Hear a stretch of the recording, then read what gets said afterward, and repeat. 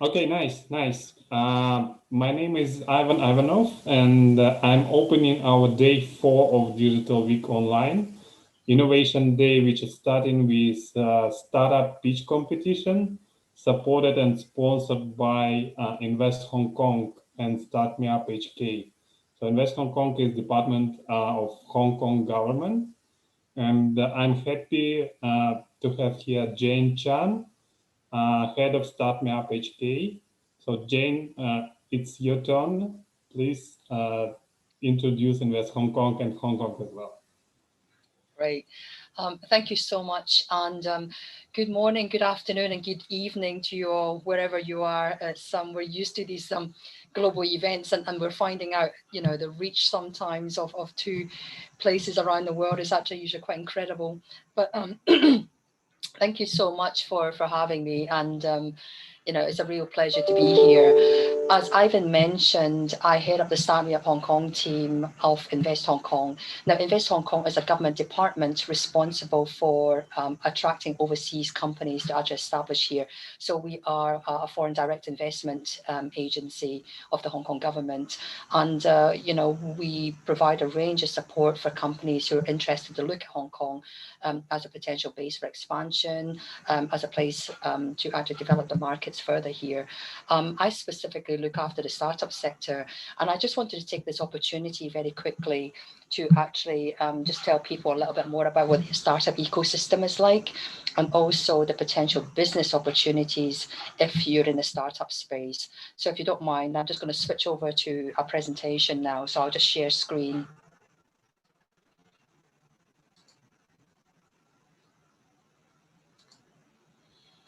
It says the host has disabled participant screen sharing. So if the organizers can actually enable me to share screen.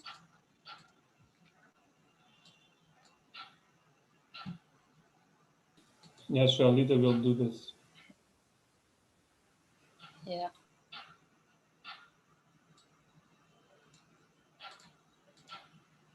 Yeah, I still can't share it. I mean, I can talk an awful lot, but I'm afraid you're going to get a little bit bored of hearing my voice and trying to explain, some of these concepts. Let me make you the organizer of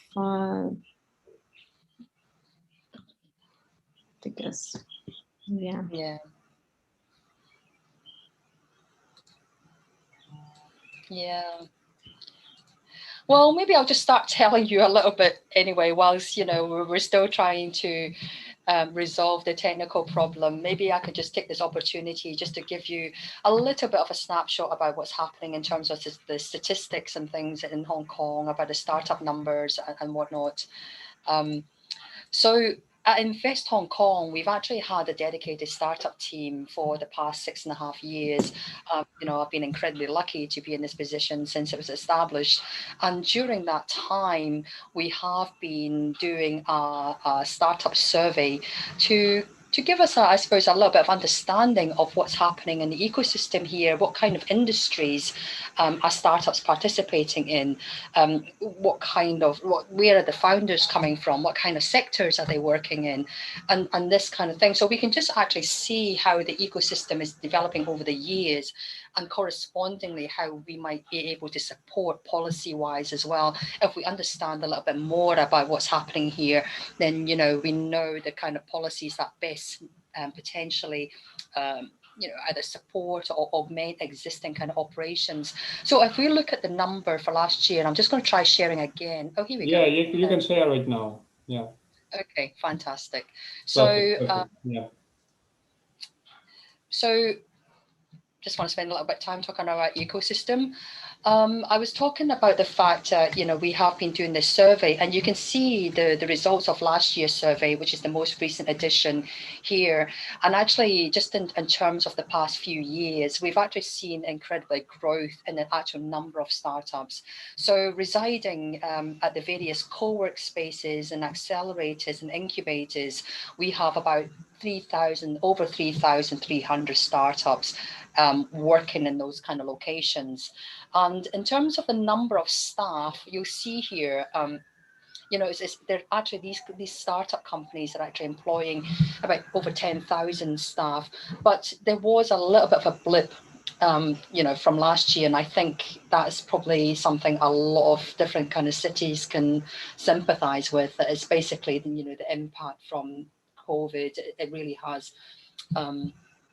You know, impacted the actual operations and sales revenues of some of these companies. So we have seen a little bit of a dent whereby they've had to readjust staffing numbers. But the nice thing is the fact that even though that is the case, and you know, we're having to realign, you know, the number of staff that these companies are employing, you know, the actual number of startups themselves over the last year has actually increased. So it just demonstrates how resilient that is. One of the special things about the Hong Kong startup ecosystem really is how international it is.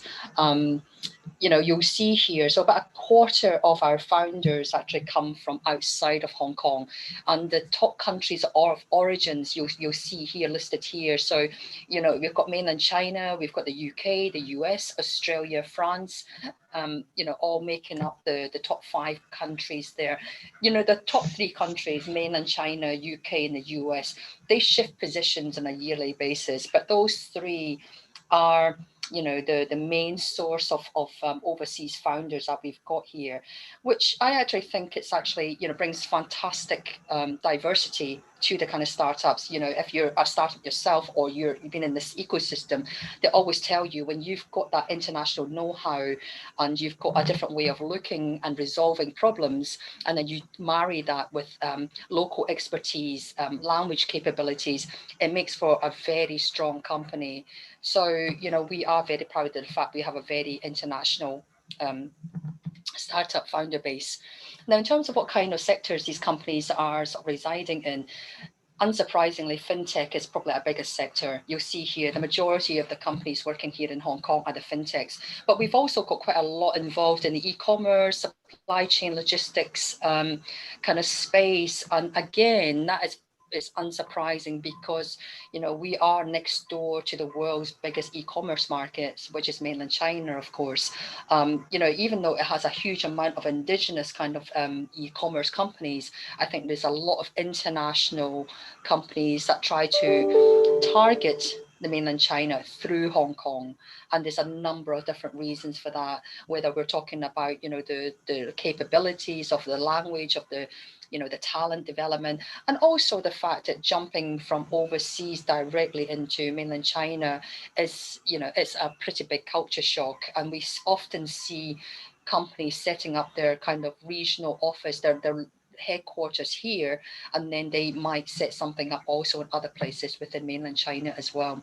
And it's also reciprocal as well. We're seeing mainland Chinese companies leveraging Hong Kong to go international as well.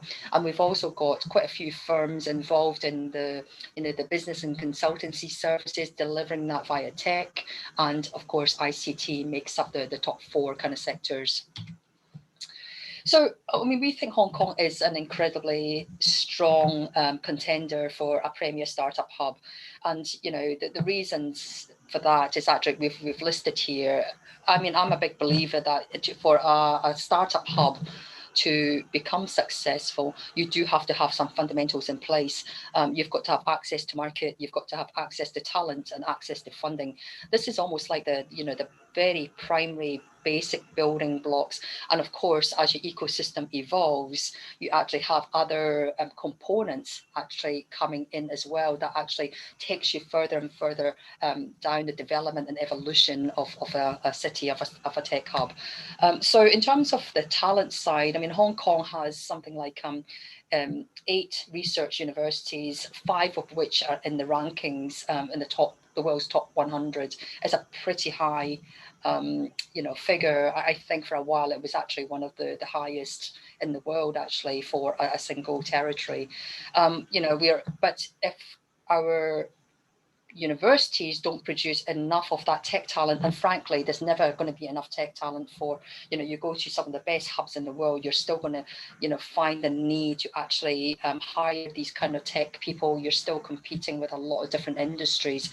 So we also have some kind of fast track programs, visa programs, in order to bring talent in as well. So one of the examples we've listed here is the Tech Task kind of program. There's also ample kind of funding opportunities, and I'll go into that in a little bit more detail. But Hong Kong is also a massive place for fundraising. You know, if you look at our IPOs, we are always within the top 1, 2, 3 kind of position globally in terms of you know, IPO fundraising. And you know, correspondingly, we have a lot of other kind of investors as well within the VC and the PE space too. If we're talking market accessibility, you know, obviously mainland China is a big thing. And within that, we've got the Greater Bay Area, which again, I'll talk a little bit about.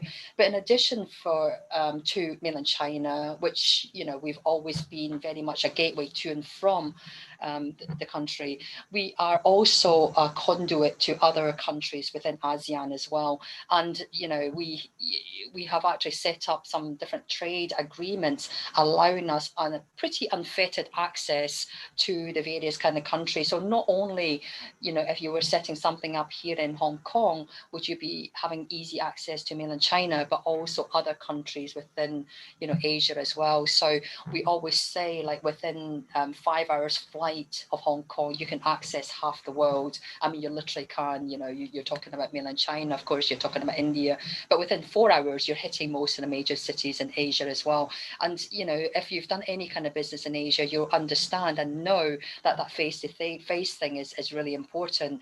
And, you know, travel restrictions notwithstanding, you can potentially, once things are up and running again, actually fly to various different cities within Asia and come back even on the same day if you wanted to. I mean, our airport is you know, it's won quite a few accolades, including best airport in the world, and we are the world's biggest air cargo hub globally as well. So you can just imagine the flights and accessibility to other parts within Asia to be super convenient. You know, we've also got a whole bunch of different government policies and their support in lots of different ways. For example, there's if you're looking to do proof of concept, there's various government departments that could basically go ahead and try your tech out. We've got regulatory sandboxes if you're a fintech. You know, there's different kind of GovTech kind of initiatives going on, and of course the data, free access to data as well under the data.gov.hk platform. You know, our community, our startup community, incredibly vibrant. We've got 90 plus accelerators and incubators and co-work spaces. That's the number of companies. If you actually look at number of locations, it's over about 120. So, you know, we're talking about a lot of different kind of developments happening here. And of course, we've got the university networks and a whole bunch of like different startup clubs and associations to actually provide that further level of support as well for startups who are coming in. So I think all these kind of things is you know, that we talked about, the kind of support and that vibrancy, the access to talents, the market and things, has made Hong Kong quite strong in terms of, you know, the kind of companies that's managed to set up here and take advantage to become a unicorn. So these are the figures from last year. So, you know, we've got 8 unicorns in Hong Kong out of a population of 7.3, 7.4 million people. It's actually one of the highest unicorn creation places in the world. So, you know, we're serious. If you've got a really strong proposition and it really makes sense for Asia, we can help you scale and take that to big heights. So, you know, it's something to think about if you're looking at Asia potentially as a place to, you know, to expand to. So I mentioned I wanted to talk very quickly about the government kind of funding schemes. And here, you know, it just looks like there's a ton of things. If you need to get the PowerPoint presentation, you know, I'm sure you can ask the organizers and we'll make that available. But suffice to say that, you know, there is funding available from the government throughout a life cycle of a startup development. So in the early kind of stages, when you're looking to do R&D, I suppose that's where most of the larger kind of funding programs are focused on. So there's like enterprise support schemes whereby, you can get up to like 10 million per project on a matching basis. I mean, this is equivalent to about, about 1.3 million US per project, and you can basically have several projects making up an actual company's products. There's also cash rebate schemes and things like that. There's also tax deduction, and if you're looking to hire, there's also other kind of schemes as well. If you're looking to hire research talent and you're bringing that in, the government could subsidize their salaries as well.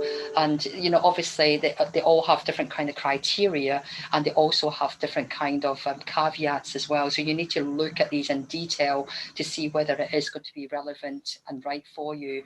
But even in terms of business development, there's different kind of schemes. So for example, the technology voucher scheme is something that was brought out a few years ago because we recognize actually it was actually quite hard for startups to try and get clients for the first time.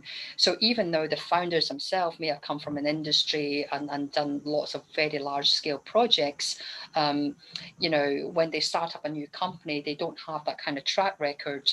And sometimes it may be difficult for corporates or other kind of SMEs to actually purchase that kind of technology if you're sort of untried and untested to a certain extent. So the technology voucher scheme is just something that the government has launched in order to try and give a little bit of a nudge to those companies to pick up your tech.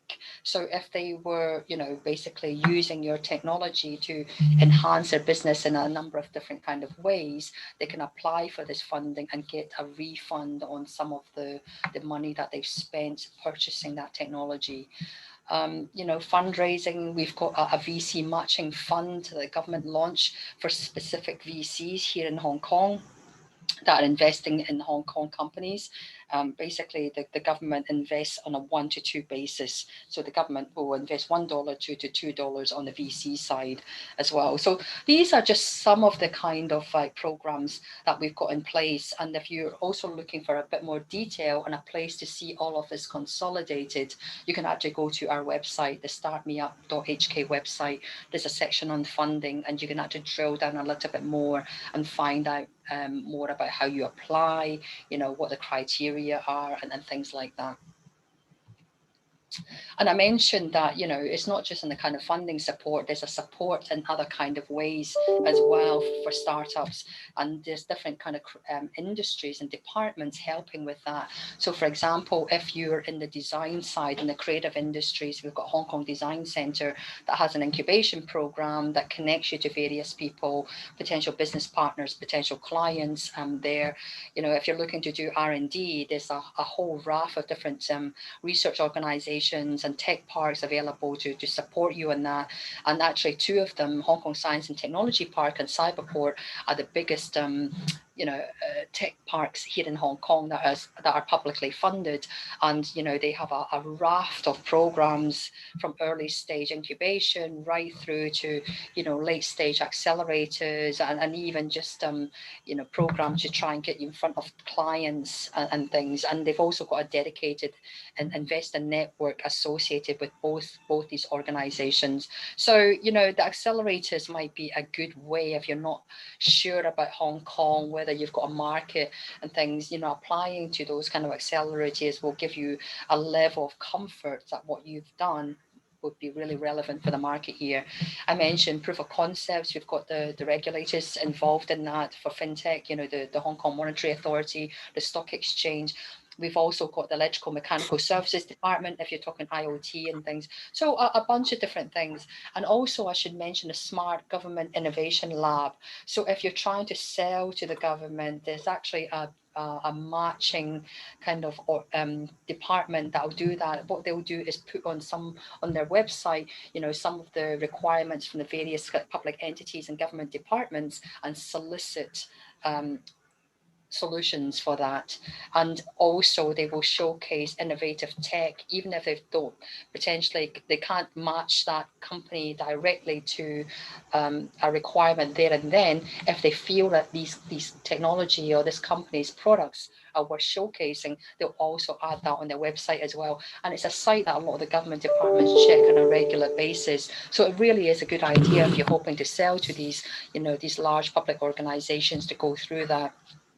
Trade and commerce, we've got a TDC that really help you to leverage the different kind of shows and events happening across the region and also in Hong Kong to access different markets. If you're looking to the manufacturing and prototyping, HKPC, the Productivity Council, can help you with that. And of course, all the other kind of supports that's offered by Invest Hong Kong. And we can link you to these other departments you can see listed here. And they're the ones that can also really give you one-on-one advice on the kind of funding that might be applicable for you and how to apply for these types of government funding. So, great resources to have if you're a brand new company, not really knowing what's available here and how you tap into it. There's just lots of different kind of organization helping you with that. Some of the accelerators I already mentioned, Cyberport and Science Park, which are the biggest ones, the publicly funded ones, but you do have a number of private ones here as well. Some of the examples are listed. The HKAI Lab, for example, was set up by Alibaba Entrepreneurs Fund and SenseTime, which is an AI unicorn that was started at Chinese University here in Hong Kong, and who have now, I think they are one of the highest valued AI unicorns globally. I think they're worth about 20 billion. So it's a pure AI play. So they set up an accelerator really focused on AI here in Hong Kong, actually located in the Science Park. And there's other kind of programs like the STARS program, which is, basically a program to help companies to tap into kind of retail opportunities within the Greater Bay Area, and a number of other ones as well.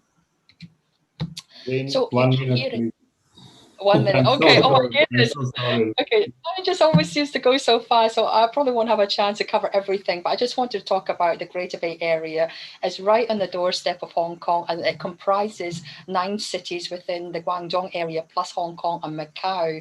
And what that is just a massive business opportunity. It's a population of 71 million people, incredibly high GDP, and nearly 1.7 trillion. It's one of the highest.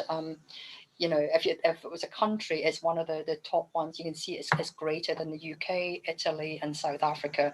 So suffice to say, lots of business opportunities. It's also Shenzhen, where the clusters of the big tech companies within China, quite a few of them come from that area. So as you can imagine, like it is in Silicon Valley, spin-off and clusters happening there, lots of innovation. And again, if you're trying to reach out to some of these big tech companies, that is a way to go as well. Anyway, so I'm really short on time. I'm not going to go too much into it. Send us an email if you need us help. But the one thing I would like to say to you is that every year we organise the Hong Kong Start Me Up Hong Kong Festival. This year it's going to run between the 24th to the 28th of May. Last year, you can see the figures here. We had over 180,000 attendees. It was the first virtual event that we had did. Prior to that, it was all physical. It's a whole week worth of events, and this year is shaping up to be really good as well. Our contacts here. Thank you so much. Thank you, Jane. And I also want to say to all participants of Startup Pitch Competition that we can do direct introduction to Invest Hong Kong team.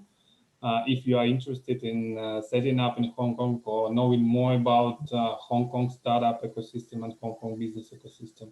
And also Invest Hong Kong and Start Me Up HK has virtual booths on our networking platform. So you can contact the team there as well. Yeah. Actually, can I also just say one last thing? Can I just say, best of luck to the companies pitching, and I'm really looking forward to potentially, hearing some of the great ideas and seeing you set up here in the city. Thank you. Thank you, Jane. Thank you. Okay, I'm giving the vote to my partner, Lisa, so co-organizer of Digital Week Online Startup Pitch Competition, and we are starting with pitch session. Thank you very much. Thank you, Jane. Thank you, Ivan. I welcome everyone to Digital Week Online and our startup pitch competition. I would like to let our jury to introduce themselves. I can see a lot of participants today. We can start with Toby. Are you here? Hello?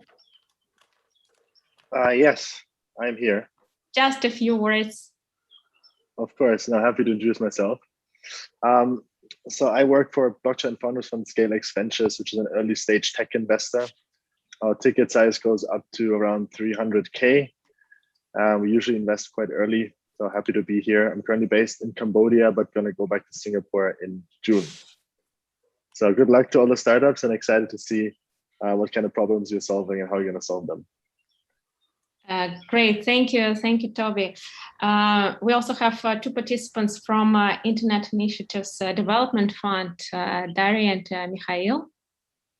Yeah, hello, Mikhail? Dina, not Daria, Dina. Excuse me, Dina. Okay, yeah. Thank you so much for having us here. So we are venture fund. We're invest into Russian-speaking companies, Russian-speaking founders. So Dina, maybe you want something to add as well. Hey, thank you for having us today. So basically we are the most active fund, one of the most active funds in Eastern Europe. We have invested in more than 400 companies. We are invest between 50K up to 7 million, depending on the fund. Also, we target the markets like the UK, US, Southeast Asia, India, and also MENA. Yeah, basically we are IT agnostic and welcome the teams with Russian-speaking founders, but it's not necessarily the whole team which should speak Russian. And thank you. Thank you. The next one is James Rowe and Tora Capital. James. Good morning. It's almost 4 o'clock for me in the morning. Jim Rowe, Houston, Texas. I'm the managing partner of Venturo Capital, investment bank, broker dealer, RIA, valuation company. Do a lot of activity in STOs, a lot of digital activity in the States. One of the few broker dealers that does anything in the US in that space. Great, thank you. The next is Tarek. Tarek, are you with us? Yes, thank you. Thank you for the opportunity as well. Pleasure to connect. I'm part of the Sharjah Research and Technology Park, an innovation park based in the UAE. And I'm part of the Market Access and Accelerator team. Looking forward to the pitches and looking forward to connect as well with the juries. Thank you. Thank you so much. We also have Max here from Intro Ventures. Hello. Okay, just making sure, Lisa, because last time you asked for Max, there were 2 Max and both Max spoke at the same time. In this case, I know that you are unique, Max, so that is why I'm saying. Thank you so much, Lisa. Yes, I'm Max, based in Hong Kong, from Netro. We are regional in Asia. We've been around 20 years, do mostly startups, right up to A usually. Beyond A, we would do club. Our ticket size from tens of thousands to up to 3 million. Very tech focused. That's about it. And good luck to the pitching companies. Thank you so much. And we're going to start right now. And the first project is Agri-Eye, and Andrei Sabrikov is going to start.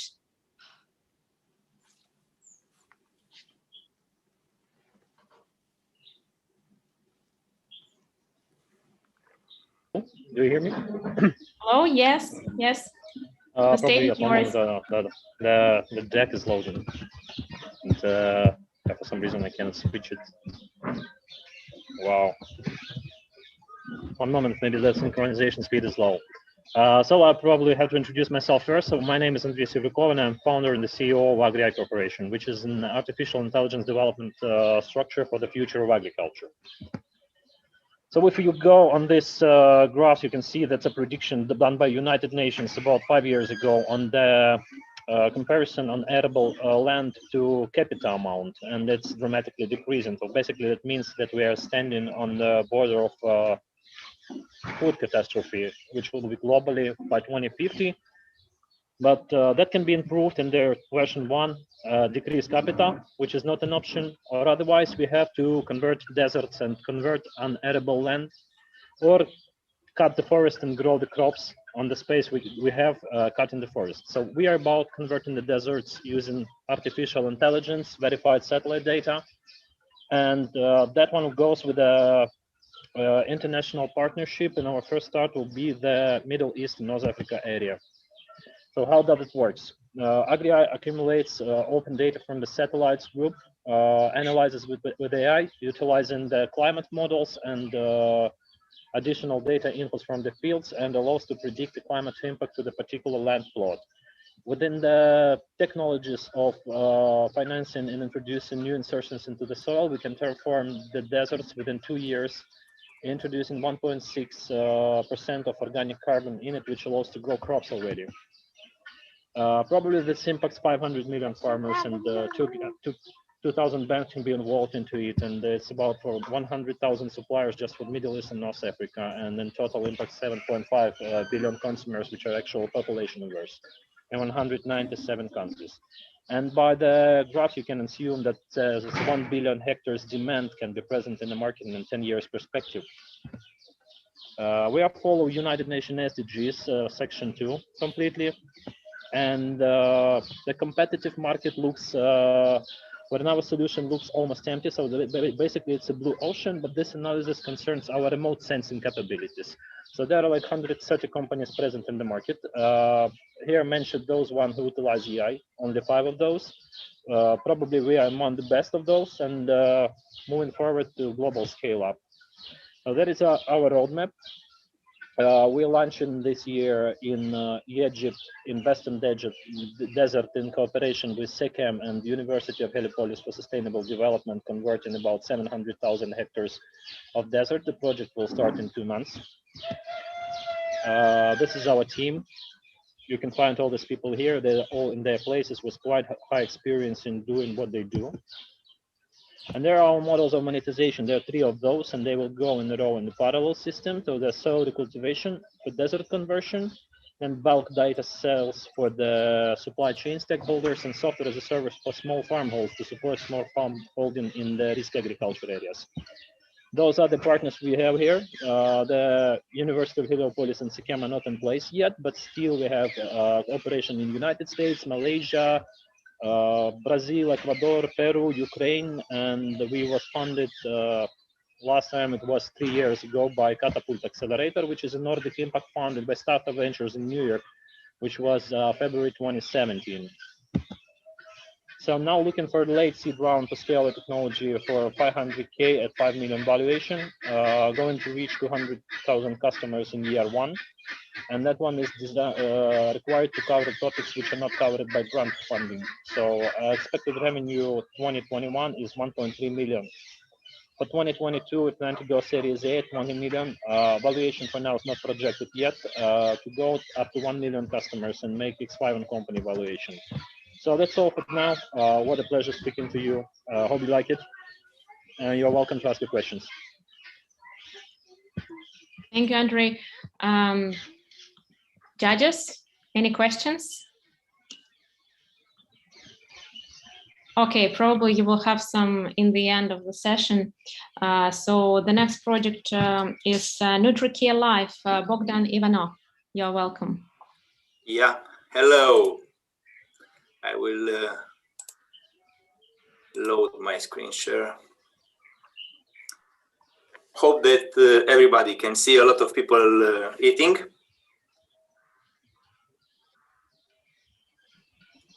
It's okay? Yep. So everybody needs healthy food. and everybody unfortunately will die sooner. 1 in 5 will die because of poor nutrition.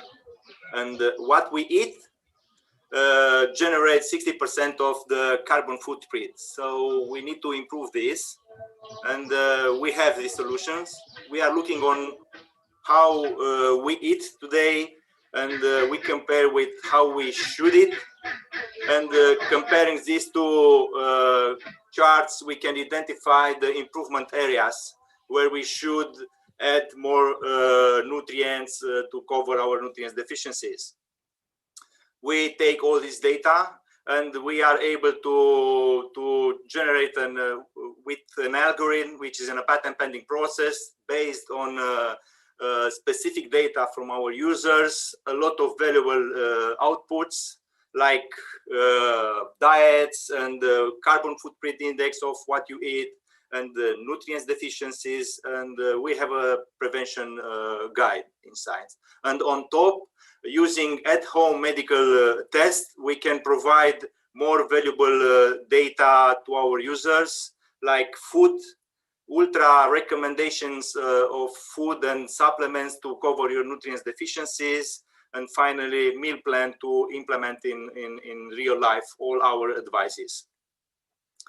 We already look on 30 nutrients, and we have a network of partners here in Romania. We already start to develop our nutrigenetic test 3 years ago.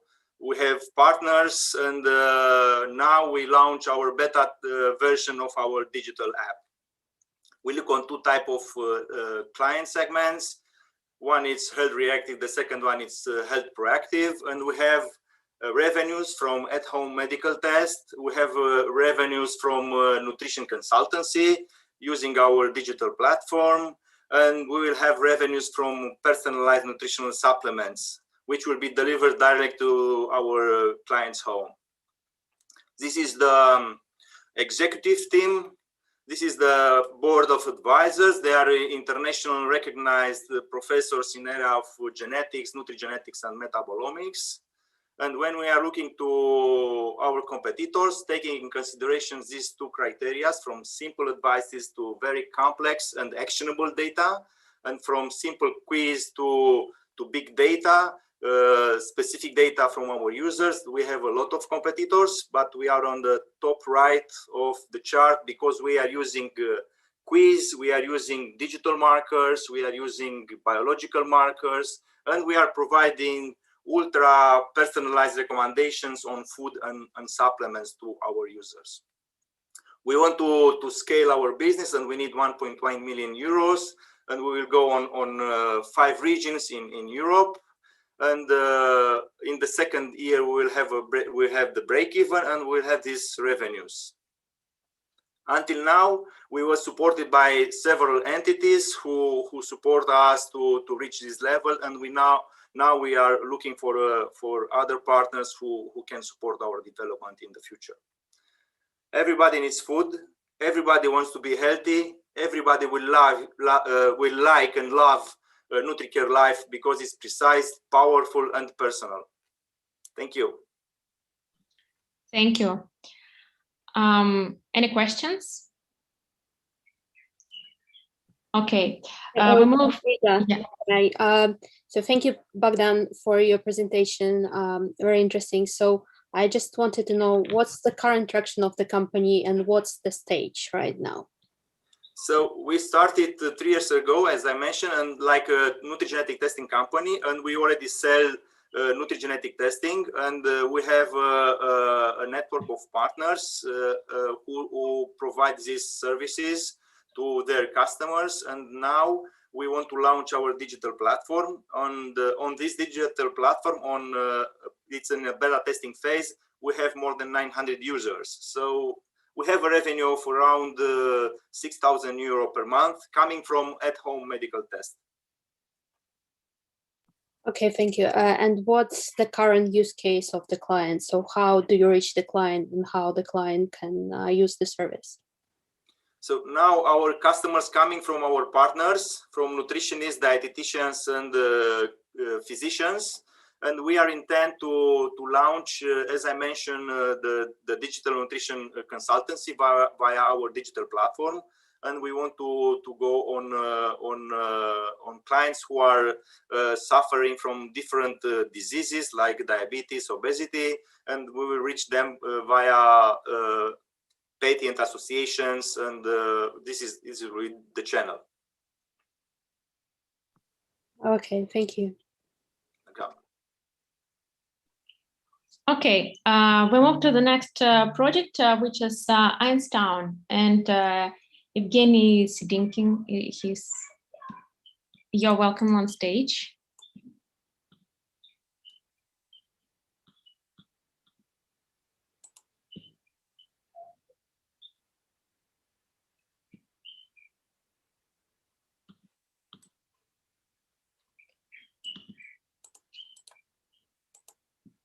Hello, Evgeny.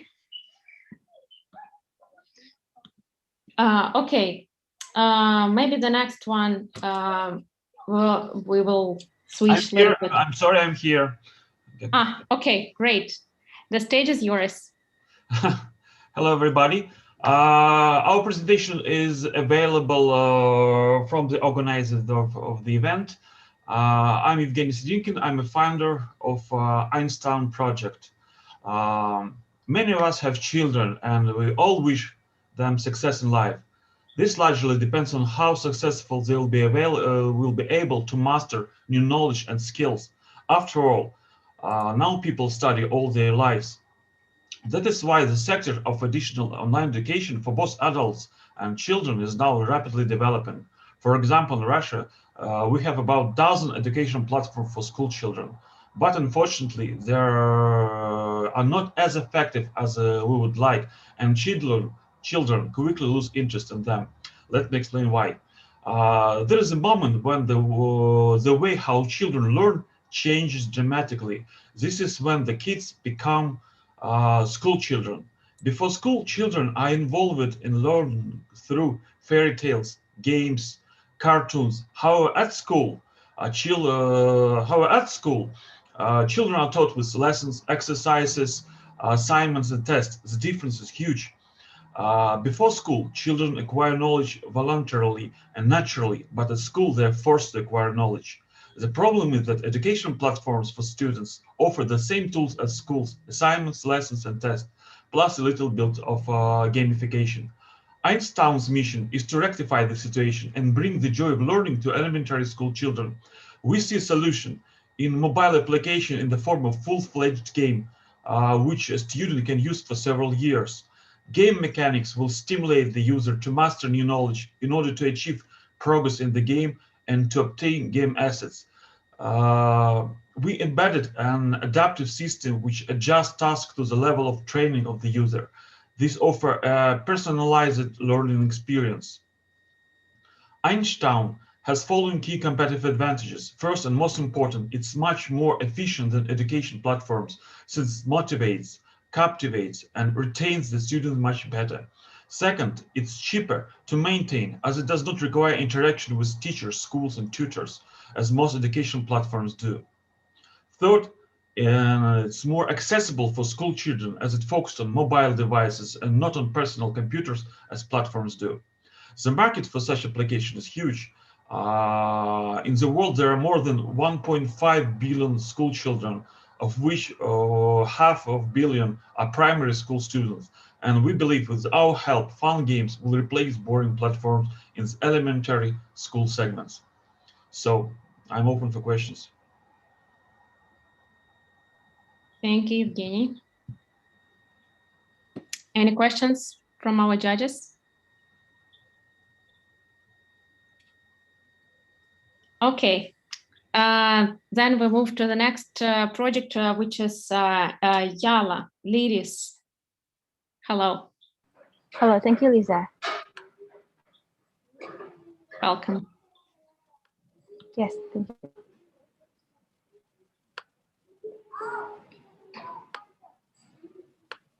Hi. Hi, my name is Liris. I'm the CEO of Jala. Let me bring you to the fish world, especially shrimp. So it's like a 30 billion world that there's no tech disruption over the past 20 years. That's why Jala come with a sustainable tech-savvy shrimp farm solutions to tackle this industry. This is Aryo, one of our co-founder. He's a shrimp farmer and he's been farming shrimp since 2001. He's been experienced ups and downs in this industry. And in 2015, he has like a huge loss and he's kind of like thinking how he can help his farms with the precision farming, sort of like a real-time monitoring of his farm. But the things in the shrimp industry, shrimp is a very, very, very lucrative, but the production is unpredictable. Quite often it failed because of disease or climate change. And on the downstream side or the post-production side, supply is actually less than the demand. That's why we need to produce more shrimps. So how can we produce more shrimps? So one of the things that the farmers is always seeking is financing, but there's not enough data for financing institutions to come to this industry to do this, to help these shrimp farmers to improve their production. So our objective is improving shrimp productivity in more sustainable and traceable way with IoT, AI, farm automations, marketplace, and helping financing and insurance companies, industry, and everything through the community driven. So we create the digital ecosystem enabler across the industry chains. On the production, we help the farmers with the farm management solutions. We have IoT, AI analytical and systems. And on the post-productions, we have traceable trading solutions. And we also have the financing, insurance, and everything assistance program for the farmers with our Jala Smart Farm solution.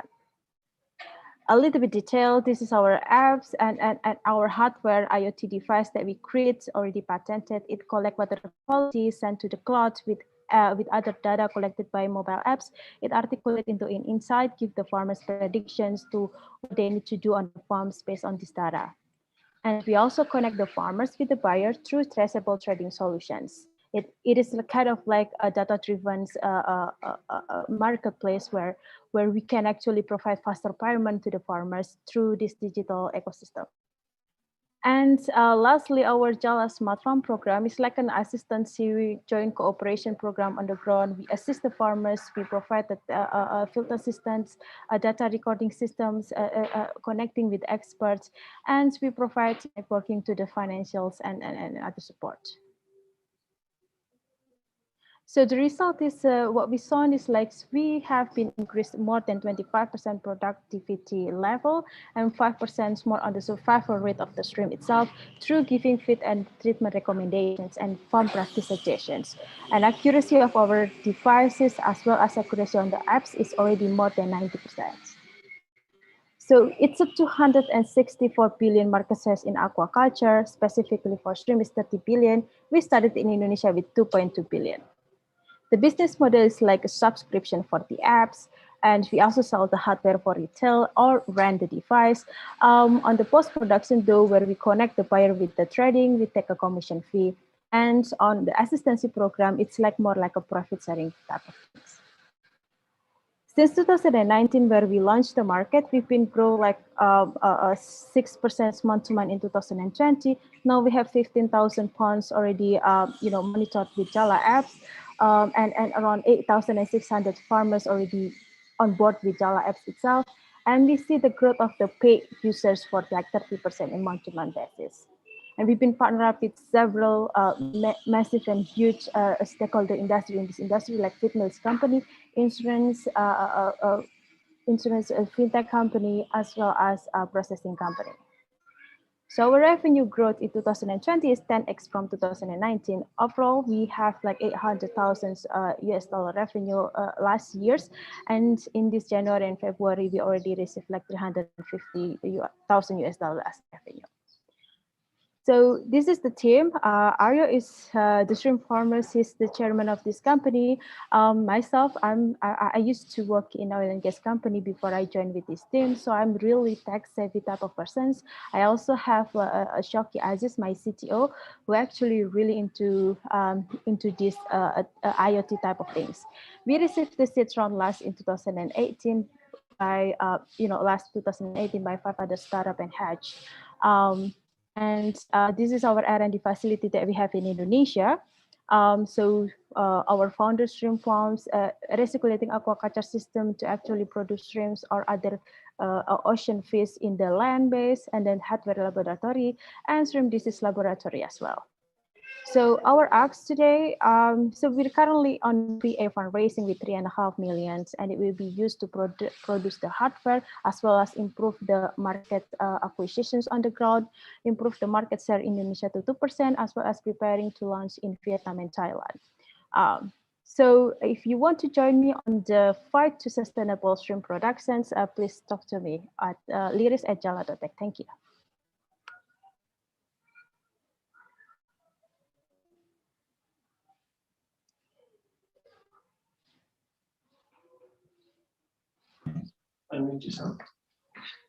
Hello, any questions?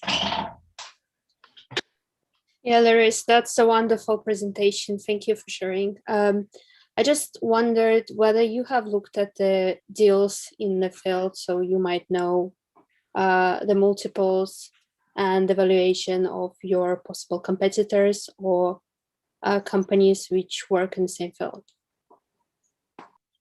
Yes, we did. So could you share that? Right. So at this point, the competitor that we have in aquaculture space in Indonesia, what I say, so one of the competitor, indirect competitor is EV3. So they're currently on the Series B round. And at this point, EV3 is focusing on the fresh water, while we are focusing on the shrimps, which is the brackish water, just different type of aquaculture industry. So that's why I say it's indirectly, but that's sort of like my role model as well in this industry. Dina? Well, I'm also wondering in terms of possible exit and possible outcome of the company. So what are the target point you're going for? Okay, so the exits at this point, so I've been offered to, sort of like an M&A with other player in this aquaculture tech or agri-tech industry. One of the possibilities is M&A, but we could, but as a company, we actually go, also target to IPO, because we kind of like going to reach a profitability by the next 2 years, and we're going, not profitability like break-even point on the next 2 years. So initially we target like IPO in the next 5 years, but if there's an M&A offer before that, we might think of that as well. Which is currently is the talk is already started. Thank you, Liris. Thank you, Dina. Thank you, Liris. We'll move to the next project, which is Plain Brag. Oysen, are you with us? Yes. Hi, guys. I'm here. Can you hear me? Yes. Can you hear me? Yeah. Yes. Welcome to share the screen. Thanks, guys. Thanks for having me.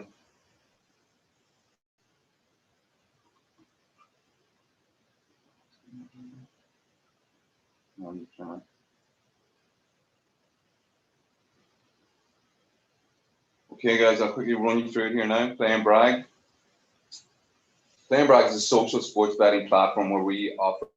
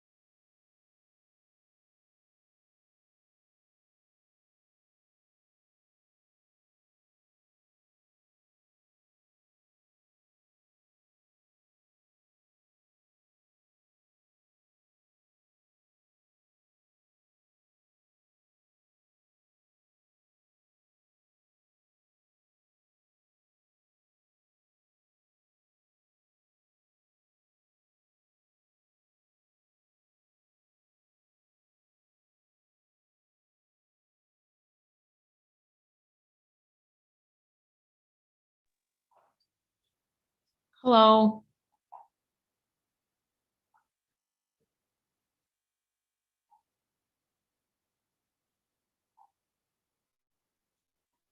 Osen? Sorry, I have some technical problems. I think we lost him. I think he's disconnected right now. So okay. Probably we can move to other startup. Great, thank you, Ivan. The next one is fast test. Andrew. Hello, guys. Hi, my name is Andrew. I'm going to share my screen and make a presentation. All right. So do you see it? Everything is fine? Looks like yes. Okay. So hi, everyone. My name is Andrew Kislov. I am CEO and founder in Fastest. And in Fastest, we're building a next generation platform for brand content optimization. So I will start from some overview about the market, and we can roughly split whole market of marketing spends to performance marketing and to brand marketing. And performance marketing, here is everything is measurable. There is lots of different metrics like lifetime value, conversions, sales, cost per action, cost per click, and other things. So everything is measurable, data driven. Everyone knows the result that let's say, pay $100 per the ad and going to have a revenue for, let's say, $200. So everything we can measure and manage. On the other hand, there is brand marketing, and brand marketing is about 200 billions.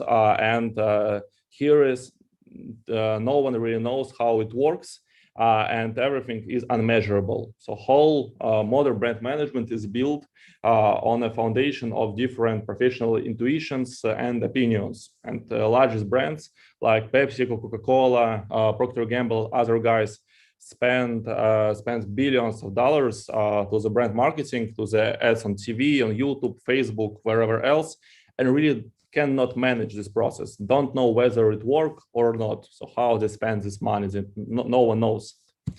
So really no one knows. They buy the ads by so-called CPM model, like 1,000 views. And really no one knows how this 1,000 views of ads convert into their brand metrics, like brand recall and brand awareness. So no one knows that, for example, I bought 1,000 views, how they converted into attentions, into emotions to this ad, to the memorization. No one has this data. And moreover, no one knows how exactly to change the video in this ad to improve these brand metrics. So we're building a system which can predict the impact on brand metrics for each channel, for each ad, and automatically make improved version of the ad. So we provide information how ad is performing in different channels in the brand marketing, and we automatically make improvements in this version of this ad. So user scenario. So for example, a lady from Coca-Cola, marketing director, going to launch new product in a new country, and they have, let's say, $10 million for these ad campaigns, and they have free ads from the agency. And she wondering how she can get the most out of it. So we answer that, dear Coca-Cola lady, upload videos here, wait for a few days, and then we say, here, ad number 1 is perfect for YouTube. Ad number 2 is better to use in Facebook, but we change here pack shot and logo type made it better. So here's your improved version. You don't have to ask your creative team to make improvements. It's automatically done. And ad number 3 is better. You don't have to show to anyone in this world. Here's your action plan. Spend money like this. And she's like, wow, now I can easily increase brand recall, and I know how to make it and make every dollar count. So how we've been developing? We set up our company in this April in United States. This July, we have our pre-seed investments for 100K. At the end of August, we started our global lead generation process and entered number of the regions. And at the December, we started to sign about 3 new partners in a month, and have now partnerships in the number of regions, like in the European Union, in India, Indonesia, in Latin America, and 2 weeks ago we have had our first revenue from United States. And now we're looking for a seed investment for $1 million to increase our sales and our business development. So the key team players, it's Vladimir, Nick, and me. I am neuroscientist by education and entrepreneur in this area. So I already made 6 businesses and learned lots of lessons of how not to make lots of things. And my core expertise is neuroscience, so which is put it here to the analytics of the perception of the different ads. My partner, Vladimir, is an entrepreneur and professional in venture capital, and he already made 4 businesses and 3 exits out of it. Now he is partner in the venture fund in Luxembourg. And partner Nikita, he is ex-Accenture Digital technology consultant. We have top advisors, Olivier, he is ex-managing director in Nielsen France and have more than 20 years in this industry. Miana, who has lots of 25 years in advertising industry and knows perfectly all markets and what it needs. Vasily, who is one of the top neuroscientists in this field in the world. And after lots of talks with our advisors, with the leaders of opinions in the world, we perfectly know the landscape of how industry works and where everything it goes. So it started with cheap and dirty analytics and surveys. Then it came to professional tools. Now the top interesting thing and the trend, which all the industry approve, is that everyone trying to make tools with analysis of emotions inside the ad to make this brand management something manageable. And everything goes to the artificial intelligence, which we also build, which will allow to make automatically the ads which really work and really increase brand metrics, not just by opinions, but they really increase these metrics in an automated way. We perfectly understand that there is a number of potential strategic partners who also go this way, trying to go this way, and we're looking for partnership with them. With some of them, we already have some partnership, and we understand that they can be our potential acquisition guys. And we perfectly know that the company which will have our solution, which we're developing, is going to win this opportunity as a $5 billion market. This is it from my side. Thank you for your interest and attention. We're happy to answer your questions. Thank you, Andrew. Any questions? I would have 2 questions, actually, if possible. Yeah. And the first question is this a tool primarily targeted to social media advertising, since this was used throughout the presentation, or is it in general as well? It's for brand marketing, and channels are YouTube, Instagram, TikTok, Facebook, like them. So it is not TV and it's not performance channel. It's a rich media campaign. Okay, fair enough. And since you guys have already pitched to a bunch of companies, I guess, because you are already received some revenue, what are the reasons if someone decides not to go with your solution?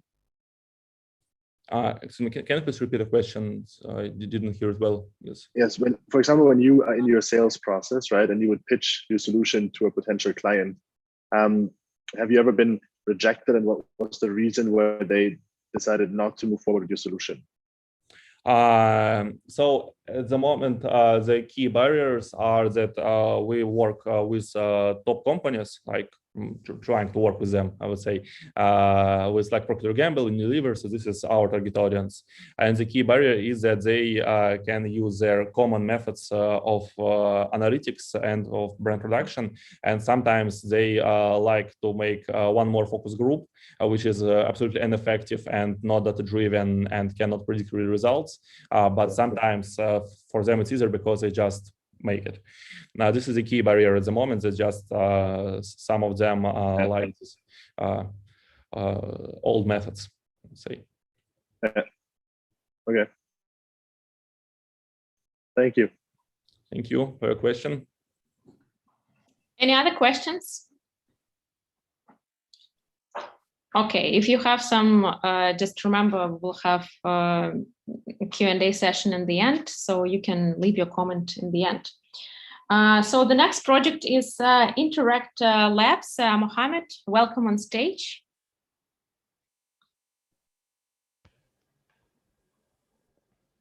Hello, everyone. Hello. Can you hear me well? Yes. Great.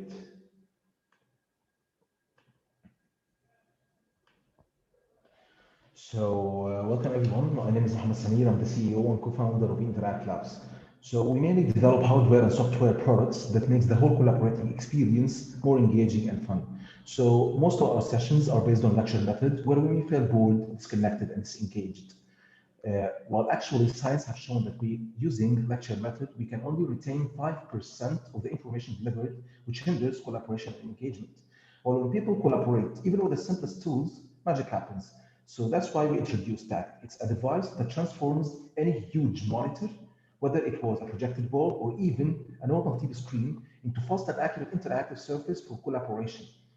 So you can use visual aids, interactive applications, you can access the internet, you can play with simulations, you can work on Microsoft programs such as Excel, PowerPoint, and PDF.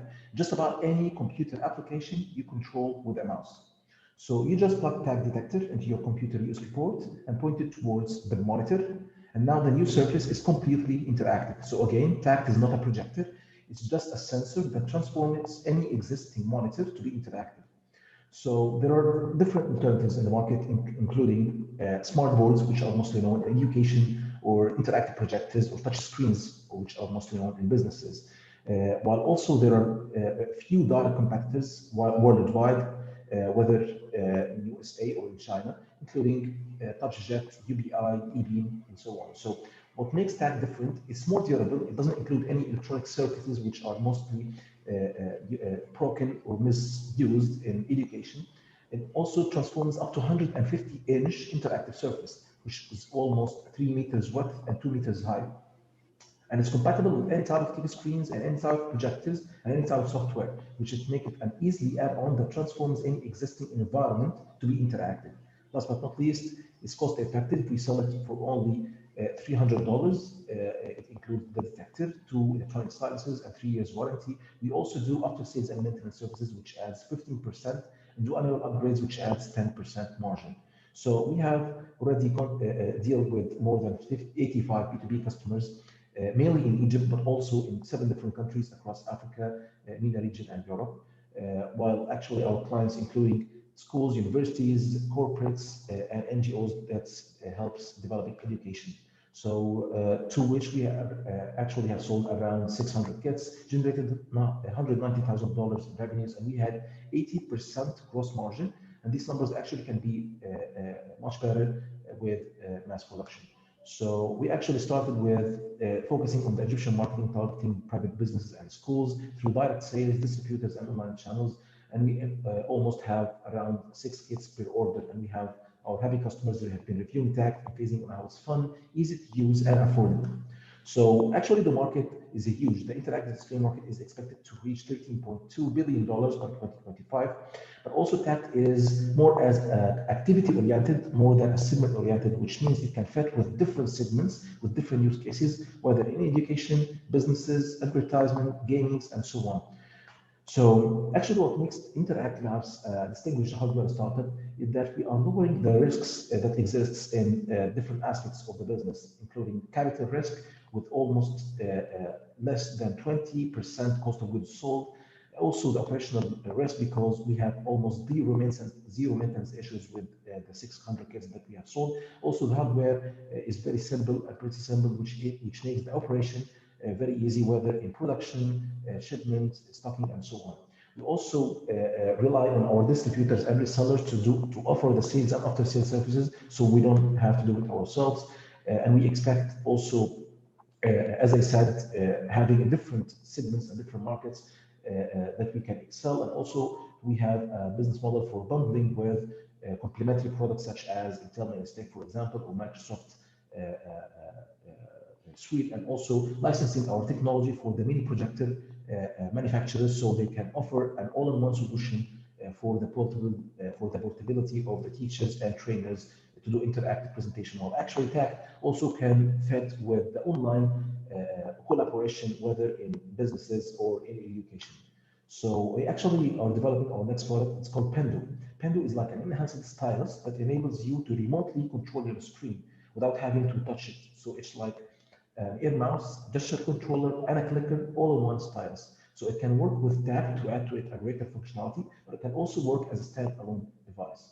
So this is the team behind Interact. We actually now are 9, not only 9 full-time team members, and we have over 30 years experience in technical development, hardware distribution, marketing, and project management. And to be able to reach our goal, we actually are raising $200,000 to enable us this year to reach 4x growth than last year, mainly to be spent on research and development, team expansion, and marketing. So that's it. And this here's our context. I will be glad to answer your questions. Thank you. Thank you, Mohammed. Questions? Hi, Mohammed. Thank you for your presentation. I need to admit you have a great margin for the hardware project.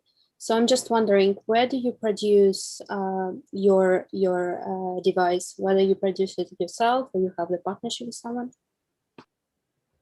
So yes, we have partnership with different suppliers, whether in China or in Egypt. So we actually have the production done in steps rather than doing it in only one facility. So part of it is produced in China, and other part here is made in Egypt locally in-house.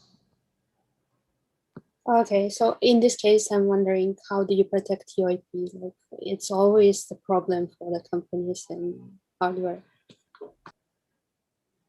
Okay, so actually we have our edge in both hardware and software. So actually hardware is easy to be copied, or actually the software or the firmware that runs the hardware itself, we actually have a huge edge in it, and we have been developing it since for 3 years now.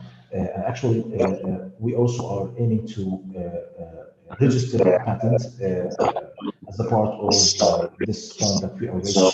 So yeah, we have. Sorry, can you hear me clearly? I don't know. Not well. I think is it the sound from your micro? Can you hear me now? Yeah. Hello. Okay. So again, I don't know if you heard me well. So again, we have an edge in both hardware and software. So as I said, the hardware, yes, it can be easily copied, but the software itself, which is the firmware that runs the hardware, we actually have a huge edge in developing it, and we have been developing it for 3 years to now. And currently we are registering a patent and making it actually as a part of the fund that we are raising. So yeah, we actually have that enables us to protect our work. So actually, one is the patent, but also we depend again on the product development itself to be steps forward than the market. So we actually do not only rely on the IP registration, but also we have development that is going on to be just steps forward than the market. Thank you, Mohammed. You're welcome. Thank you so much. I see that we missed one project. So the last one we have today is Weirdly. Joshka, you are welcome on stage.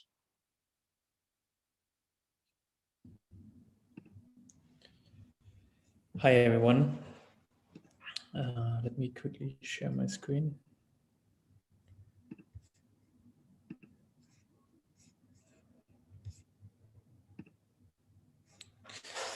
Hi. So yeah, I'm Joshka. I'm one of the co-founders and CFO of platform Weirdly. Weirdly is a seamless all-in-one platform for online and hybrid events for 50 to 2,000 people, but we also do more. What what has been our vision and our starting point. So our vision is basically to provide the best and most valuable connections, and we think they can be more tailored, easier, and then more sustainable than ever before, and also better than in real time. But why do we want to do this? Well, it's basically, there's this mega trend, right? We know all about it, and it's online and hybrid events, and we've seen that all conferences basically running in virtual and in hybrid, especially also as this one. And we can see the market growth only the next 5 years is more than 270 billion US dollar, which equals to a CAGR of 33%. And so this market opportunity is what we are addressing. We have the right team for it. I mean, we've built a strong team quite in a short setup with my co-founders, Joao and Alexander, who run the technical side, but also the business and growth sides. And we have a strong team beneath us. And we're currently growing our team to about 15 employees. What are our platform use cases? Well, we do everything from conferences, workshops, and hackathons, which are our core focus, but also small trade fairs and company events. So our platform and our solution can be used in diverse settings. And why is this the case? Because this is also our advantage of our platform. So our platform is basically the most feasible when it comes to integrating third-party tools, but also to be more flexible and most customizable than any other platform out there. And we see that how we can change our platform from launching the real product in summer and having customers in September. We're increasing the NPS just from November to January from 25 to 52%. And then the second thing is, I mean, like, we're focusing at the moment also on the European market, and our location matches quite well the data privacy needs. So what we have achieved so far and what we try to go further is, yes, we have a strong traction. And what means a strong traction means we have more than 2,500 events hosted.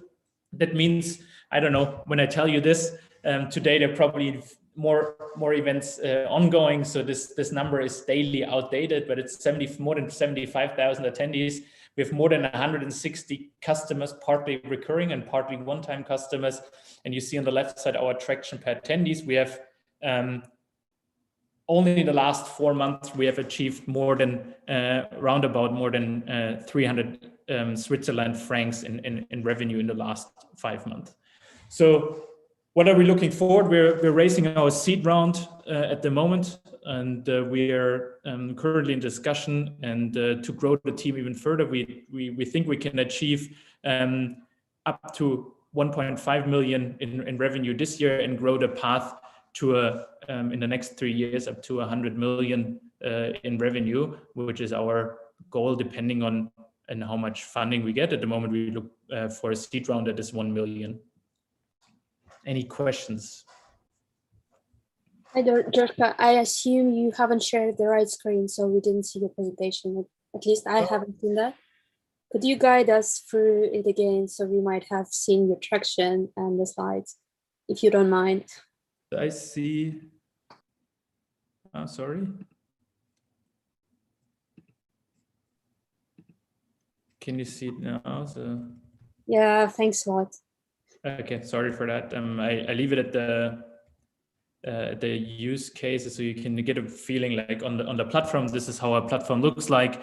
It can be used in conferences, workshops, and hackathons. Those are our main focus at the moment, but also like a lot of company events and smaller trade fairs where we plug in 3D worlds from a third-party provider. So very flexible. This is what I've told about the platform. This is what we have in traction at the moment. So you see our attendees per month. We actually started launching our commercialization in not before September. Had really, I mean, we had a few paying customers before, but the official start of commercialization in September, and achieved until today around 300K in Switzerland francs.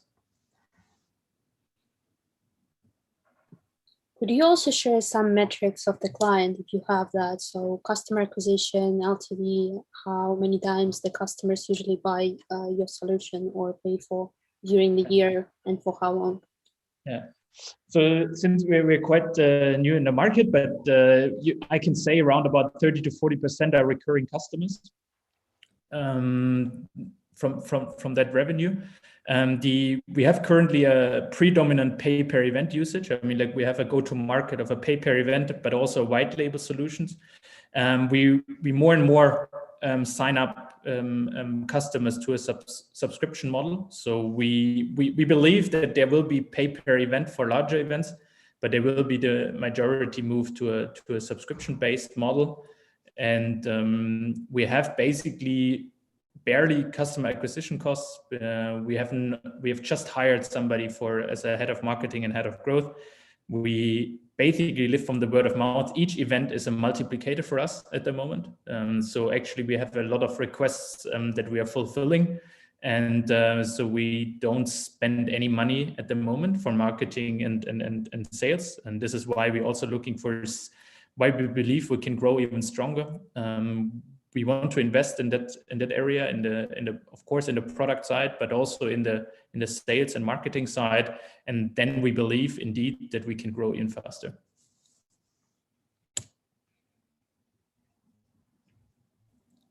Thank you, Joschka.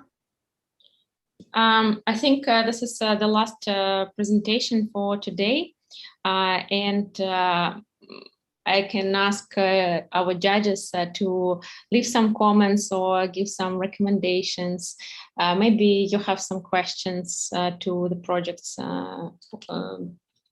You're welcome. Lisa, we do have Oisin here. Maybe he can pitch the start. I was going to ask, could I get an opportunity to pitch again, please? Because I don't know what happened there last time. Yeah, sure. You're welcome. Okay, yeah, I'll go on.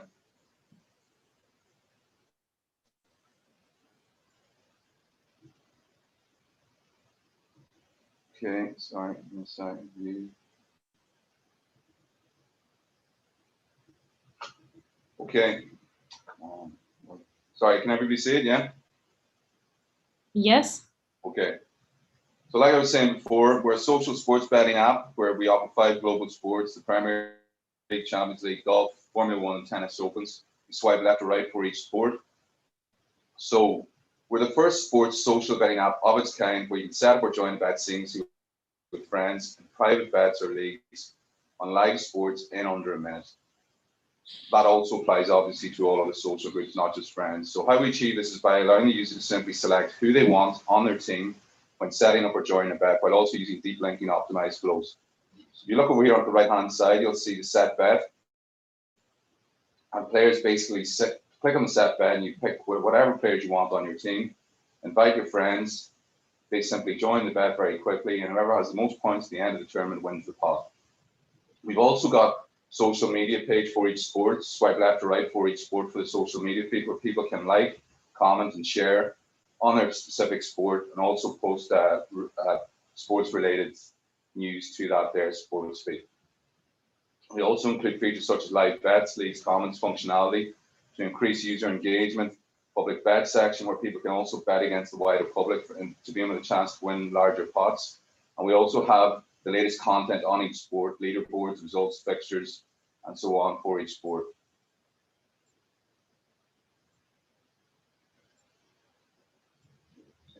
So our KPIs are our route to market is through the golf because they represent the most engaged audience out of all of our users. So 50% of our newly registered users create a bet, 50% are monthly active users, and these are metrics from a golf term, which is going to be a route to our initial route to market. Cost to acquire registered users is €1.56, and 53% convert to active players with an average of 5 players per private league, with 84% of these active players coming back daily. This is when we only had 4 golf majors on the app. We now have 33 golf tournaments on the app. So our competition, Paddy Power, who are a huge sportsbook betting company here in Ireland and the UK, worldwide, Paddy Power Betfair, they now offer a fantasy sports offering on their platform for the UK and Irish market, shown here on the right-hand side. And further validating that there's now an appetite for this market in our area. DraftKings, the biggest daily the biggest daily fantasy sports provider in the world with a huge presence in North America. Went public last year, in April of last year, at 3.5 billion, and were recently valued at 17 billion in September of last year. They're most similar to our business model in terms of the offerings. Who Knows Wins is another UK startup with a similar concept to us, so sports social betting, but a much more basic offering, and the secured funding are now getting traction in the UK. So the market size in the UK alone, sports betting market, online sports betting market, is worth £2.5 billion, with approximately 3 million users in the UK and Ireland. The fantasy sports market is approximately 3 million users in the UK and Ireland, with 100 million globally. Our business model is 7.5% commission for all winning cash pots, and 7.5% commission for all winning cash pots, and 10% commission for all winning virtual pots.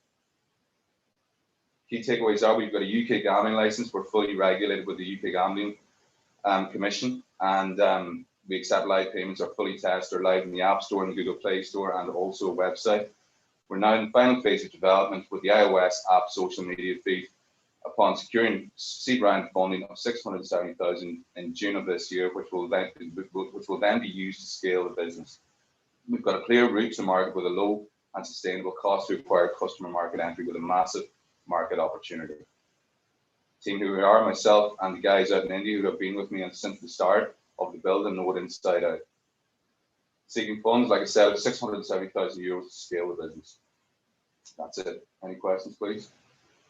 I'll just exit out of this. Stop sharing. Sorry. I'm not good at Zoom at all. So, sorry, any questions? Will I mute? Can you hear me? Yes. Any questions, judges?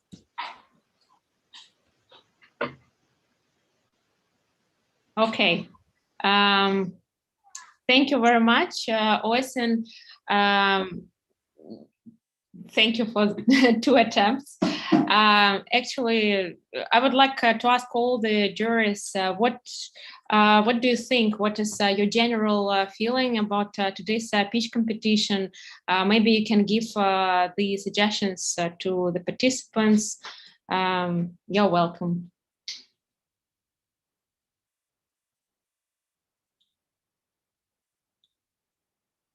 Okay, maybe Toby.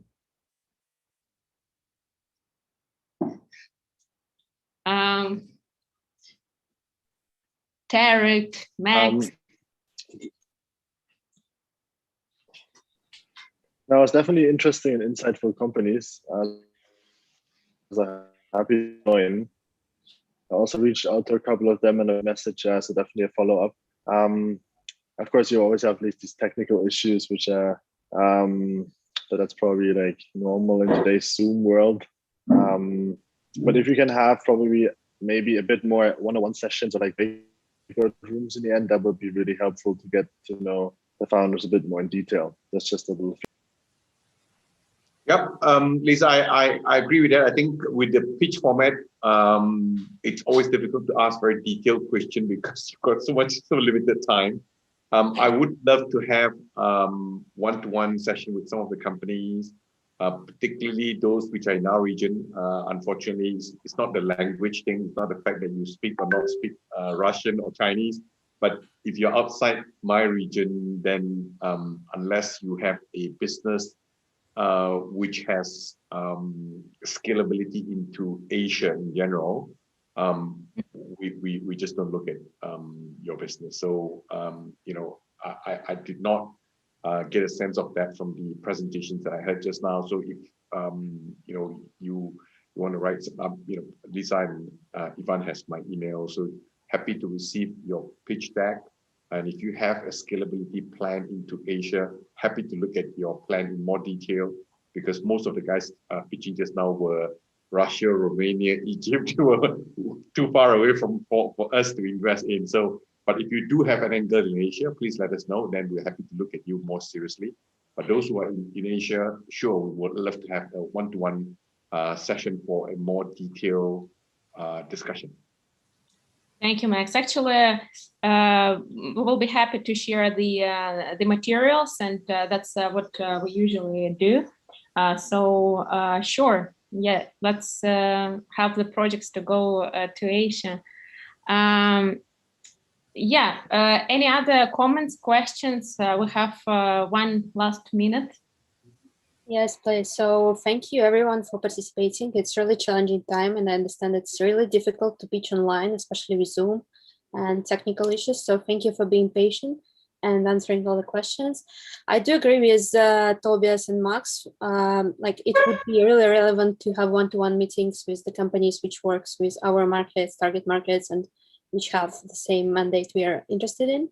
And as a feedback to the founders, I'd like to overall say that sometimes we didn't have enough metrics to look to your unit economics, not for everyone, but that happened. Also, in some cases, that was unclear what are the markets and what's the strategy to scale the business. So whether it's the US, whether it's Southeast Asia or other markets.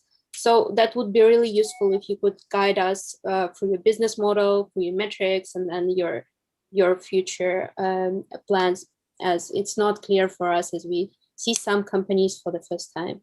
But overall, thank you. Very interesting and very diverse teams and the fields. Thank you, Dina. Thank you so much.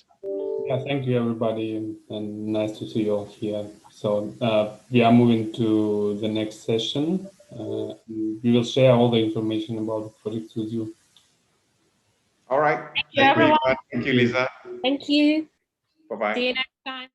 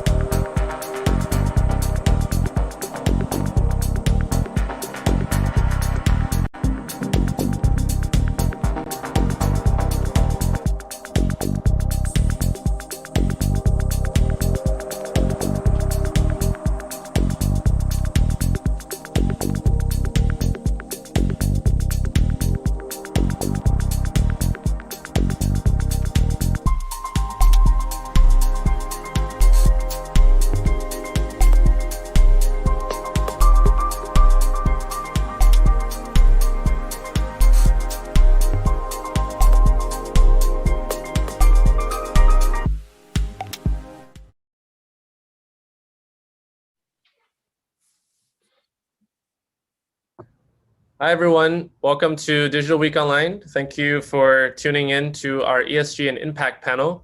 We're very excited to spend the next hour or so with you, sharing some incredible insights and perspectives from our expert panelists, and discuss how exactly the space of ESG is evolving, what it means for the digital asset economy, what it means for traditional finance, and what it means for business owners and operators. So I'll briefly start as an introduction. My name is Max. I'll be your moderator today. I am the founder and CEO of a technology company called Carbon-Base. And we are using tools of data science and blockchain to help enterprises and individuals calculate their personal carbon footprints and reach carbon neutrality in advance of the Paris Agreement. I am also the founder of a nonprofit called Global Solutions Foundation, where we host events both in mainland and also in Hong Kong to educate young people about the SDGs, the Sustainable Development Goals, and the ways that we can leverage technology and innovation to try to reach these goals. I'll have each of our panelists introduce themselves, and then we can dive into questions. So maybe Charles, you can go first. Oh, thank you. Thank you for the introduction. My name is Charles Kai.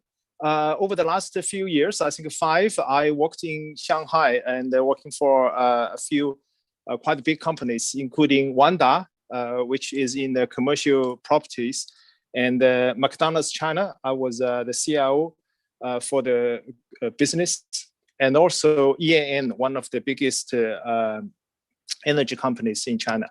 And before that, when I was in London, I worked for British Petroleum, BP, and invest banks like Barclays Capital in the commodity space. So I'm call myself entrepreneur because I decided to innovate inside big organizations. So my primary role is using data, AI, cloud, to upgrade their infrastructure, and also introducing business innovations. So my angle is how big organizations see sustainability, environmental impact, as well as how we are going to support and this startup ecosystem. So that's my angle. And also I have very good investment kind of network in China. Thank you. Wonderful. Thank you so much, Charles. And it's a big pleasure to have you here. You have incredible experiences and leadership perspectives. So excited to hear more from you. Brian, thanks. Would you like to...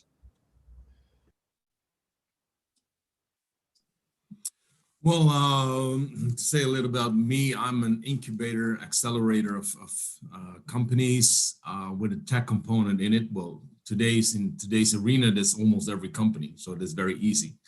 I'm a big fan of the economy of peace, which means that a lot of industries and sectors are interconnected to establishing, let's say, freedom for all, and at the same time, inclusion for everyone on this planet. That's one of the higher goals, so to speak. In that endeavor, we see a lot of, let's say, new ideas, and at the same time, tension on ESGs. It's not easy to get everyone on a financial blockchain without using some resources to do it. It's not easy to have property and intellectual property, even of those who are not even known today, and do it via NFTs and still use no resource or environmental resource at all. So what we see is progress in large always comes at a certain price. And our challenge of today is that we try to make it environmentally and socially neutral with only upsides. And the discussion on that is that it cannot be done without only upsides, right? So because every growth in any kind of industry or company or socially goes with pain. There are growing pains. The only thing is we have to find ways to make it better and stop the pain, and then grow further, and then think about how we got there and improve that for the next generation. So that's what I'm largely about. At the moment, I'm invested in a cybersec company where I'm also CEO too. It's more on black. And it is a different kind of resource. It's about your privacy and individual privacy. So I'm looking forward to the discussion we're having today on this panel. Thank you so much, Max. Thank you, Brian. And last but not least, Gabriel. Yeah, thank you, Max. Great to be here along with Charles and Brian. I'm Gabriel Sanco. I'm currently based in Colombia, in Bogota. And basically, I'm an investor and advisor in technology. I started doing a lot of fintech and blockchain 3-4 years ago. And then we pay attention to renewable energy as well and deep technology, which are more problem oriented. So I have one company which is called Mobile Your Life, which we raise capital for companies globally. And the second is Urano Capital, which is a fund. And right now we are raising for the fund to do pretty much the same, invest in the deep technology companies and projects we have in the pipeline. And that could be from waste to energy, not only solar and wind, but also innovation even in nuclear with the small modular thorium reactors and new ways to create more efficiency in the energy field. Of course, we pay attention to blockchain and this transition from proof of work to proof of stake. We're paying attention a lot and should be exciting if everything goes well, and food technology as well. I mean, all problems that we need right now for the planet, like water treatment, food, connectivity, are things that I'm all very passionate to help fund these companies and also paying attention as an investor. So yeah, great to be here. Perfect. And I just want to recognize the great work that Digital Week Online gives us to have Asian representation, European representation, and also South American representation all on one panel together. So thank you for making the time to be here. I just want to kick off with a high-level picture. So we are roughly about 6.5 years away from blowing through our carbon budget. Something that we've been aware of for the last 40 years. We've really stepped up the global conversation around this only, I would say, in the last 18 months or so. But it seems like there's a cascading amount of energy around focusing on trying to save our planet from ourselves. China just recently had their 2 meetings. This is the big political gathering in China that defines the national strategy and what's happening there. And the idea of carbon neutrality was a very key part of the emphasis of those meetings. In the United States, we have President Biden now taking the stage and appointing very pro climate and renewable energy people to the forefront of his administration. And in Europe, obviously, there's a lot of long-term policy formation already around this space. And you know, a lot of the Latin American countries are launching their own national carbon markets. So I would love to have each of our panelists to start out with your perspective, you know, representing where you are and, you know, the professional networks you represent, what you see as the sort of state of the art in terms of both the business level of awareness as well as the policy level awareness around the question of climate change and sustainability. Just to mix it up, maybe we can have Gabe go first and we can go backwards. Yeah, thank you, Max. Yeah, definitely. I mean, here in Colombia and Latin America, although our reach is global, I can say in the region, for example, in Colombia, the awareness is raising. And you see right now more entrepreneurs focusing. For example, we have in Colombia a problem with the water and drinkable water. So you see how innovation in that field is booming. And you see startups trying to focus on that problem, on the water treatment. Also, food is key in Colombia. It's an amazing country to food production. So you see right now more ways to produce in sustainable ways, food production and also solar. I mean, it's a high amount of sun in Colombia. So you see as well startups focusing and the government trying to participate in solar energy companies. And also one key problem we have that also is huge in the whole planet is the waste. So waste to energy and ways to create energy efficiently from waste is something you see also here booming. So I'm quite excited that in Latin America and especially in Colombia, where I am right now, it should be a growth until the 2030, 2030 agenda. So we see a lot of innovation. Definitely. Well, if I can add to that from from my perspective and living in Europe, I must say that we do a lot already in renewable energy. I guess that Germany is one of the leading countries where we have a surplus even on renewable energy versus the more traditional means of energy resourcing. So we're very aware, but the main discussion to me, apart from all that we do around climate change, is pollution. So if we look at the cost of getting rid of pollution, there are hardly ever numbers. It's all expressed in effort. How much effort is it to clean up oceans? How much effort is it to clean up the streets? How much effort is it to get rid of food waste? But then in connection of food waste, let's say to production, overproduction, right? But pollution is something that is very tangible for everyone. If we look at the oceans, everyone can pick up trash. Every single person can pick up trash. It's not, we can send out kits as a project just to have fun and some kind of reward for it, even if it's an ice cream not packed in plastics. So there's a lot that we can do, and of course, major industries have to take responsibility and accountability for the production and for the impact they have on our climate. At the same time, to be able to do something, we have to involve everyone, and everyone can be involved in a small matter. Hardly anyone knows that if you turn off your refrigerator, for example, the groceries in your refrigerator don't turn bad after 2 hours, right? It is nuts, but we have refrigerators going on 24/7. We don't plug them out. We don't have a smart refrigerator system as long as people don't have smart homes, right? So we see that technology also in domestic use, which is a huge consumer and contributed to the whole climate subject. But still, most people are not aware. So most people would just have the refrigerator on 24/7, regardless how much is in there. They don't change the climate on their refrigerator to say, hey, this is too cold, right? Or I don't have a freezer that needs so much in it. So even without having all of these smart devices yet on the market and everyone having access to smart devices, there's a lot that we can do on our own just by thinking and finding out and reading. And I think that in climate, also regarding to climate change and sustainability, it is that we have to change our own behavior. And that's the toughest of all, right? It's easier to buy something that will do it for us.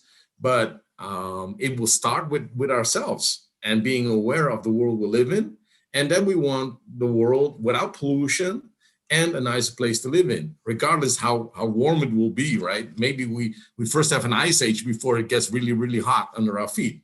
So yeah, that's something I wanted to say to this subject, is that awareness and constant training and education of people, it sounds very tiresome, but still, there's no way without it, because otherwise we are all obsolete on this planet.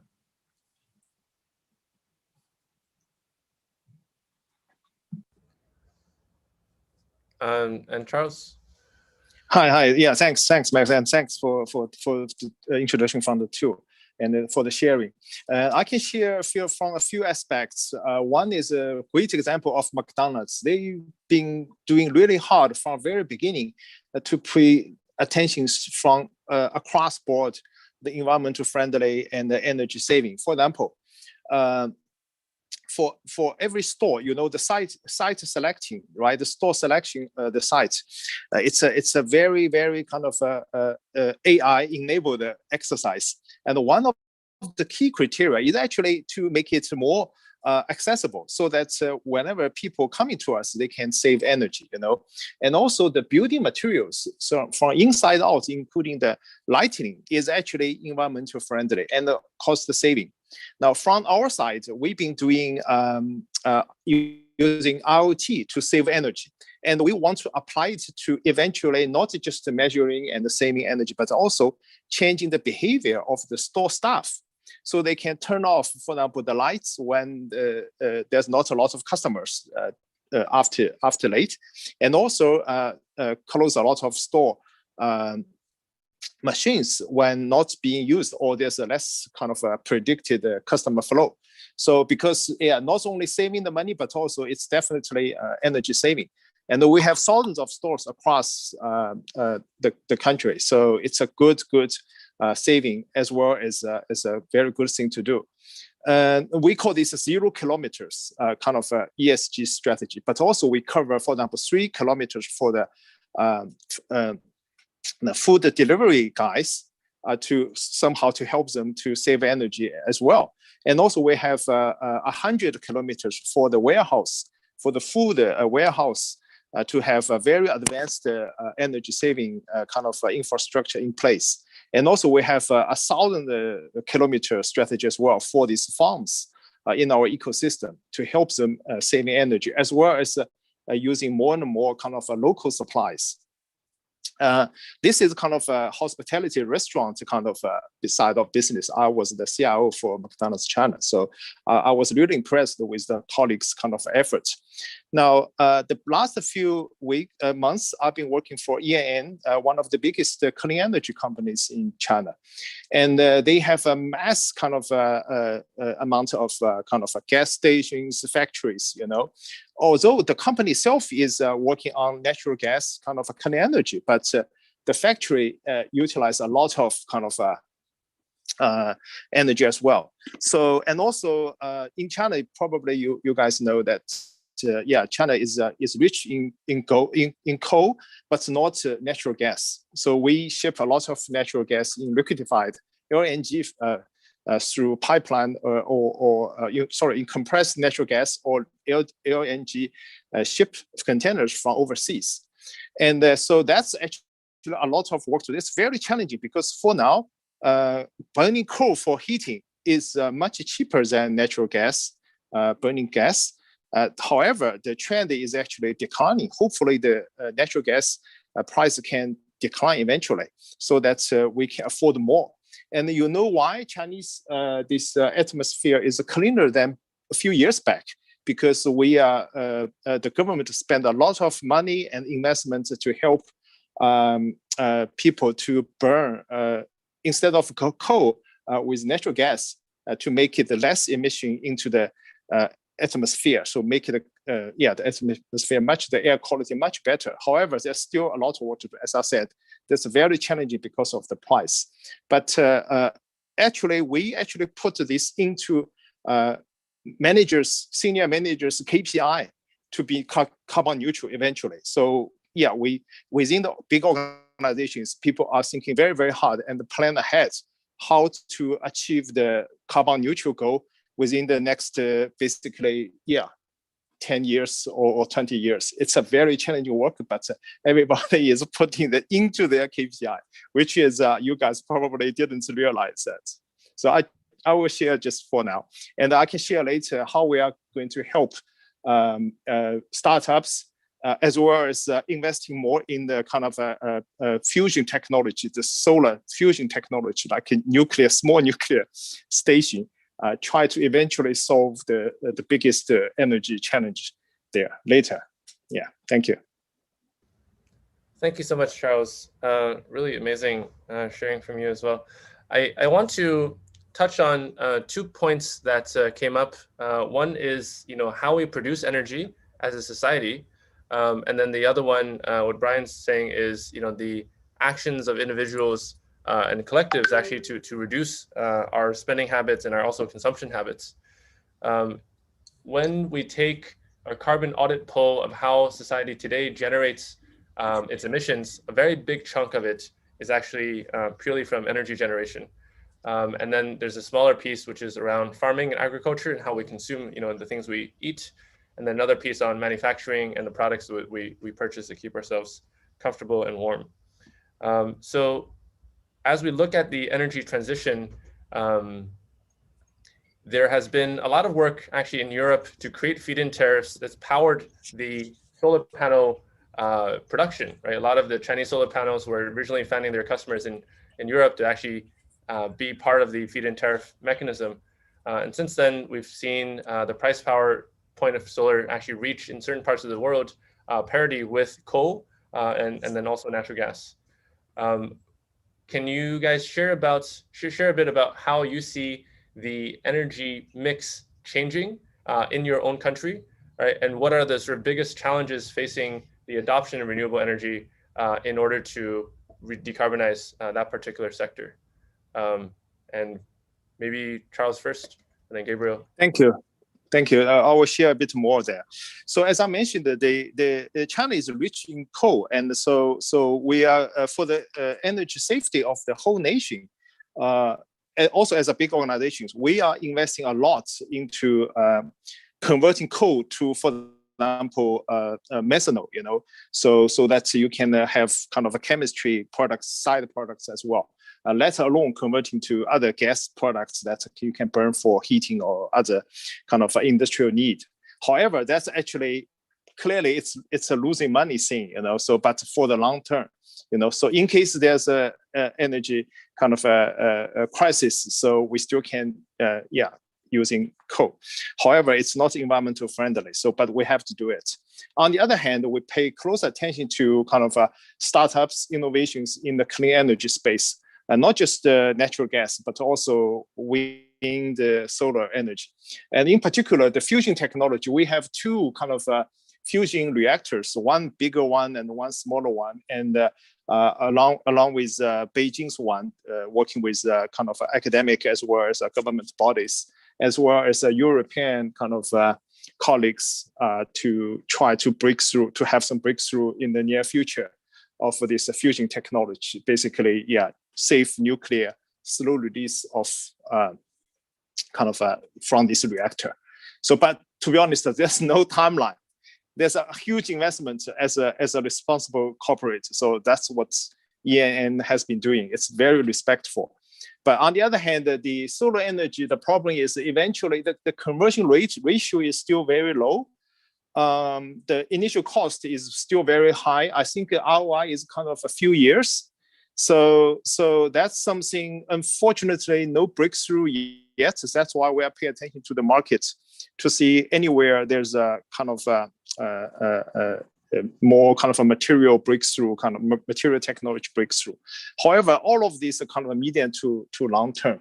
For the small term, so we have to just focus everywhere that's related to energy, and also how we can invest for the startups, as well as invest in the kind of economically kind of less developed area to see anything we can do to help. So this kind of a thing. So and to do that in big organization, it's very difficult, to be honest. So for startup, normally they wouldn't qualify for a PSL preferred supplier list because of startups. No 3 years profitability and no kind of financial records, and the client base might be small. So that's why we need to have a kind of a dual model inside the big organization to enable kind of a lower barrier for startup to participate in the proof of concept or kind of a trial of products. So that's something I always work with executives to break through this kind of a low barrier. That's something else we can do. So I will just share for now. Yeah, thank you.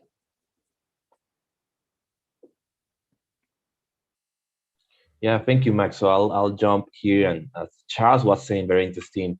I want to add, for example, in the transition of energy, not only solar, as Charles was saying, but even in solar, you have even new tranches of technology, for example, CSP, which is concentrating the light power and converting it to heat, which makes more efficient energy. And maybe because solar is not enough for the whole transition. And again, nuclear is a key. And I from the investing side and the innovation side, I think the huge breakthroughs will happen in the nuclear side, especially with thorium, because as you know, thorium, family of uranium, it was shut down in the 60s because it couldn't produce nuclear weapons. But now thorium, one of the great things is you got enough thorium in the planet, and it's you can find it very easily in the planet, in the sand. And the only challenge with this technology is it's very expensive to fund. So it could go from 100 million upward, right? So you need the involvement, obviously, on the governments, but also innovate in a way that could be cheaper and faster to scale the technology. So right now, and you will see this in the next 10 years, the innovation in the small, modular reactors of thorium, which will provide you energy more efficiently for the nation. So I'm really bullish on that trend, and I think that's the key solution, because solar, wind, and other renewable sources could be also helpful, but won't be enough. So I think not only for Colombia, but for the whole planet. No? So I think that's the way we should pay attention, right? And China is a nation that is very ahead on nuclear, on thorium, India as well. And you have innovation also in Australia. So I think it's interesting to see right now with Biden in the US how that agenda will happen, and if they will enable these scientists, core scientists, to fund. So that's the thing I'm paying attention to right now. Definitely. I think this is very interesting, very, very interesting, Gabriel. And the same with what you're saying, Charles. The thing is that once you put politics into the mix, that's when things either happen or not. So what we see is that, one of the things I was surprised in the Netherlands, as we have big companies here, I won't name the names, everyone knows, right? Who are reigning within, well, let's say the few companies that really decide where we go to on this planet. But what we see is that coal got replaced by wood combustion, for instance, right? And so, okay, that is really nice. We have an alternative, but what is the alternative to the existing? And we need so much other resources combined to, let's say, find an answer to say no to nuclear, for instance, right? So the accumulation of all of the kind of resources is great because, we get opportunity everywhere. So everyone can have a windmill on the roof of their apartment building or house. Everyone can do heat from deep down drilling, or use even kinetic from roads passing by. We can use it all. But the big question is what does it contribute? And yes, everything contributes, but is it enough, and is it ample enough and sustainable in that way? Because if we have to build an installation for every kind of resource on energy, we're living in one big plant, because everything can be turned into energy, because we're all made from energy. So everything around us is energy. So from that, it's not even a holistic perspective anymore, right? We're using the holistic approach, in fact, to do the same as we do now, and it's smothering the planet as we already did, but then with new technology, or what we call new. So 1,000 years from now, what we invent now will be so obsolete, old, and we cannot even imagine that we ever did it. And that is the next step, but we have to apply that next step. So in Europe, what I see is that, and that's, if we look at China, or we look at US, they have, they also have centralized and decentralized governance in sort of way. But if I look at Europe, if we have solar plants in Spain, because they have the most sun, it doesn't, if you do it in the Netherlands, I tell you one thing, it is not really appealing to have large solar fields here. We do it, of course we do it, because Spain is Europe, but is still the other side of Europe, and we're not interconnected that way. So we have a lot of wind in the North Sea, as we're the southern part, let's say, of the polders, right? And we collect wind, but that wind is not going anywhere. The same for Germany, they collect a lot of wind energy, but it's not going anywhere. So you can use it domestically, but then, because transportation of that energy already takes away the benefit of having it, right? And storage in that kind of way is not sufficient enough at the moment, even though the marketing will tell you it is, right? So that makes it very, very a tough subject. And we need all of the startups combined to come up. And then there's one thing I would like to say is that we should have sort of a central governance of startup funding. And why do I mean it is we have a lot of great ideas, a lot of young people, old people, we should combine them, and not only start up from people who run off the university, but also come from the business. And then see, hey, which examples are there and what are we doing together? And then combine them so that we can focus our investments, focus our knowledge, right? And do bigger things and not start every single project as a small project, but scale faster because we know that 10 startup companies are all doing the same. And that has a lot to do with ego. So there we come back to politics, because a lot of politics is about ego. And I'm not trying to change the subject here, but anyway, Max, to you. Sorry. You're absolutely right. So actually, I want to add 2 points, Max. So as I mentioned, China is actually embracing kind of clean energy, right? And the government and down to organization level invested a lot of money, and we will have more LNG terminals and also private owned ones. So which is very exciting. On the other hand, you're absolutely right. The algorithm for example, solar kind of electricity is actually very volatile, and the storage technology is not there yet, or it requires more kind of investment for store energy. I saw some crazy ideas in the past, but it's just not that practical. So ideally, if we can, the bigger organizations or government grid can share the big data for startups to challenge with academic, so that we have kind of a collaboration, truly global collaboration. Yeah, as people, why we couldn't do that? That's something I've been wondering, and I really wanted to make that happen. So yeah, clean energy and point. For startup data for small startups, bigger or not necessarily startup, also big organizations to work together to come up with the best solutions. Also, everybody, will have their income along the way, and everybody will share the benefits. So huge, we don't have to. The market is so huge. There's enough for everyone. So exactly. There's no reason not to share, because the market is large enough in years to come for anyone participating, right? So yes, we should ask the government and the big organization to open more data as an open data initiative. So that's actually a really good thing for the government to do, along with big organizations to share more data. Mm-hmm. So just to continue our conversation and love the discussion here. I want to actually go on the other way. I know some of our speakers have actually dealt extensively with blockchain and its affiliate technologies, both on the trading side of things, the token side of things, and now, the sort of, industrial use case side of things as well. One thing that's happened in the last 2 or 3 days has been a big focus on the sustainability prospects of Bitcoin itself. As we see more and more listed companies like, Square and MicroStrategy and Tesla decide to actually take part of their treasury and hold Bitcoin with it. Bill Gates and a few other notable critics have also mentioned that the carbon footprint of these blockchain networks actually is quite noticeable and also quite measurable.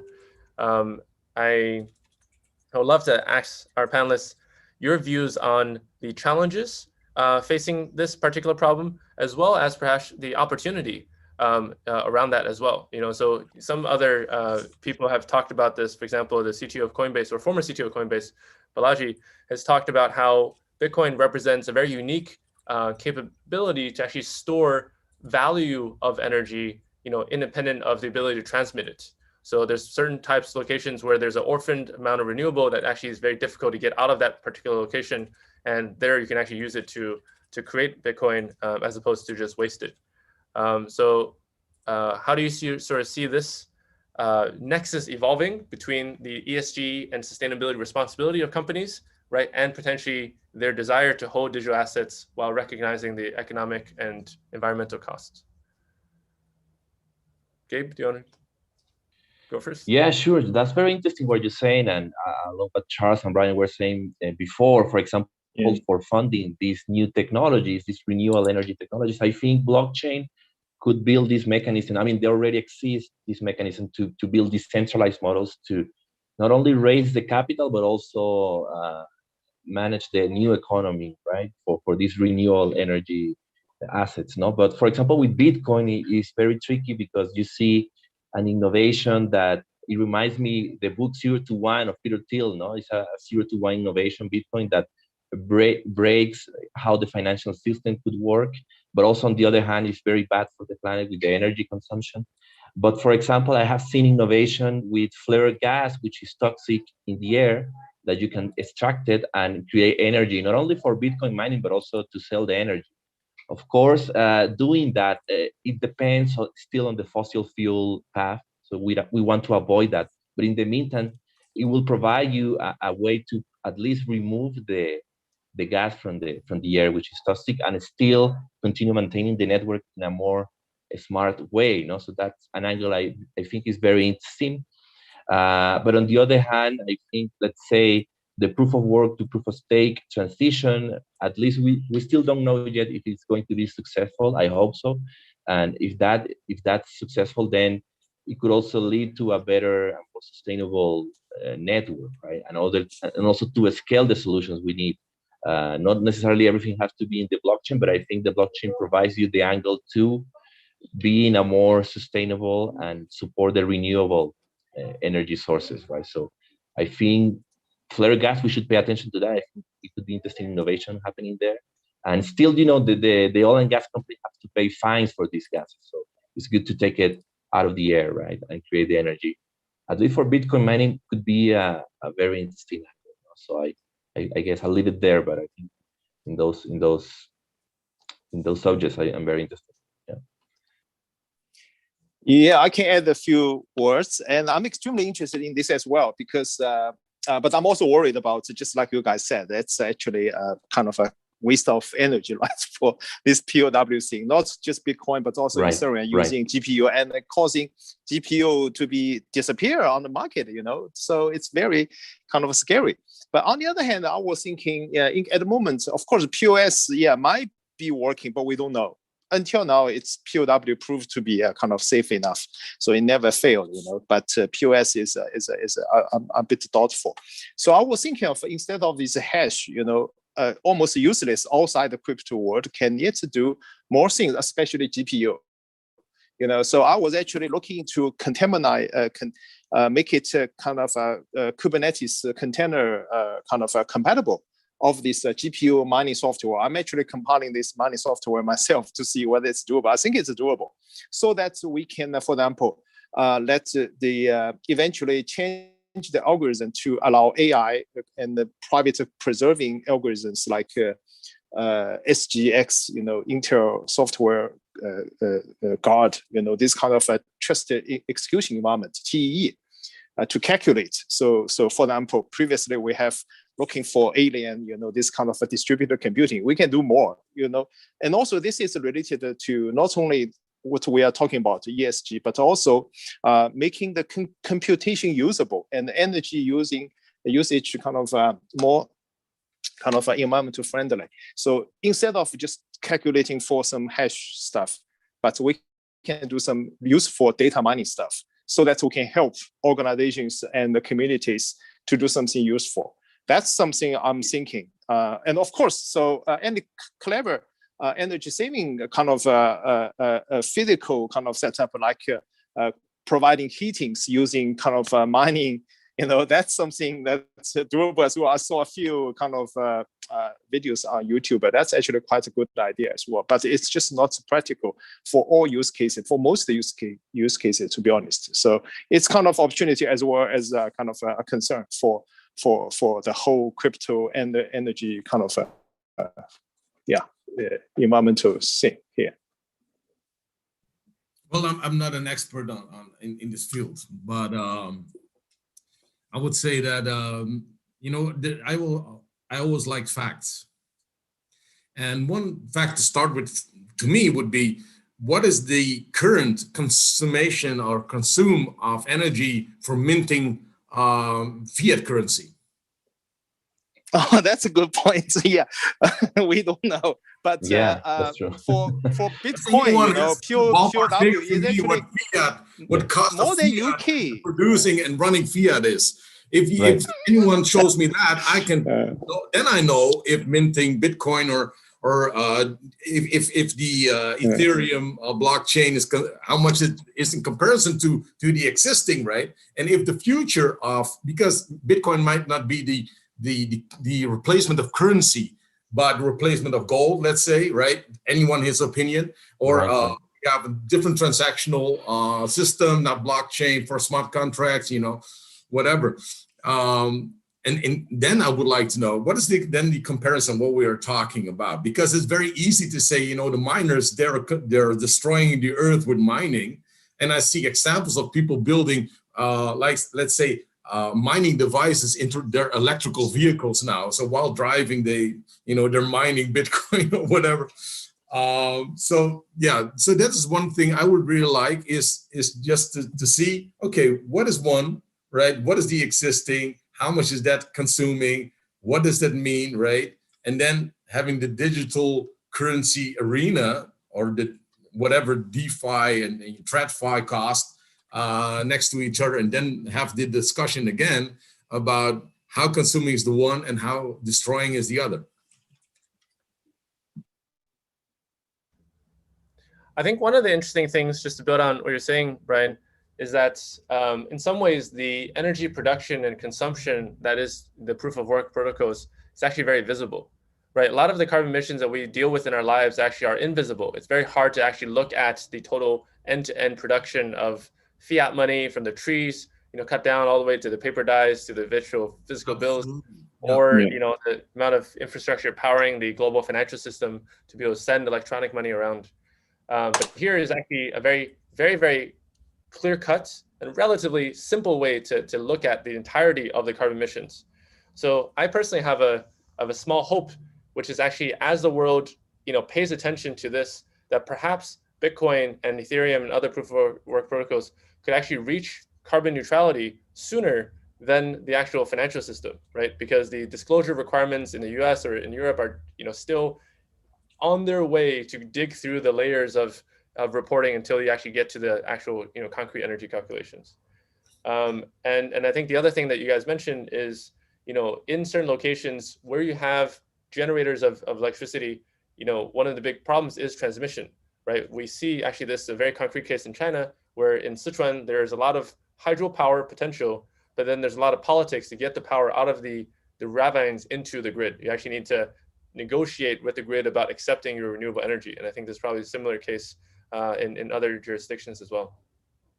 So, being able to process, store, and then eventually transmit either, some sort of storage of energy or some sort of value of energy, I think is a very attractive option for, continuing the existence of these renewable plants. So we have about 10 minutes left. I want to switch gears a little bit more and actually talk about the ways that in your own ecosystem, you're able to encourage entrepreneurial energy, technology startups, social action movements and collectives, and how do you sort of encourage the next generation of people to try to do something useful in climate space? And maybe we can start with you, Brian. Yeah, sure. I've been active in this, let's say, incubation of energy and energy saving projects and storage for some time. And one of the most interesting things that I see to also incubate it is in off-grid ideas. So how can everyone contribute in an off-grid fashion and feed that into the main grid? Right? Because that's where the politics you just mentioned are, right? And to get a price for it, that is in fact decent. So to me, this is one of the things to stimulate is the whole idea of being not automatically part of the bigger scheme of things, but to have started to think of the off-grid creation of energy and power. And then how do we get that power onto the main grid, and how can we have considerable load management on that, or pay-per-use and kind of models that are fair, right? Like fair trade in coffee production or anything, but have the same in local energy and power production.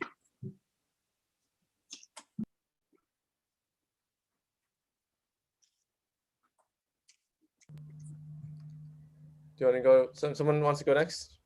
Maybe Charles can go next. Okay. So people call, I think in the Western world, they call distributed energy or distributed generation. Basically, yeah, not only off-grid, but also grid no matter big or small, different kind of electricity generating mechanism, combined together. Now in EAN, we call it digital energy. So basically means that for example, a big building, a small village, you have to meet the people's needs. For example, heating, electricity, water, and in the summer cooling, all of these energy needs. So how to optimize them, let alone using more and more clean energy, right? And combined with kind of a cost reduction, and also optimization. So that needs a lot of kind of IoT technology and the big data, streaming big data, and the real-time decision making. Then you need to control the IoT, the Internet of Things sensors. You collect data from sensors and you activate different kind of switches to meet the demand. So this is a lot of kind of academic and startups working in this field, and we are trying to create an ecosystem that everybody can contribute. So basically, we build a pluggable platform, digital energy platform, so that everybody can contribute. You have an algorithm that we can give you test, and we can load from train your model in the cloud with our data, right? And also your data as well. We combine together using, for example, transfer learning or this kind of different data privacy preserving algorithm. So that's how we try to solve this big energy problem. So while spend a lot of money doing the long-term thing like fusion technology, but also focusing on what we have now, and combining all of these, link them using IoT, so and also a data platform that you can train the cloud, as I mentioned earlier, but also you can safely distribute to the end, to the customer end. For example, a electricity controlling room and the controlling kind of a server inside your building, to run the safely online and offline, because we couldn't guarantee the internet is there all the time. So that's something we are building, and I think that's the medium-term strategy. So we hope that everybody can in this sector can join this ecosystem program. So that's something EAN Group is more than happy to welcome everybody interested to contribute and to share. And also we are designing an internal blockchain system, hopefully, to distribute the benefits, the savings to each participant. So it's a win-win strategy. Yeah. Yeah, just to quickly add, Max, it was a great conversation, and I think we're living very exciting and unique times, and we can see it from the financial point of view. Financial system is being completely disrupted. It's first time we see examples like Bitcoin or Ethereum, whether they succeed or not, they open a new window of innovation. For example, it's the first time I see in history that there's no central party dominating the supply of the financial system, because we saw before the states always creating the markets, and this is the first time that the state is out of the equation. Although we could discuss that Bitcoin and Ethereum are still centralized, right? But again, it gives you a window of maybe giving a new role to governments. And I don't think governments will disappear, but they have to transform. And I think they are copying now the technology with the central bank digital currencies, the CBDCs. But what we're seeing is the transition, right? And I think it's a transition more horizontal. And in that horizontal transition, we need also more renewable energy solutions to sustain these networks, right? So we were talking about the solar, the wind, the nuclear. So I think very unique a time for entrepreneurs to innovate. There is a lot of capital out there that needs also to transition from the very traditional oil and gas to these new technologies. And I think it will be faster than we think. I think it will, within the next 10 years will be major shifts in this. So very excited to be alive. Thank you, Gabe. And I really connect with what you're saying. On a personal level, my interest in doing a lot of, focusing on this particular subject, right? This is you're applying technology to try to drive climate solutions, came actually attending COP25. And my experience at COP25 was really illuminating, because there are 4,000 people or so who attend COP, right? And they've been doing it for 25 years. They've met every year for 25 years, discussing the problem, how much ice is melting, how much permafrost is melting, the loss of marine habitats.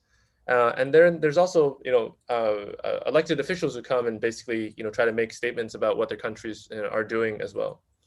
But when Greta came, so Greta is the young Swedish girl, she arrived on the third day of the conference, and she brought with her 500,000 people who arrived, across Europe to basically march with her on the climate march, which is 100 times more people than the COP itself, right? And in that moment, I personally had a realization, which was that the attitudes of the individuals around resisting our, sort of faced extinction, right? Our self-imposed extinction is very strong.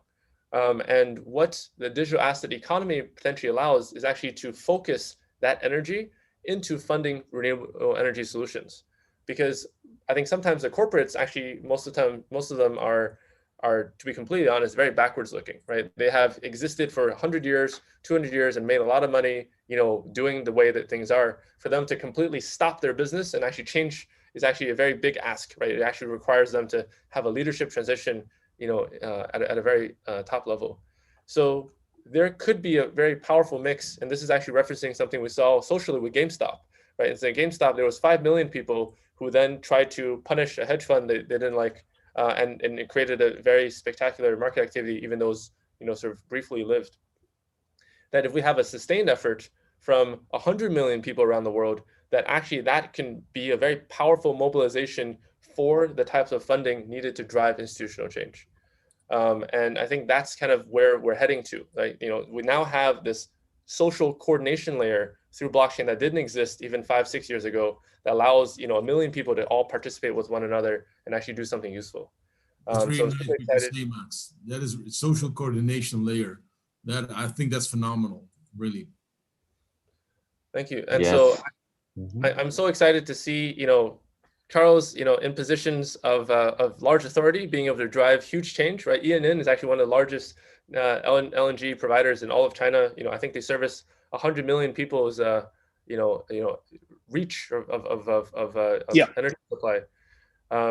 To cybersecurity experts like Brian, who's being able to chaperone a lot of companies and individuals, as they grow to maturity and take responsibility for driving change. And then also Gabriel, as you go through and raise the fund and actually, create much more fundraising opportunities for companies that are meeting that goal and also being able to create, great investor returns. So I'll let you each maybe give 1 or 2 sentences as closing remarks to our audience, and then we will wrap up our panel. Well, to me, if it's not contributing to a better place, it's not worth investing in. Good one. I will be using Gartner's quote, digital to the core, so the more digital you do, the more flexible, the more competitive, and the greener your business should be. And there's so many opportunities right now from the ground up. Yeah, just we quickly quote Buckminster Fuller when he said that let's call the architects of the future, right? Not its victims. So I really resonate with that quote because I think we're in that position right now. So I think that's the way. Thank you, Max. Thank you, everyone. Yeah, and my quote is, on Spaceship Earth, there are no passengers. We are all crew. So I think we all need to participate in the maintenance of our life support systems as we journey through on planet Earth. Thank you guys so much again for taking an hour of your life to share your expertise and wisdom. It was a big pleasure to talk to you guys, and hope that we can stay in touch and build international collaboration to help further our climate transition. Thank you. Thank you, guys. Thank you, Max and the guys, for the sharing.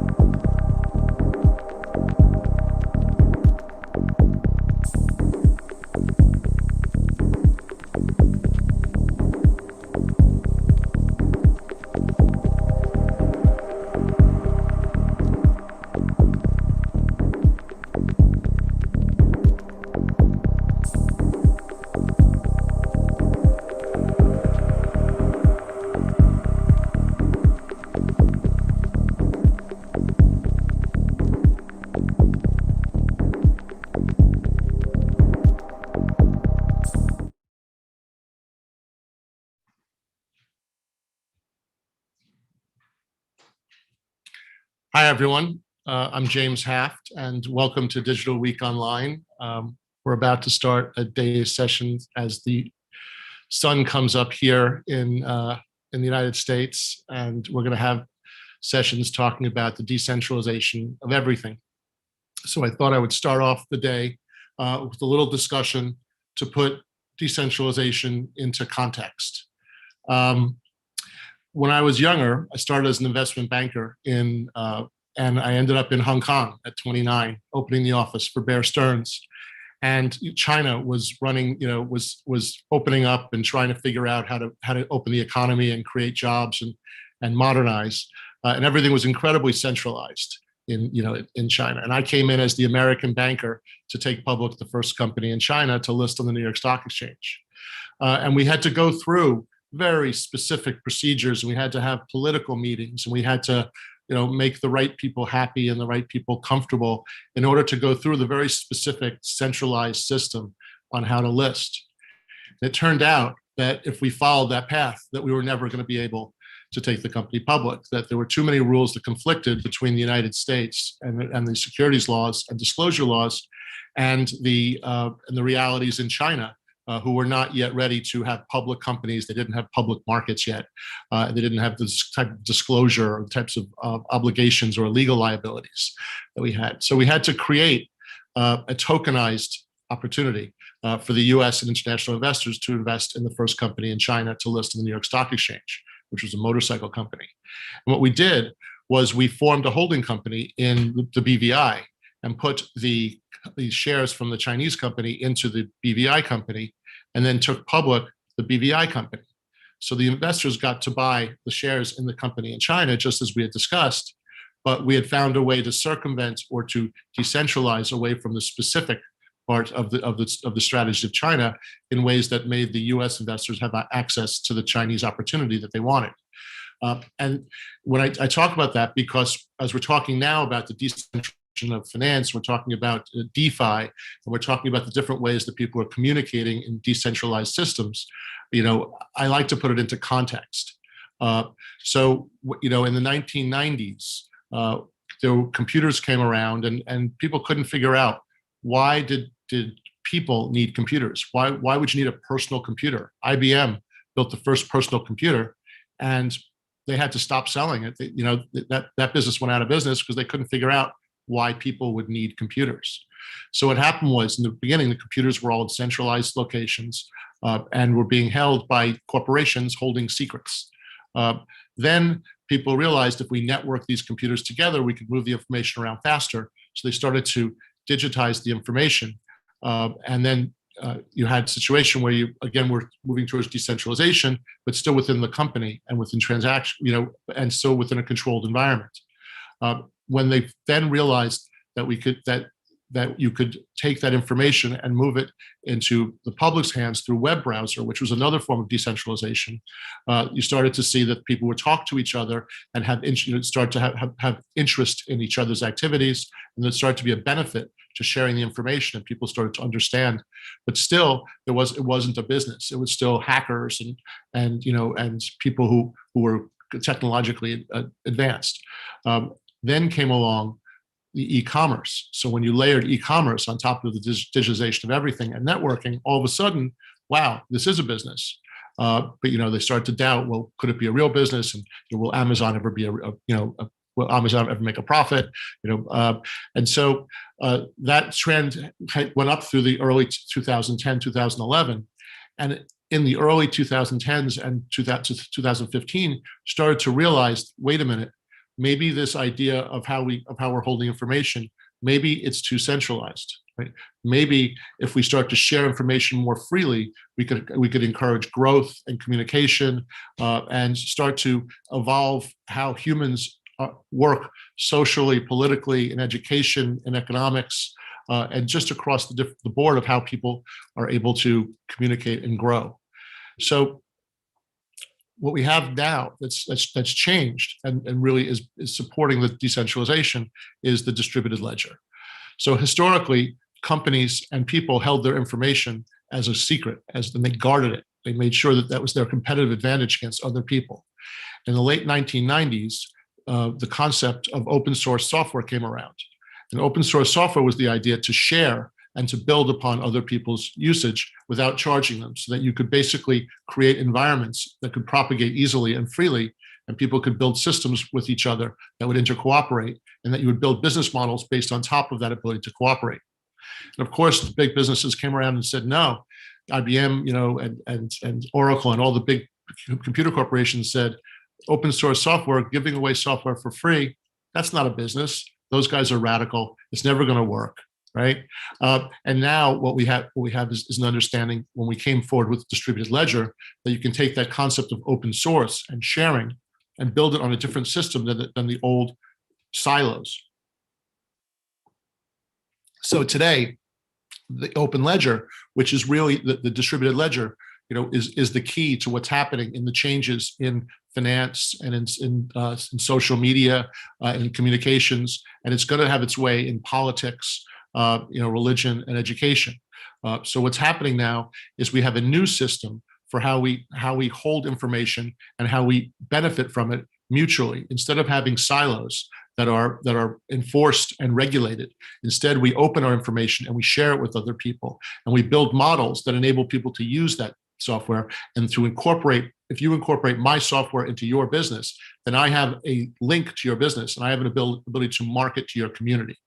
And so what we're seeing now is that going from the idea of little fiefdoms to larger and larger units of people sharing information that enables them to work faster, to learn faster, and to build faster.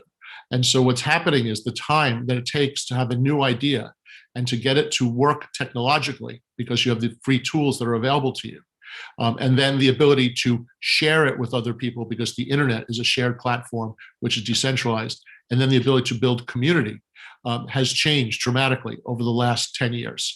And that's the energy that we're feeling now in the markets around DeFi and around politics and around the other aspects that we're looking at. So, when you look at these businesses around you, people have in the past thought the technology was the thing.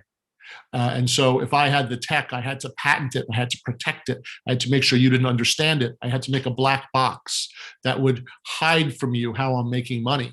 And that would be my advantage. And I would sit in the corner counting my money when nobody could see it, right? And that's changed now. And what's happened is that we've started to realize that the technology is interesting and it's fantastic, but it belongs to all of us. And it enables us to all share and grow faster. And so now, when you come to me with your idea that you want us to invest in or to work with, when I look at the technology, it's fascinating, and the people are brilliant that are focusing on it. And it's you learn from all the conversations and all the different intercourses that you have. But the reality is that the technology isn't the thing anymore, right? The thing is the sharing and the ability to build community. If you show me your technology, that's great. I can appreciate it, and I can understand how we can use it, and we can see how it can involve other people. But the reality is that technology is not a business, and it won't be a business. It won't be a business until people are using it, until you've built community. So the idea here is to get the technology and the communications and the abilities into the hands of as many people as possible, get them using your platform, build that community as a network, and make that the strength that makes you into a business. So when we look at things from a bigger perspective, because in my eyes, people tend to get things backwards. We tend to get causation backwards. People think that Bitcoin is causing a change, or that distributed ledger is causing a change. And I think it's exactly the opposite. I think what's happened is that we, as a global community, have started to realize the fragility of our system, and how by depending on centralized authorities, we've put our eggs into a basket that isn't necessarily A, durable, or B, in our best interest. Historically, we've formed these centralized authorities around governments and fiefdoms, politically and in business, to grow and to create environments of common language where people could share. And we needed the centralization because we didn't have the ability to deliver information in a decentralized way quickly and accurately. So we started to rely on experts, and experts would tell us how to do things and what was in our best interest. And maybe in the beginning, those experts had the best interest of the community at heart. But I think right now, when we look at what we're being told, that you start to see that these centralized authorities that we've been depending on, that are the core of the legacy concepts in finance and in politics and religion and society, you start to see that these entities are starting now to exist in a way to protect their own existence over the benefit of the population that they're supposed to support. So now when you listen to a politician talk, or you listen to either the Democrats or the Republicans in the United States or the Chinese leading party, you start to understand that there's more than one agenda, and that the real agenda underlying almost all of these regulatory and political regimes is the self-perpetuation of their own power. And I think that humanity, now that we have the internet and we have decentralized conversation, I think that we're trying to now demand truth. We're trying to find a way to synthesize all the information that we're hearing and to get the signal from the noise. So the idea now is, how do we get truth without trusting? How do I figure out what the parts are that's being said that are accurate descriptions that I can use as actionable information, and which parts are the part of the system trying to maintain itself? And as we're doing that, we're looking for new tools. Right? It used to be all your information came from one newspaper, and that all your phone calls were routed through one operator. Right? And now, as this has grown, we've started to understand the value of getting information directly from the source, and working with other people who have the same interest as we do, so that we can start to trust the intelligence of the crowd and the self-interest of the crowd, because it represents my self-interest, because it's a community that I belong to be part of. And if you take this and you want to look at it as in a bigger context, you start to understand that we're demanding decentralization. My partner, David Johnston, says that anything that can be decentralized will be decentralized. I'm not sure that that's exactly true. I think that there are some things which we might not get to nirvana. But if you look at the things that we're focused on in terms of finance and DeFi, which is where I specialize, you'll see that almost everything is decentralizing. So currencies are decentralizing, right? You're going from states to Bitcoin, which is stateless, to now organizations which are forming their own currencies to be part of their system. Fundraising used to be done by banks and specific under regulations. Then we had ICOs, which were a bit of a wild west, but they showed that there was a real demand for freedom in finance. Even when ICOs were expected to be 90% scams, was the most popular time for ICOs. It took the governments to come in and stop them, because people really wanted these things to happen. And now, past ICOs as decentralization, we've moved now to decentralized exchanges that are doing decentralized launches of businesses, where there's no business that's being launched. It's actually a platform, and you're doing a decentralized distribution directly to the ultimate holder from the company. So again, you're decentralizing. And then when you look at ledgers and how information is being stored, so historically we had double entry accounting. The double entry accounting was the tool for internally comparing, and it enabled there to be mergers and acquisitions and businesses over the last 400 years.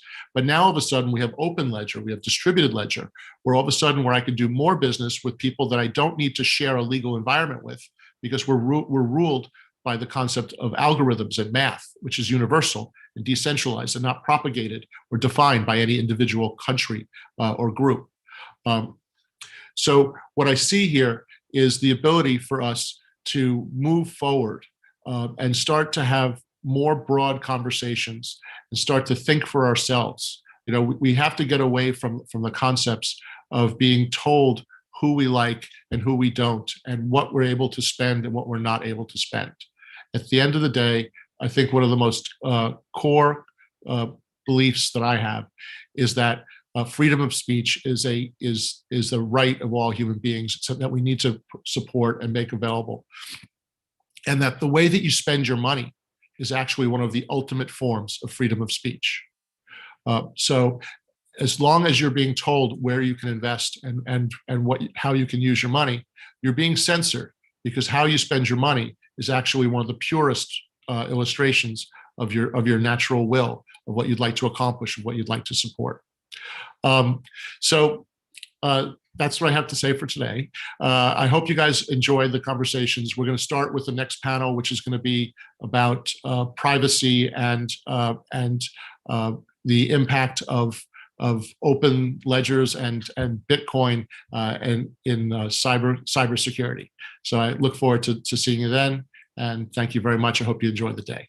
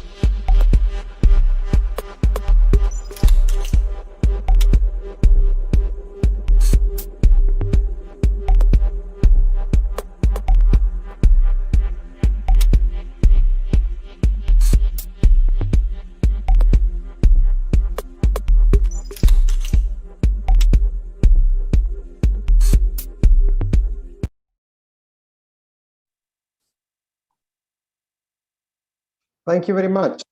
So good morning, good evening, good afternoon, wherever you are in the world. Very pleased to have everyone here. My name is Andrea Kmininski-Bigazzi. I have the pleasure and the honor of being the coordinator of Privacy Rules, Global Alliance of privacy and cybersecurity experts ready to serve all your companies. You might not want to admit that, but certainly you have privacy compliance problems from the legal perspective and cybersecurity concerns as well. So this is who we are. We are here to serve you. I want to thank first and foremost Ivan and all the organizers of the Digital Week Online, this fantastic event that luckily we have been partner community of since last year. PAL Capital, here represented by the CEO, who's the host of this day, and everyone not only here in the panel speaking with us, but also in the audience.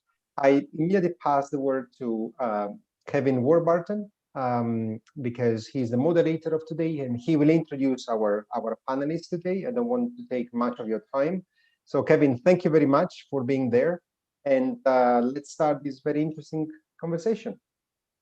Thanks very much, Andrea. And hi, everyone. Thanks very much for letting us be part of Digital Week Online, and in particular today. Good evening. I'm in Hong Kong. It's not the bright sunny day you see behind me. It's actually quite late at night, but we hope very excited to be here nevertheless. So what we're going to talk to you about today is the explosion that we've seen in the cryptocurrency markets, but in particular, including the use of Bitcoin and other cryptocurrencies in the context of ransomware incidents and investigations.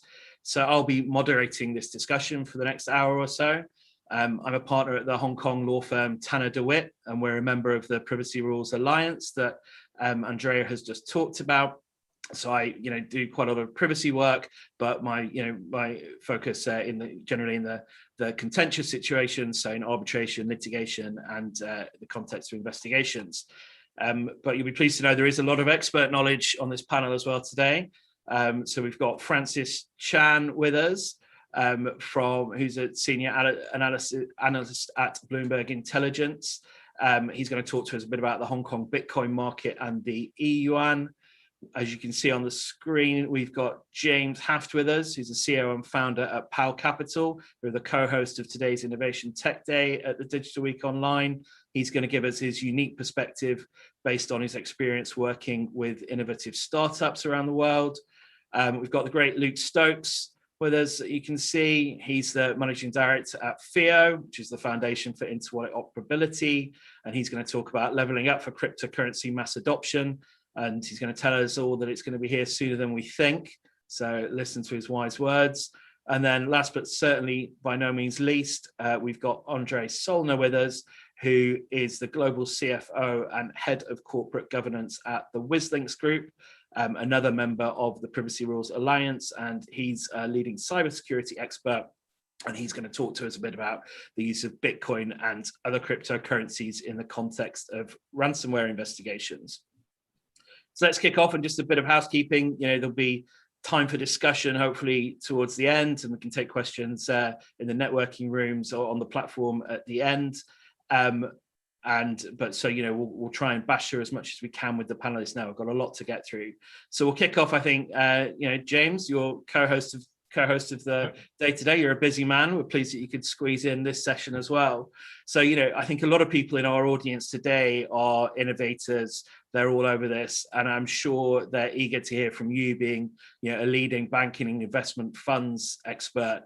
Talking at a general level, are Bitcoin and the other cryptocurrencies, are they the new El Dorado? Is this the great opportunity in the road to riches?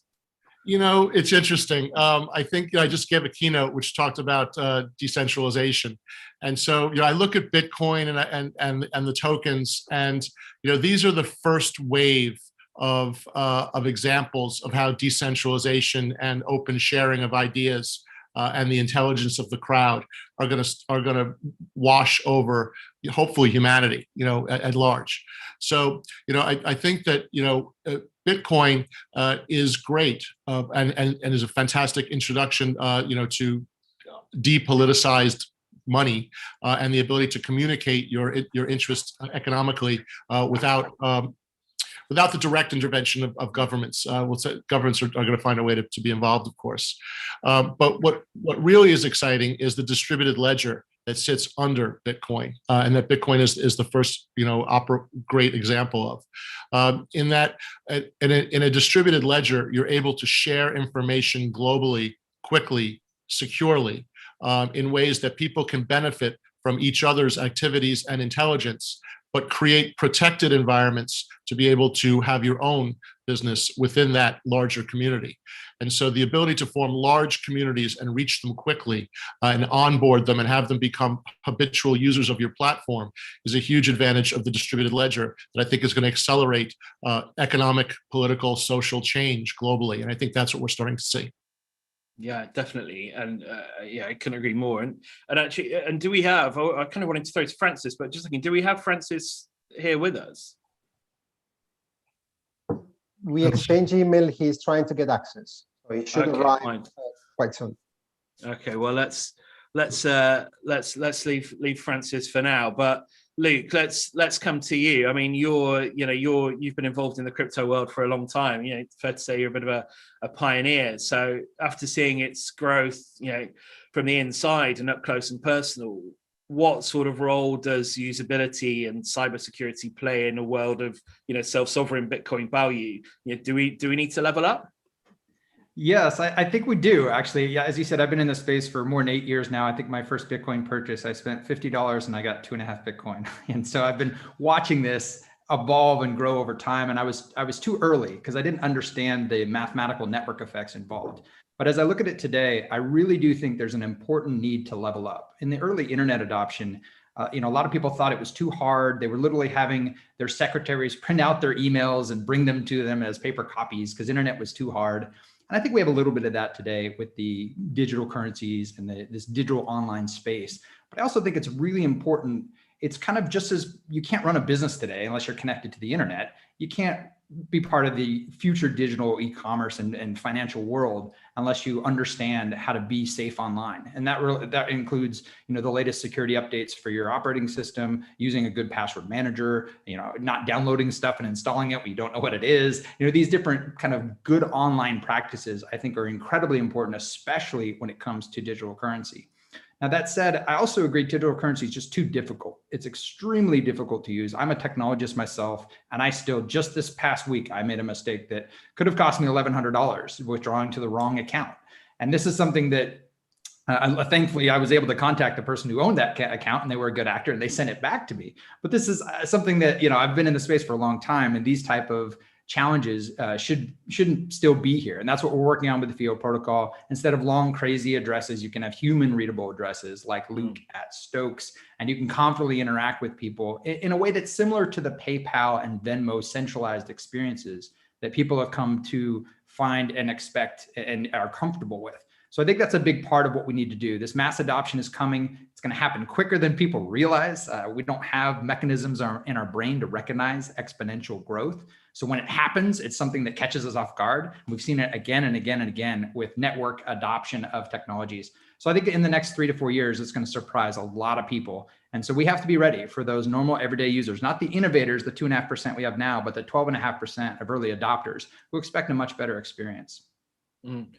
Yeah, it's interesting you say that. Particularly, I would, you look at you as an expert, and you say you had an incident last week. It's clearly something that everyone needs to be aware of, because this is. It was sincerely embarrassing. I mean, I've never made it in 8 years. This is probably the first mistake I've made like this, and I'm just like, oh gosh, I can't believe it. I used a deposit or withdrawal adjust that I had used in 2017. And so I didn't have it in my records who owned it either. So it was quite a mess. At least I got to blog about it and tell the story, but it's quite embarrassing. Yeah, this is one of the reasons why I was quite keen to be involved in this panel, because I come at this from a much less well-educated stance. So this is I can't decide if this is comforting or alarming to hear, but I'm sure we'll by the end. We're going to fix it. We're going to make it easier. Oh, exactly, and you can tell us all about why. So let's bring in Andre, and we're obviously talking about a lot of the excitement and the opportunity that this kind of evolution is giving us. But one of the topics we are going to look at today are the risks and downsides for digital and internet-based companies, and indeed all participants in this area. And one of the big issues that we're seeing at the we'll talk, how long has it been around? Let's see, ransomware. So Andre, just for those that, I think everyone's got a pretty basic idea of what we mean when we talk about ransomware, but perhaps you could talk for a bit about what is ransomware and how does it spread within a company when we have an attack? Thanks, Kevin. Yeah, let me start by saying that ransomware is a common and very disruptive threat to any organization, from a doctor's office to a power plant, not just internet-based startups, right? So how does it work? And Lucas just touched on that. All of us have received emails with questionable links or attachment that somehow bypass our spam filter, our antivirus system, and end up in our inbox. And such phishing attacks are typically the entry point, as they contain malware that once executed or clicked on will start encrypting files on a victim's computer. And once that happens, hackers will gain access, use other tools to gain then lateral access across different parts of an organization's network, and implement ransomware more broadly using other tools, and try to identify and delete any backups that they can find, right? So to prevent that company from any restore attempts. After that is complete, there's typically a ransom note that is displayed informing the victim that files have been encrypted, but that can be able to get them back if you're willing to pay a ransom to a crypto wallet. These ransom notes are typically hosted in the dark web, so they're very difficult to trace and to take down. And the crypto wallet in the ransom note is typically unique to each victim, so the attackers can track which victim has paid and therefore release the decryption keys to the right organization. Once the ransom payment is made, the hacker will often typically release the decryption key, allowing the IT organization to take back control of their IT systems. Even if ransom is paid, organizations have to analyze and rapidly prevent the root cause of that attack, because hackers will immediately after receiving the ransom try to use the same ransomware strain again against the organization, knowing that they're willing to pay, and therefore they're at high risk. So besides a solid data backup and restore strategy and regular penetration testing of the network and internet exposed assets, it's really key to run a very strong social engineering training and simulation to raise employee awareness, because that is often the entry point and the weakest link in our chain against ransomware. Yeah, and I think, and just speaking from the lawyer's point of view, there's a couple of things really chime with me there. We talk about the context of we're talking in the context of a ransomware incident here, and and how we can deal with that. And we'll talk in a bit, I think, about whether we can track ransomware, cyber criminals and people engaging in this kind of activity.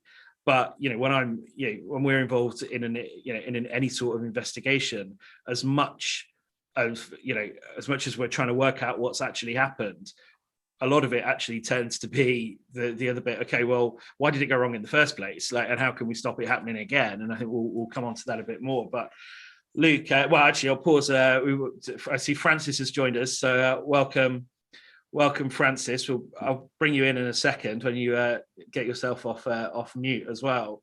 But just I saw Luke was nodding along to Andre's answer there about ransomware. Luke, it's obviously not a ransomware incident, but someone who's had a bit of a scare this week himself.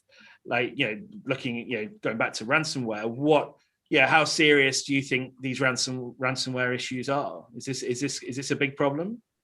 I do think it's a problem, and I ran a company called FoxyCart. It was an e-commerce platform that processed billions of dollars, and we were level 1 PCI compliant, and we dealt with a lot of these type of issues. But one thing I want to maybe take a little bit of a contrary position than the panel here, is although I completely agree with Andre, it's very, very important. It's definitely an issue we need to solve. And this is part of kind of leveling up to protect companies against the ransomware. I also kind of want to remind the audience that though ransomware gets a lot of publicity in, the news stories go viral and everyone's like, oh no, this is so terrible. This one company, this one individual company got attacked for this amount of money. I want to remind people as well that there's literally trillions and trillions of dollars of theft that are happening every second of every minute of every day through the traditional legacy fiat system. Your store of value is being stolen from you by governments who can print money at will. And this is a topic that somehow doesn't make the news every single day as this $1 trillion theft. And so I do think that there's always going to be a cat and mouse game going on between the thieves and the security professionals that are hired and the lawyers that are hired to protect companies and deal with these situations as they happen. I don't think they're ever going to go away. But what I would like to see is equal airtime based on the proportion of value being stolen to these ransomware attacks that are terrible and horrific. And if you're the target of them, it's definitely a crisis to you. It's a national global crisis in for your company. But also just what's happening every single day and the need to say there are risks with cryptocurrency. These are immutable transactions. They can't be reversed. You have to be very careful about your cybersecurity if you're going to do any type of business online.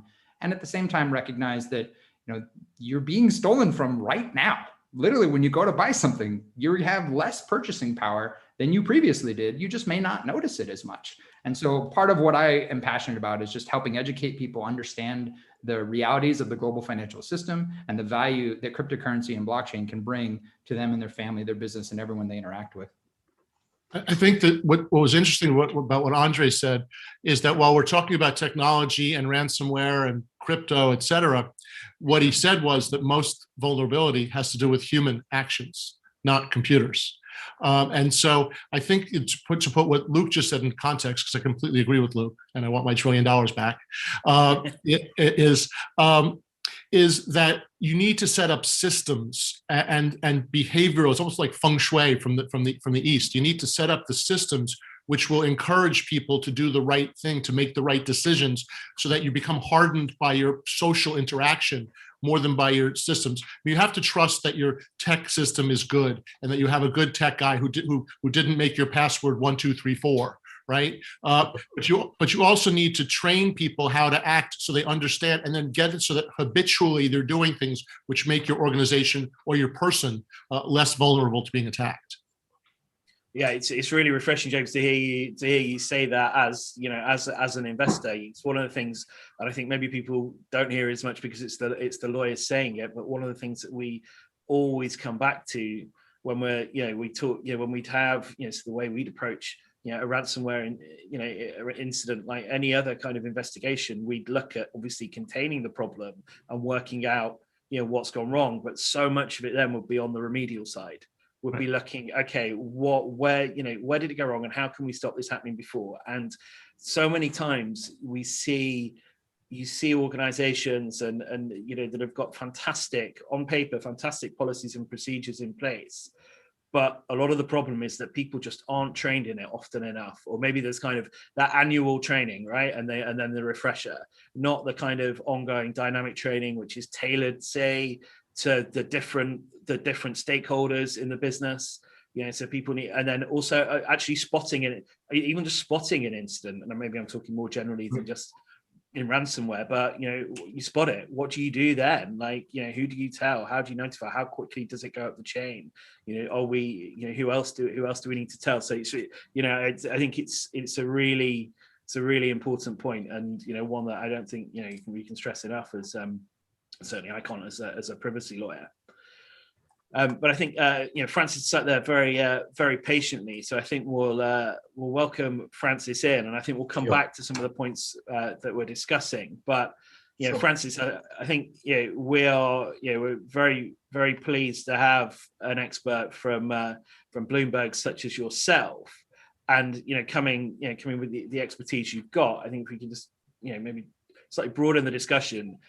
Can you just give us a quick, overview of how you assess the Bitcoin and crypto situation in Hong Kong and perhaps Asia more generally?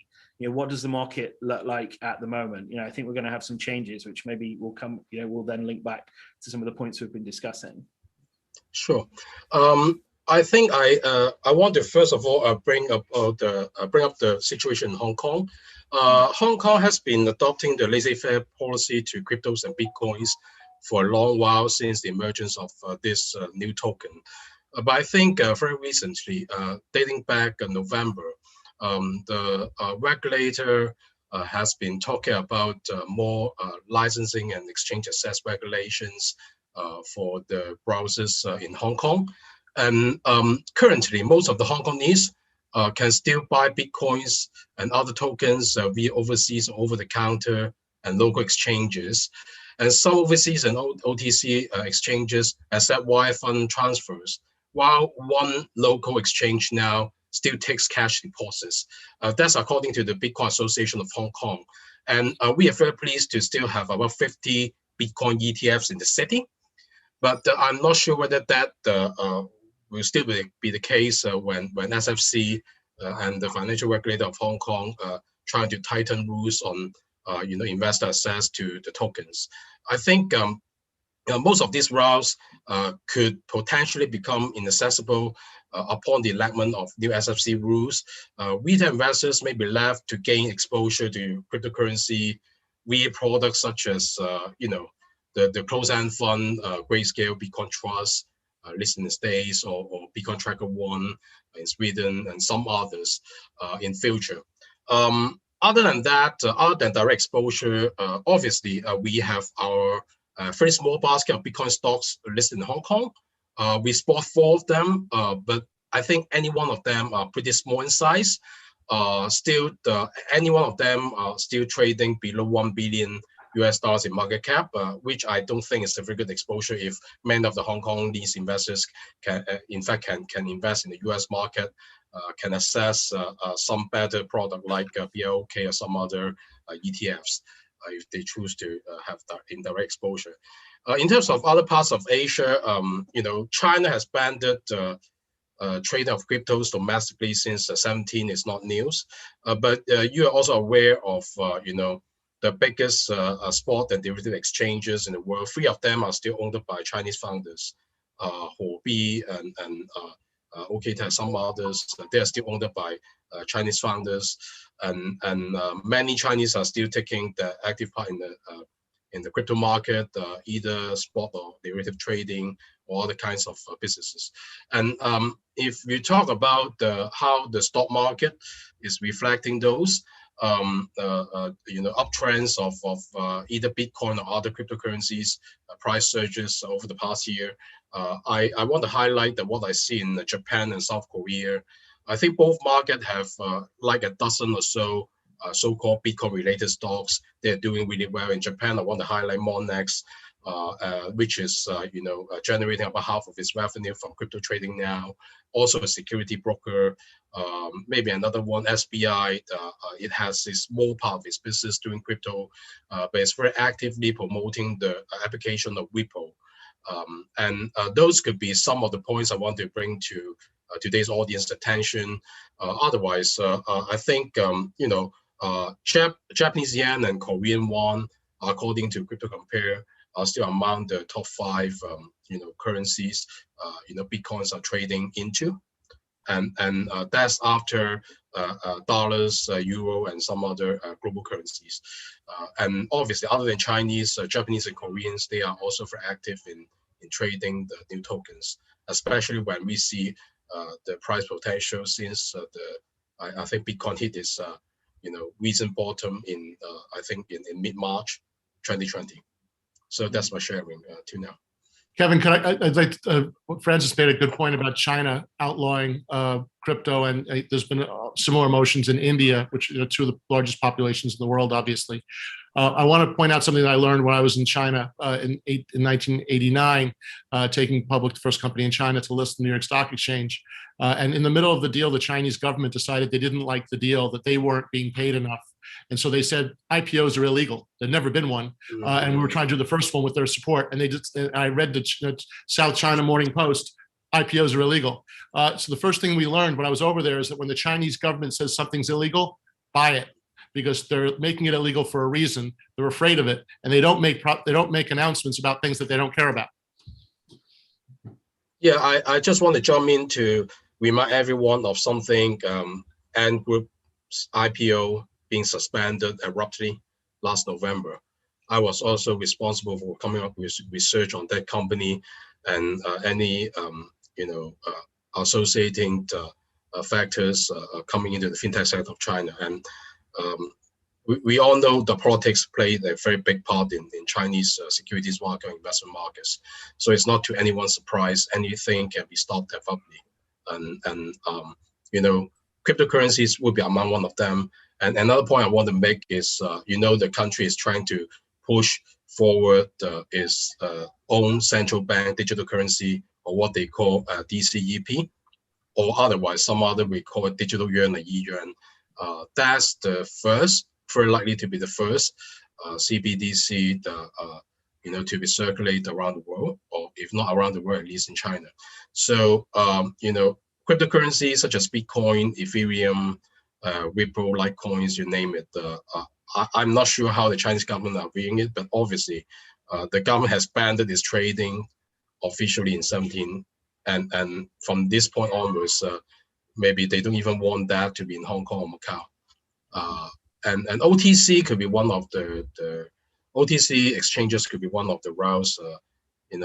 Chinese investors could still seek exposure to the investment or to the asset class. But to be frank, it will be more limited than like an open market, like what I see in Hong Kong before, which adopt a laissez-faire policy to this new asset class. And Francis, it's one of the things that I take from what you said there. There's a lot going on. This is a fiercely competitive industry. There's so many options out there, and it's such a fast developing. All the underlying tech is so developing so quickly. We've seen this big surge over the last couple of years, 2 or 3 years, all kicked off with things like GDPR, real surge in privacy regulation, and you've already talked about the new SFC regs coming in here in Hong Kong. So there is movement on that front, but it always seems to me it's not really moving at the same kind of pace, or even in the same sphere, because all privacy regulation always envisages kind of a traditional data protection framework, and that can be at odds and present challenges to cryptocurrency and the tech that sits underneath that. And that's not to say they can't coexist, but I think that's a discussion for another day. So it's obviously there's this kind of delta between privacy regulation on the one hand and what we're trying to do with cryptocurrency and the technology there. So for any of you, Francis, James, as an investor, is for companies, is spending money complying with privacy regulation now and investing in things like cybersecurity, is that a limitation, or is it a good investment? Is it the right thing to, what should the priorities be? If I could address one of your premises though before we get there. There's this concept that crypto and Bitcoin, are somehow illicit and hide information. The truth is, if you want to do an illegal transaction and you don't want to be traced, you should use US dollars. They're very hard to trace, and they move really well, right? If you want to know how value has moved around, put it on a blockchain and make it an open ledger, and you can see everything that happens. So I think you have to be careful when you talk about crypto and privacy, because the truth is, it's actually less private, but how you control it and how it's protected is more secure. So you're talking about a really interesting, give and take here. So I don't really equate crypto with privacy issues, right? To me, privacy issues have more to do with government and with education, right? So if you educate people how to protect their information and how it's being seen, if you teach people that if you go to Facebook and it's free, then you're the product and you're being monetized, okay? So in crypto, every transaction has a cost. Okay, they're defined in different ways, but every transaction has a cost. And the reason it has a cost is that you avoid spam and you enable the system to protect itself by having a barrier to frictionless transactions. So I just wanted to give that as a context about, about privacy. Yeah, absolutely. And that's, and I don't think I didn't explain my point clearly enough. I'm saying Oh, that, so I didn't need to be. No. I'm saying that it's good that you did it. When I said it's a discussion for another day, you've helpfully actually answered the question. So I'm sure lots of people out there would have had the same point. What I'm saying is, what I was saying is, you've got privacy, the direction that we've got the privacy regulation where we are at the moment, right? We've got something like GDPR and the kind of copies of that we're seeing at the moment. They're talking about we're talking about one controller, right? Whereas you're what we're saying here with with blockchain, it's like, no, there are multiple controllers out there, right? So I'm saying it's kind of, that's where I'm saying that the tension arises. I absolutely agree with you. But yeah, so when you've got this kind of this kind of tension, if you like, is this the question was, is this a good place to be investing? Is it a difficult, does this present difficulties? That's interesting. Let's have someone else answer. I don't want to monopolize. Luke, come on. Well, I'll certainly dive in. I think it's inevitably the future. I think that when you look at the network adoption of the internet, for example, and I can read some thoughts here from a friend of mine, Sean King.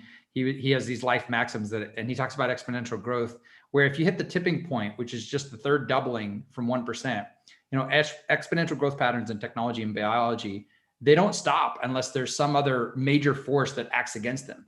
Basically, saturation is almost inevitable. And once the exponential process exceeds that 1% penetration or adoption, you're only 7 doublings away from 100%. And once it achieves 8%, the tipping point, you're only 4 doublings away.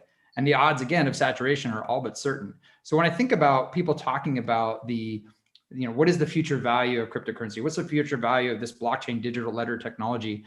And I was giving talks in 2013 saying it's going to be more disruptive and more valuable than the internet. Of course, this is not financial advice. I'm not telling people what to invest in. But I do know that when I read articles back then, Bitcoin was around $40 each. And I read an article by Rick Falkfinch, for example, and he said the target price isn't $100 for $50 to $100. It was actually $100,000 to $1 million. And he was the guy that made a $3 bet saying I'm getting $100,000, 100% or 1,000% return in 5 to 7 years, meaning Bitcoin's going to go to $3,000. And he was exactly accurate on that prediction, which I thought was very interesting. And as I read his analysis of the global financial markets, it to me became inevitable. This is the best ledger ever invented. It's a mechanism for global nonviolent consensus. And it has some really amazing properties as money. And that money has always been a ledger throughout history. And so when I look at that, I see this and I say, this is really valuable. It's not going anywhere. And it's something that everyone should take seriously. And we're seeing that with Tesla and MicroStrategy and a lot of very serious companies saying, this is the future of financial value and we should be a part of it. Yeah. And yeah, absolutely. This is clearly, this is, as you say, this is now part of the world, part of the, and I'm going to squeeze it in, part of the new normal, right? This is with us now.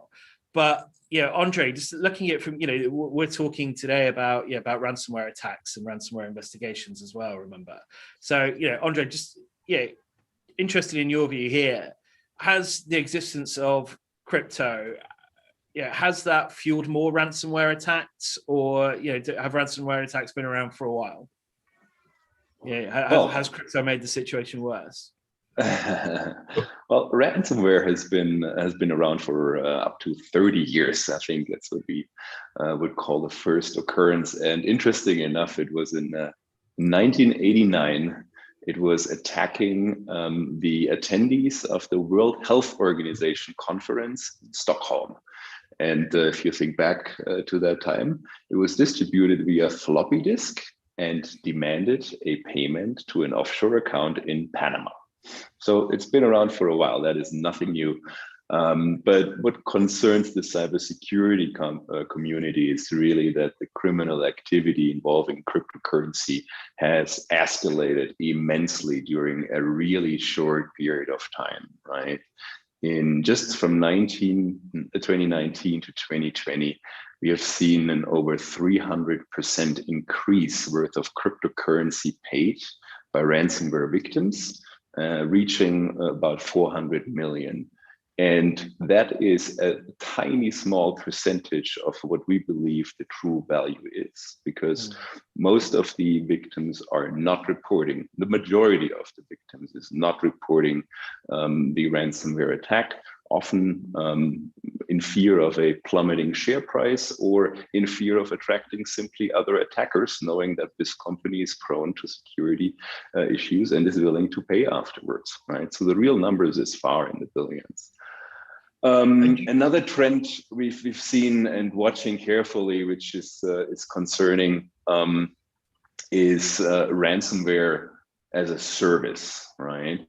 So in the older days, you really had to be technically very advanced to develop these the code bases that are able to bypass security systems using zero-day attacks and really be able to trick the systems in place. That is not the case anymore. If you're willing to get into that industry, you can simply rent the ransomware code base that is successfully tested from ransomware creators and can execute the ransomware attack yourself, and you will pay those creators a certain cut of your income of each successful attack. And what we're seeing then using that technology and that ransomware as a service approach, that then we've seen the attacks on critical industries dealing with the COVID-19 pandemic response just increase massively. Everything that's healthcare and government is under a huge attack at the moment. So yes, ransomware is here to stay. Ransomware has been around before cryptocurrencies, using offshore accounts in low risk or high risk jurisdictions, and ransomware attackers are using other coins and things like that to make life more difficult for law enforcement. But yeah, exactly. How can law enforcement keep up? You know, can law enforcement track cyber criminals? Yeah, the answer to that is twofold, and James mentioned that earlier, which I found an interesting point, right?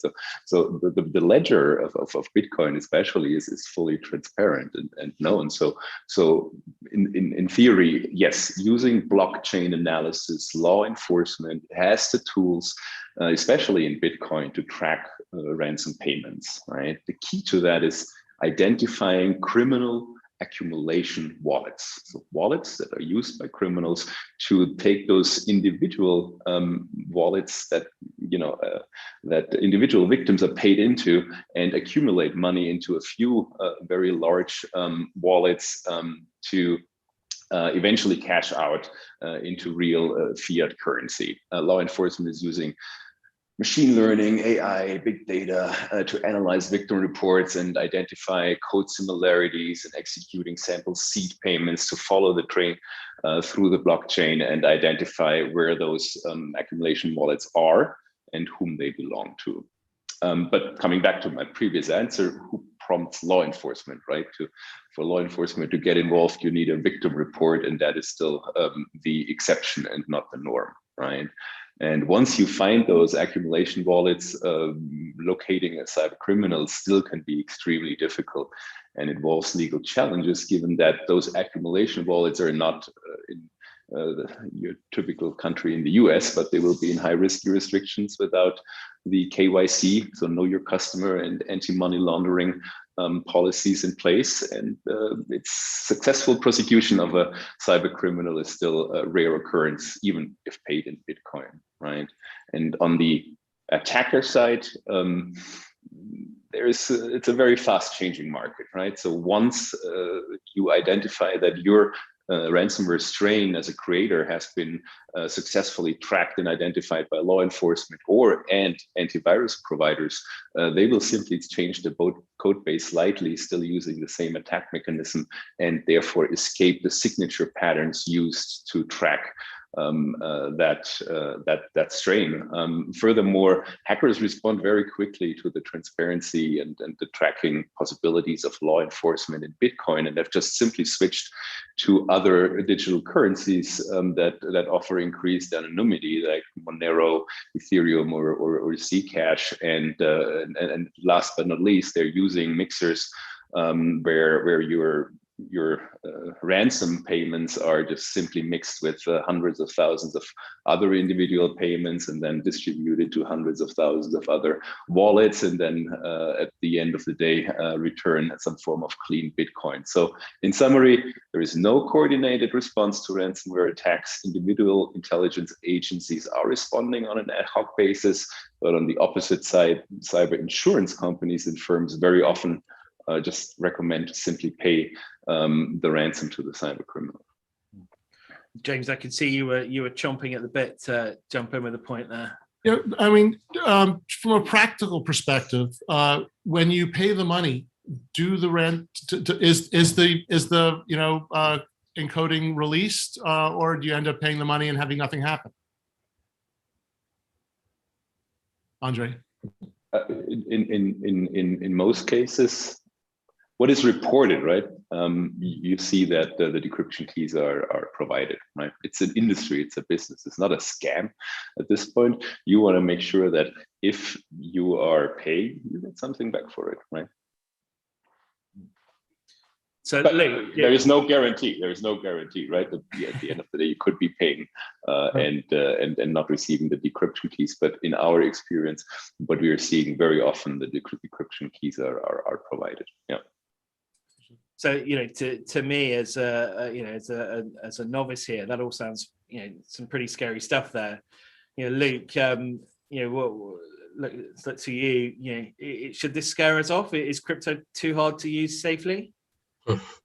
I think it's safe to say from a certain degree, crypto is too difficult for most people. Like I was saying earlier, we're kind of in that very, very early, 2.5% innovators, the type of people that can, type out SMTP commands to send email, that they would type in IP addresses instead of having a usability layer like HTTP, which provided this really nice user experience where you could type in a domain name, you could go to a search browser, you could interact with the internet via the World Wide Web. And so I think as an industry, we're kind of just now getting to that place. The internet was around for more than 10 years before the HTTP protocol came out. It was a bunch of different protocols, kind of like we have today, a bunch of different cryptocurrencies that have different user experiences, different crazy hashes with different letters and numbers to associate different cryptocurrencies with different addresses, and it's all very confusing. And again, if you make one mistake, it's the money's gone forever. There's no backup. There's no way to do a chargeback. If you send cryptocurrency to the wrong place, it's gone forever.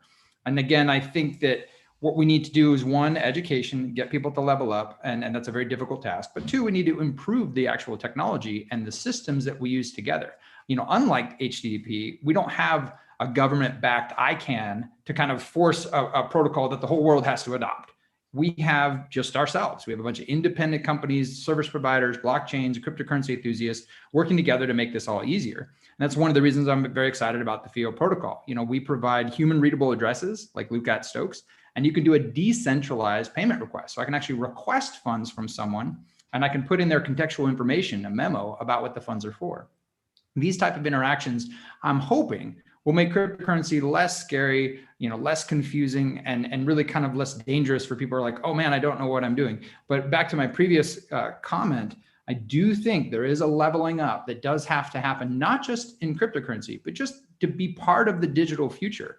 Understanding computer technology, understanding security, networks, and very importantly, as has been said many number of times, the real risk of social engineering. And that's where human beings can trick other human beings to do things that the security systems know you're not supposed to do, but if I give you my password, you can access my system, for example. So I think it's important that we level up, we improve the technology, and we help educate people on how to use these systems safely. And I think we will get there. Just like today, most people are comfortable using email, using the internet, and these are things that were just like super confusing. One of my favorite things to do to get a contextual understanding of where we are is to watch these old news interviews where they're like, what is internet? where is email? And they were so confused. And now it's just like, we don't even think about it. And I think it'll be the same with cryptocurrency because of things like the FIO protocol and other different usability layers that are coming to make it easier for everybody.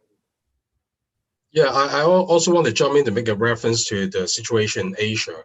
And I think, Kevin, you will be very aware of the situation that in this part of the world, middle age and old people, they're controlling most of the wealth. And if you ask many of them, they don't know what cryptocurrencies are. They don't know how it works for Bitcoins. Some of the old folks are still talking to me like, oh, how can you own a Bitcoin? Is it like a gold coin you buy and bring it back home? And the easiest way for them to access to this asset class nowadays will still be going to funds like Grayscale or Tracker One. Those will be the easiest way because they deal with securities brokerage account for their whole life.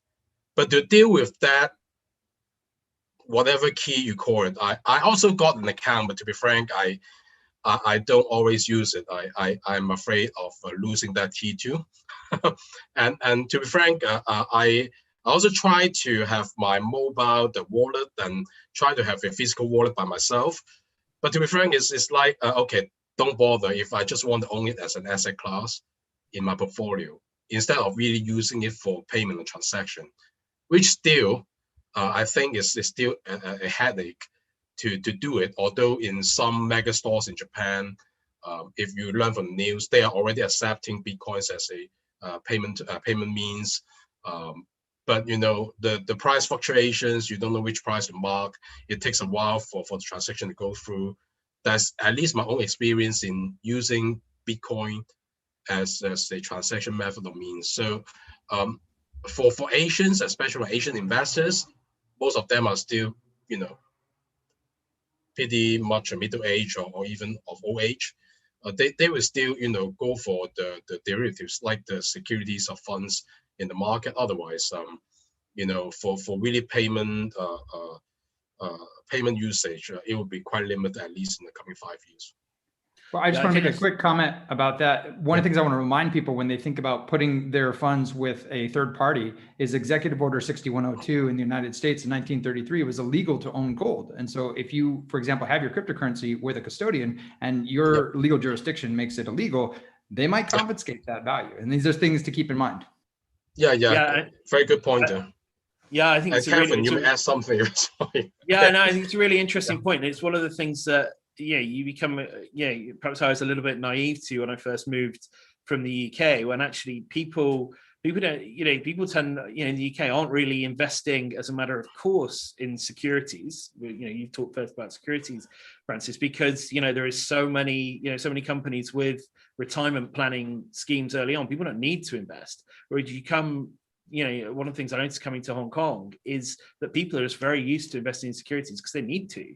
They need to do something. So it's really interesting that you've identified this as an area, Francis, and and Luke's talked about the need for awareness. So you've already talked about kind of a bit of the reform here in Hong Kong, Francis. Where how do you see this leveling up, this education? How do you see it manifesting itself? Will we see more regulation in Hong Kong, or will the market just have to develop itself and people learn through doing, or learn through actually learn through the companies teaching them? How do you see that happening?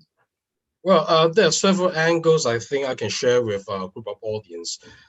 Firstly, if you talk about cryptocurrencies as a payment means, I think it may still take quite a long time. Because if you take a look of the popularity of Alipay, WeChat Pay, which have been really proliferating in mainland China, you don't see too many using them in Hong Kong.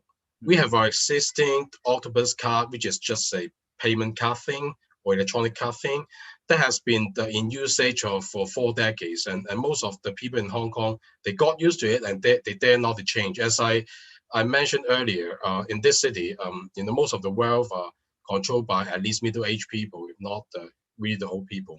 So that's one hurdle for cryptocurrency to flourish as a payment means. At least we see whether digital yuan or e-yuan can, go for that crusade first before we see more popularity for cryptocurrencies.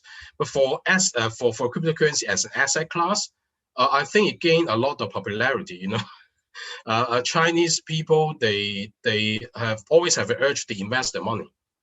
If you try to label it in a bad way, they like to gamble their money.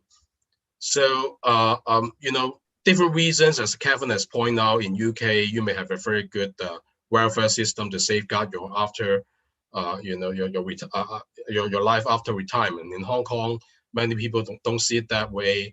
We do have a low tax rate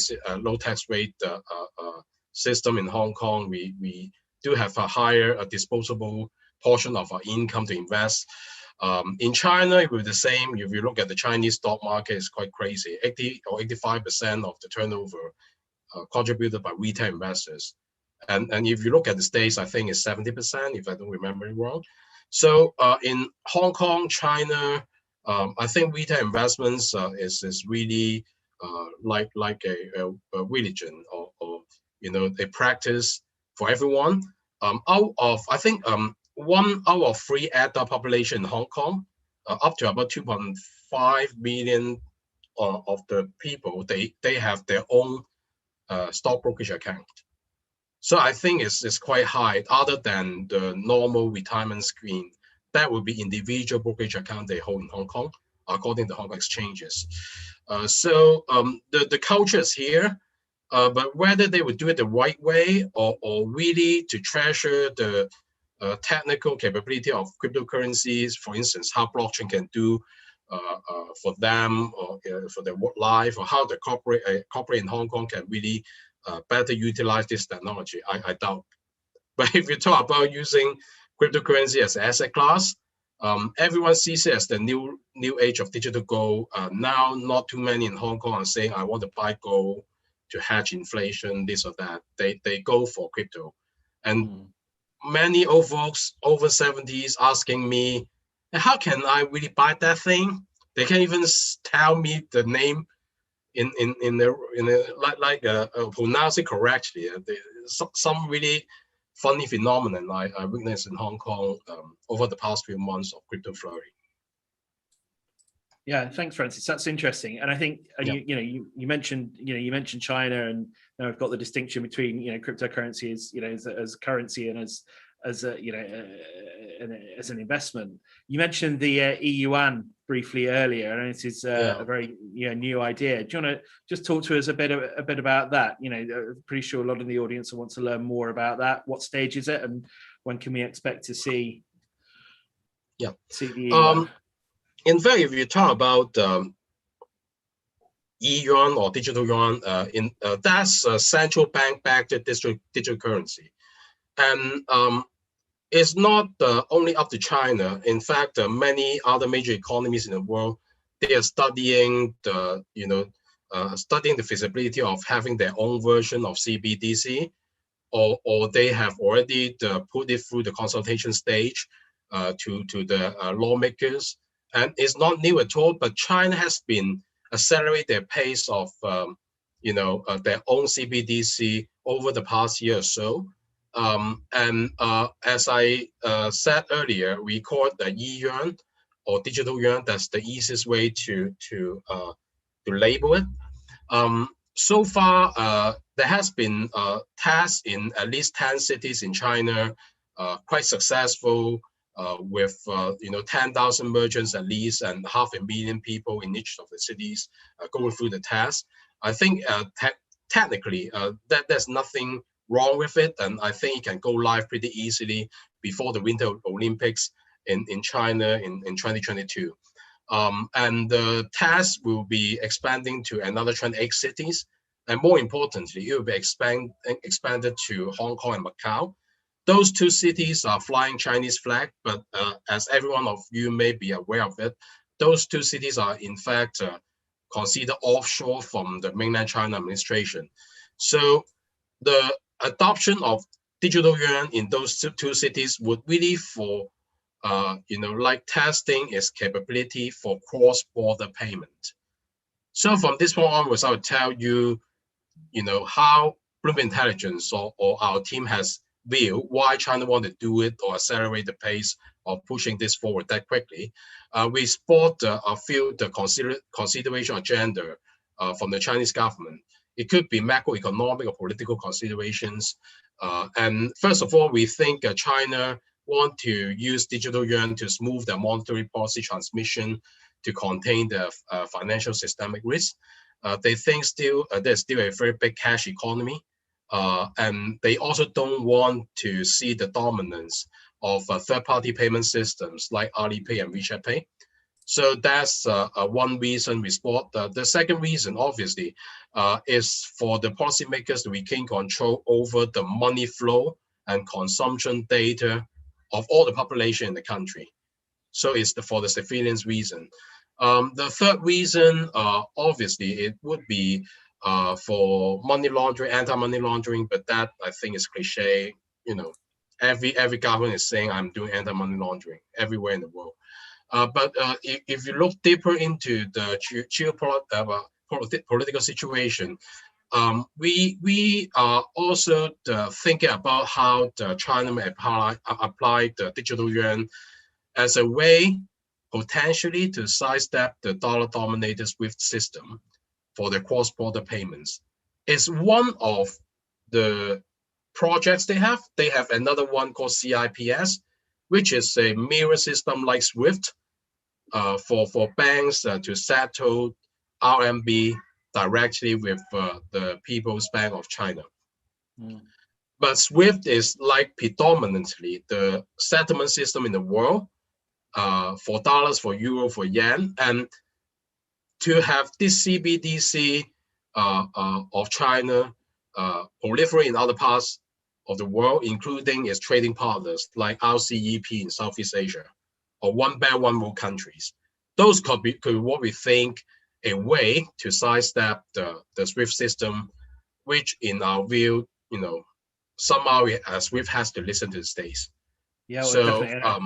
yeah, I don't want to go into more details, but I think everyone know the political implication of this you know, initiative. But I think you know, from this point, you know, digital yuan could be another tactics for China to promote the currency, their own currency in the international markets.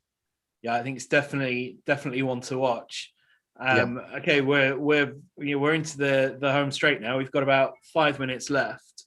So what I think I might do is just go around each of the speakers, and everybody can have a minute to raise to perhaps give the audience kind of one or two kind of headline takeaway points. So I think we'll finish with James, given he's the co-host. So make sure you leave him enough time. So I think, Luke, if we kick off with you, because you're top left in my screen. Sure, happy to. Yeah, I think the takeaways are, don't ignore this technology. It would be like ignoring the internet and not realizing that it's going to disruptively change the entire world. You know, there is some leveling up that needs to be done, some education, some practice, you know, pay your dues in education by maybe losing some funds here and there and some small mistakes just as part of learning, and also figure out what's going on in the technology space to help make it easier for you, because there is a lot of things happening, not just Fiat protocol, but many other solutions out there to make crypto easier to use. So, you know, engage with it, learn it, figure it out, because the value that you have as an individual and your family and your business will be impacted by cryptocurrency and the blockchain. Yeah, I think that's very reassuring. It's reassuring to hear. It's encouraging, and I think it is something we all need to look at more closely and not be scared of. Andre. As I said earlier, the weakest link is the human in that chain. Regular social engineering, training, awareness campaigns, together with testing your technical infrastructure is really key to preventing ransomware attacks, together obviously with a solid backup strategy. But ransomware is not the only cyber attacks we're seeing on a daily basis. Data extraction and other things are obviously around to stay as well. So yeah, it's educating the employees and making sure that especially those phishing attacks are not the easy entry point into any organization. James? One word from you before we go to Andrea. Sure. I think that the points that Andre and Luke brought up are right on. What I would just put everything into context. Ransomware is obviously a risk for your business, but if you looked at all the things that Francis has talked about and Andre's talked about, these are things which haven't changed over time. The idea that you need to be smart and protect yourself and create systems around you which tend towards security is just something which has been true since cavemen. Right. So I would just say, you got to be smart and understand the things you're doing in context. And to go back to Francis a little bit and talk about, China.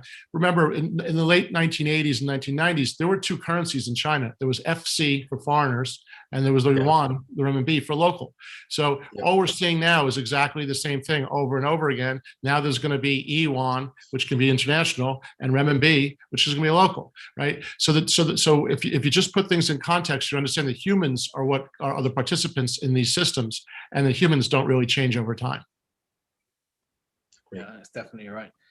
Right, Andrea. Well, actually, before we throw back to Andrea, thank you very much to all of the panelists. I thought that was fantastic and really interesting. And I think we could have spent 2-3 hours talking about that and going into a lot more detail. But I think we've given everyone a lot to think about. And Andrea, we'll throw back to you to wrap up. Yeah, no, Kevin, thanks to you actually for a great dynamic moderation. Let's be honest, it was not difficult because the topic is so interesting and the level of the panelists is so stellar that, you're playing with easy cards. But, to take it as you were saying, probably to be continued. I think what we have been doing today is definitely also education. I don't know if the 70-year-old man that Francis was referring to has clearer ideas now, but we are going in the direction. We're doing this also as privacy rules. We are present in 55 countries in the world now, and we are going to launch our, not cryptocurrency, but actually training facility to allow actually employees of companies to be aware of these and to try to address the human factor that all of you have mentioned. I think also there are so many different topics that should be elaborated even more. James was going in the direction of ethics of hackers. And, if you pay, are you really going to get the key? And so you see that there is something really interesting here. There is some level of honesty of those that actually attack your company and then eventually release when you pay. And they mentioned that sometimes this doesn't happen, but in most of the cases it does. Probably something also to mention, and Kevin, you were talking about spotting the attack. Sometimes the attack is already there since months, if not years.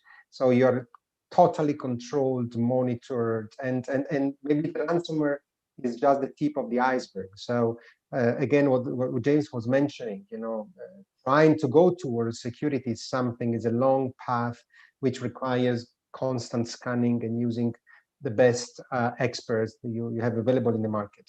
But anyway, this was really interesting. I think we accomplished something. We shed light on this important topic, and I definitely agree with you. Don't be scared. So familiarize with it, and it's a new revolution through the internet, like the internet possibly. So hopefully we will discuss this again in the context of the Digital Week Online with these experts and more. So thank you very much on behalf of Privacy Rules, and thanks to Digital Week Online and Pulp Capital as co-host for this day. Thanks a lot. Thank you, guys. Thank you so much. Bye-bye. Thanks, everyone.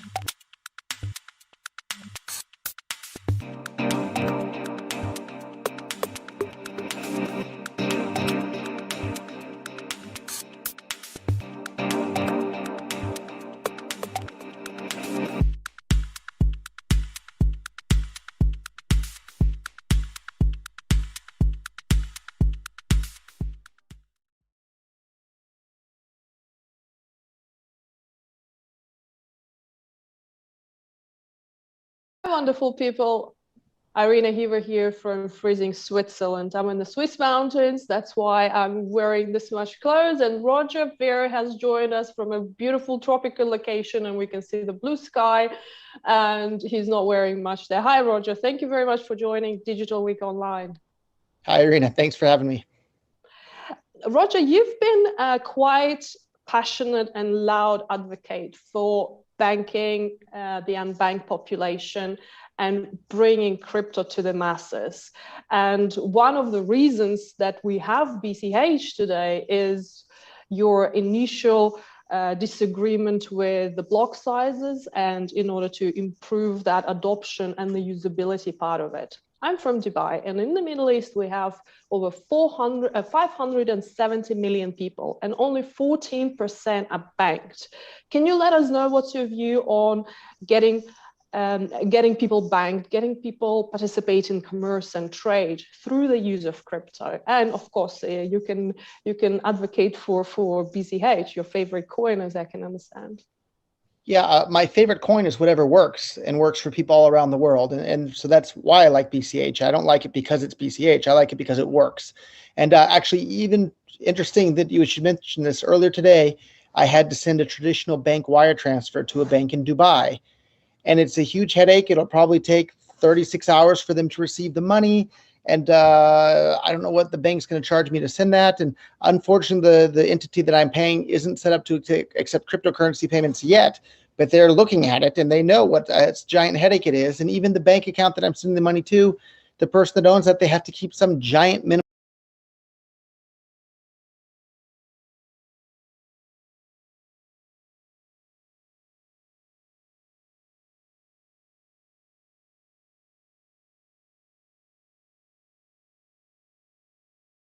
balance that make sense to use it.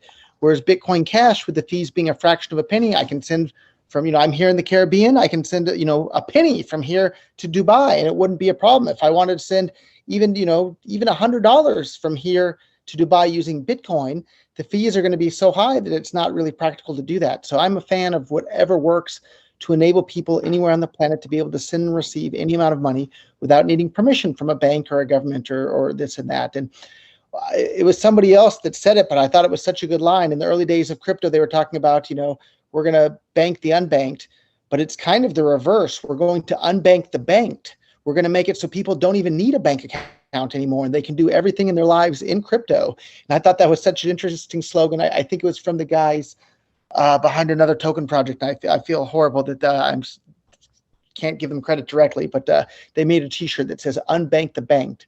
And that's basically what we're doing, is we're making it so everybody can be their own bank. And you don't need to deal with the banks. You have complete control over your own money. And Bitcoin Cash enables that today. And hopefully additional cryptocurrencies will enable that in the future as well. I was getting ready to today's interview, and I just checked that to send BCH, the fees are under 1 cent, around 1 cent. But to send Bitcoin, the fees are around $19. And to send Ethereum, it's $15. But isn't it true that there's not much activity happening on the BCH network? That's why the fees are so low. And if we look back, for example, a few months ago, and then there were a lot of activity, the fees were much higher. No, that's not true. In fact, if you look at the networks right now today, there are more transactions happening each and every day on top of Bitcoin Cash than there are on Bitcoin, which proves that the entire narrative of the Bitcoin maximalists that you can't scale and that we have to have high fees was absolute nonsense. Bitcoin Cash is processing somewhere in the ballpark of 5 or 10% more transactions each and every day than Bitcoin is. And the fees are still less than a penny, and they're going to continue to be that way. And that's why I'm so bullish on Bitcoin Cash. I think the rest of the world hasn't really figured out yet that Bitcoin Cash has all the characteristics that made Bitcoin popular to begin with. And the thing that everybody's calling Bitcoin today no longer has those characteristics. And at some point, we're going to see a mass flow of capital from Bitcoin into Bitcoin Cash, because it works for everybody all over the planet. Rich or poor, young or old, black or white, Bitcoin Cash is for everybody. Whereas Bitcoin at this point is only for people that already have a bunch of money living in first world countries that can afford to pay the $19 fees, as you mentioned today. So talking about the flow of capital, we have seen a few big companies, big name companies, Elon with Tesla and Michael with MicroStrategy putting more and more of their treasury into Bitcoin. But was Bitcoin designed to be that digital rock sitting on the treasuries of already multi-billion-dollar companies and doing nothing? Was Bitcoin designed for that? Yeah, to answer that question, all anyone has to do is read the original Bitcoin white paper by Satoshi Nakamoto, the creator of Bitcoin. And it's very clear that Bitcoin is a peer-to-peer electronic cash system. And then if you read the rest of the white paper, it talks about using it for e-commerce and small payments and all sorts of stuff. That's Bitcoin Cash today. It's not what everyone's calling Bitcoin. And so in the long term, people will use whatever is the medium of exchange as their store of value. So I think we'll see the Teslas and even the MicroStrategies in the future switching over to things that actually work in commerce for payments like Bitcoin Cash. But for now, it is being used as an Bitcoin is being used as an asset to preserve value, not an asset, not a payment method, not something to transact with other people. Do you see that? But Bitcoin Cash, for example, can be used as a payment method and to transact with other people. So are you now saying that Bitcoin Cash in the future can be a store of value as well? Yeah, I think the one that is used in transaction is the one that winds up being used as a store of value. So you're in Switzerland at the moment. Everybody uses the Swiss francs as their medium of exchange to pay for everything. And everybody uses the Swiss franc as their store of value in Switzerland. In the rest of Europe, everyone pays for everything with euros and saves their money in euros. In the United States, they use dollars to buy everything and they save their money in dollars. If the entire world starts using Bitcoin Cash or some other cryptocurrency to pay for everything, that's going to be the same currency that they use to store their value in as well. And I think Bitcoin has been doing itself a real big disservice by shutting the use case of actual payments and having it be used in commerce. But that has not happened with gold, for example. Gold is being used as a store of value, and centuries ago it was used as a medium of exchange, but it's not being used as a medium exchange anymore. So you don't see how BCH and BTC can coexist in... The difference is that gold has all sorts of industrial use cases. So I'm sure there's some gold in the computer that I'm talking to you on. There's gold in every cell phone and all sorts of actual industrial use cases. Bitcoin, I don't know what its use case is other than allegedly being a store of value. Okay. Bitcoin Cash can work just as well as a store of value because it's equally scarce, but it works far better as a medium of exchange because the payments are fast, cheap, and reliable, unlike Bitcoin with its slow, expensive, and unreliable payments. That's a huge, huge, important difference that people need to understand. And actually another absolute visionary in the world of the internet, Kim.com, recently built a website called whybitcoincash.com. That's a fantastic website built by one of the true visionaries of a true pioneer of the internet there, and you can visit that at whybitcoincash.com, and it really does a fantastic job of explaining why Bitcoin Cash is likely to be the future. Okay, we all know how you feel about Bitcoin Cash, so let's go back to our unbanked 570 million population in the Middle East. This is my home. This is the people I care about. And if other countries can stop interfering in the Middle East, that would be fabulous and fantastic. And I would really, really appreciate that very much. And so let's go back to our unbanked 570 million people. And let's, without making a distinction between Bitcoin Cash and Bitcoin, let's talk about how can crypto unbank the banked already, but also, mainly help the unbanked population. Some population is unbankable. They don't have documents. They don't have shoes to go to a bank to open a bank account. They don't have, in some countries, they don't have a bank. Like, for example, the population, some areas in Palestine, they are completely prevented from crossing the road to a nearest bank. So how can crypto and what innovation do we still need to bring into crypto to help those people? Well, you need to have a cryptocurrency that actually works as a currency for payments, meaning the fees have to be low enough. The reason, if somebody can't open a bank account today, they're not going to be able to use a crypto bank account. And that's what people, if the fees are high, people have to use crypto bank accounts because they can't afford to transact in the crypto directly Well, if a normal bank's not going to open an account for one of these people, why do you think they're going to open a crypto account for one of these people? And that's why it's so important for cryptocurrencies to be usable as currencies with fast, cheap, reliable on-chain transactions, so that anybody in the world, whether they're in Palestine or Iraq or Iran or anywhere in the entire world, whether it's the Middle East or anywhere else, can afford to use it. And that's what we have with a number of different cryptocurrencies out there. But it breaks my heart to say it, but Bitcoin is no longer one of them. Everybody's having to use the equivalent of Bitcoin banks. And if the normal bank account is not going to open an account for you, they're not going to open one for you for using Bitcoin either. So it doesn't help. What do you mean by Bitcoin banks? So when the fees become really high on Bitcoin, people don't want to send or receive payments with it. So what they do is they leave it with custodian exchanges or custodian platforms like your Binance or your Coinbase or something like that. And those platforms are great. They provide a service, but they have to KYC every customer. They have to get permissions from governments to allow those people to trade on their platform. And then they become a giant target for hackers. So historically in the world of Bitcoin, everybody thought Mt. Gox was just fine. It turned out they had been running a fractional reserve Bitcoin bank for years.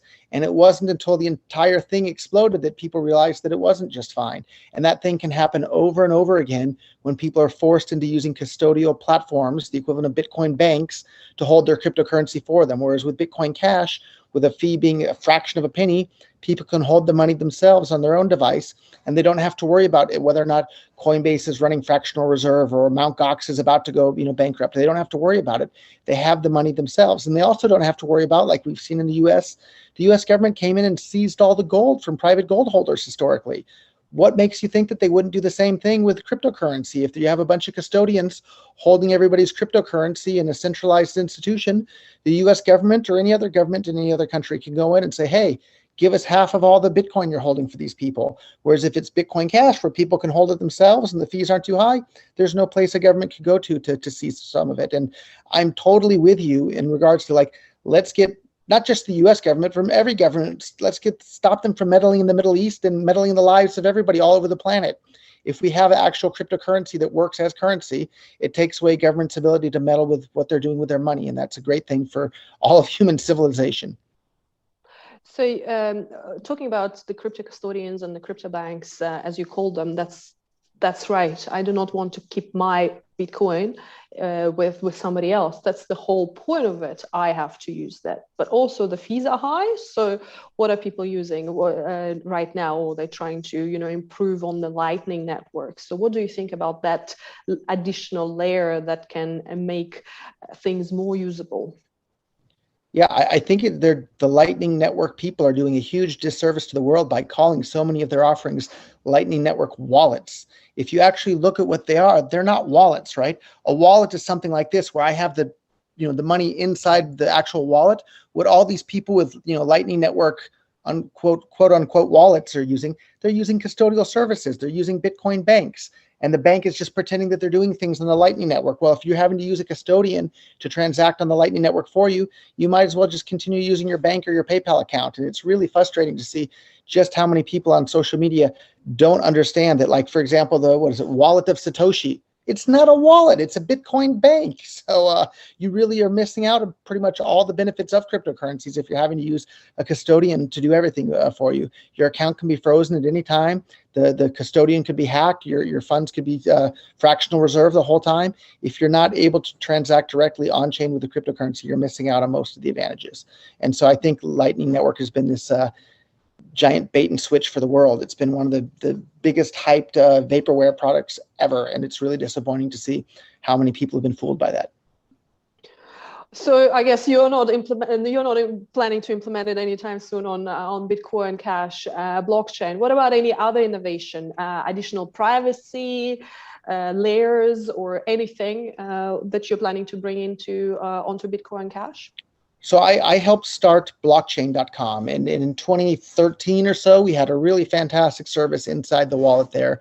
I think we called it Shared Coin, and basically was shuffling up your Bitcoin with everybody else's Bitcoin to give you quite a bit of additional privacy on chain. So these blockchain analytics companies can't spy on everything you're doing and report it and sell it to who knows what to do, who knows what to you.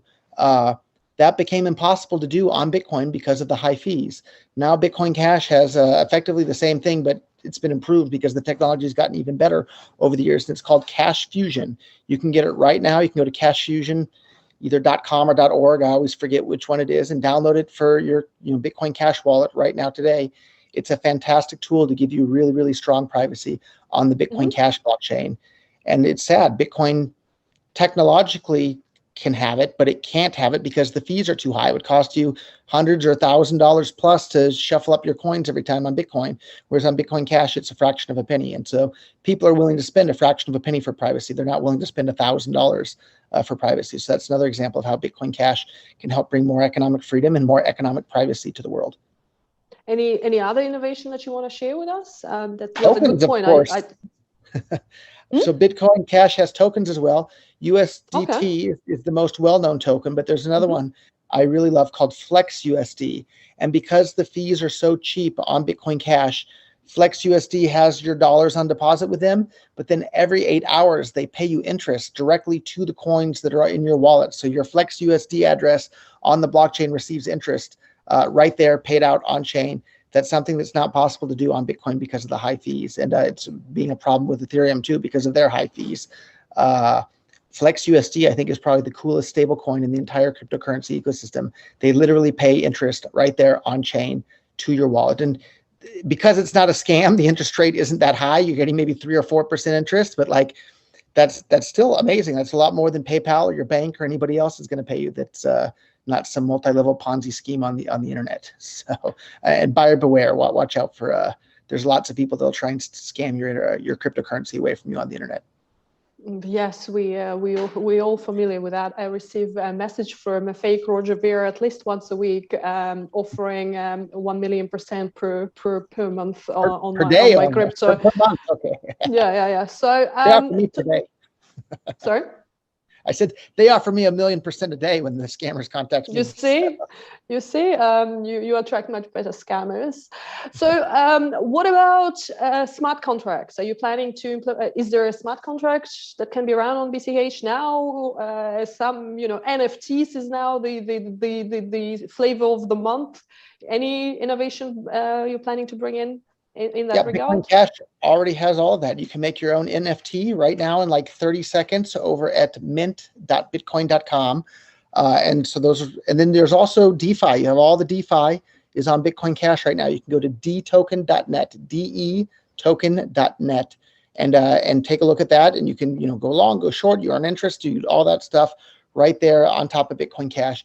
And probably the biggest interesting thing that just got announced maybe a week ago, and I'll need to do some more reading about it, is something that it's a bunch of Chinese developers came up with it, so they probably should have chosen a bit more friendly name in English, but it's called Mowing Chain, MOEING, and it's a side chain for Bitcoin Cash that allows you to run the entire Ethereum virtual machine there.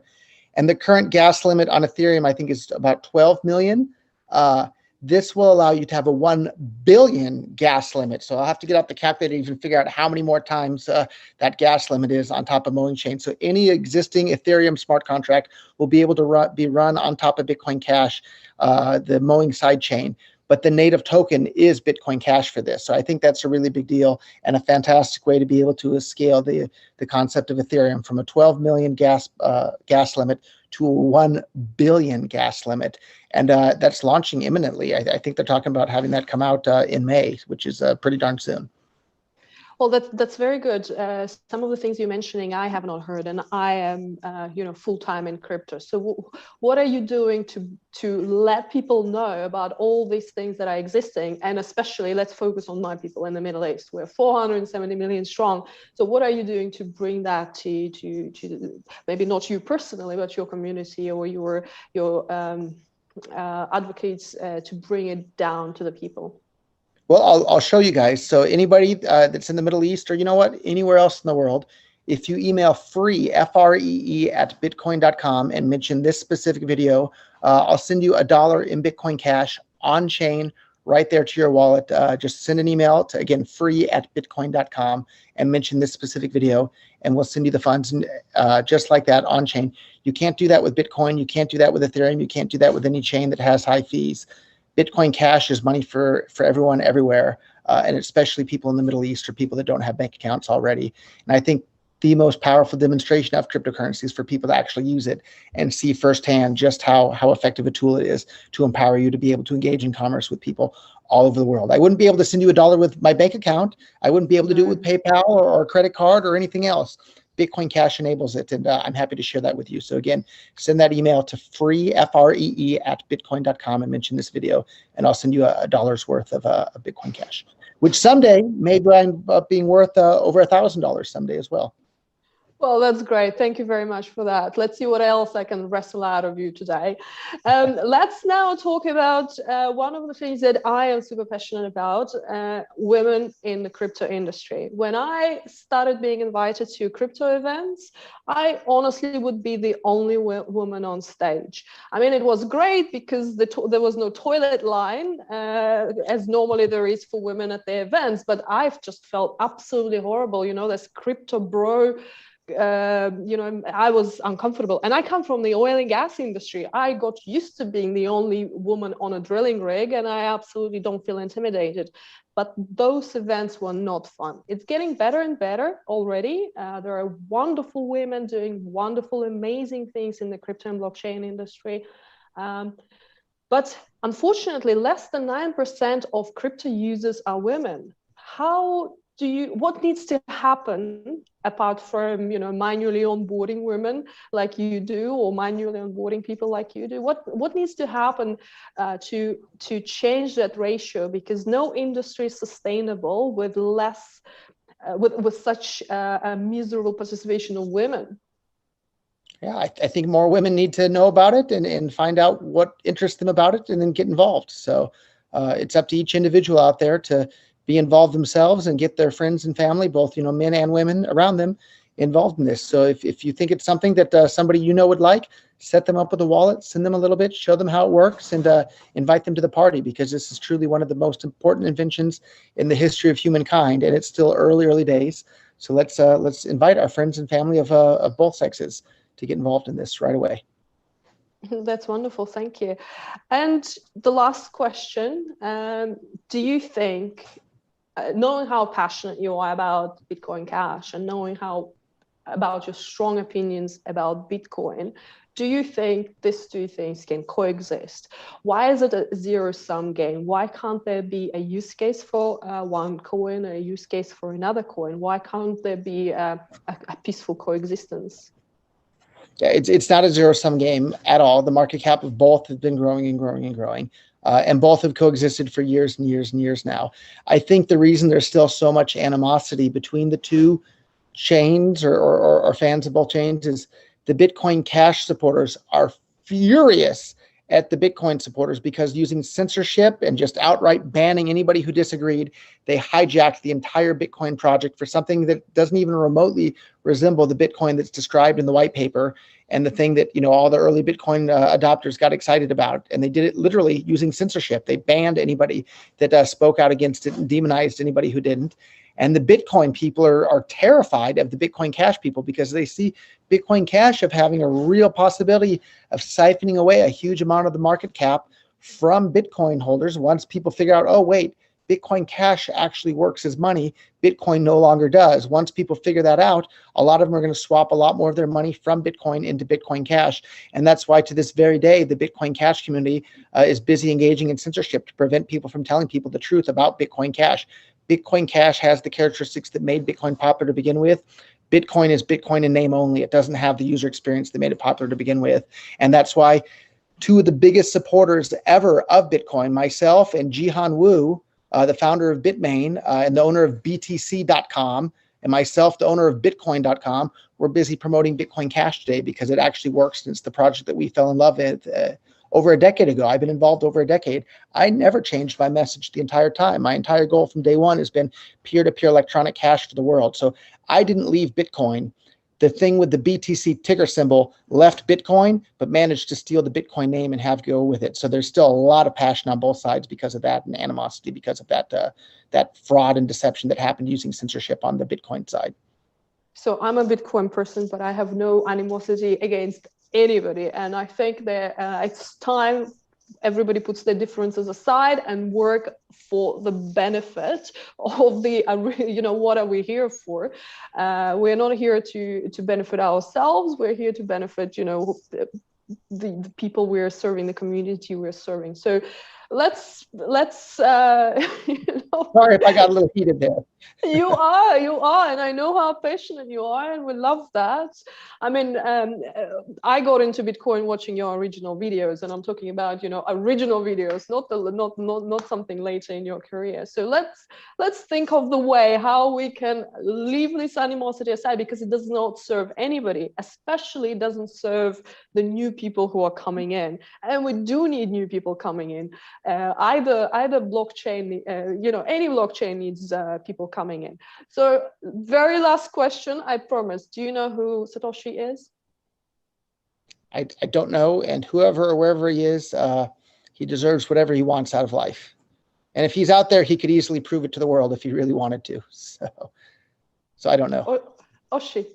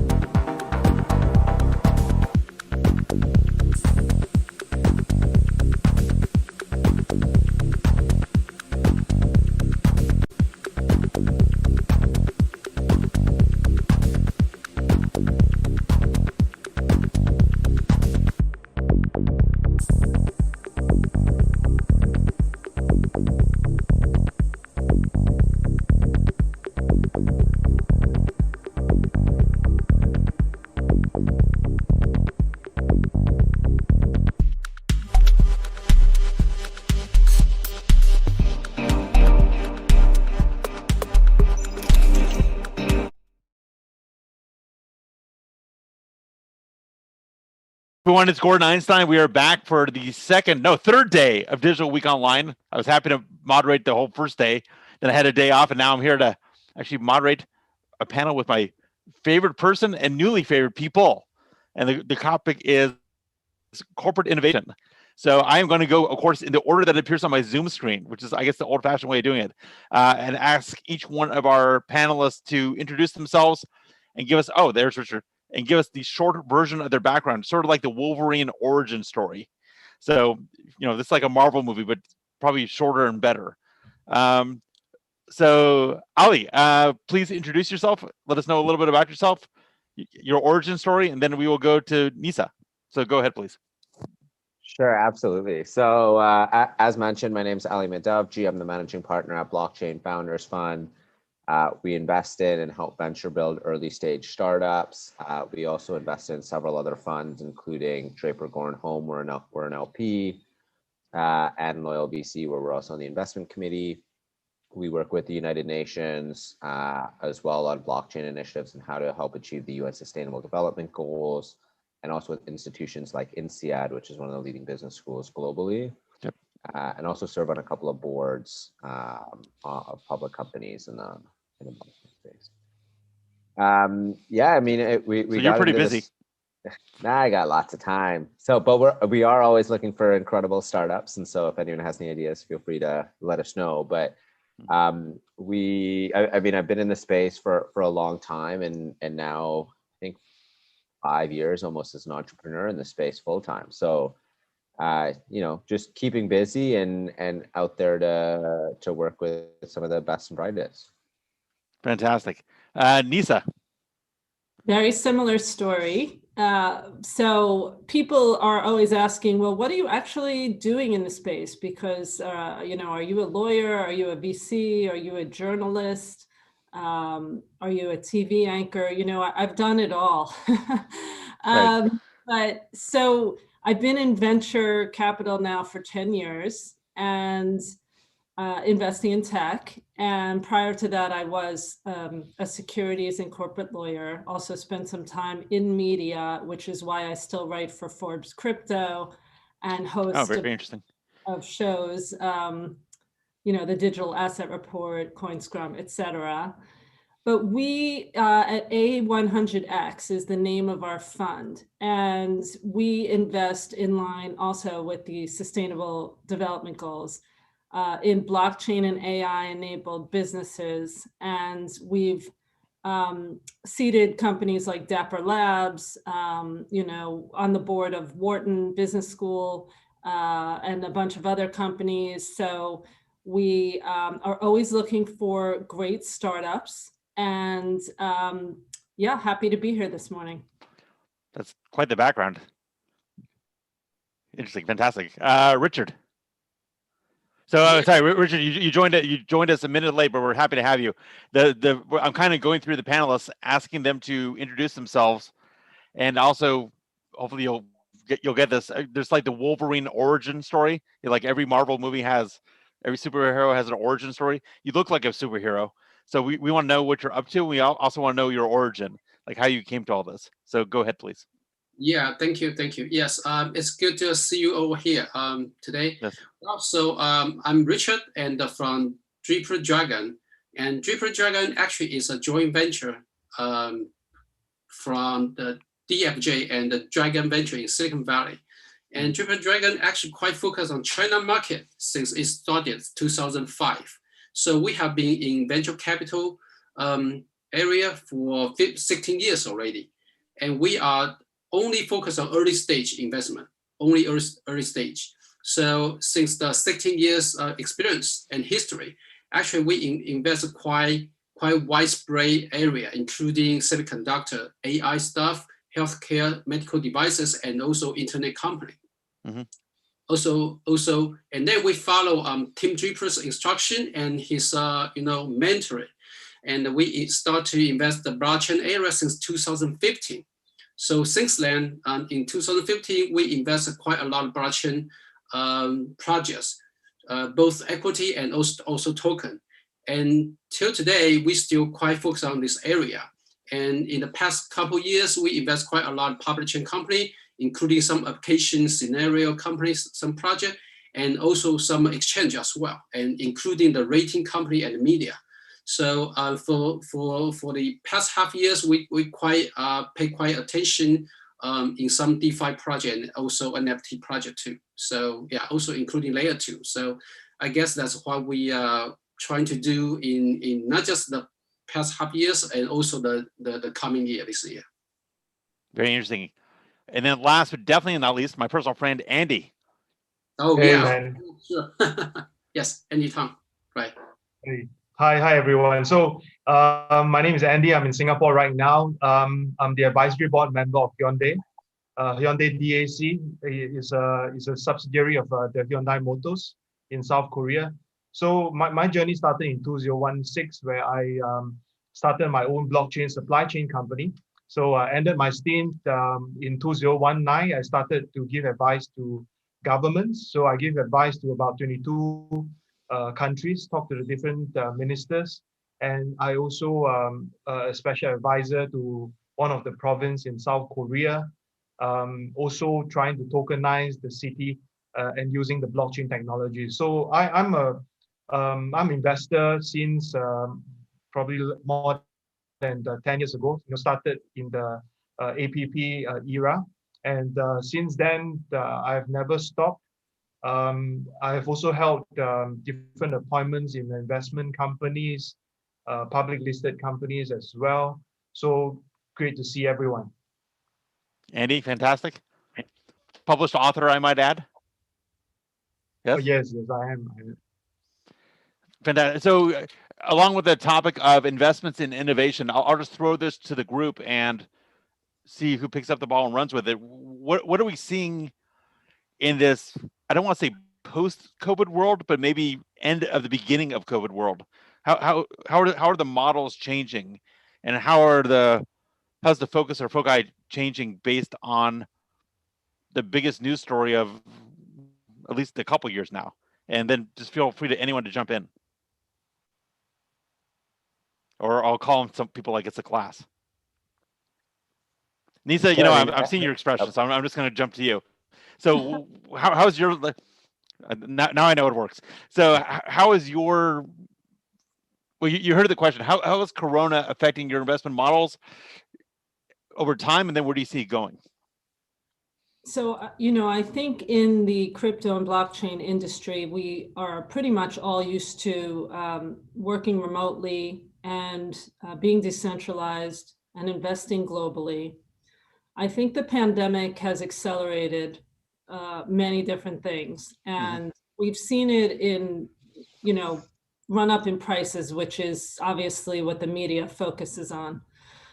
But if you look at healthcare and supply chain, and you see the problems that have been exposed with the pandemic, whether that be medical devices or supplies or vaccine rollouts or the coordination of clinical trials, or, you know, even contact tracing, you know, that was all brought to light. So while we were looking at blockchain as a solution for healthcare even before this started, now that's come to the forefront.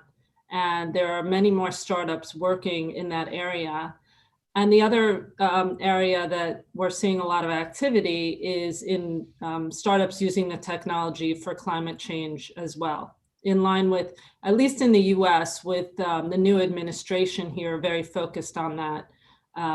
So that's exciting, because I think the pandemic is tragic, and we're all living through it, but a lot of what it did was just accelerate behaviors that were already set in motion. And I think people really are open to looking at technology as a way to solve some of these real world problems.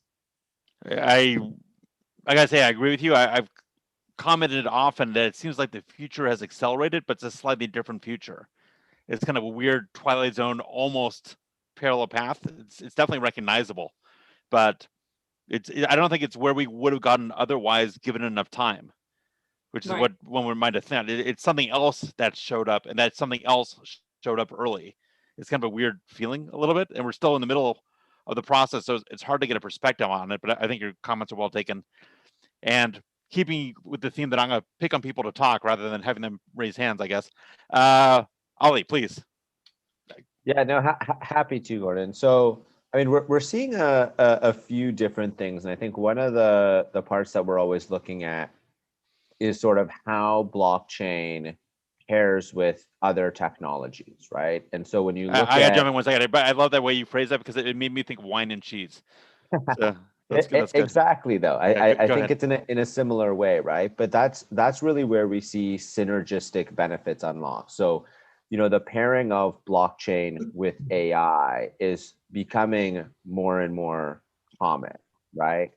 And this is where we see sort of that exponential growth being able to start taking off. And, you know, when we look at applications right now, you know, both within our portfolio and outside of it, where, you know, blockchain is being used for, you know, the music industry and tracking, you know, unreported or misreported plays by streaming services, as an example. Or you look at it being used in, you know, in the education sector, fintech sector, used for, you know, helping banks, financial institutions with lending and reducing risk. I mean, there's so many areas here where it pairs with, you know, other technologies to really unlock growth, and that's where we're seeing huge opportunities. So I'm gonna obnoxiously jump in, but if you can play on the Corona angle of this, I mean, has any of that changed based on the pandemic? Is it accelerated? Like, and we've seen did it your focus accelerate shift a little? significantly.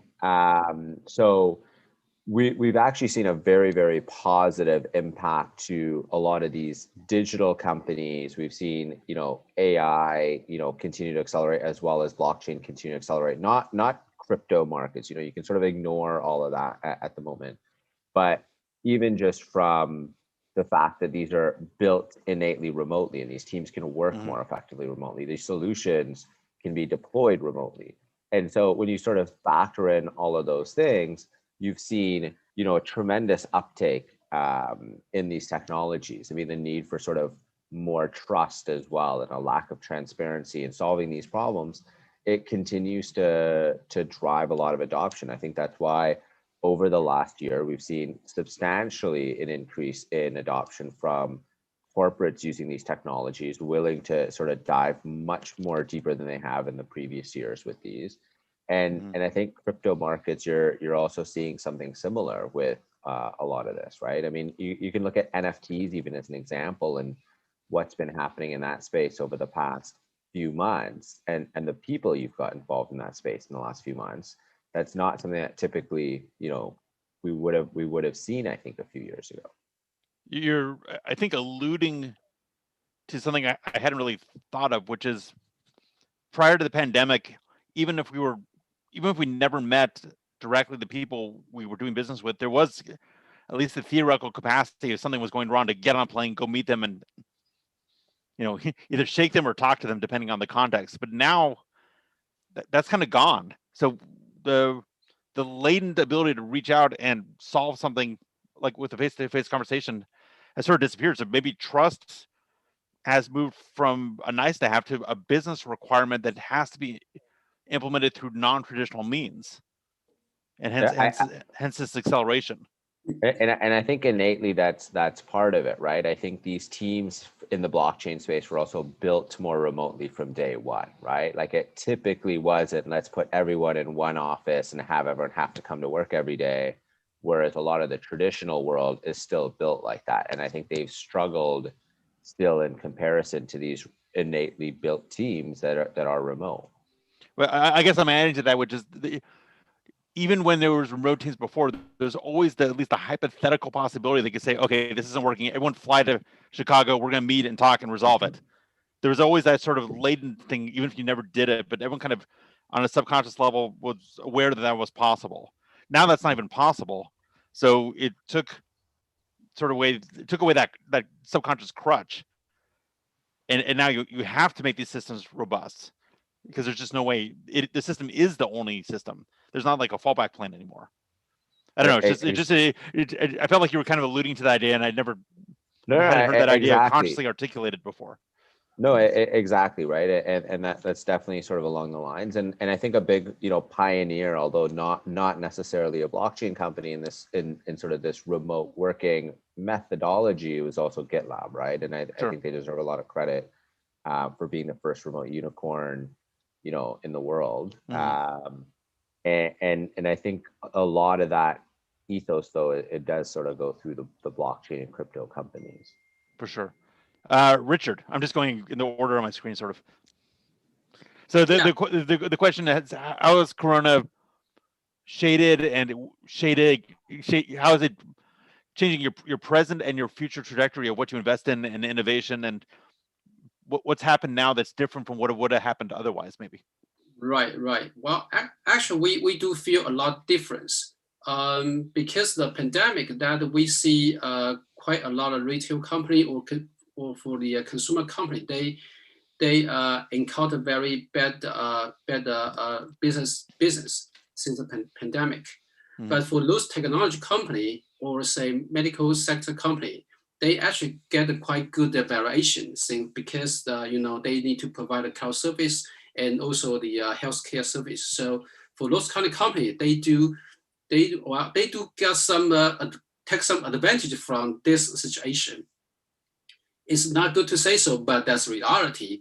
But when we talk about blockchain, we do see that China government, they try to spend more budget to using the blockchain technology to do some service for like a public service, mm-hmm. like for say insurance, like say for the medical service as well. So because this, I believe the China government is realized that digitization for everything is getting more and more important, and furthermore, they want to digitize all the data. What I mean digitize all the data means that right now most of the data actually they just something like numbers and they just put on the paper, and those data did not connect it because China is so big, right? All the different tier 1 cities, something like that, all different bureaus. But the government realized that, so they're trying to using some blockchain technology and try to digitize those data and make it more valuable to give more value-added service. In that case, they may be able to create something to overcome the COVID things, because the COVID things actually do damage some business, especially as I mentioned earlier, retail and also the consumer market. But by doing so, to value-add those data, they might be able to help those companies. So we do see some local government and also some big enterprise trying to move that way, and we pay quite a lot of attention to see what they can do about it. Interesting. And you're alluding to something kind of controversial, which is the fact that various sectors and technologies is the fact that they're benefiting from this coronavirus world. Politically incorrect to mention. Right. I would say because these things, right? Because of pandemic things, so government need to do something better. So they may transfer their focus on something they didn't pay attention before. Okay, it just like to transfer your focus because they got some problem, so they want to fix some other issues. So for example, the preserve privacy. We all know those preserve privacy technology should be able to help the data to have better privacy, to have a better data protection. So they are able to using those data to make something, maybe some new business model. Right. So that's some local government trying to do, and also some big company trying to do. Yeah, just kind of getting to what Nisa mentioned, we're kind of bantering about, like there's an alternative future that got accelerated. I'm not sure it's a dystopian future. It may just be a different future. I'm not sure that this is worse than what was coming otherwise. Maybe it's even better in some ways. Maybe it's making us take care of things earlier than we would have otherwise, and address things earlier than we would have otherwise. And maybe, given the way the world works, we would never have gotten around to it before, because there's other priorities. But now it kind of forced our hand a bit. So no, but I don't know. guess, Andy, let me give it to you. I guess my view would be slightly different, because yes, COVID-19 has indeed accelerated many of our minds and put everything into action. But the real fact is that many of us, including investors, governments, and businesses, are in their comfort zone for the longest time. You know, why would a 5-star hotel, you know, not able to you know, to have a online platform where they can sell their food? You get what I mean?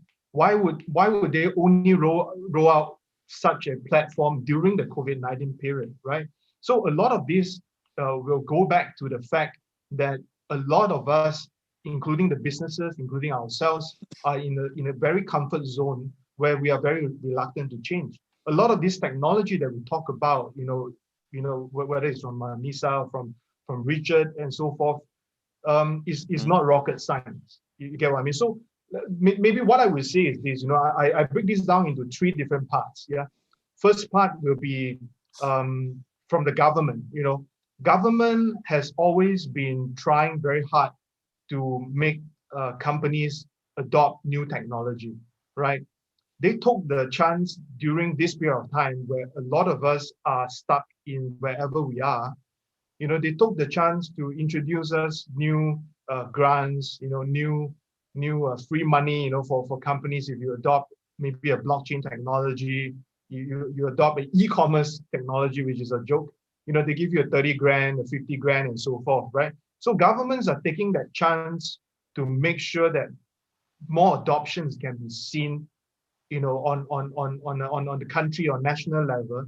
So to promote, you know, a certain technology, you know, to promote a certain innovation. But again, is that real innovation? It's actually not, to be very frank, right? It's just government trying to spoon feed all these SMEs, trying to tell them that, hey, you know, just come on board right now during this period of time, since you can't travel, all your stuff are there. Why not you test out the latest HRM system that is on blockchain, for example? You know, but all these things are not rocket science. The second thing that I would like to Andy, let me jump in just because you're my friend and I feel like I can. There's there's the science fiction author William Gibson, and he made a famous comment at one time, which is the future's already here. It's just unevenly distributed. So maybe, and then the answer to that someone said is, except in Japan, where it's always the future, which I thought was a cute answer. They said this in the 80s, though. So yes, some of this is not innovation in the sense that the technology's been there for a while. Like, we've had QR codes for a while, but every place I went to in 2019 had physical menus. Now it's hard to find a physical menu. It's always a QR code and you bring it up on your phone. And yes, this thing's been around, I think, for decades now, but we're finally using it. Maybe that's the kind of innovation. But maybe you look at, maybe the second point that I want to bring out would be a bit more relevant. The second point that I want to bring out will be traditional businesses. You know, whether they are in the retail business where they suffer a lot during this COVID-19 period, or traditional companies like supply chain companies and so forth.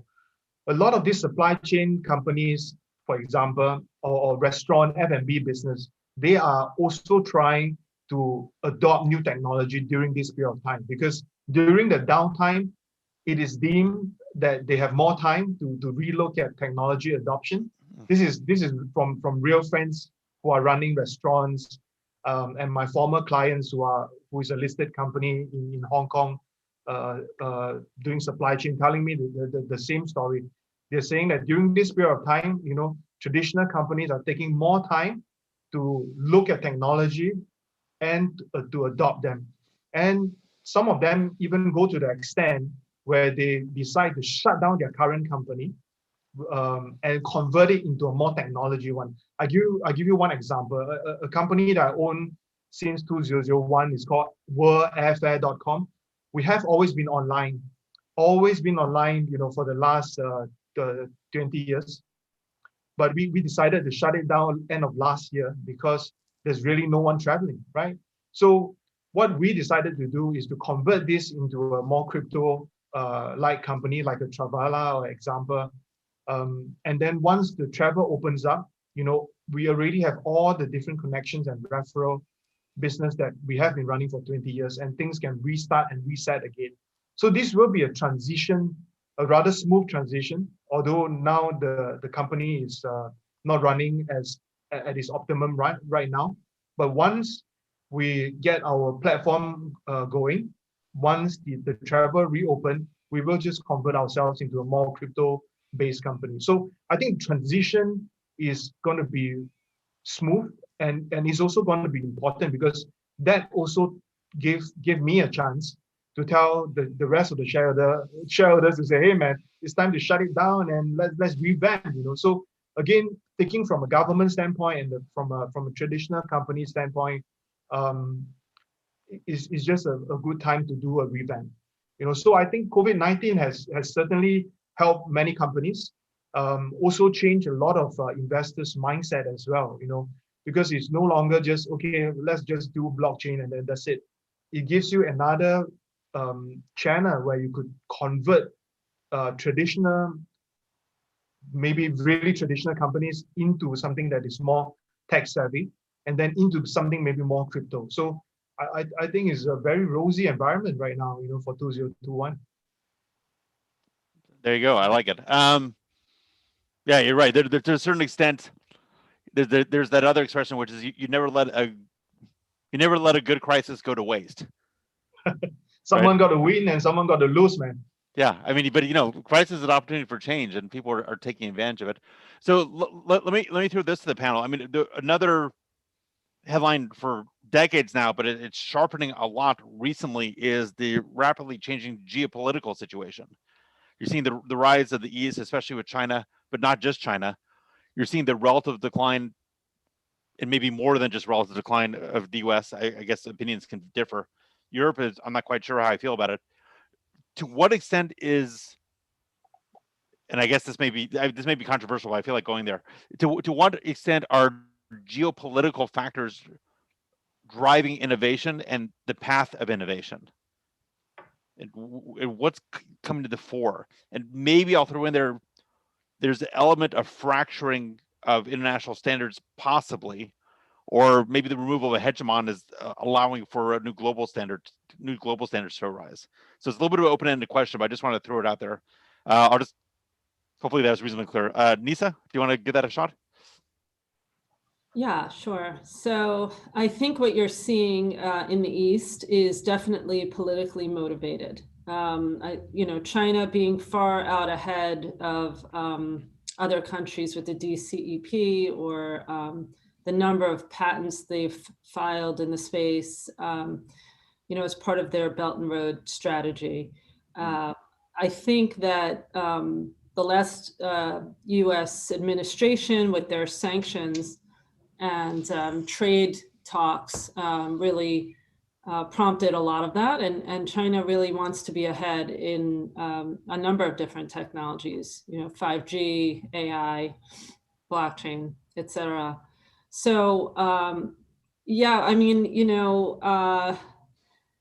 the countries that adopted crypto first were the ones really whose currency had been devalued, or maybe they had a dictatorship, or there was a real need for it. So I think Bitcoin is political and politically motivated, and I think that for a lot of people it's a bastion of freedom, right?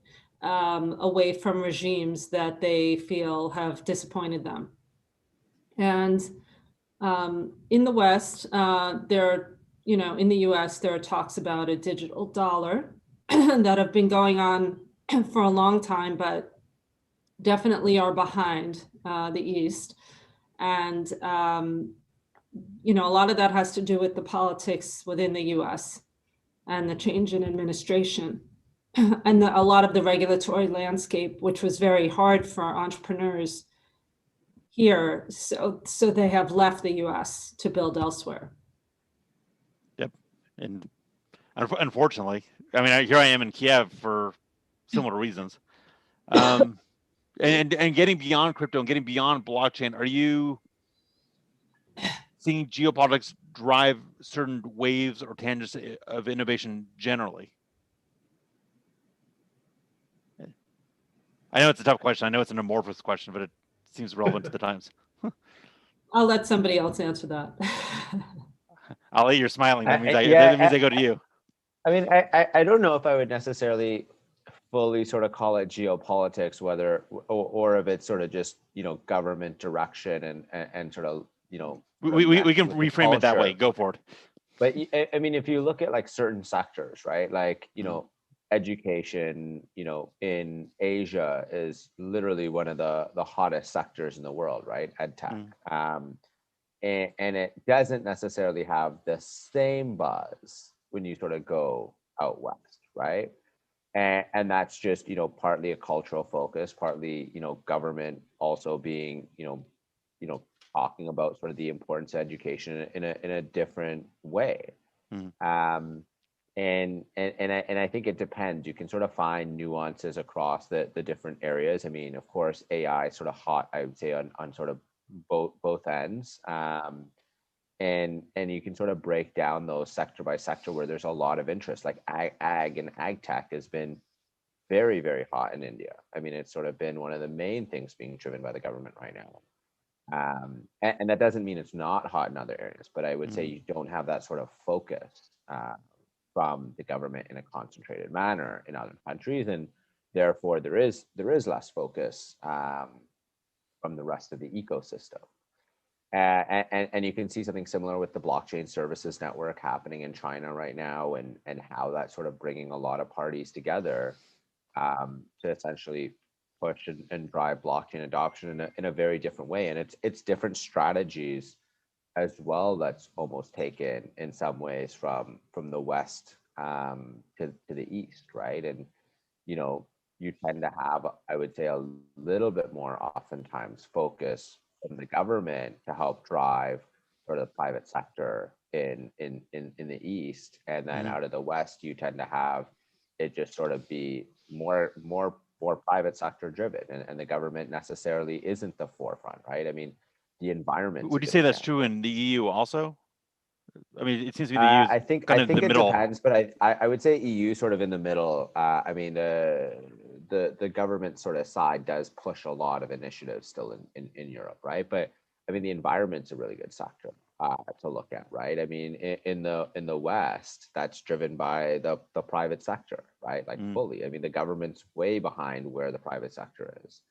And if you look at Asia, I would say and especially China, I would say the government's driven a lot of this, and then sort of encouraging the private sector to get into it and then drive that innovation. So it's not necessarily the government doing everything, but they're driving and helping to make sure it's a focus point for the private sector.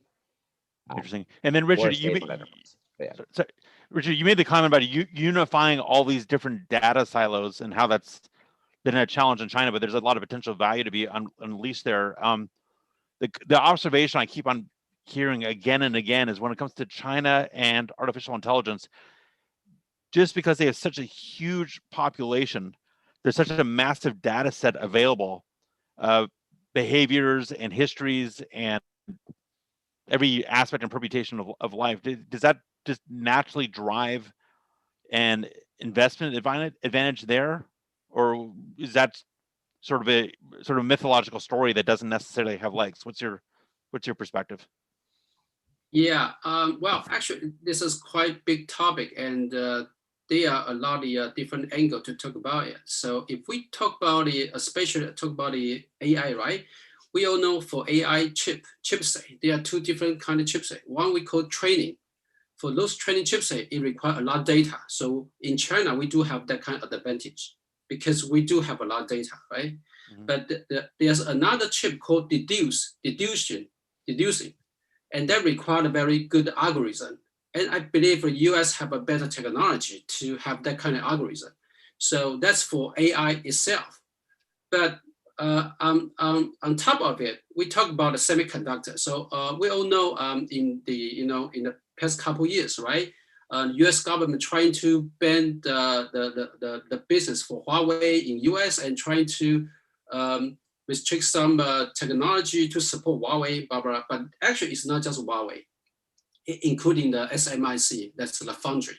So if the foundry is not powerful, it's not strong enough, it's not competitive, then it's not able to produce the competitive product. No matter you have a lot of data or something like that. So it's an ecosystem, I would say. So if we talk about US and China, yes, indeed, China has a good market and they have a right huge market. But in the end, for AI, I don't believe myself. I do know a lot of semiconductor company in China doing the AI chip, but myself don't believe we have a very substantial, advantage over US companies. Do not. No, I don't Yeah, think so. I would actually probably counter that in some way. I think the future of AI and the future sort of major advantages at the end of the day is that, AI itself is the commodity, right? So it's going to be very easy for any company sort of anywhere to essentially apply AI and sort of catch up per se on the underlying AI. The problem is the data, and the data is actually where you have the insights, where you can actually go through and sort of capture, analyze, and sort of extract sort of a competitive advantage. And that's essentially the holy grail. Now, the big difference when you look across regions is how they deal with data protections. And China, I think the big advantage is they just have a different philosophy, and they actually tend to look at it more collectively, holistically. The government can help enable access to major companies to that data. Whereas in other areas, I mean, especially Europe, it's very, very difficult to do these things. And then even in North America, it tends to be each company sort of, for the most part, fending for themselves rather than collaborating and sharing that data. And so we personally, I see major advantages on an AI front out of China, primarily just because the way that sort of data protections are evolving and the way that sort of moving right now, and that trend doesn't seem like it'll change.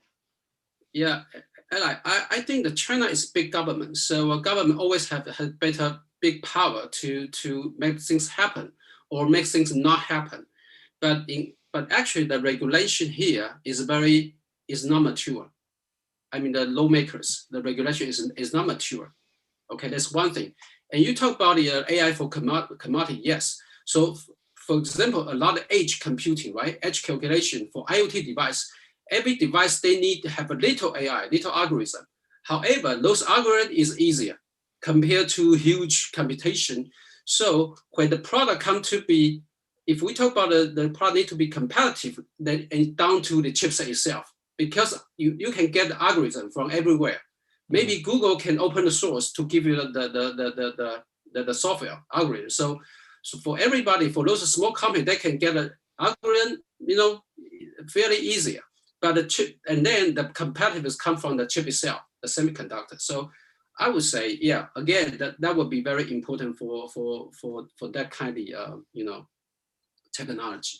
Andy, can you jump in? I know you have a wide-ranging interest in a ton of topics. What's your take on AI and sort of the East-West interplay? I think I do agree with Richard to a huge extent in terms of the semiconductor chip can make a hell lot of a difference.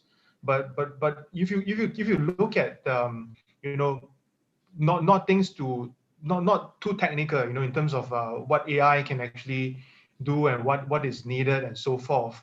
I think collectively, in China, a lot of laws may not be that mature, or they may not have thought through in a very deep manner. But whatever law that they push out would, to me at least, felt that it is something that is safer. They do not want to take on a very cowboy approach on a lot of these things that are in the market, for example, crypto.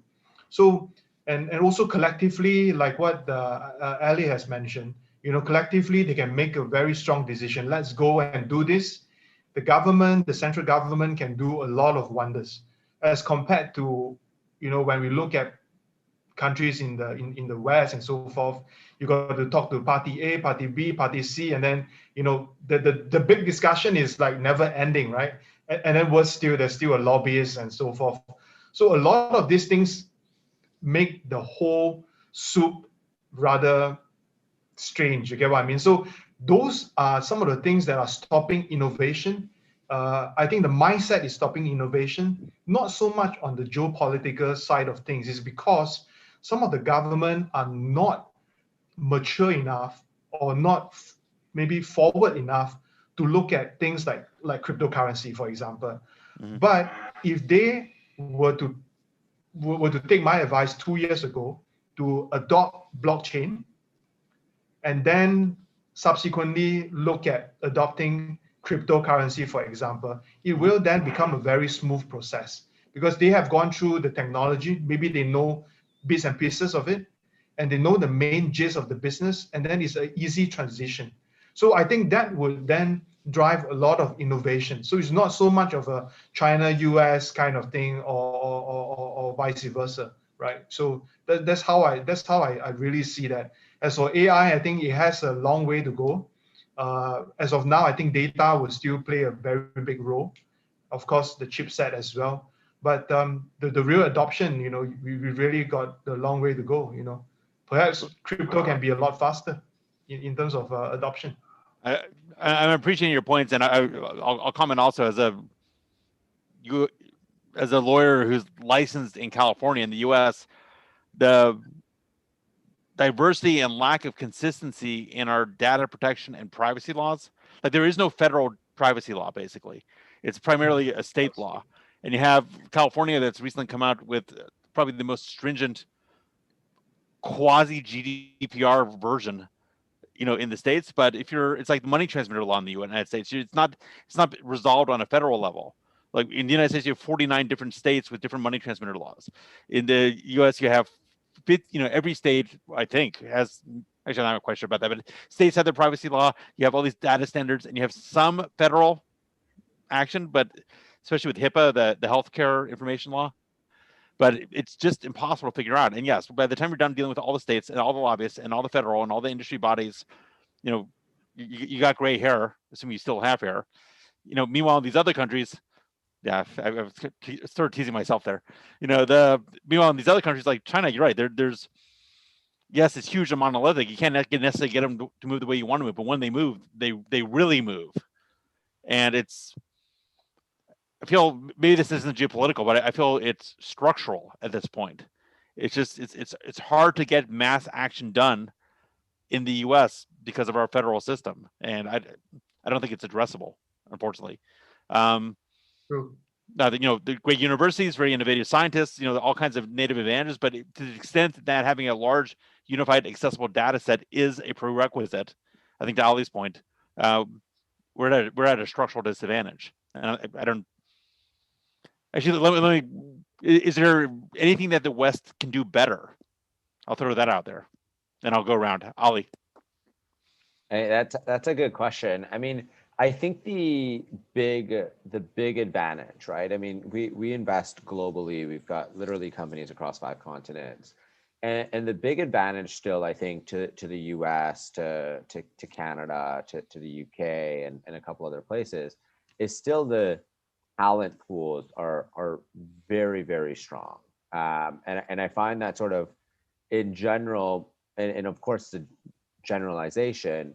But in general, I think it's stronger on the startup scene. I think there's still more access to early stage capital in these places, which is a big advantage for startups. I mean, you have in a lot of parts of the world, especially when you start looking at emerging markets, there's still a lot of capital out there, but it tends to be focused on Series B, Series C, Series D. I mean, if the companies aren't getting to those stages, they're not getting that capital, right? So a lot of these companies face pretty big gaps. So you still have more and more concentration moving to developed, Western countries. And this is still, even like from our work in China, I think this is still a challenge in China with very early stage capital. And still a problem in some of the Western countries, depending on what cities you're in or. I'm sorry, Ali, let me break in there. So just question: to what extent do informal family-like networks fill the gap in that early seed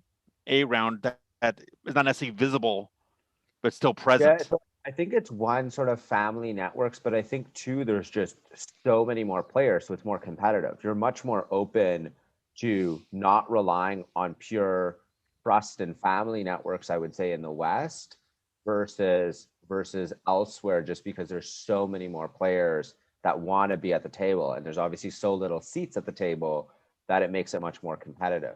And I think that's still where early stage capital has a big advantage in the West, and those systems need to be, and that infrastructure needs to be developed further in other countries. And there are a lot of benefits that certain countries do, right? Like for example, in the UK and Singapore, you can write off taxes for early stage investments, right? You can essentially write off like sometimes even 1-to-1, which is an incredible benefit. Is that basically a credit directly applicable against, not a deduction, but a credit directly against your taxes? Essentially, and these are the types of things that I think other countries need to follow as an example to help encourage, angel or seed or Series A stage investing, because there are these gaps in the market, and that's really where you nurture, innovation. I think also what the Nordics do, for example, on having a safety net for entrepreneurs. I mean, safety net across society, but that safety net has actually been proven from research to help drive people to take the chance on being an entrepreneur, because, being an entrepreneur isn't the difference of feeding your family or not. And that's a problem still in a lot of countries. And it probably shouldn't be, right? And so, does that safety net mechanism, whether you call it universal basic income or you call it some other, word, is that an important part of innovation from a government perspective to help drive innovation? So just so I'm clear, you're saying the Nordics general social safety net facilitates entrepreneurship, or is there a specific safety net for entrepreneurs? No, it's the general one, but you see it very clearly across, Sweden, for example, and how big of an innovation hub that's become. And there's a lot of research that actually proves that this is very beneficial to innovation. It's a little bit of a tangent, but how do you respond to sort of the moral hazard argument there, that maybe knowing that the risk is socialized makes people do things that they shouldn't necessarily do? I mean, it's a very good point, and I'm not, necessarily fully endorsing it. I think there's challenges sort of on both sides, depending on how you look at it. There's overstretching of government and all of these things. But at the end of the day, right, if the government's responsibility is to drive and grow substantial value, I think there's and grow their countries, I think there are certain things that they can do, which one of those is how do you facilitate and drive innovation? The second one is how do you protect your people, which might be, whether that's healthcare or, figuring out how to ensure that your people can actually access these things effectively, I think is important. And then I think education, right? And if you can, as a government, get those three things right consistently, like you probably have a pretty strong country that's growing, right? So, got it. Let me throw this to Richard. Richard, let me. It's an interesting role reversal for me to hear this. So, if you're looking at the West from China or a Chinese perspective, and you were tutoring them, the West, on how to do better or where they're falling short, like you were the mentor when it comes to innovation and especially investments in innovation, what advice would you give? Well, I still believe that the either Europe company or US company, they do have a better technology from technology point of view compared to some China's technology company. But again, we in China, we do have more versatile business model. For example, we have a very good big giant, right, internet company, right? All the different mobile apps and trying to, in payment, we have a better mobile payment system, for example, and right, some others, right, social apps, and also the e-commerce as well, and some kind of cross-border thing as well. So also the financial supply chain, the things. So I think the advice to those China, for example, the advice to China startup, I would like them to try to expand the business model to other market. For example, there are a lot of China, big China enterprise, they starting to approach India market. They bring the social apps, they bring the video streaming live social apps to India, they bring the e-commerce business to India, right?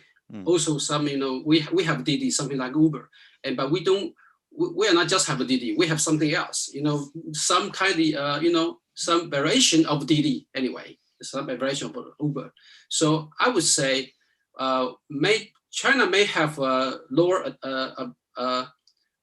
China may not have the advantage on technology side, but we do have a lot of smart people to think about all the different business model.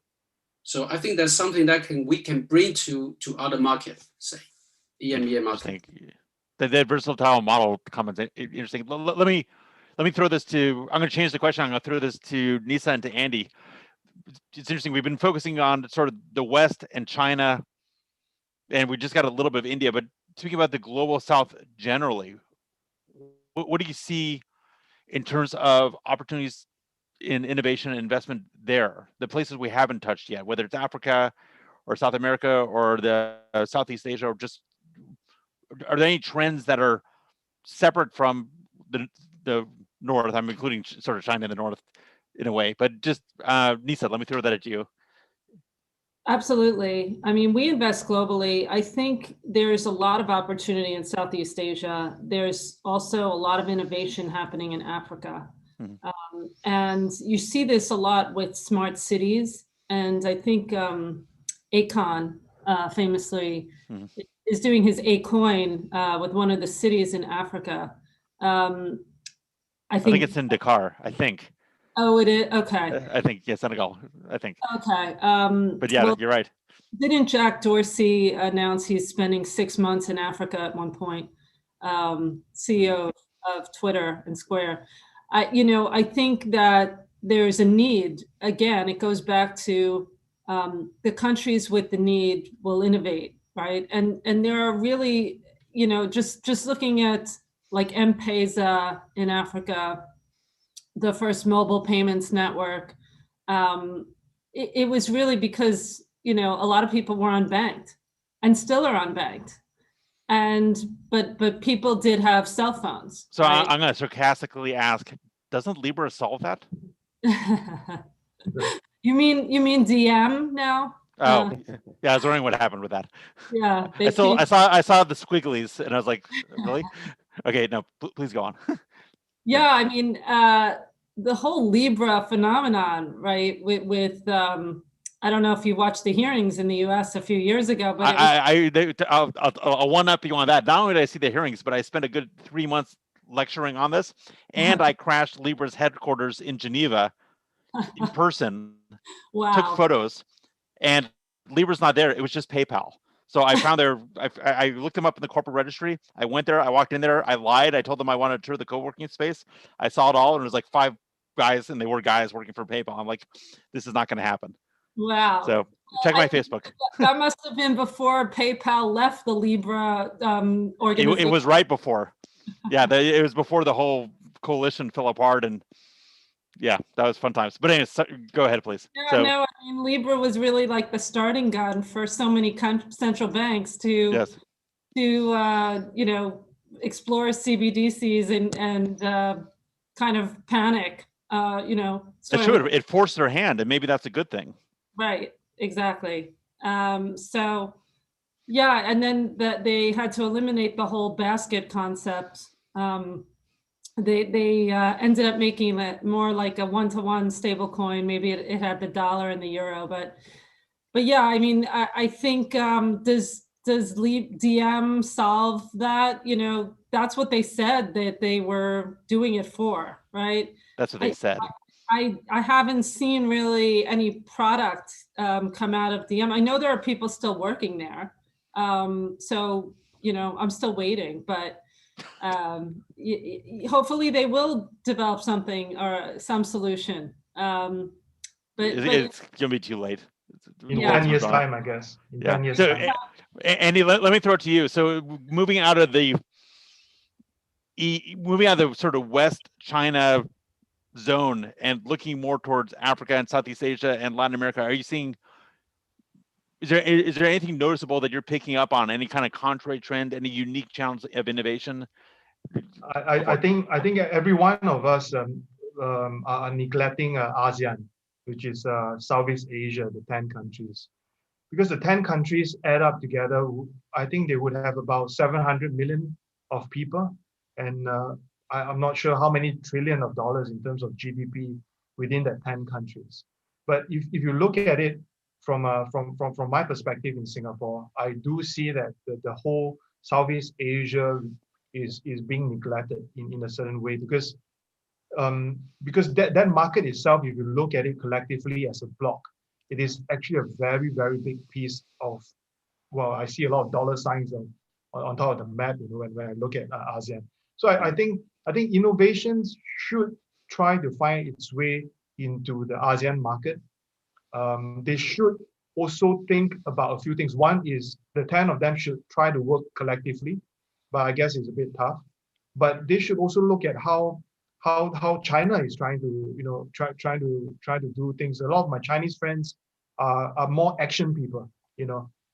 You should try to get some of this Chinese mentality within this ASEAN region. Get some Chinese with the action mentality, and then you get some people from the West where sorry to say, they talk, like good concepts like VM, talk and talk and talk. You need all these two elements to add together to really look into the whole ASEAN region. Because if you look at it just from population standpoint, I know many of these countries like Vietnam and Philippines, they are all ready to adopt cryptocurrency in their own manner.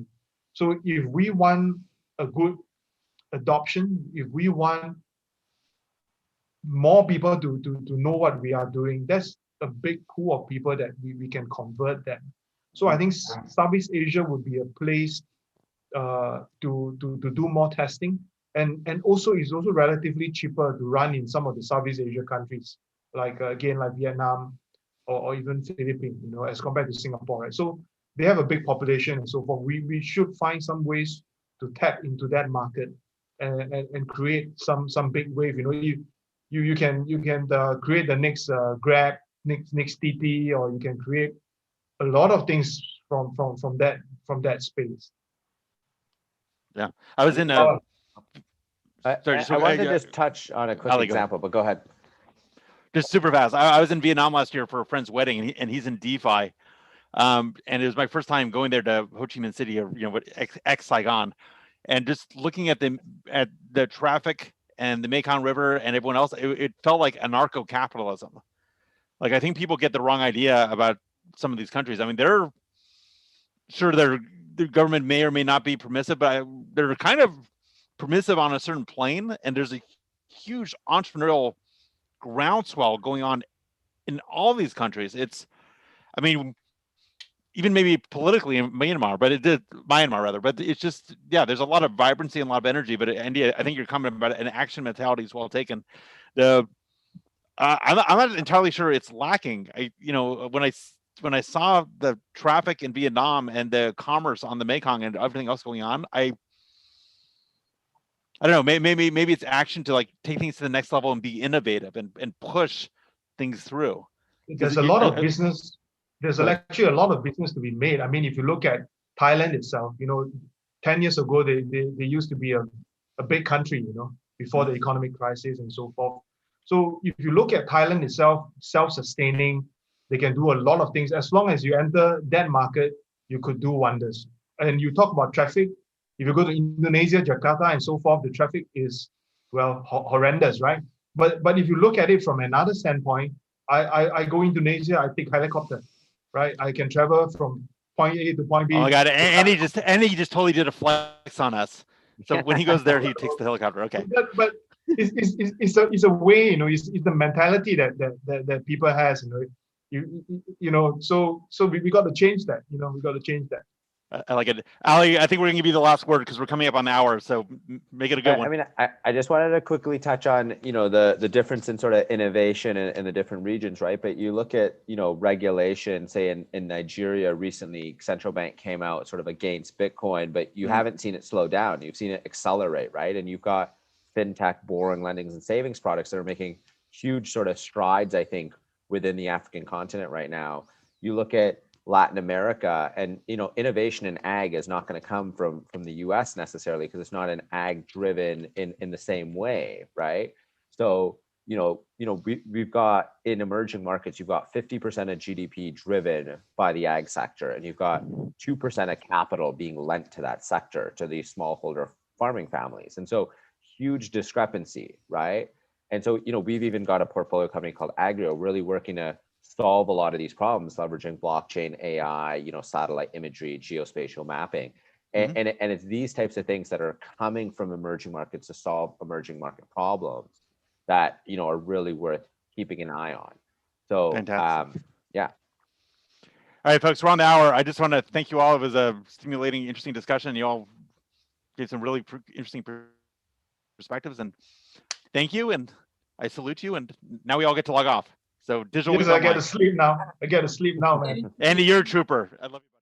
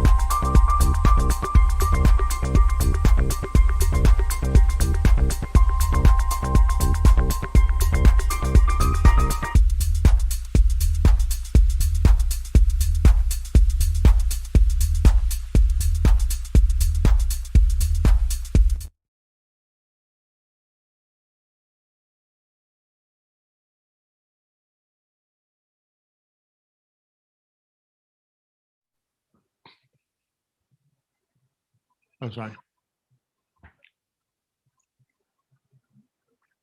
Okay. Hi, welcome to Digital Week Online. I'm here with Brunel Manahar from Casper Labs. He's the CEO. I thought we would, before we get into what Casper Labs is and the exciting news around the company, Mrinal, I thought you'd maybe talk a little bit about yourself. What's your background? Absolutely, happy to. Pleasure to be here. Thanks for having us, Digital Week Online. James, always a pleasure to speak with you. But myself, basically a computer scientist. I've been programming since I was 11. Really been fascinated with computers, but actually began my career on Wall Street. So I worked at Bain & Company for about 2.5 years in Boston. Then I worked at Bain Capital in private equity and leveraged buyouts, so in Boston. And then spent 5 years at a long-only hedge fund where I was the sector head for technology, media, and telecom. That being said, I've actually been involved in decentralized computing. I left that hedge fund job in 2017 to focus on blockchain exclusively, but I've been involved in distributed computing pretty much my entire adult life. Was an open source contributor to BitTorrent way back in 2002. Hard to imagine it was 19 years ago. And then, you know, discovered Bitcoin in 2010, started buying it in 2012. I was an annoying guy in the office telling everyone that they needed to buy this stuff. I'm sure many of them wish they did. And then, you know, just became a serial angel investor in the space, was in the earliest rounds of Ethereum, Blockstack, Basis, Filecoin, Maker, bunch of things, and really thought there was tremendous opportunity in the market to bring something that was enterprise grade to the blockchain world, and hence co-founded Casper Labs, which is the software company behind the Casper Network, which is run out of a nonprofit association in Zug, Switzerland. That was the legal disclaimer, folks. So, Mrinal, tell us about Casper. Why is Casper different than the other platforms that are out there today? Casper is different because I think it solves three things that have prevented mass adoption, especially by enterprise. So the first thing is scaling without sacrifice. So, you know, the Bitcoin and Ethereum networks are highly secure and highly decentralized, and every attempt to scale networks has come with some sacrifice to these, to decentralization or security, usually both. Now, I'm not going to name protocols in particular, but I'll give you basic ideas. So there's a bunch of protocols that have DPoS, right? So they're delegated proof of stake systems. These aren't really fully decentralized. There are protocols out there that are permissioned. There are protocols out there that have only statistical security, meaning they only sample a random set of the validators as opposed to the entire set. Our system does not sacrifice decentralization or security in any way. We have the same level of security that Nakamoto consensus gives you, but will still be a couple of orders of magnitude faster than the current proof of work networks. And this is important because an enterprise is not going to put critical infrastructure on a system that isn't fully decentralized and fully secure. They're not, if they're, you know, they'd rather just run a private network than go on someone else's permissioned network. So that's one. The second thing is we've made an enterprise grade product that fits in with the way enterprises are used to building software. Businesses are not going to change their business model to adopt the technology. The technology has to adopt to people's business models. This is AWS does that, Azure does that, and that's why they've been smashing successes. So what does that come down to? It's not a silver bullet, but there's a list of things. So one, we support open programming standards. So, you know, we support Rust, TypeScript, AssemblyScript. You don't need to hire a Solidity developer or any specific programming language to use our system. Your existing developers can do it. And we'll really support any language out there over time. Second, we have continuous integration and continuous deployment built right into our node. So you can monitor, test your code very, very easily on our system, which you can't really do on other blockchains. And then we have a bunch of UX features that allow enterprises to create real enterprise-grade products. So instead of going over all 10 of them, let me give one example. So right now in blockchains, sender always pays the underlying gas fee. I don't know why that is, and I don't know why that hasn't been expanded. But there are many cases where, you know, maybe the receiver should pay. Let me give you an example. Say you wanted to create an immutable resume verification system, and you wanted Harvard to, you know, basically send a message saying, yep, this guy actually did attend this school. Now, it's weird to expect them to also pay the underlying gas to send you information. In fact, maybe you should be rewarding them in some way. It's already tough to get an institution to engage with blockchain. Now, in our system, receiver could pay the transaction fee or even tack on a reward. The owner of the dApp could pay the transaction fee, the sender could pay it, or you could split it 3 ways. We have Turing complete payment code. So, blockchain is going to be more successful if it's below the surface and people don't have to interact with wallets and all of that. And we've enabled that. And then finally, the third thing that's really stopped mass adoption is the fact that people are kind of forced into this false dichotomy where you either go with a private offering like Hyperledger or Corda, or you have to 100% go with a public offering. There's so many cases where you might want a hybrid. For example, let's take IPB, who we're working with. They manage a patent database and the licensing and royalties around patents. Now, what someone paid for it, what the terms of that contract are, probably want to keep that private. But who actually owns a patent and the licenses on it? You probably want to use a public network so that that chain of information is absolutely secure and immutable. And in our system, you can create a hybrid solution, get all the benefits of the public chain, being the trust and the immutability. But if there's things that you don't want to expose but retain the data structures of a blockchain, you can. And we think this is going to really help drive enterprise adoption. That's it. Those 3 problems that we're trying to solve. So the mainnet is launching soon, right? Before the end of the month. That's right. And do you have a vision of which use cases will come up quickest, where people can actually interact with Casper? Yeah, some of the quickest ones are really track and trace. Like the patent management system we talked about. But this could also apply to music. It could apply to legal briefs. It could apply to all sorts of things where digital immutability of an asset is really, really valuable. So I see that as being there. Of course, DeFi, there's tons of yield farms and DEXs that are already in touch with us, already building Casper implementations. It's kind of really interesting out there right now. We are in touch with a few NFT players.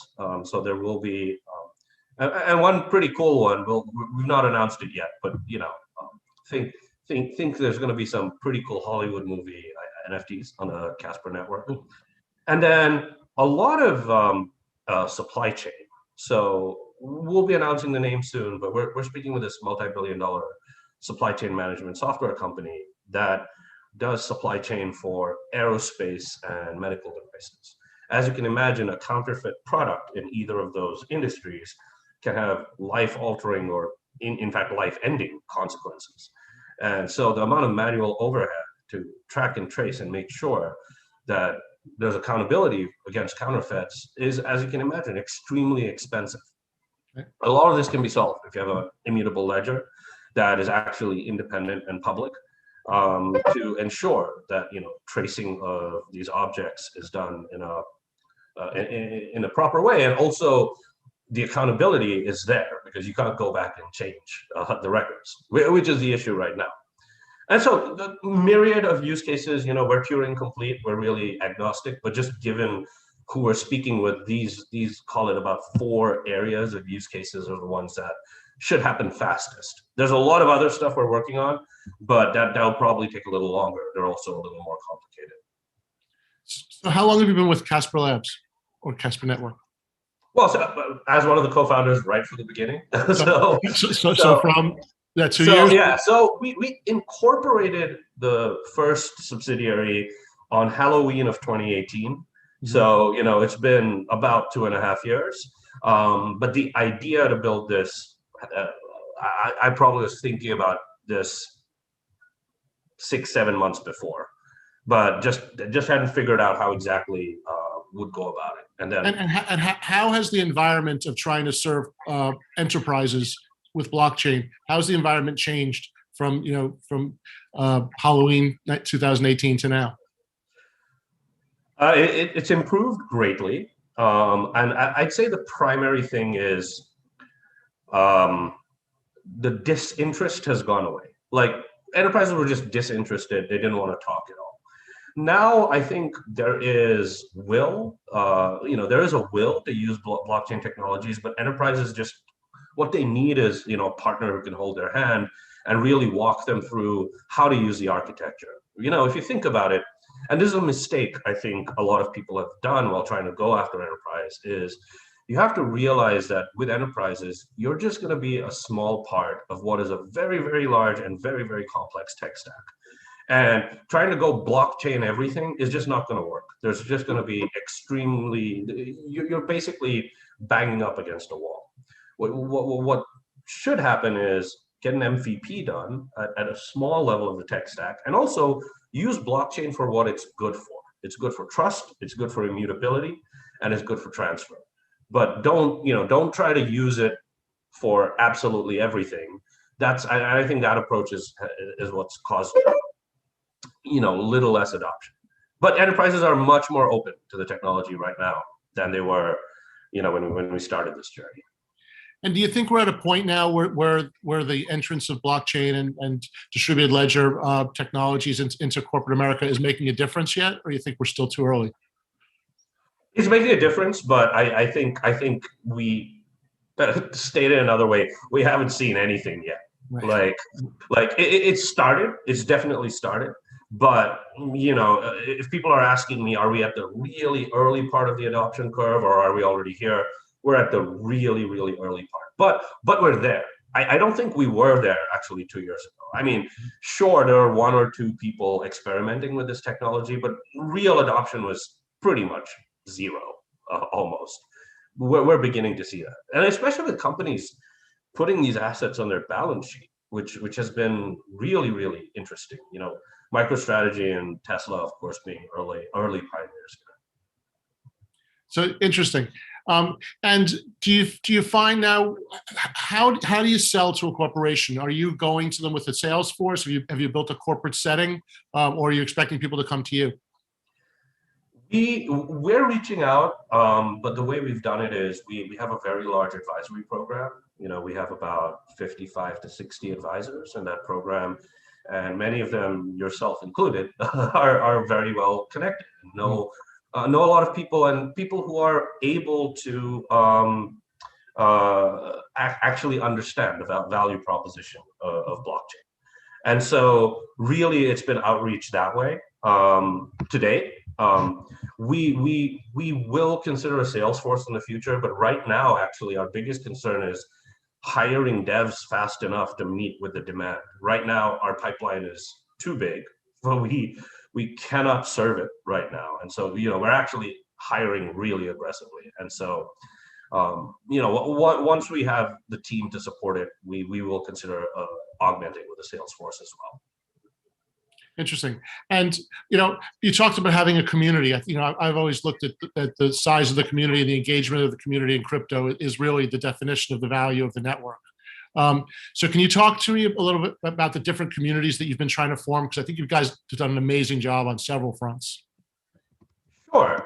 So I'll split this into a few pieces. So one is, just our standard Telegram and WeChat communities. We're one of the largest in the space. We have 17,000 people in just our main Telegram channel, which is bigger than a lot of the large protocols out there. But we have several other, we have a Vietnamese channel with 2,000 people in it. We have a Korea channel with over 1,000 people in it. So, we have a lot of language specific channels as well. And so we're probably one of the most followed ones out there. In addition, WeChat, our Chinese community is really, really massive. It's 10,000 plus right now, I believe. I have to come back with a particular number. So just standard outreach, that's pretty large. And our mailing list is 200,000 people right now. That's just people who signed up to be on our mailing list.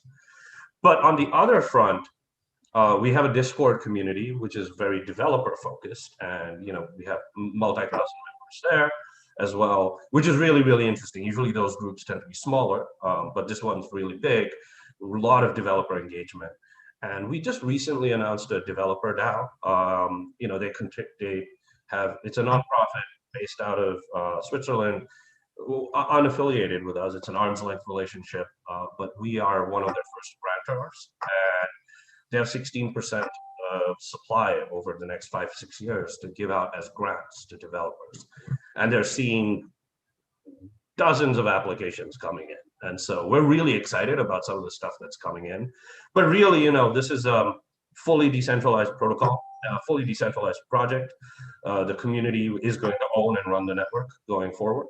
And so, we've just put the pieces in place to make sure that, there's a grant system to ensure people easily get onboarded and build interesting things.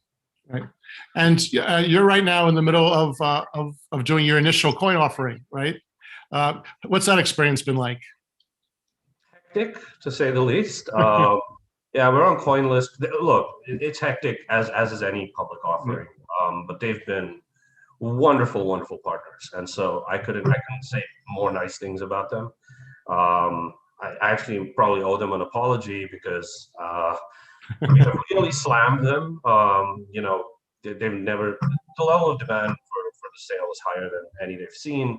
We're really humbled by that. Thanks to the community out there for your interest. It really humbles us, and we hope we don't let you down. But yeah, it's been a hectic experience, and the level of interest really, you know, it's astounding. It's astounding. It's been emotional. Yeah. So congratulations on that. And you know, you've been involved in the game for a while. Is it getting easier to access the public and to launch a platform? Is the community forming and helping each other? Yes, it is certainly getting easier.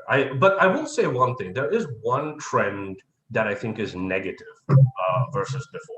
And what I'd say is, I do think people were a little more collaborative before. Like there was a lot more research between protocols, etc. Now, we of course, you know, partnered with Cardinal Cryptography. Everything we publish is open source, so anyone wants to use any of our work, absolutely do it. But I do think one thing that's happened is there's been a little bit of tribalism within the industry that started. You know, we are Tezos guys, we are Solana guys, and I'm like, you know, no, we're all people trying to create a decentralized compute infrastructure. And I think that's gotten a little more. That being said, the speed at which communities form and the speed at which people know about what's happening in the space has greatly accelerated. You know, things can turn on a dime right now. So that all that's been positive. All the enterprise interest has been positive. There's a little bit of tribalism, but you know, I think that does happen as the industry matures. I think there'll be less of it. And as a company that would be considering using a blockchain solution, do I need to pick one? Do I need to pick one of those tribes, or do you see the platforms working together in the future? Ideally, you shouldn't have to. I do think what's happening in the market, if you see, is most are moving towards a WebAssembly based VM, which should create a lot more cross compatibility. So ideally, over time, you can be chain agnostic and, you know, switch. And I think the way it's going to come about is the standardization, where, you know, if everyone's basically building a WebAssembly based system, there's inherent portability relative to, you know, it's like Azure and AWS. You know, switching between the two is fairly straightforward now because there's a lot of standardization between the platforms. It's not you flick one switch. It's maybe you flick 10 switches. But it's 10 switches. You don't have to like rebuild the entire box. Right.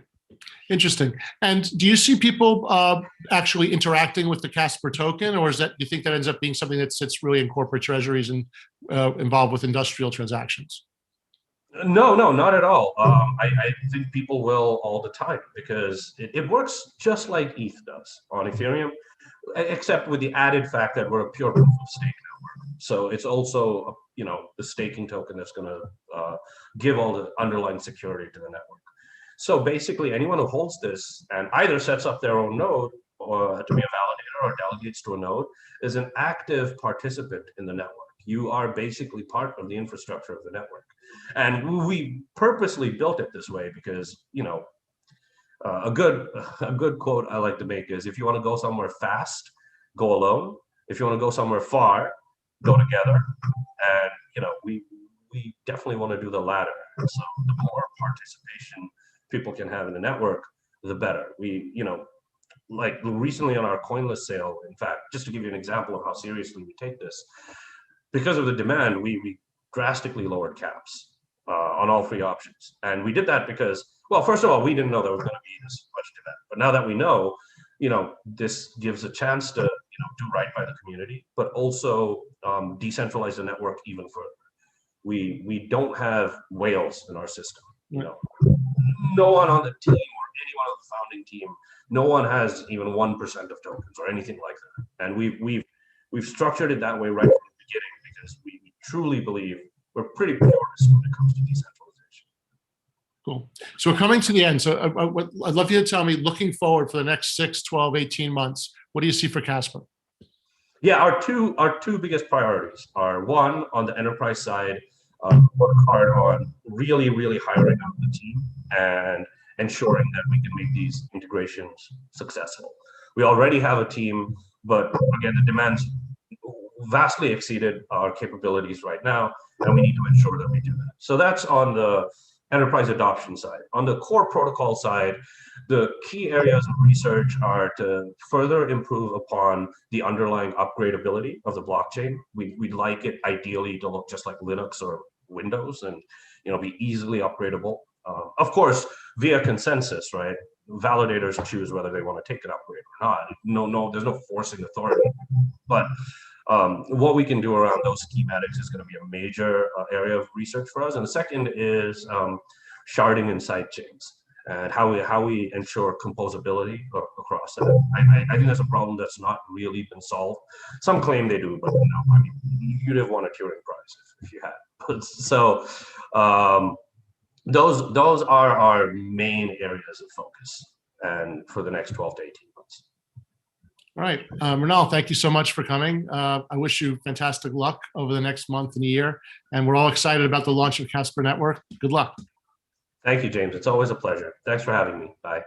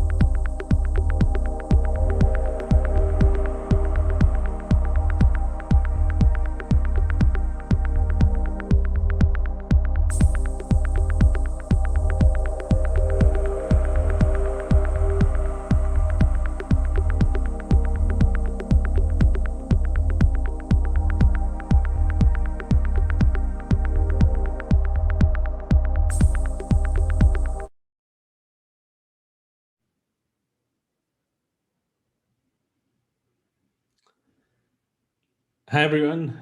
Good to be here, and great to participate in the Digital Week Online. Thanks to James and the team at Pal Capital as well. And I'd be happy to start my talk a little bit about the metaverse and how AI avatars are going to play a role in that unique world that's emerging. So I'm just going to share my screen just to walk you through the thesis and how we at Alethea are thinking about it and what our vision is and what it means for the coming digital age that we've all sort of accelerated into in the past year, right? So I really like this quote from Balaji's, and he's been very prescient about a number of different ideas. One of it has been around the idea that it's going to be all AI avatars and crypto pseudonyms. Real names may be considered harmful. And he then also, mentioned separately that face masks are a missing piece of the pseudonymous economy thesis. For people to truly be pseudonymous, they need to cover their face. And I think we're getting to a point where we need to start thinking about the role of identity in a decentralized world, but also the role of a virtual identity or a digital twin identity that may exist, right? So one of the core reasons why we founded Alethea was because we believe that Alethea AI, as part of our vision, will enable a metaverse of millions of interactive, expressive, intelligent, AI-generated characters with their own thriving tokenized economies. And we really aim to do this by making it as easy and as cost efficient for people to create their own characters. And I'll give you an example. For example, the character on the left is a well-known character, little Michaela, and she is really well regarded and well-loved and sort of a cultural icon now, I think, with about 2 to 3 million Instagram followers, regular press. And the character on the right is sort of an impersonator of Tom Cruise that went viral recently on TikTok and globally as well. And so what's interesting is that both characters are synthetic in the sense that they're not real. Both characters exist in this reality that we are agreeing to shape or agree to the rules of, which is, you can call it the metaverse, you can call it the mediaverse, you can essentially call it media that you're going to be consuming, right?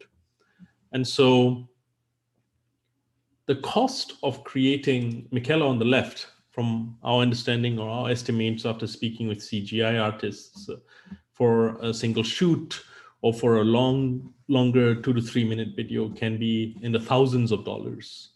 And the cost for creating somebody like deepfake Tom Cruise is really a fraction of that, right? So one thing that we have to take into account is that the advances in AI are accelerating the ability for content creators to build some of this unique synthetic characters and content, whether it is face masks, whether it is new characters from the ground up.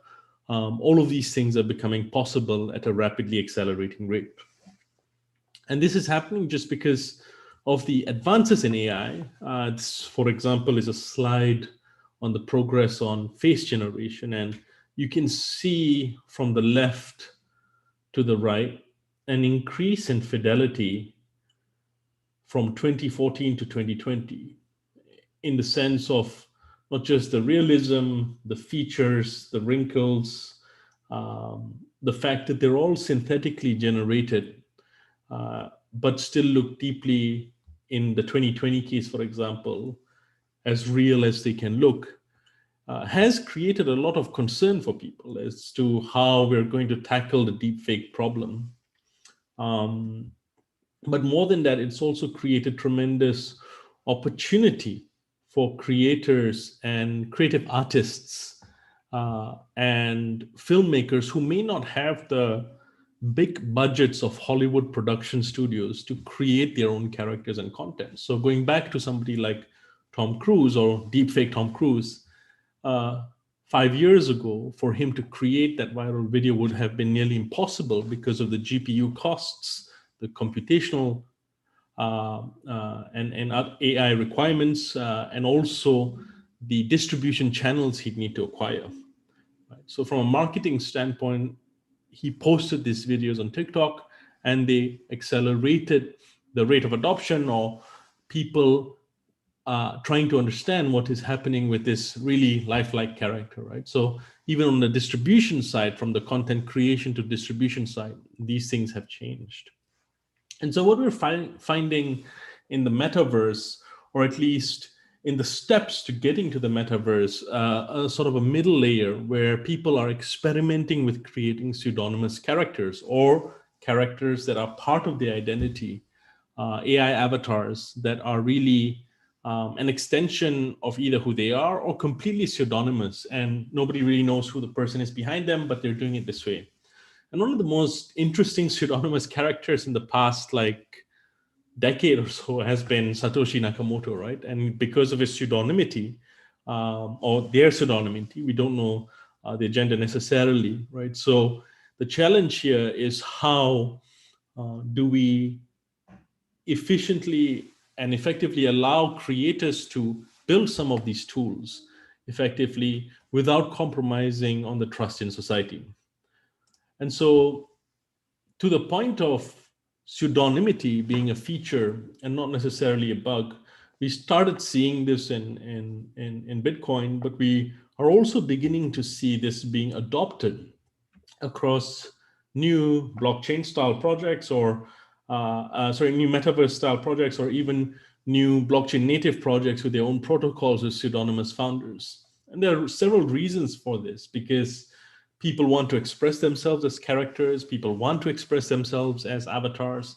People may also want to express themselves in aspirational ways, the way they want the world to perceive them, and not necessarily their present physical avatar, right? So their digital representation might be a complete opposite of their physical representation, or it may actually be a direct replica of their physical representation.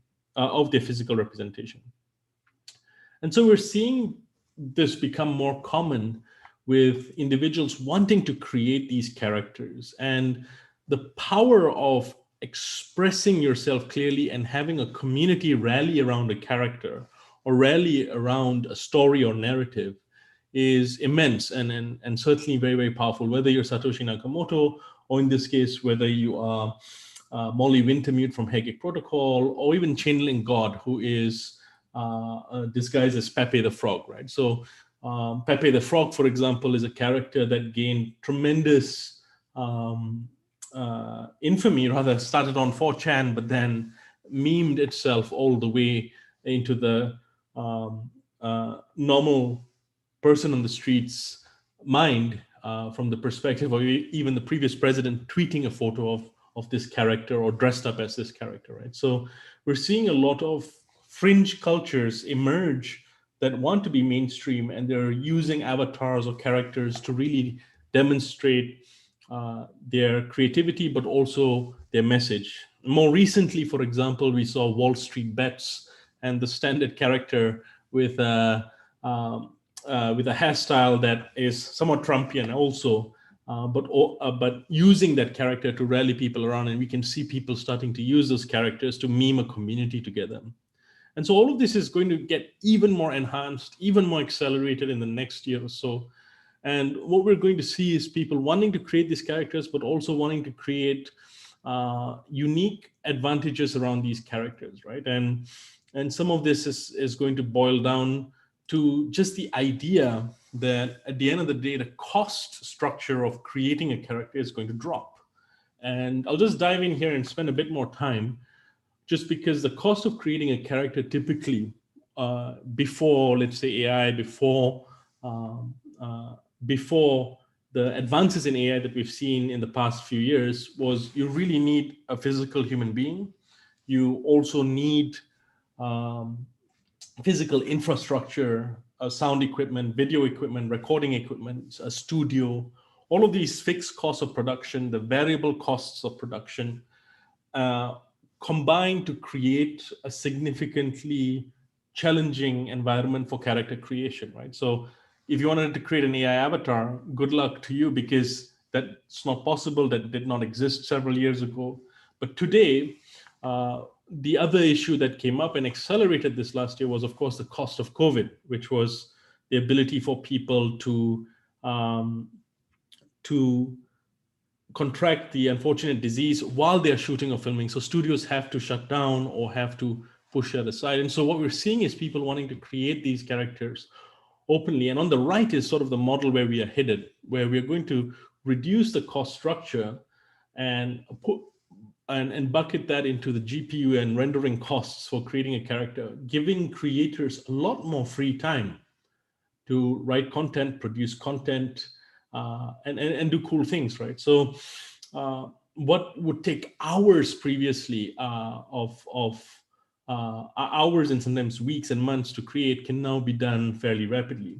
So for this brief presentation, I thought perhaps I'd flatter James Swell and took a sort of unflattering photo of him from the internet. And what you can do on Alethea AI today is really you can upload your own character, and you can have that character speak you can have that character speak in up to, I think, 14 different languages right now.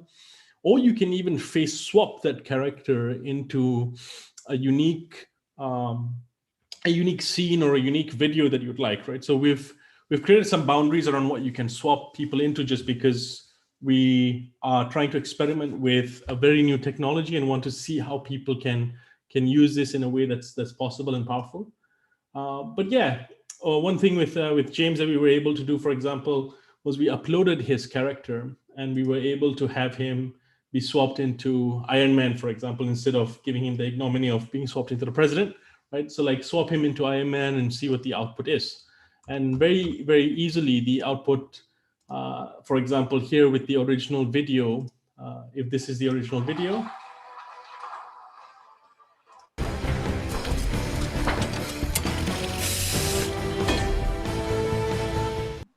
and this is the output that was fairly quickly created, I think in about 7 to 10 minutes, right?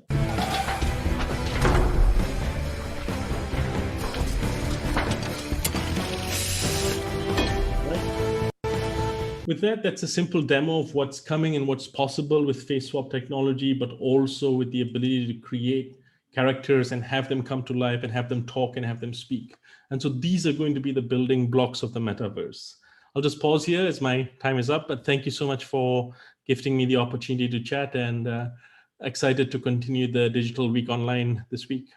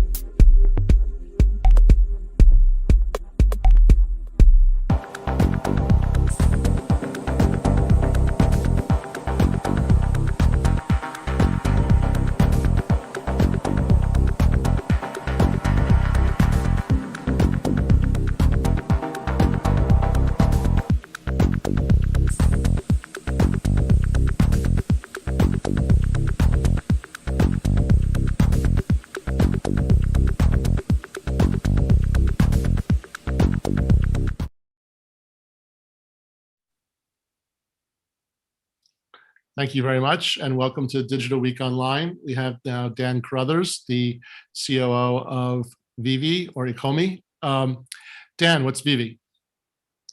Yeah, hi James. Thanks for having us on the show today. Yeah, so Vivi is a digital collectible platform.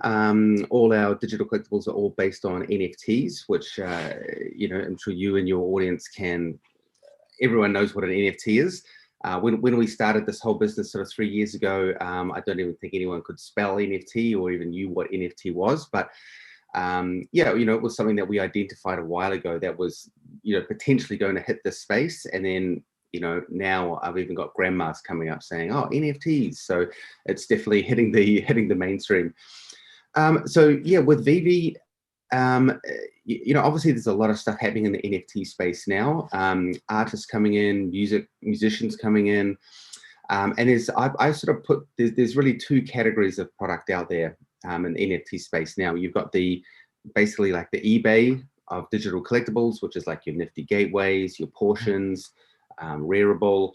And then on the other side, you've got Vivi, which is a bit more like a Disneyland for digital collectibles. So while we have the eBay, the buy sell, really our focus has been around the experience. What collectors get to do with their collectibles, the type of collectibles. Everything we offer is 3D. And in addition to that, we do premium licensed brands. So we work with Sony, Warner Brothers, Ghostbusters, all of these major brands that people sort of know and love already in the physical world. So, NFTs, the world's definitely changed in terms of, knowledge and what's happening. I think a piece of artwork that was a 1 month old sold for $69 million on Christie's, and Christie's is accepting Ethereum as payment. So that's crazy, eh? You never would have thought that would have happened 2 years ago. I'm saving my super rare Batman, believe me. Yes. So how has it been to interact with the fans? Because you deal in really interesting content. You have the branded content from the comics and the other memes that we all know. So what's it been like dealing with the fans? Are they seeing what they expect? Are they surprised? Yes, so far the reaction to the app, the reaction to the product has been very, very promising. I think for fans it's an entirely new way to collect, but really it still touches all of those emotional trigger points that they already know and love in the physical world. So it's been very encouraging. Within the app itself, we have a huge augmented reality sort of features and tool set. I think what's most exciting for me is that we're seeing so many of these AR photos, thousands of them pop up across social. It was an assumption that we made in the beginning that we thought it could go, this was a part of the app that could go viral. And that's what's happening. So, it's great for us, it's great for our brand partners, and it's great for the users because they're having a really good time. So, so far the feedback seems to be pretty good. Obviously we are still a young app, and experiencing a lot of demand at the moment. So around our drop days, AKA right now, there's still a little bit of congestion to work through, but these are growing pains. I'd always prefer to have this pain rather than like, there's one user in the app. It's been a very interesting past couple of months. Is it getting easier? Is the tech environment and the tools that you have to use more and more available, or do you still have to create your own? No, there's a lot of off-the-shelf stuff. Really, a lot of the proprietary side of it comes down to how we stitch a lot of these components together. A lot of the stuff that we're doing in 3D, hadn't been used with our particular app interface technology when we started developing that. So there was some learnings around that, and a lot of sort of trial and error when you're trying to merge these new softwares. But for the most part, we try to go, off the shelf where possible, and then modify that. One of the things I like about Vivi is that when you're using the app, it's like a regular iOS app. It's not like being crypto. You don't need to know what an NFT is to enjoy bidding on Batman like you did at eBay, and then having them, and then building your studio and using the AR and putting the characters in there. It's fun and it's engaging, but you don't need to understand crypto. But if that's where your bigger market is the general public, how do you reach them? How do you let them know, hey, I'm here outside of the crypto world? Yeah. I mean, at that point, it really comes down to some more traditional marketing. I mean, we run digital ad campaigns. I mean, the beauty about this day and age is that, if you like Batman, or if you like, whatever superhero, I can target you. I guess that is until, Apple takes over the world with their privacy. So yeah, for us, it's actually, quite traditional. We work with influencers in the space, digital marketing campaigns. And the virality is also a huge part of sort of how we get out there. So right now we're working with some really well-known app marketing companies. So from April onwards, was really when we were going to start our big kind of push. Everything we've got up till now has mostly been sort of viral growth. But yeah, moving forward, there's many different ways that will market to the traditional user. Even eventually we'll have a retail offering where we'll sell sort of a branded hardware wallet in retail or hobby stores to bring people in from the physical side, and then digital is a bit of a no-brainer. And what do you see happening in the future? Everyone talks about owning your own data, and the idea of having these tokens where they're owned by the individual instead of the game. How do you see yourself fitting into that landscape in the future? Well, I mean, from our side, we don't really pull any kind of privacy data. We're not a free app. We're not freemium. We don't serve you ads based on who you are. For us, you download the app. If you like it, you buy our content. So right now we're a little bit out of the loop of that. We don't right now. We also don't have Facebook login or anything like that. It's a bit of a it's going to be very interesting to see what's going to happen in that space. But I think right now where we're slightly outside of that. I mean, within the app itself, we do have recommendation engines. So if you come in there and you've bought Batman previously, our recommendation engines will start to offer you content around that. But again, that's all just sort of in-app. We're not getting your personal details to offer that information to you. So but on the advertising side, that's going to be very interesting to see how that plays out. Can we still target Batman users through digital marketing? And I think the first game or the first platform I think that really engaged the public with AR was the Pokemon Go, right? Which I just learned yesterday was the fastest company to $1 billion in sales ever in the history, which is kudos to them. And what was it, by the way? Pokemon Go. No, like was it a day, 2 days? Oh, exactly. It was like a millisecond thing. I think somebody blinked. Exactly. Yeah. So do you see worlds like that coming about, with people can grab their characters from VV and bring them to other environments and start to form relationships with the characters outside of the platform? Yeah, I mean, ultimately, I think that's probably where the users want it to go. That's like, the Ready Player One kind of vision. I think some things that need to be taken into account there is that obviously, there's licensing agreements. Some licensors like to play with each other. Other licensors don't. Some want to be completely separate and segregated. So I think that's one issue. The other issue, when it comes to anything with IP is obviously all around the intellectual property, and I think that's a lot of what the licensing world is moving through now is, the reality is that this is a completely new type of digital asset now. And, they're classifying it as such, and the sort of the legal departments are having to write, new terminology to deal with these things. So long story short, I guess ultimately everyone wants this interoperability, but there's probably some legal loopholes to get through before that's going to happen. And when people come on, how long do people usually spend on the app? Are you keeping metrics of how people are using it? Yeah. I mean, it's actually crazy. I think our average time in app, for the average user is around 20 minutes. And that's from someone logging in just to check once compared to your person. I mean, we have some people in there who create the most intricate showrooms. Right. They must be spending hours in there. So For us, that's great. That's exactly what we wanted to achieve. It means that people are in there, they're enjoying what they're doing, whether it's the secondary market or setting up their virtual showrooms, playing in the AR features. This is probably the most encouraging statistic for us. And how did you get involved? What was the passion that you had that got you to Vivi? Total mistake. Walked in the wrong corner. Those are the best ones. Those are the best ones. Yeah. Well, I mean, like, I wish I say, it was something we had beautifully planned out. We knew from the beginning, blah, blah, blah. I guess we did identify some key things. We kind of started, 4 years ago, brought my first Bitcoin at a great price back then. I wish I brought 10x the amount I purchased. And then my business partner, David, who I've actually known for 25 odd years, we were looking for opportunities in this space. And back then it was either you could do wallets, you could do an exchange, or you could do mining.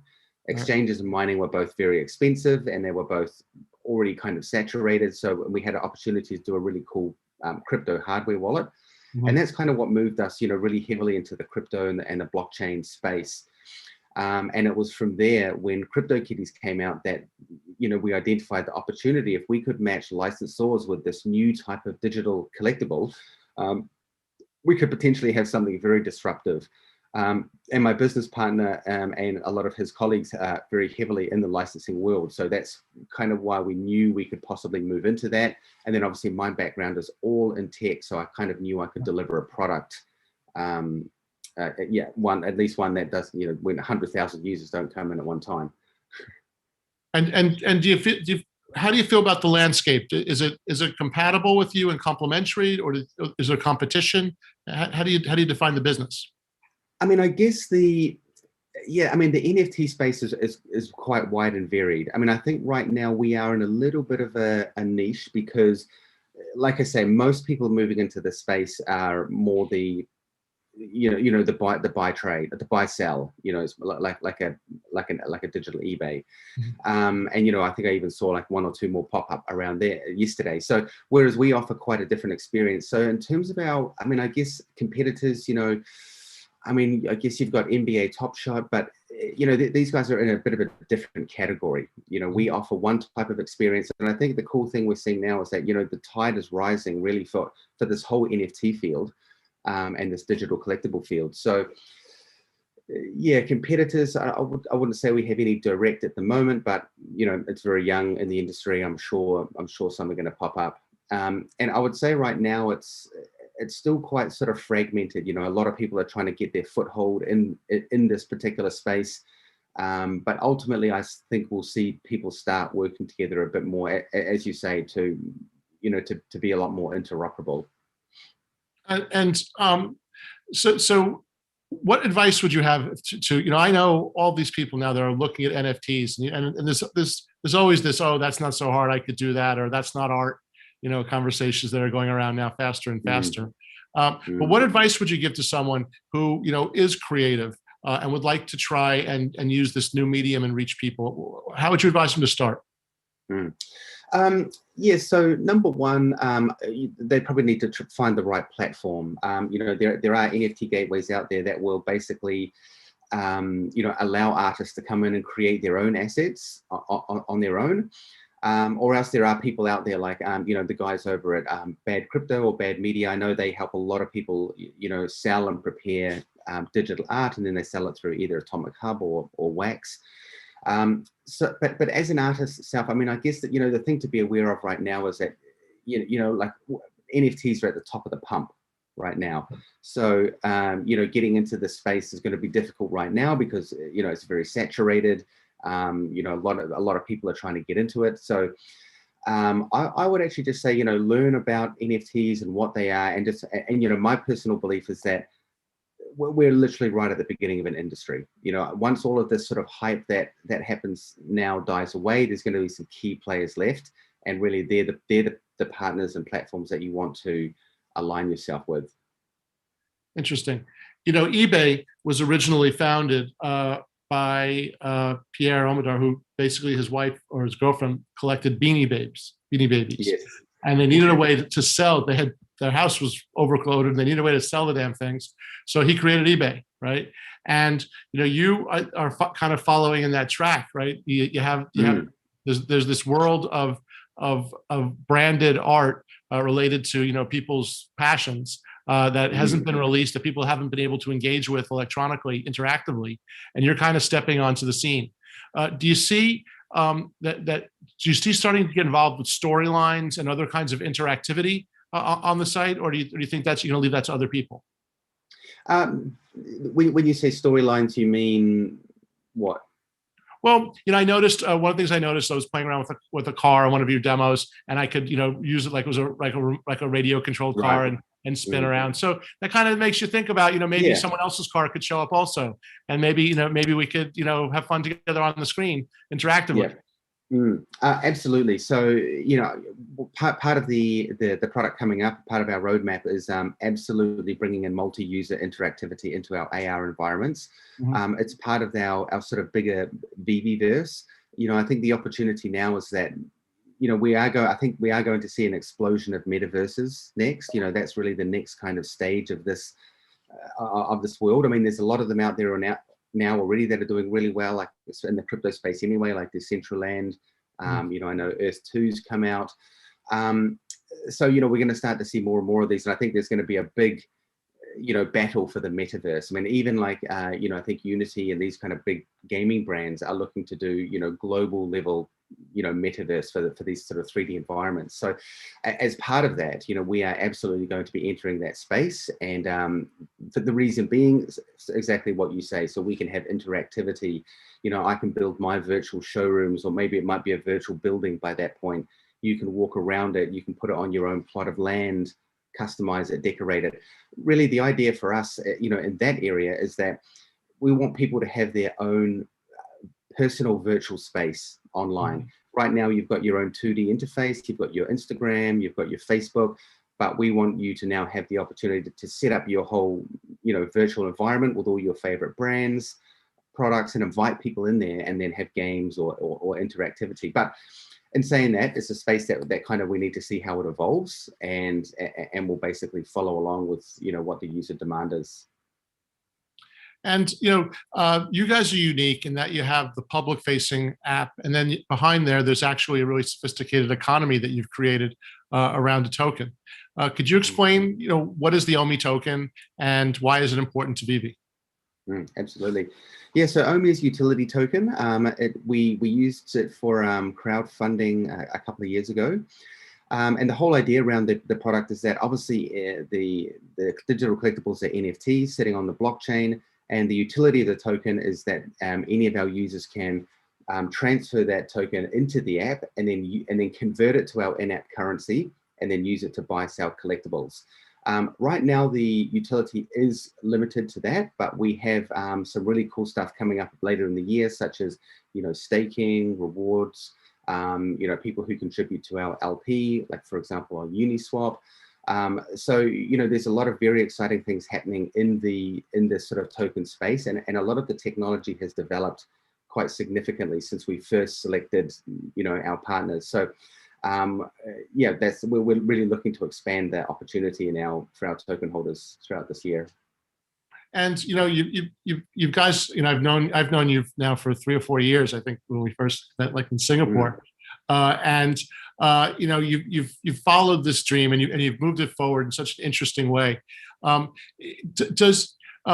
you find the feedback from your community to be useful, and how has that influenced how you've developed the platform?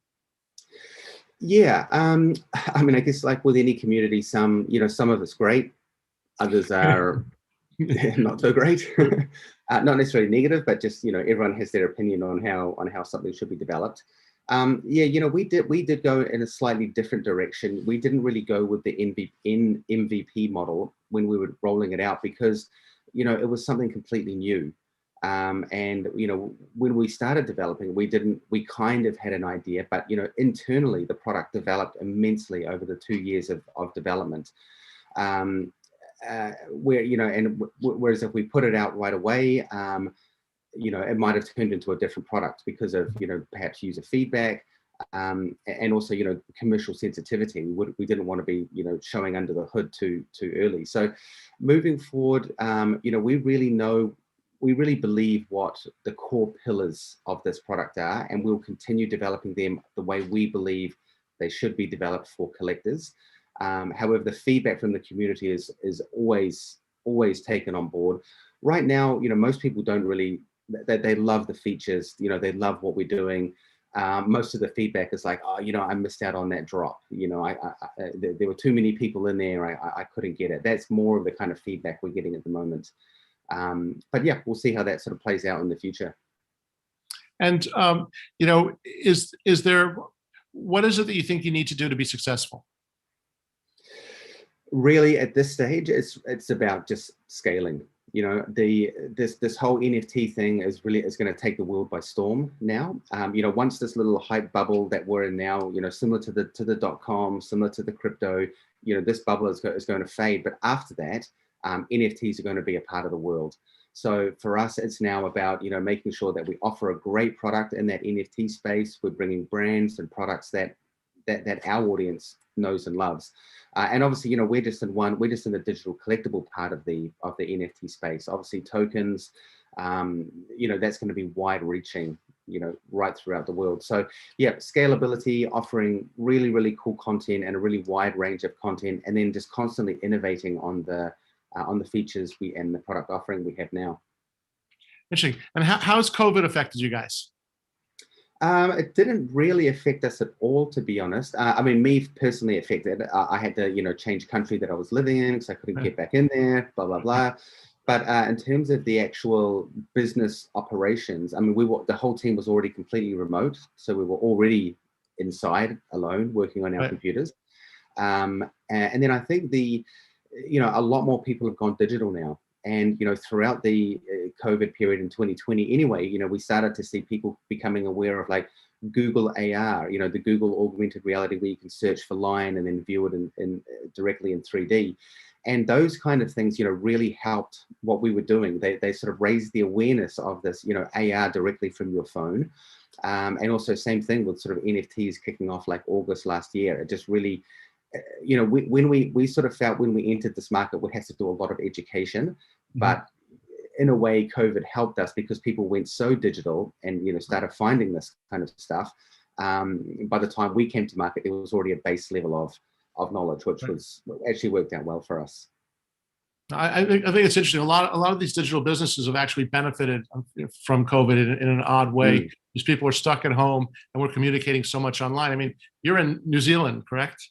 Correct. Right. I'm in Vermont, right? And we're hosting a show that's being broadcast in Asia, right? So it's just the way the world's not going to the old way. Some of the modalities that we use, obviously face to face and travel, are going to come back over time. But I think that that the way that we deal with each other is going to be enriched by this period where we were forced to do something specific. And I think that. That's been one of the interesting things for me for the last year. So Dan, we're closing up. How do people find VV? Who should be looking for you, and what's coming in the next couple of months for people to look out for? Sure. So yeah, VV, we're an app-based platform, so you can go to either Google or Android, just search for VV, VEVE, and you'll find our app. Or you can go to vv.me over to our website. And yeah, as for coming up over the next couple of months, really it's just that we're rolling out some really awesome content. We've got the beginnings of our vehicle range coming out. We have some really cool new types of digital products coming out in the later in the year. In addition to the 3D content that we offer now, we're bringing out some really awesome 2D art from some amazing 2D artists. And yeah, in terms of the drops, I think you touched on the DeLorean before. That's coming up. I'm a little bit afraid to drop that one, to be honest. I get a DeLorean. I have a reservation. Right. Okay. Sure. I'll note that down. Exactly. I got that. Yeah, along with everyone else. Just some really cool content. I'm excited to start bringing out more of our interactive content. We're bringing out a lot of static stuff at the moment. So yeah, it's just a lot of really cool content and better experience. Will there be dynamic elements that actually are dynamic in and of themselves? Yes, there will be. So, we'll have a lot of animation. I mean, the idea for us is that, you can drop your characters in AR and, whether it's say like NFL or Batman, you might be able to carry out some kind of action with them, whether that's interactive or you can kind of play along. We're definitely moving down this sort of more interactive or dynamic part because digital lends itself to that so well. Okay. Well, Dan, I really appreciate the time to talk to you. Next time we have to do a demo. That was my error, and not right. saying. Yeah, my bad. Sorry. Because you're beautiful and you're wonderful, but you're not as good as the app. So, pleasure to see you, and be well. Thanks so much. Bye, Bye-bye. guys.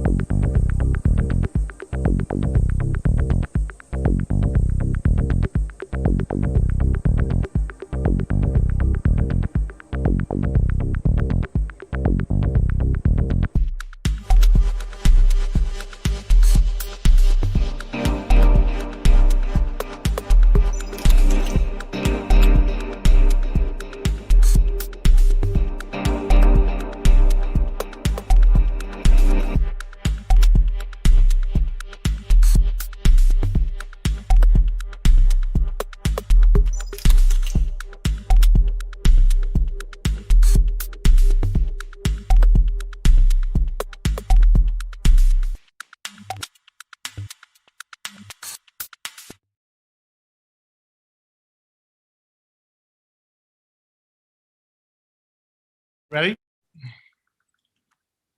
Thank you. Hi, welcome to Digital Week Online.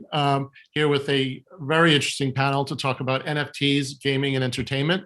We have Mike Patel from DeFi Bench, Vlad Ginsburg from Block Party, and we have Travis Wright from Bad Crypto, if I'm correct. So Travis, why don't you take us off? What's happening in NFTs now? What's the latest thing? Well, there's a lot of stuff going on in NFTs if you're paying attention. I think today, actually, one of the biggest things of all time has happened in NFTs with Beeple selling some art on Christie's for $60 million. So I don't know, this Beeple guy's getting out of hand with all of his Ethereum. I don't know. He better have a big ass wallet to be able to handle all of this Ethereum coming his way. But there's a lot of stuff going on. As you mentioned, I host Bad Crypto. I also am the co-host of The Nifty Show, and we've done this for almost a year, talking about NFTs weekly every Friday. So we're seeing a lot of stuff. There's amazing things going on with NFTs. Maybe we go around and do a little quick intro to everyone, and then we'll come back and talk about some things. Sure, Mike, why don't you introduce yourself and DeFi Bench? Hi, James. So one big news that DeFi Bench has been rebranded to ADA Swap since the last 4 days. And we made an official announcement all over the world, Twitter, social media, everywhere. So that's ADA Swap, EDDA? EDDASwap.com. And anyway, our token is ADA. We just got listed on Uniswap 3 hours ago. And congratulations. Thank you. And it's looking crazy. It's looking very good. The Twitter is going through madness. And with regards to NFT, we've been in the space for more than 7 months. People like Cameron Winklevoss, Tyler, Charlie Shrem have actually tweeted and shared our NFTs on their Twitter and Instagram by tagging me and our company handles multiple times. We are also in talks with them to do some great stuff with some of their group companies. And we just announced NFT auction partnership with one of the Binance listed company called Bounce Auctions yesterday. And we will be doing a lot of innovation in the NFT space with them. So our focus has been, we are a DeFi NFT platform. We have a DeFi asset management platform, NFT platform. When we say NFT, we're not a marketplace like Rarible, Nifty, or any of these companies. We create original content with some of the top global artists. We invested insane amount of money and time over the last 7 months to create a bank. And thankfully, NFT is now in a pretty crazy buzz. So we have almost 5 marketplaces chasing us for tie-ups, but we'll work with maximum 2 of them. And rest of that is all linked to our ADA token. So we are, when we started, we were quoted by a very important guy from Stanford as a social economic experiment. And that was because we are possibly the lowest supply company in the world. We have 5,000 tokens for lifetime supply, 3,500 are in the public domain. We got listed today.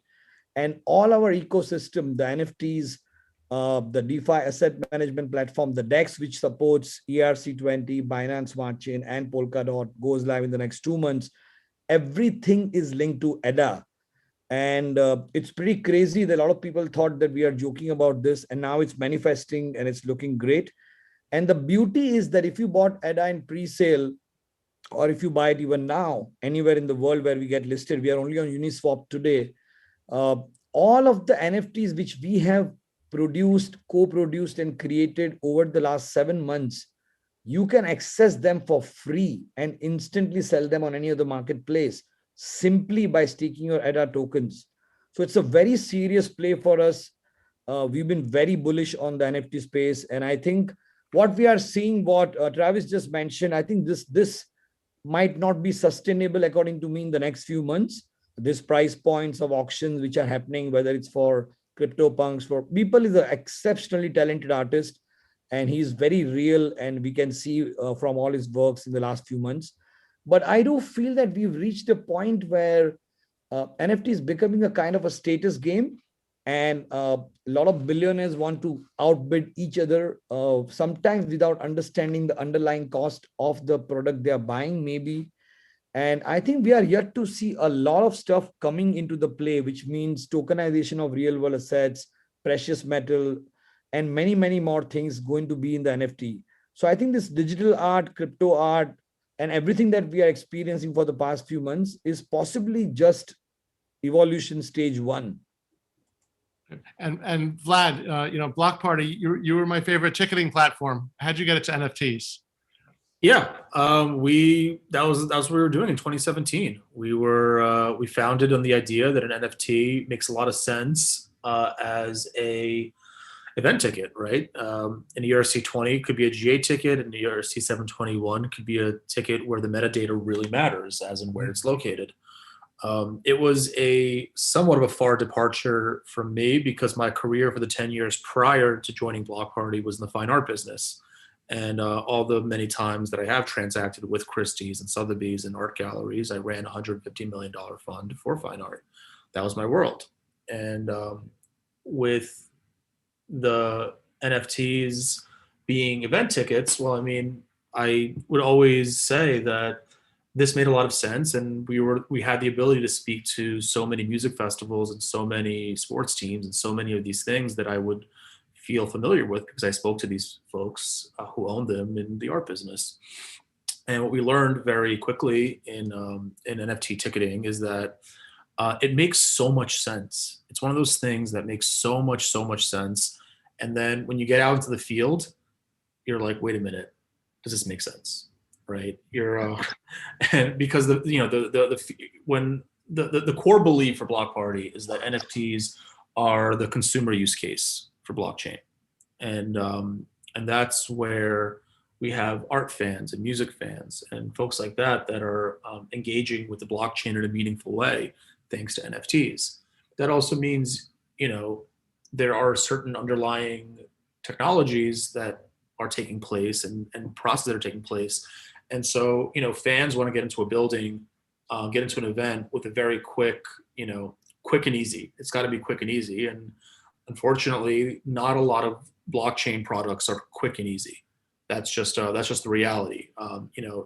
Theoretically, ERC20 and ERC 721 make a lot of sense about a seated ticket or a GA ticket. But we realized pretty quickly that in the field, we were asking a blockchain to do something that it really wasn't equipped to do at the time. So we are we're a highly adaptable company, and I think that the technology is rapidly coming around where it is getting more consumer friendly. And I do very strongly believe that NFT ticketing will have its day. However, until we get there, I did have the opportunity to pivot Block Party into a place that is much more native to what my experience is in the fine art world. And so when the platform we have now with Block Party is really collectibles that are music related, that are art related, that that have a particular focus on all the things that we learned from being in the field and making NFTs super easy to access and use for the fan. And we have our approach to that. We've also been around long enough, NFTs. It's been 3 years now that we understand, okay, we have our consumer product. We have where fans can go buy and sell NFTs of music, of artwork. We have that. But what about all these 3 years of working with NFTs and what do we do with all that experience? And so we've also developed NFT protocol. Our CTO, Joseph Fischella, is the lead developer on NFT protocol. And that's where we build decentralized products for the NFT space. We're right now rolling out our NFT DEX. That's for ERC 721 to ERC 721 swaps. Also ERC20 to ERC 721 swaps in a completely decentralized and permissionless way. We have staking mechanisms on NFT protocol, and we have plans that NFT protocol should enable NFT to NFT swaps across chains. And so we want to move horizontally to include NFTs in Ethereum, in Flow, on other chains. I think interoperability is really the way that the NFT space levels up. And then, that's where we are now. And with Block Party, do we return to tickets one day? it's very possible. But for right now, we've had our success in really onboarding some of the world's best musicians, some of the world's best music festivals, art galleries, and we're set for a relaunch on March 24th with a lot of things that we're excited to bring to the world. Fantastic. So Travis, technology in and of itself is not useful. It's the killer app that creates the need and the demand pull. Is NFT that killer app for the blockchain crypto world? I think that it's as Vlad mentioned. I think that this is one of the things that is really exciting folks about mainstream, right? It's really driving people in. A lot of people they didn't really understand the crypto thing. They heard about Bitcoin, that's cool, but you try to get somebody an Ethereum, wallet, get them on MetaMask, try to, even really smart people, they get hung up along the way. And we saw this early on. So we created this thing called proof of listening on our podcast. And if you listen to our show, we would give you a short URL. You could go and claim an NFT on Ethereum. And after we did about 10 of those, we realized the gas fees were starting to get a little stupid. And so last year, I think it was in March, we started really exploring the Wax ecosystem. And so far, I don't know that there's been anybody who's personally minted more NFTs than we have. We've got a series called Blockchain Heroes that we released that has all these top people in blockchain. And then we teach people about blockchain. We've minted over 600,000 NFTs so far. Wow. We got another series getting ready to come out that will push us over 1 million NFTs launched live, and we've sold over 100,000 of those on the secondary market, and the amount of wax that we've earned on that secondary market is pretty ridiculous. And so we came at this from, we are not an existing IP. We created this existing IP, these different characters, created these cards, multiple variations, created a pack opening experience that really excited folks. And one thing I discovered about this, that Joel and I discovered with this project, is that it really delivers a lot of delight to folks. They get really excited about this. If you make this stuff fun and exciting, and we're talking about entertainment, we're talking about gaming, and in this particular panel, and that's really what we've done, is we've created these NFTs that are collectible. We've allowed them to, there's some gamification in there where you can combine cards, create new cards. We've created all these different mechanisms for them to stake and to craft and to create new collections and to burn collections and to get new cards and just to create a fun, amazing experience for folks.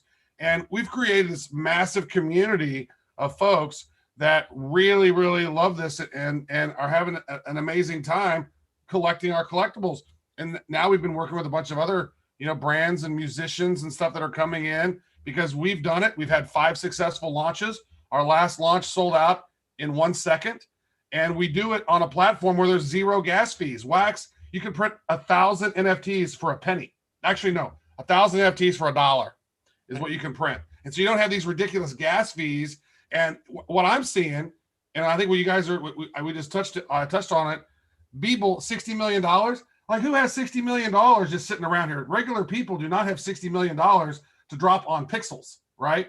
And so that's going to, those are money grabs. I have to interrupt you. I think after the stimulus act, we each have $60 million. That's right. Yeah. Well, they print them out. We got that Zimbabwe dollar now. Exactly. So we have a creator, we have a marketplace, and we have infrastructure, right? Let's say that we want to explain to people how you launch an NFT. How do I get it? How do I get into this game, right? So how would it work, Travis? Who would you approach, and how would you start? Okay. Well, let's say you're a legacy musician. You've been around for years, right? Do you want to go and do something like Kings of Leon did and do this big, huge money grab that didn't even sell out, and they had to lower their prices because they were like, oh, we're going to sell these NFTs for $50,000, and we're going to sell these for $10,000, and we're going to sell a whole bunch of these for $2,500 and $1,000, and it failed miserably, and it pissed off a lot of their fans. What do you want to do? Do you want to go and sell, $2 million worth of NFTs to 50 fans, or do you want to sell, 2 million NFTs to, all these different fans, right? You want to make all these fans happy, and they really didn't. And so what you need to do is find a platform that enables you to create various different assets. And I think what Vlad was talking about, he's got a cool ecosystem. One of the things that I thought of as an early use case about a year ago was that whole ticket experience. A ticket is an NFT, right? You can go into a venue and it's geo proximity based. It knows where you are. Your ticket could then drop you a pack of cards. You can open up your pack of cards because you're in the venue now. It knows you're here. Open them up. Oh, you get these cool cards. Maybe you get a record cover, right? Oh, now you got a picture of them backstage. Oh, here's a little music clip. Oh, here's a full video. Oh, here's a cool animation. Oh, here's this 3D thing. Oh, nice. Oh, wow. I got 5 of them for free. Oh, cool. How do I get more? Oh, there's several hundred others that we could go collect. And then that's what's going to happen. And then if you get certain NFTs, then maybe the wallet will know you have that NFT in it. Boom, you just got dropped a backstage pass, right? So there's some really cool things you're going to be able to do. But I think it evolves around this: delighting your fans. Do not look at this as a money grab. How can I go get several $1 million out of my fans? The age of extracting value from your fans and from your customers is over. Now we're talking about shared value and creating things that your customers and your fans can also collect and then enjoy, and the value creation over time. You collect some of these things are going to increase in value. And we've seen for so long consumerism and capitalism extracting as much value from their customers as possible and not giving anything back. And I think NFTs and this ecosystem is changing that. Mike, can you expand on that a little bit? Talk about how we're changing the experience and the value away from being centralized, owned by the creator, and now giving the purchaser, the consumer, the participant more power and more sovereignty. Yeah, so I agree with Travis that the age of extracting from your fans, your customer, is over. I fully am on board with that. And people who don't get this will eventually repent, because greed is not good, no matter what people think. And unless you are part of sharing economy, and unless you are doing something which is a combination of your talent connecting with your fans at a value where you can bring more and more participation of your fans, whether you're a musician, whether you're a gold miner, whether you're a watchmaker, whatever that is. So that's very, very important. And I think that's already going to happen very fast than what people can imagine. Coming back, I think what's happening is that people should not forget the main premise of any engagement in the world. So I don't know if I can show you something for 30 seconds or even less. Try. I've sent you one link, James. Can you play that for me just for like 15, 20 seconds? We're just in on the public, on the chat between the 4 of us. Yeah. I don't know if I can do that. It should directly work if you can do it as a. I don't think I can share my screen. You're not a host. Only Digital Week Online is the host, I guess. All right. Okay. So no problem. You guys can check it later on, and we'll plug in some more links later on. So the idea is that, all of us grew up with a very subjective experiences. For example, Vlad explained about his art experience. Art is very important to me. My grandfather was a very big art collector in India for his entire life. And I started understanding art at the age of 5 with him, and eventually with my dad when I was in college. And I think it was a very big exposure. And there are always certain elements, whether it's Vlad, Travis, you, me, all of us in the world who we connect to, whether it's Star Wars, whether it's Star Trek, whether it's movies, things that we grew up with. And I think that this is going to play a very important part in the co-creation of what's happening right now, that how emotionally can you engage a customer and how can you sustain that moment for a longer period of time and keep them waiting for more and more exciting stuff is very important. What Travis mentioned about whether it's 60 million or the CryptoPunk for literally 4,000 Ethereum, I think those are not regular people. Those are not even crypto degens. Those are people, I don't know where they come from and what kind of wealth they are sitting on. But the fact is that they are in this space right now, spending money like crazy. Now, if they are spending money which they own or they are doing this for somebody else, we will know over a period of time. But the main interesting part is that there is so much participation from mainstream artists, and we are going to see a lot of mainstream artists from music, from art, from DJ, even from fashion, entering this space in a big way. The beauty here is what I'm seeing a bit of a small concern is that a celebrity or already recognized artist who has great connections within the system and the infrastructure is right now cashing out very quickly without even putting enough thought process on what she or he needs to create. And then there are artists who have come up with a lot of intelligent uh, execution, who are not really known at all in the NFT space, but they had a finance degree and they were a DJ like Lau or Park, or if you look at Primal Cipher, or if you look at so many of these guys who came from absolutely nowhere, and they are in the top 5, top 10 Nifty super rare collection today for the last 6 months back to back, or Esteban and many other great talented people. So I think this is something which is we call as a clearing stage or the web 1.0. And when we move to web 2.0, web 3.0, we will be in a complete different space, which I don't think none of us have any idea where we are going. I spoke to an insurance company in the physical world, which are doing something in the range of 70-80 billion dollars a year in Asia and Far East and Southeast Asia. And they are actually exploring how to get into the space with financial NFT covers and stuff like that. So this is way more bigger than we can think right now. And the real use cases are not even out in the public domain yet.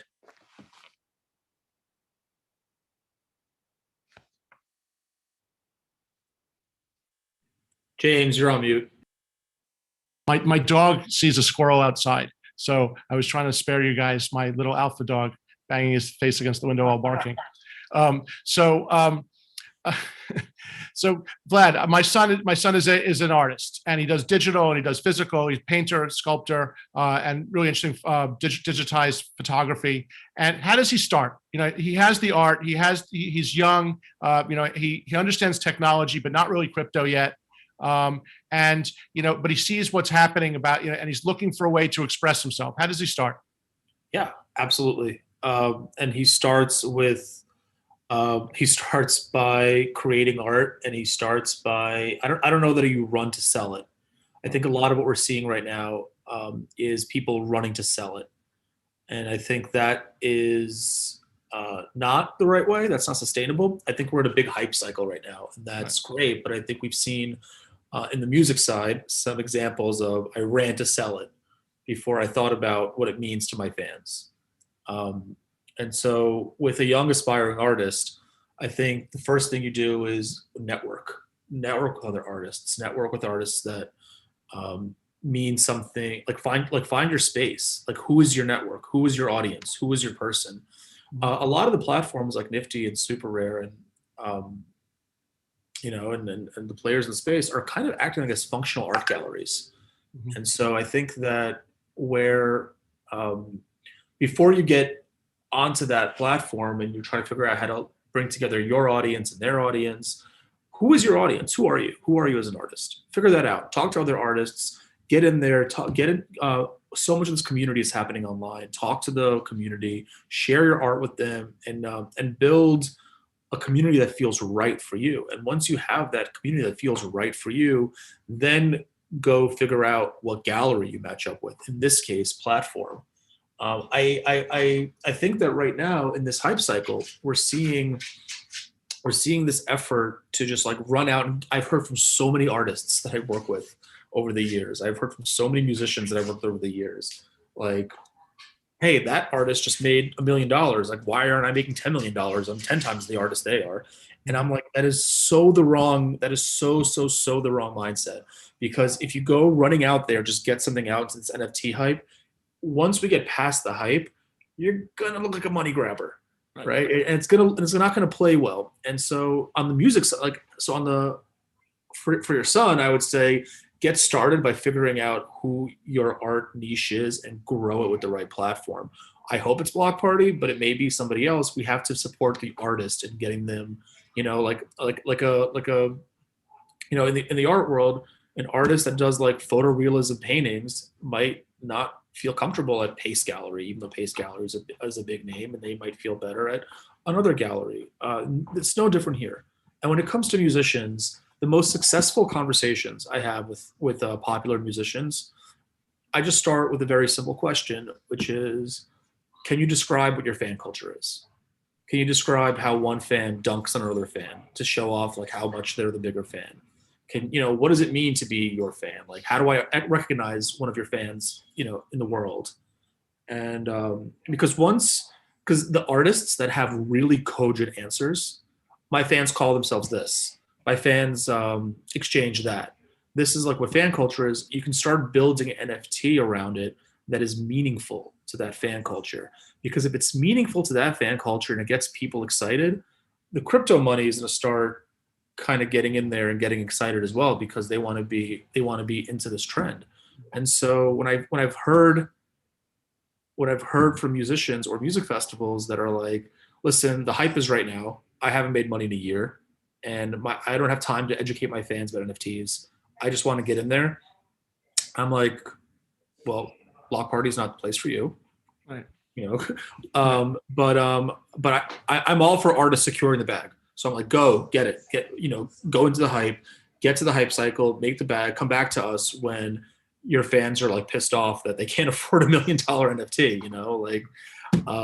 I think NFTs are kind of for the culture, and you're actually seeing this play out in the opposite way with Beeple's sale and Christie's, right? Because what's happening in the opposite way is that our NFT culture has allowed an artist to get elevated to the fine art realm, and now the fine art world is efficiently inefficient, right? Like Intentionally. We in the fine art world, a lot of stuff is opaque and a lot of stuff is inefficient, but we are really, really exceedingly efficient at separating out, like, when something has reached a museum quality level of it not only making museum quality price points, but getting treated and enshrined as a museum quality, culturally relevant thing. So not only is this huge for Beeple, who is culturally relevant, he has millions of fans around the world, but he just didn't go the traditional gallery route. You now have this enshrined in the hands of a proper collector, handled by professionals at Christie's, and I think it's a huge validation of NFTs. But I caution to remind everybody that digital art has been around for decades. Digital art has been around since digital, and once upon a time, photography wasn't considered real art. And actually, photography used to be a pretty digital medium, right? You capture an image and it gets burned to negative, but nobody's buying negatives, so you have to make a print to productize the work. And it took photographers decades to get taken seriously. Today, in 2021, we think about the greats like Henri Cartier-Bresson, and we think about the greats in photography as like art history greats. But they needed a print to productize their art. And why is this any different now with Beeple, somebody that is a very meaningful and culturally relevant artist, and he made an NFT to productize his digital art? I caution. He's the third most, the highest valued living artist today, right now, is Beeple. That's right. It's he's just joined the ranks in a big way. And so when we look back at all this stuff 40 years from now, digital art, which, by the way, again, digital art been around for decades, hard to collect because hard to own, hard to productize. NFTs have productized digital art. And so I think that this is really scratching the surface of productizing a great art form. And I think one of the pioneering artists is now sort of in that, in that highly collectible, highly valuable sphere, which the next step in that is, well, again, what the hell am I saying? Digital art is already exhibited in museums, but now we're going to have like really blue chip digital art collections exhibited in museums. And that's where I think the cultural tide starts to really turn. Well, also, I think I agree that there's going to be the high art aspect, the Beeple kind of stuff. But also, I think you go to the other end of the spectrum where you can start to monetize experiences. And I think what you're talking about is really important. That digital art's been around for a while, but how did you deliver it? How did you market it? How did you own it? How did you trade it? Right? How did you manipulate it? I think that that's what's changing right now is that we're starting to have access to actually personalize the experience that you have with the digital art.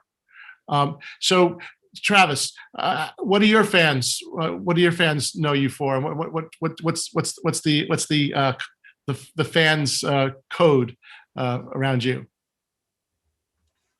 Well, I think it's a matter of people who like to collect fun stuff. They have a good sense of humor. They love crypto. I mean, we've got over 10 million downloads of our podcast, Bad Crypto. So a lot of people, we've led them into NFTs. So we're sort of pioneering a lot of stuff. And what's cool about Blockchain Heroes is that Joel and we had the idea, and then his son Zach is like a nonfiction, or he's a fiction writer, and he's played all these games throughout time. So he kind of helped create all the lore. And then I taught my son how to do a lot of the Photoshop and production, how to do some of these cool effects. So basically, Blockchain Heroes is two father-son duos. And so one thing I would add on to Vlad's thing about what to do if your son is trying to learn is just keep stacking your skills, man. Don't just rely on what you got right now. It's like start learning Blender, start learning some 3D modeling. What excites you? Figure out After Effects. You know what I mean? Just hone your craft, get good. And once you get good, people are going to notice and they're going to want your artwork, right? And so that's what I would add on that. And I would just say that if you have your North Star is delivering delight and adding value and over delivering to your folks, you're going to win. A lot of these people out there are not. They're like, look, what's in it for me? How can I get mine? How can I extract as much value from all these people?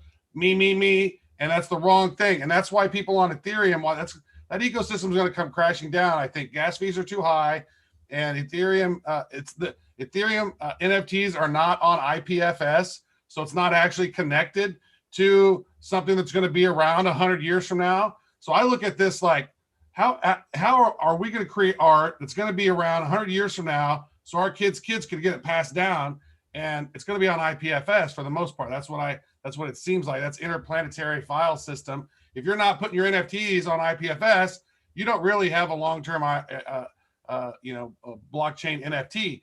And so a lot of these chains don't do that. And so I don't work with those. I don't think that's permanent. And I don't think that does sufficient value for the space. I think that people are overcharging. Because why? Well, you got to sell an NFT for at least $100 when your gas fee is $50, right? And so the price, you can't create a little cards and cool little, I can't send somebody a $5 card on Ethereum. I'm gonna spend 10 times that in gas fees.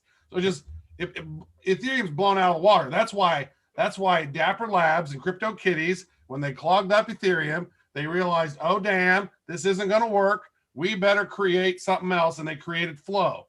Flow is an amazing blockchain, very fast. And if you're in America, you could not participate in the ICO of Flow. You could not get that 10-cent ICO Flow, which pisses me off because I wanted to load up the trucks. And now it's like $35 for a Flow, right?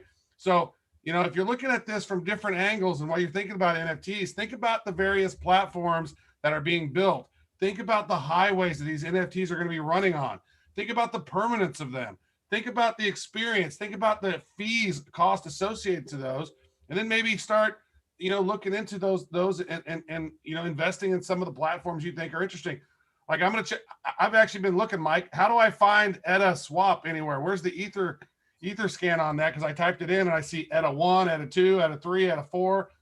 I don't know. So let me ask Travis, I did the same thing. I need the token contract address. Yeah, I couldn't find it. Actually, I can paste it in the chat, but James, I wanted to talk about Harrison specifically because I had an interesting chat with your son over the last few weeks. Yep.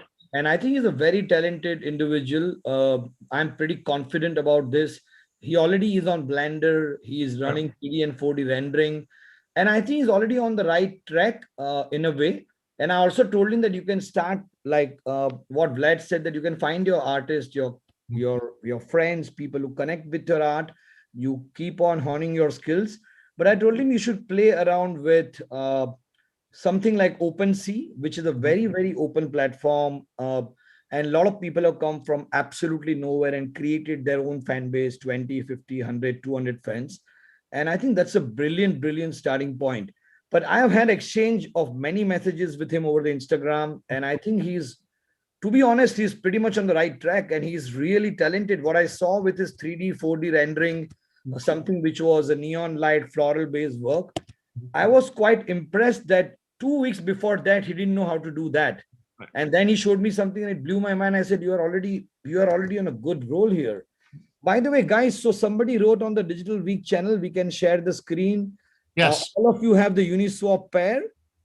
In the chat, please let me know if it works. There are always 20 fake tokens being listed when you list a token. This is the new problem every entrepreneur and companies are facing in the world today. And the pair which are listed should directly take you to the Ethereum ADA pair.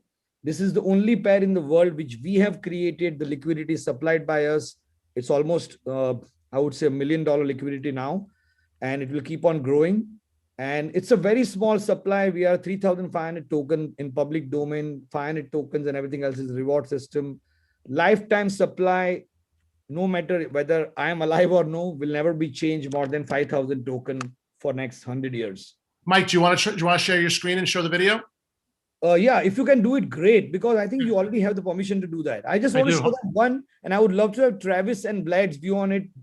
Why this connected to so many successful people, and they started tweeting about 5 of these NFTs or this series called the Founders Series, which we created from scratch over the last 5 months. Okay, I'm going to try and let me see what happens here. Yeah, you did it, and you just. Like, you see, you're taxing my capabilities here, Mike. I think, James, you are much more capable than you imagine. I hope that's true. Okay, is it? No, the link's not working. Is it? I got a machine in Switzerland. I don't think I can get it, Mike. Oh, there it is. Okay. Yeah, you can just make it full screen and make the volume on. All right, there we go.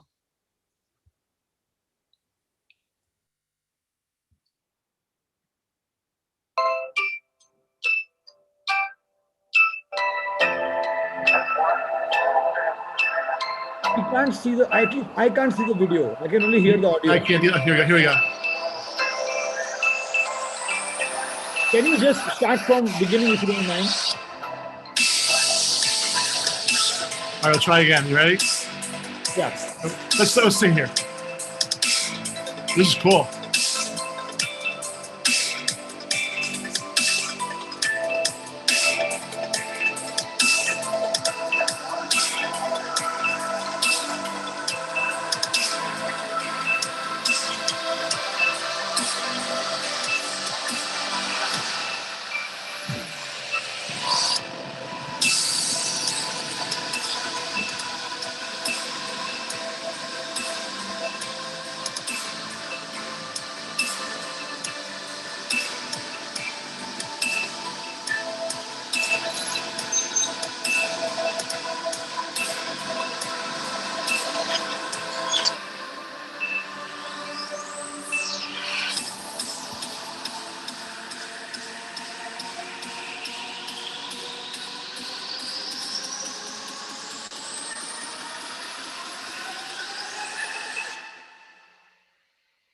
So, Mike, did you?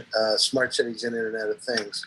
I had a conversation with him a number of weeks ago now, but it was really interesting. So think about how inefficient the cities are. I'm not sure who's talking. Then talk about. But I'm not sure. Who's like traffic lights. The traffic lights are programmed. And on average, in the U.S., they are 8 years Hey, old. you got another video playing there. I know. It went to the next video. Thank God it was a good one. So, Mike, how long does it take to produce something like that? So to be honest, we have a production center here in Prague, in Czech Republic. We work with artists from Japan to Istanbul to even LA now. And to be honest, this Winklevoss NFT, actually, we couldn't see the quality is much more higher than this. If you see directly on YouTube, if you search ADA Swap on YouTube, you can see many of those NFTs there right now, the previews. And to be honest, this one took us almost 7 to 8 weeks to get where we wanted to be. Just one of them, and at the end of the 8 week, we realized, okay, we are now happy. And somebody in the team said, oh, but I don't like the way the Bitcoin renders in the end. We don't like the spaceship going over the end of the universe or the beginning of the curve of the earth. So there were changes and we used another 5 days. So it's very subjective. I think quality and good work takes time, and you can't do things in like 3 days and start selling it. And for us, it's all about quality and execution. And it's something where people feel, wow, this is something different than what I expected.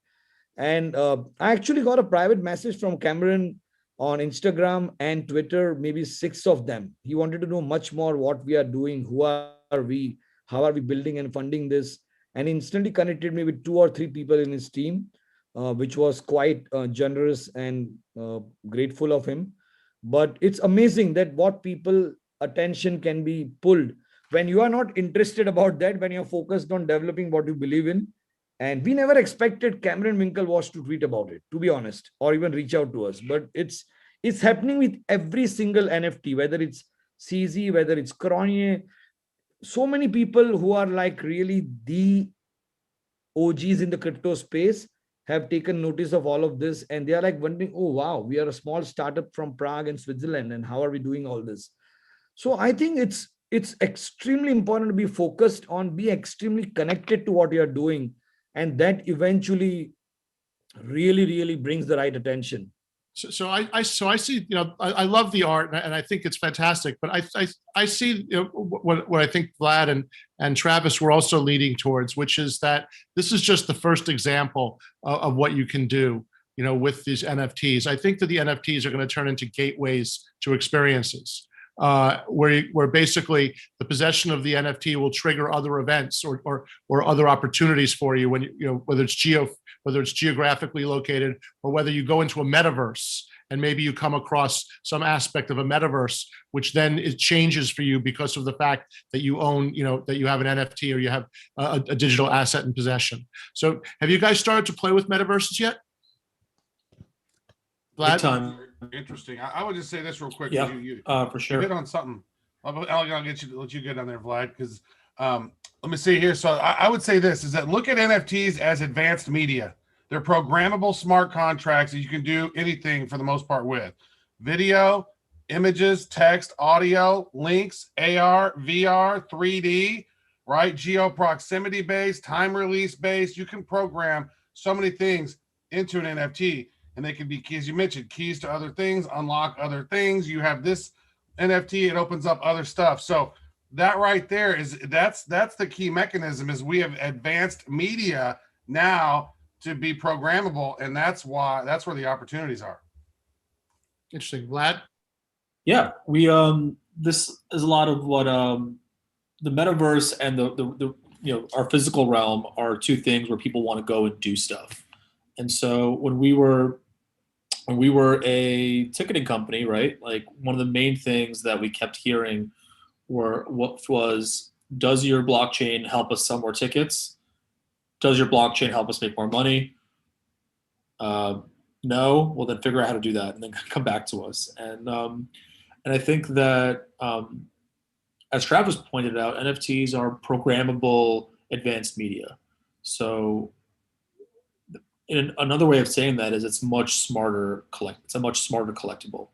The music fans that we deal with and the art fans that we deal with, when I collect so much ephemera from the concerts I go see, and sometimes it's framed on my wall, sometimes it's the back of my closet, but it's disconnected from the place where I got it, other than emotionally.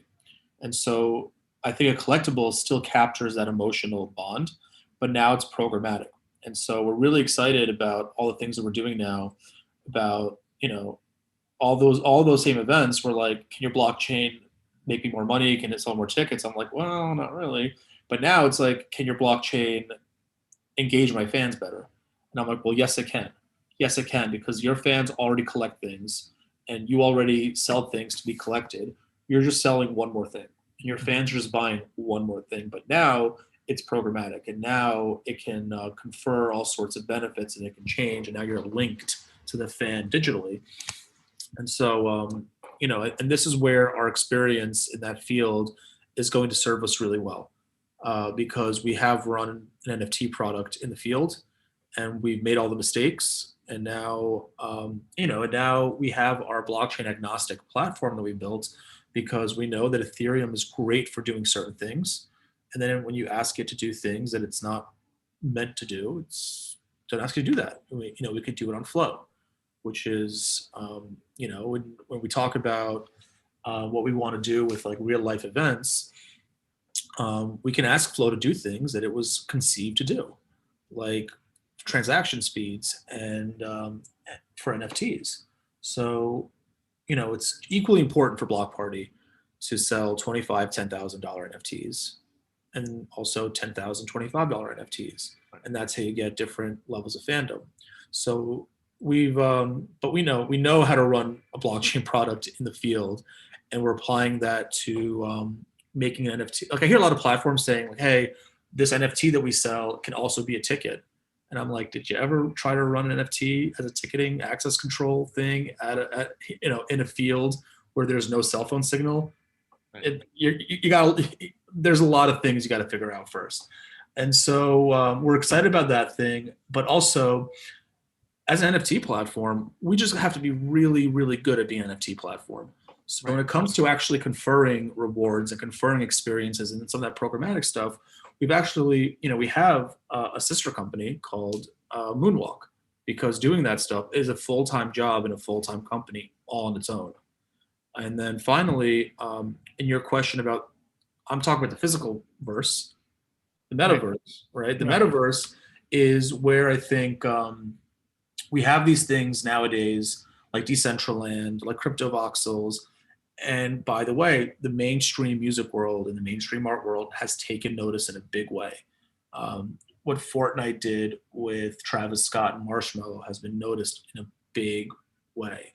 Right. And I think you're about to see the boom of the last year of live streaming and the coming boom of metaverses interact and cross over each other, because events are paying attention. Events are like, our venue capacity is our capacity. What about a metaverse? And so so we have that with live streaming.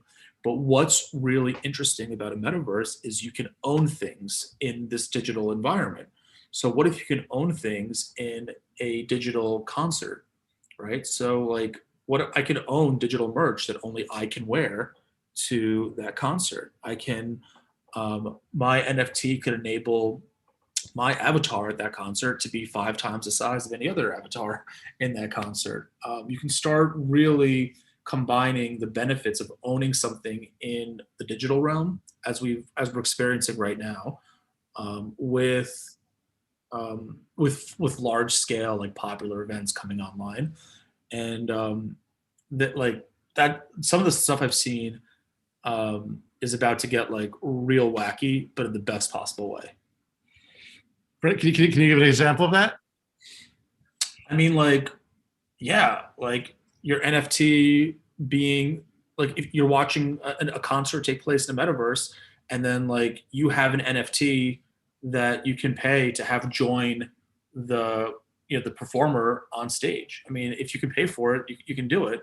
But maybe your NFT is something like, I don't know, like a dancing Pellegrino bottle, and I've always wanted to see a dancing Pellegrino bottle on stage. The platforms that I've seen doing it and experimenting it and getting buy-in from record labels and events are thinking about it in the right way, and it's very cool. And Mike, have you started thinking about metaverses and how your assets will be used? Yeah, so I think all of this is happening parallelly. Now, when I was doing my engineering, there was a company which existed. I was in Silicon Valley, and there was a company which existed called Second Life, if anybody remembers here. Linder Labs. Correct. So they basically Linden Dollars. They did this basically 20 years ago, almost 15 years ago.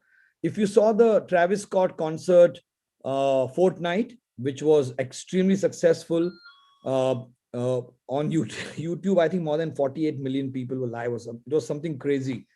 And I think this is becoming reality. And this is going to be very, very big. So we are talking to a couple of artists and musicians who want us to help them with the production rather than anything else. And we are looking at already doing merch for them in the digital space. This should be out in the towards the end of second quarter of this year itself. And I think this is becoming big. And now even the artists have realized that they don't want to do something temporary. They want to do something which has real value, and like that fan should feel that if he paid $20,000 for this, this was a banger value and he can hold on to this for 10 years and maybe sell it for $200,000. So, I was reading that Atari just licensed, I think with Decentraland, they're going to open a casino inside of Decentraland. And so, I think that in my mind, that's where all this is going to start to go. Is actually the Second Life was prescient. Was copied after my favorite book, Snow Crash. The idea of having a parallel universe where we can exist, and avatars, which are digital wallets with AI and run by algorithms, can go around and and really execute our desires. And I kind of see that that's the future that I'm hoping I'm alive for. As it comes down the pike. So as we close up, Travis, give us a closing thought on, if I just wanted to enjoy, forget the money, everyone goes to the money, right? If I just wanted to enjoy a new form of experience, where would you send me? Well, yeah, I would say this: if you're not one of the Ethereum cantillionaires that are super wealthy and want to blow all your Ethereum on stuff, is go to Wax, check it out. Go to atomichub.io, go to wax.io, get yourself a wallet. It'll take you 10 seconds maybe. You can sign up with any of your social channels, but I would recommend your email address. And sign up, and then go into Atomic Hub and take a look at it, and you can start seeing the different projects. What's really cool about a Wax ecosystem is that they've brought on a whole lot of big brands, but the big brands aren't the ones that are doing the best. It's the independents that have built up community, and it really showcases that. So you can see the top 20 people, there's only like maybe 5 of them that are big brands. The rest of them are the independents. And so a lot of these big people are coming after Ethereum. They're doing big money grabs. Like, I don't know if you saw this yesterday, Rob Gronkowski is doing Gronk NFTs, and he's selling them for ridiculous amounts of money. And I don't know, but this dude already has $100 million worth of football contracts. I don't know why I would support an NFT project for Rob Gronkowski when none of it seems to be going to charity, seems to be going to his pockets, a money grab. So watch out for these folks with money grabs. They're not fun. Nifty Gateway is even becoming a money grab. Whenever you first started that, you could buy some things for $50, $100. Now you got projects coming out. You're like, oh, you can only buy these for $45,000. Like, it's getting insane. So I think you're going to get yourself caught up in the Ethereum world. You're going to spend a lot of money. The value of those over time are going to tank, is my opinion. And go to some place where it's actually fun.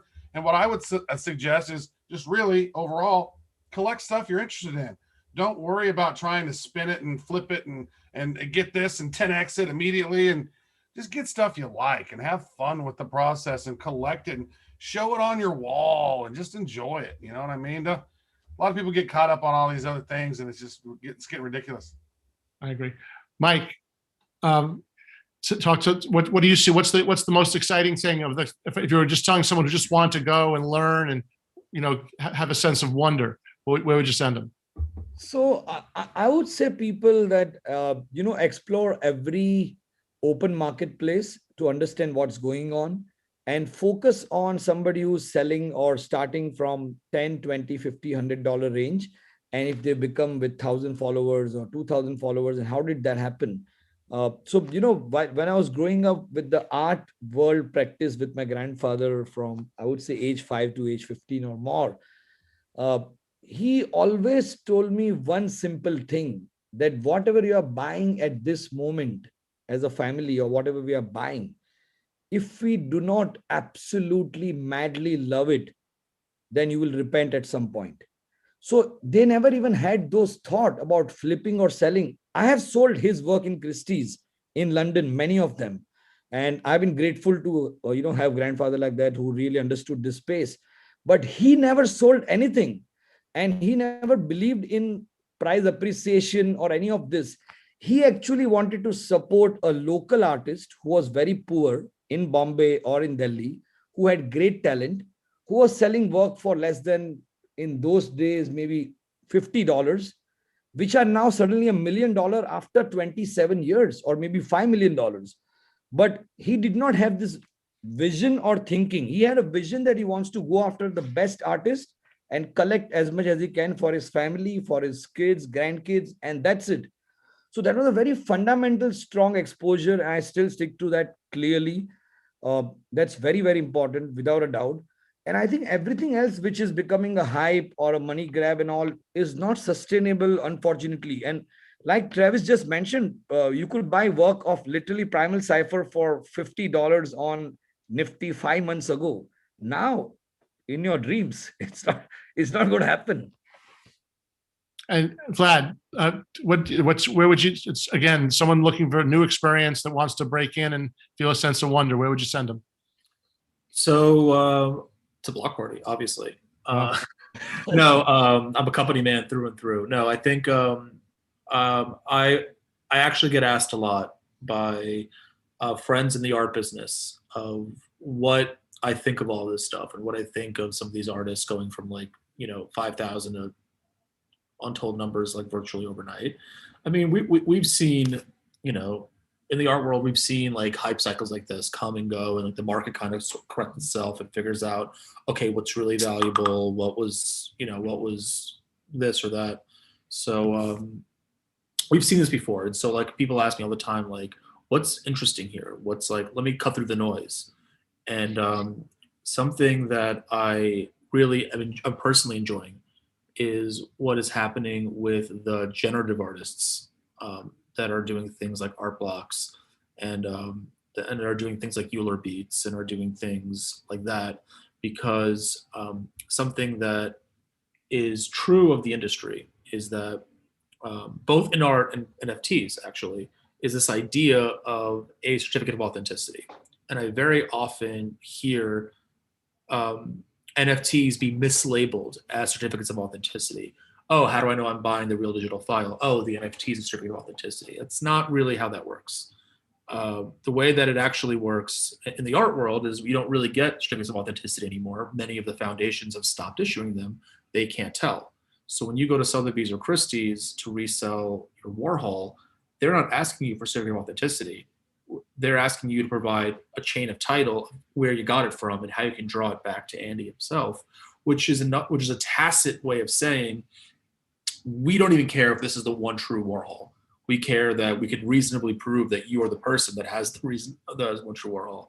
And so the same is true in NFTs, where you have NFTs that are associated with a digital media that we don't know exactly which one is the one of all the various potential screenshots in the world.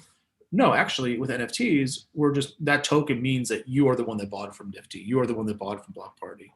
And so where it gets really interesting is, when can NFTs actually be certificates of authenticity in the way that they're supposed to be considered that? And generative art kind of solves that, right? Because the code that generates the art is hashed right into the token. Right. And, you can express randomness, you can express code on chain. And so there's a reason why some of those projects are having big numbers that I think are sustainable numbers, because you're seeing, you're seeing that randomness, and you're seeing that stuff valued. So the one non-Block Party thing I would point everybody to is check out Euler beats. I think that's what's up. I think art blocks are awesome. I think the Stars are awesome. And it's specifically for that use case that I just mentioned. I love it. Thank you guys so much for spending the time with us. I learned a lot. I really appreciate it. Thank you so much for having me. Can I just add one last thing? I actually forgot to say, we announced this on my Twitter as well, because all of the guys here are way more advanced and possibly much more experienced than me as well. So we just announced last week that we are creating an NFT with two of the biggest silver mint companies in Switzerland and Spain. And it's on my Twitter profile. You can see the video of that. It's an ADA token. It's an ADA coin. It's an NFT. And when you buy that NFT, you actually get a physical 30-gram silver coin, which is 999.99 touch, not 92.5. And it has Ethereum embedded into it. Could be 0.5, 0.10. It's going to be a very mysterious thing. And this rolls out in the next 60 to 90 days. People are going to be surprised. It's pretty crazy. We are attempting something which has not been done, but we also feel that both Ethereum and silver has such a high fundamental value that you will have zero thoughts in your mind or doubts to own something like this. Interesting. All right. Well, live and learn. Thank you, Mike. Thank you, Travis. And thank you, Vlad. I really enjoyed it. Thank you, Digital Week Online. Thanks, everyone. Thank you, Bye-bye. guys. Great meeting you, Vlad and Travis. Would love to connect offline.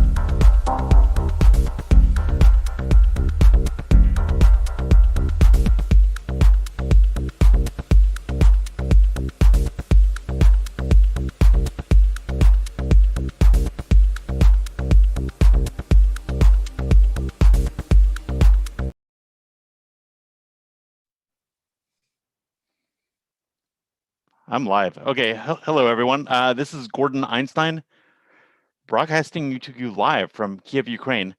The topic for tonight, I'm going to slightly modify it for what's on the schedule, but it's highly related. The schedule is pretty much blockchain as a basis for global law. I want to use a particular use case to describe what that means and just sort of talk through some implications with all of you. But this is a pretty long conversation that I'm going to do in a very short version. I'm going to share a little anecdote first before I open up the PowerPoint and get into all the details. Many of you may know that I became involved in crypto and blockchain back in 2014.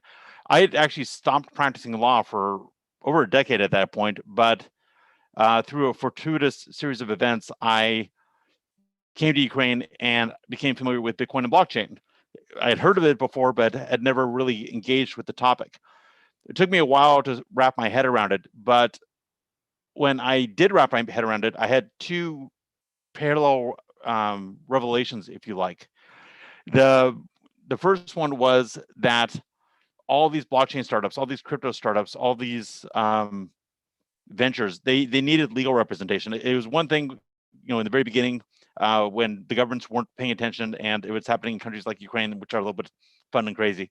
You didn't need necessarily, these companies or startups didn't necessarily need law at that time, but for them to grow and have a real impact, there was an opportunity for me to provide legal services to them. So that was attractive, and that sort of convinced me to get back into law after having not practiced for all these years. But the second revelation I had, I think, was much deeper, which is it's not necessarily that these startups or these technologies need law. It's that law needs these technologies. And let me explain what that means, actually. The reason I had left the practice of law was I was sort of burnt out on what law had become, and I think a lot of lawyers are. It's a little overly compliant. It's sort of like a business, potentially a business destroying thing and not a business enabling thing. The inconsistencies and inefficiencies built into law I found very troublesome, and I always thought it was better to go into business and produce wealth that way than being a lawyer. I thought lawyers were kind of taking energy out of the system. But what I saw was with blockchain and crypto, the sort of global nature of these things, the programmable nature of these things, could potentially solve many of the issues that were traditionally associated with law and the practice of law. And that was a pretty deep revelation.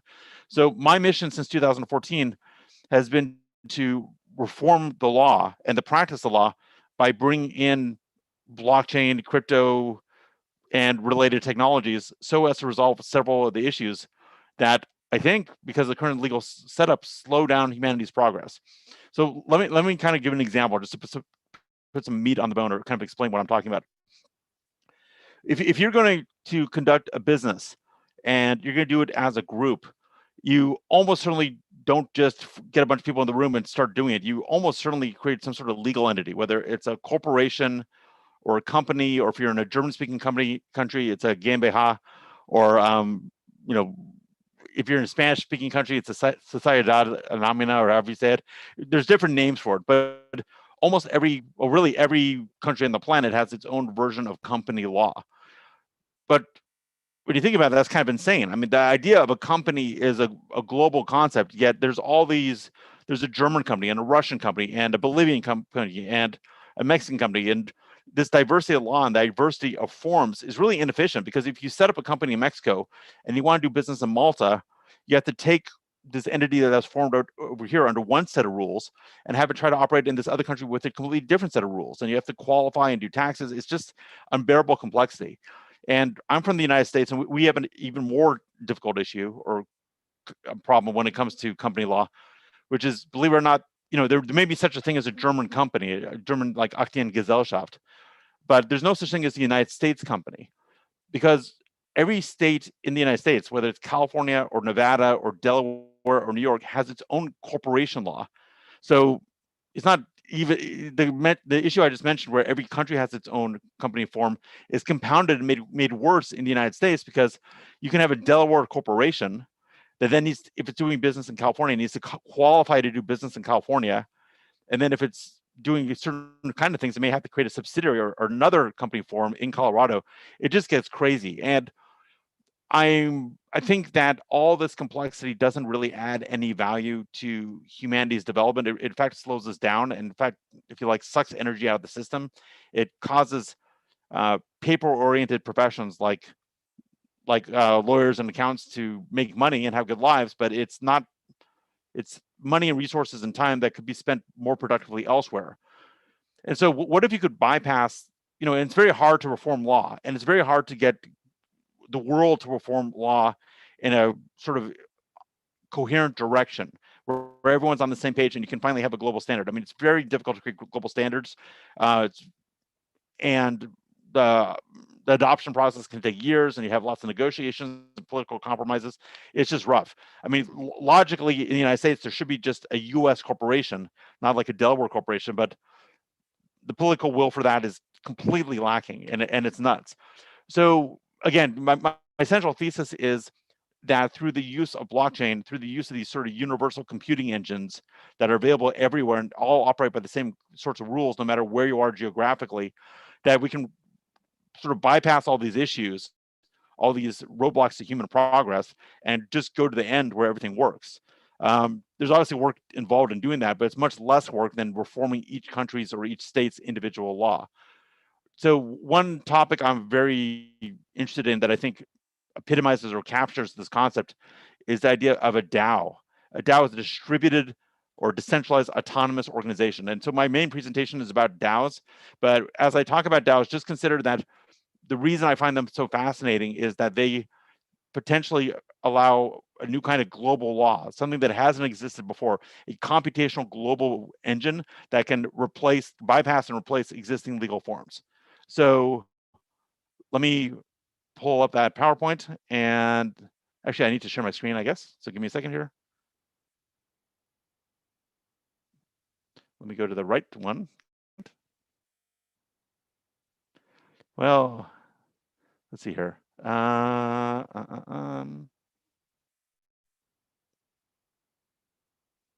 figure it out in 1 second. Give me a moment. Sure. And thank you, wonderful voice. Yes. Okay, can you see my screen? It says protecting your DAO from legal attacks. No, okay, let me try that again. So close, so close. Oh, there it is. Okay, there's that. Share. Yay, okay. Hello, everyone. Okay, so, protecting your DAO from legal attacks. How do we create this new alternative form, and then how do we make it so it survives and thrives? So let me just go down here. You don't need this. By the way, I'm a lawyer. I'm not your lawyer. I always have to say that stuff. Okay, so what is a DAO? A DAO is a decentralized autonomous organization. It's a on blockchain or on-chain way of organizing group efforts and group affairs and group governance that does not make use or does not need to make use of traditional legal forms, such as a corporation, such as a company, such as a partnership. It's a way of doing this computationally, and it's very attractive, again, because they potentially bypass many of the issues that are associated with traditional forms or legacy forms and make things a lot simpler. Also, their decentralized nature, maybe to a certain extent, helps them not be subject to litigation or, depending on how we want to look at it, accountability, because it's not necessarily known who's behind a DAO. It could be an anonymous DAO. When you have a company, at some point, especially these days, you do know who the ultimate beneficial owners are or interest holders are. So they're not immune to attack. So let's talk about what is a company? What is a firm? There's different theories about what makes a company a company. Of course, it's something that receives a charter from the government. Otherwise, you couldn't have a legal form in the first place. But there's another way of looking at companies, which is there's the idea of the theory of the firm. This being the idea that a firm or a business venture is really just a nexus of contracts, contractual relationships. For example, employment relationships, or employment contracts, or investment contracts, or leases, or insurance contracts. When you have a certain bundle of these that are coalescing along a single point, you can argue that that's a firm, that's an economic entity. So if you start looking at firms or economic entities as a nexus of various contracts, the next obvious question, if you're involved in Bitcoin and blockchain and crypto, is, well, do smart contracts count as a nexus of contracts? And the answer is yes, of course, they might.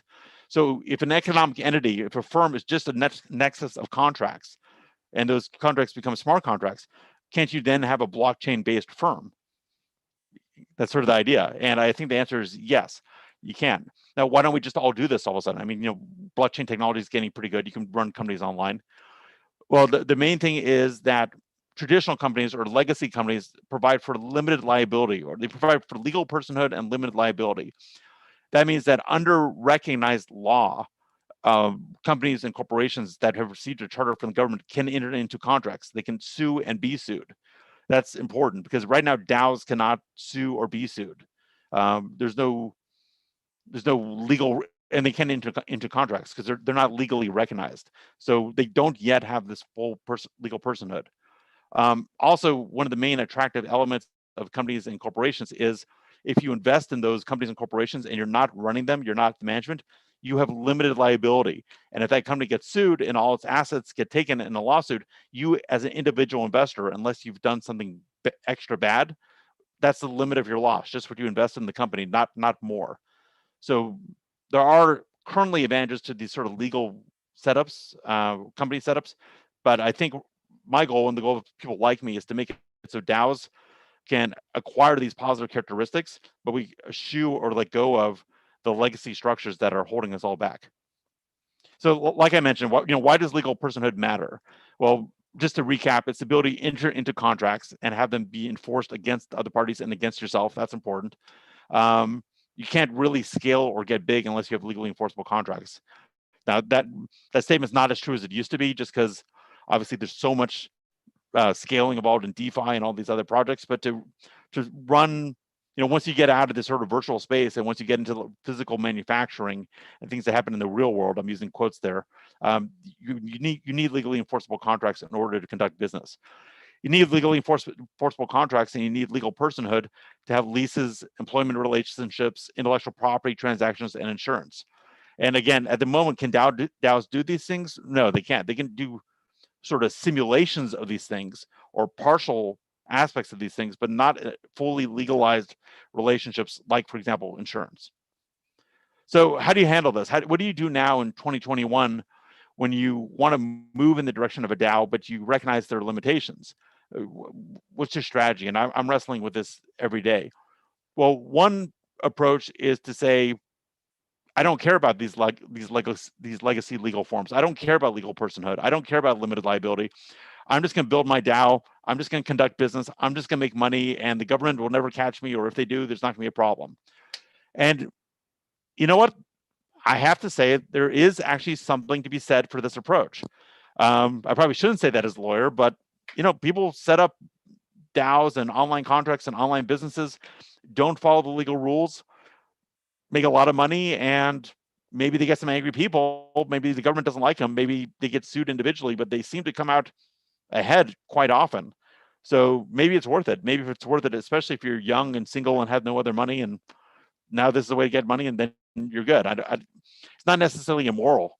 It's not like they're hurting someone. They're just getting rid of the traditional legal form. So, but I don't think that's necessarily where everyone wants to proceed. You want to sort of have the benefits of a DAO without necessarily running around all the rules.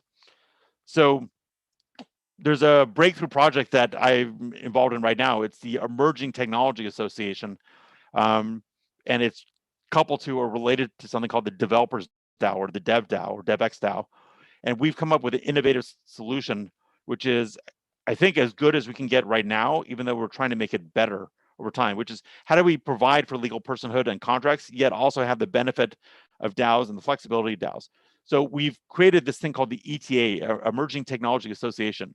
And unlike prior attempts at this, it's not a nonprofit Swiss foundation. It's a nonprofit Swiss association. The word for association in German is a Verein. The V is pronounced like an F. And this Verein sort of is tethered to or related to the backend DAO and takes its directions from the DAO. But because it's legally recognized, can enter into contracts and can provide, we believe, liability protection for all the members of the DAO. It's sort of a neat little breakthrough idea. So this is an approach. So again, just to kind of recap a moment, one approach is to have a DAO that basically ignores the law. You can call that a pirate DAO. I think that's kind of attractive in a way, but doesn't necessarily work for everything. And then you can have sort of what I would call a tethered DAO or a shielded DAO, which is what we've done with the Emerging Technology Association and the Dev DAO.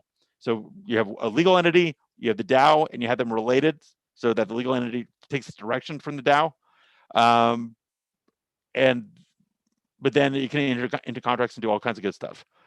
So this is just a real brief version. I just wanted to express the idea that, just to sort of do a big recap, there's a lot of parts of law that don't make sense anymore, that just don't work. And it's holding back humanity, this this complexity and lack of certainty and lack of standardization.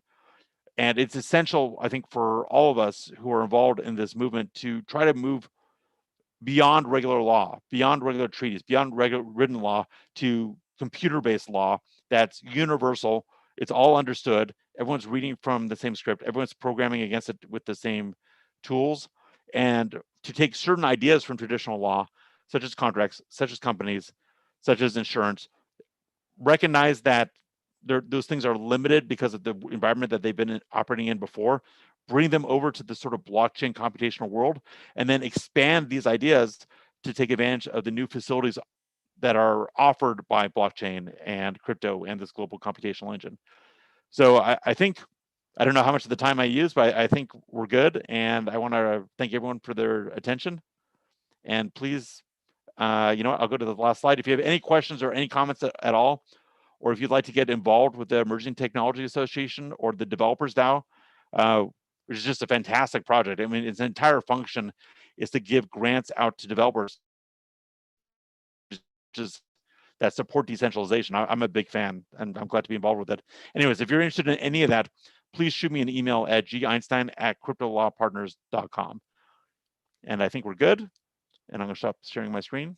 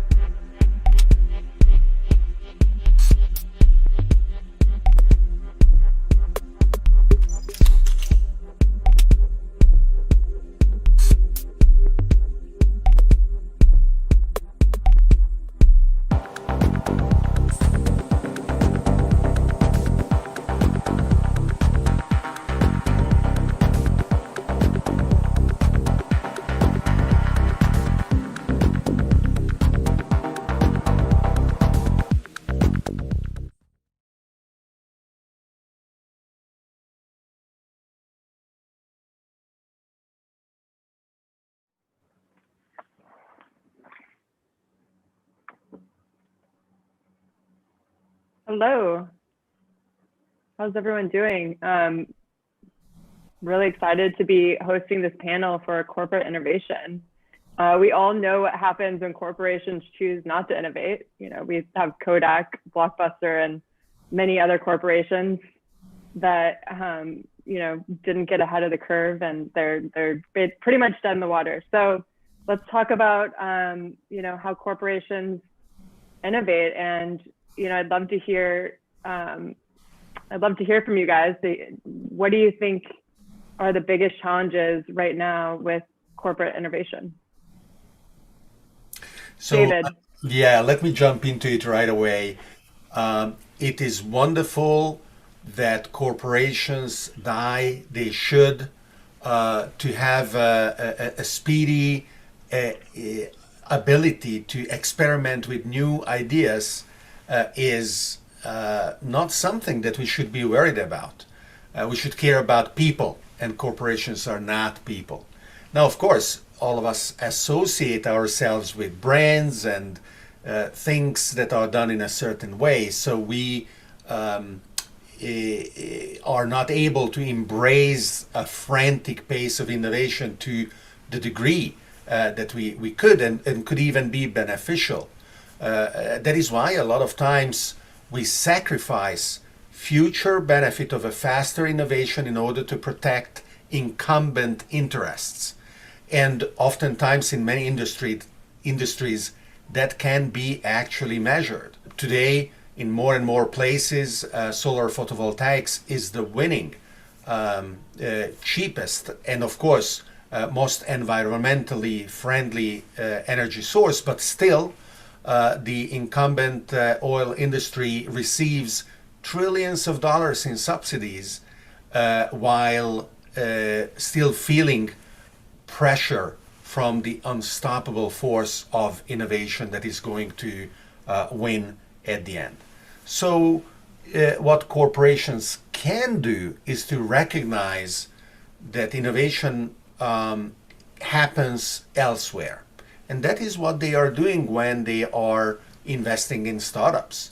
But even that is a kind of a mixed blessing, because corporate venture capital underperforms when compared to more neutral, independent sources of investment.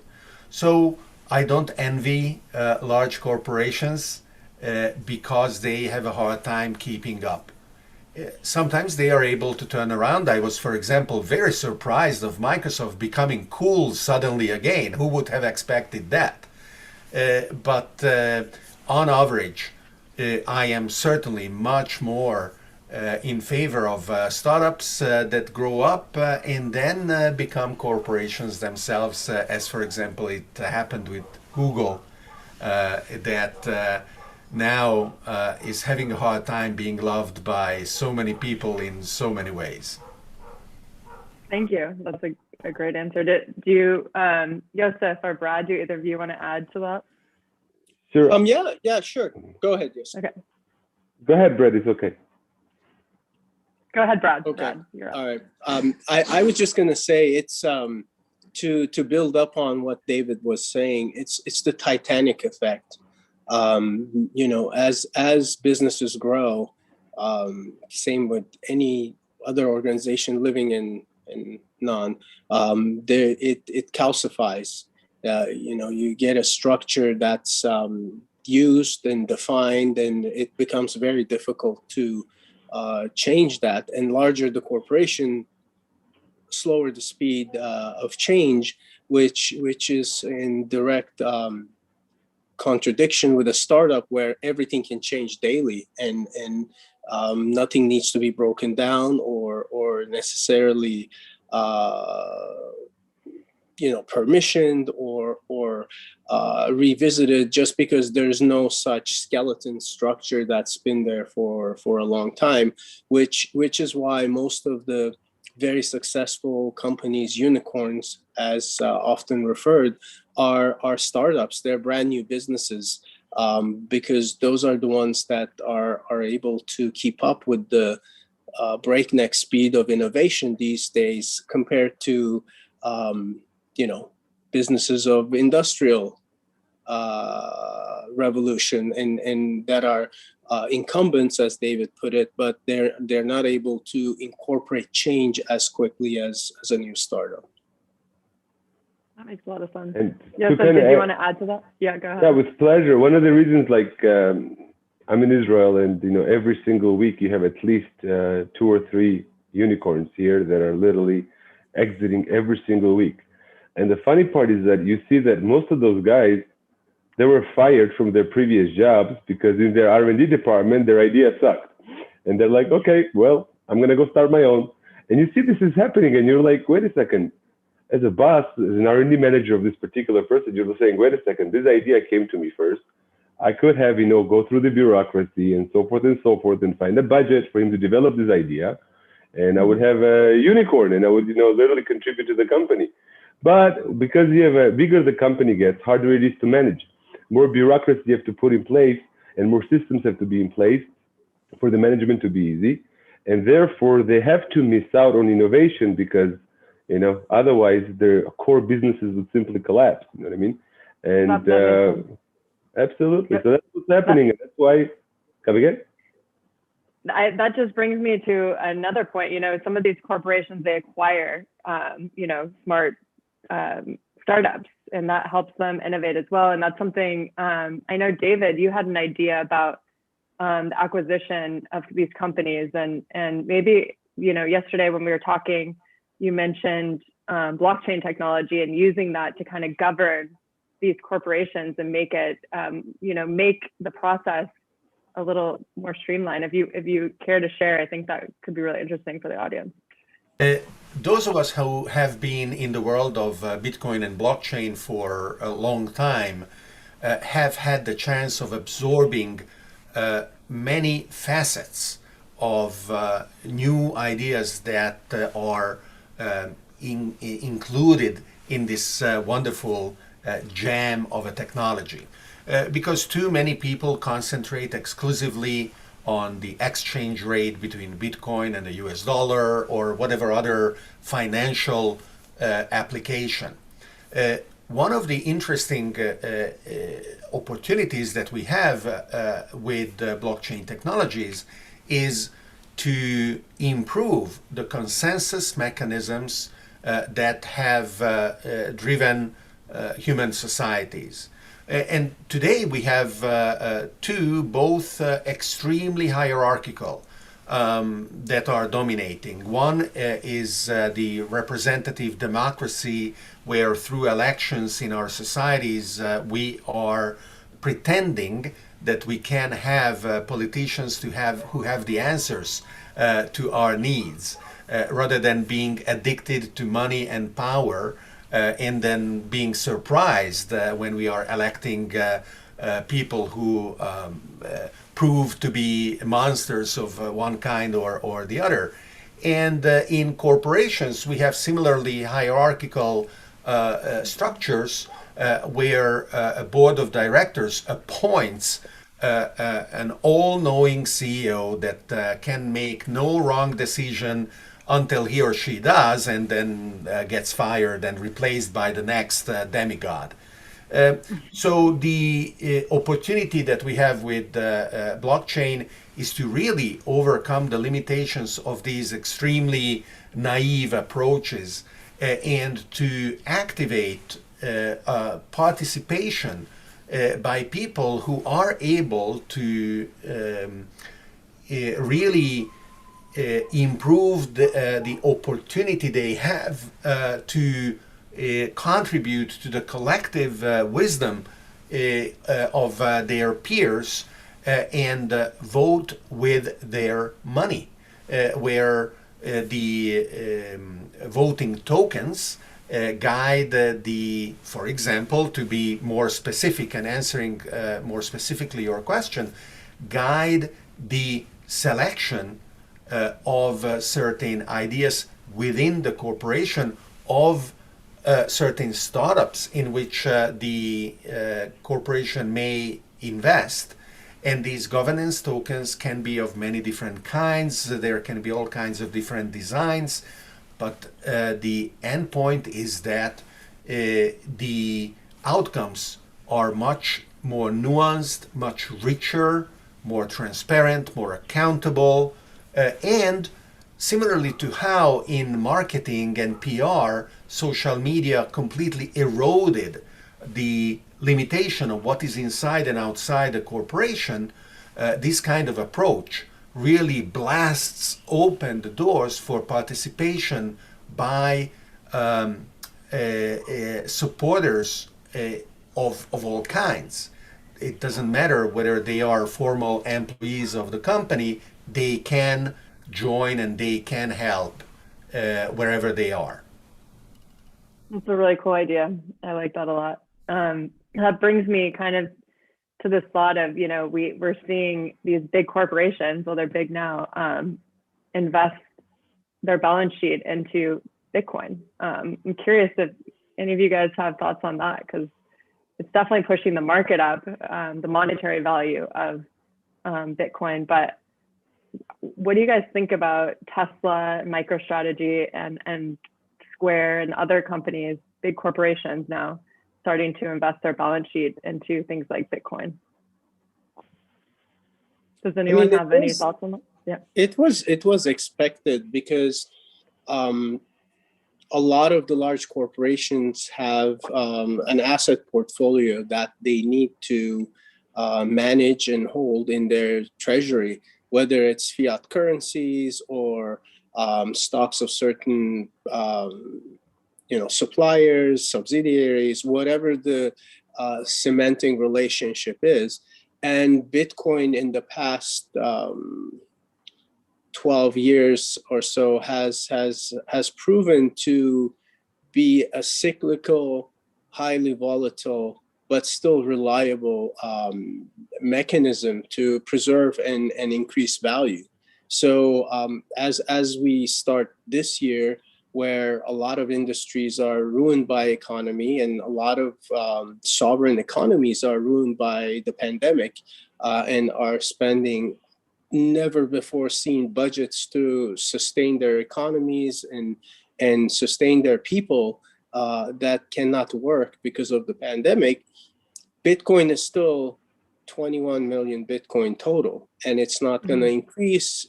There's not going to be an external shock that changes that number, or the emissions, or the difficulty of mining. All these things are programmatically built in. So from an investment strategy, if you look at Bitcoin and look at it like, okay, it has 3-4 year cycles, and so far has had a never before seen value increase in any asset class that I'm aware of. You look at it and it makes sense to have some exposure to it. Now, of course, those corporations and venture funds have very deep portfolios and a lot of cash. So when we hear, oh, such and such business bought hundreds of millions of Bitcoin or billions of Bitcoin, they don't have a huge exposure to it. It's a very small portion of their overall total assets and treasury that they're putting into it. And the upside is so high that, I think it's a sound decision that more and more sovereign funds, institutional investors, and large corporations are going to do. Is it, wise to put all your investments and everything in Bitcoin today and try to live off of it? I have a couple friends who do it and they're very happy, but it's not for the faint of heart. And it's definitely not a corporate treasury management strategy that I would recommend. Interesting. Do you think it's a signal that maybe other corporations might be wanting to build with this technology? Because as we know, everyone on this panel has been in the blockchain space for quite a while and knows that Bitcoin is not just a store of value. It's a platform that you can build off of. I'm curious if you think that, maybe now, it's kind of like you said, the economy, there's a lot of uncertainty. There's a ton of money being pumped in through the Fed, which is creating higher inflation. So we're seeing, weird things like companies put billions of dollars into Bitcoin. But is there also kind of, the next wave? Do you think there'll be companies that are going to be building on the Bitcoin blockchain or other blockchains? Because now they're like, okay, this is a store of value. I'm curious to what your guys' thoughts are there.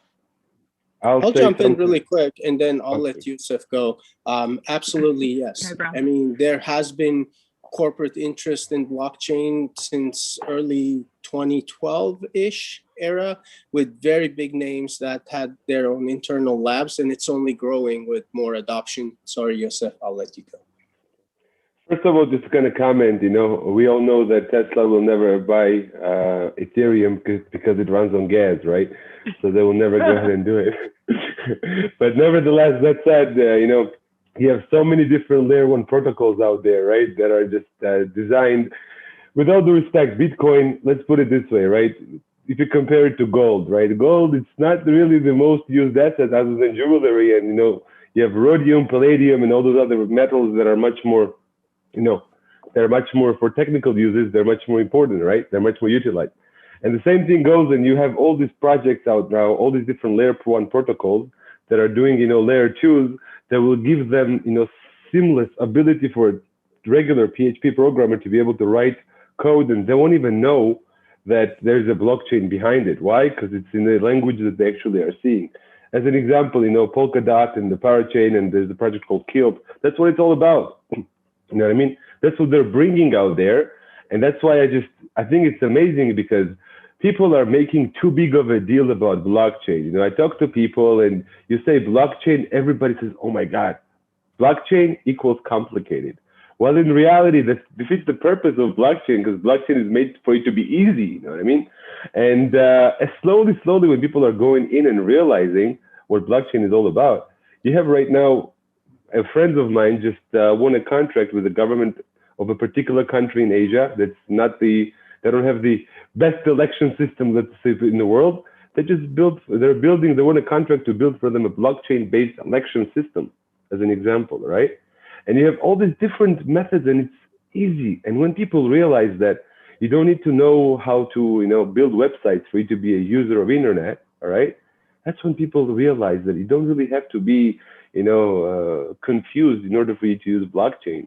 You just can benefit from it, and you won't even know. It just connects to regular ERP. And if the engine is based on blockchain or some other thing, who really cares, right? So we're getting there, I think.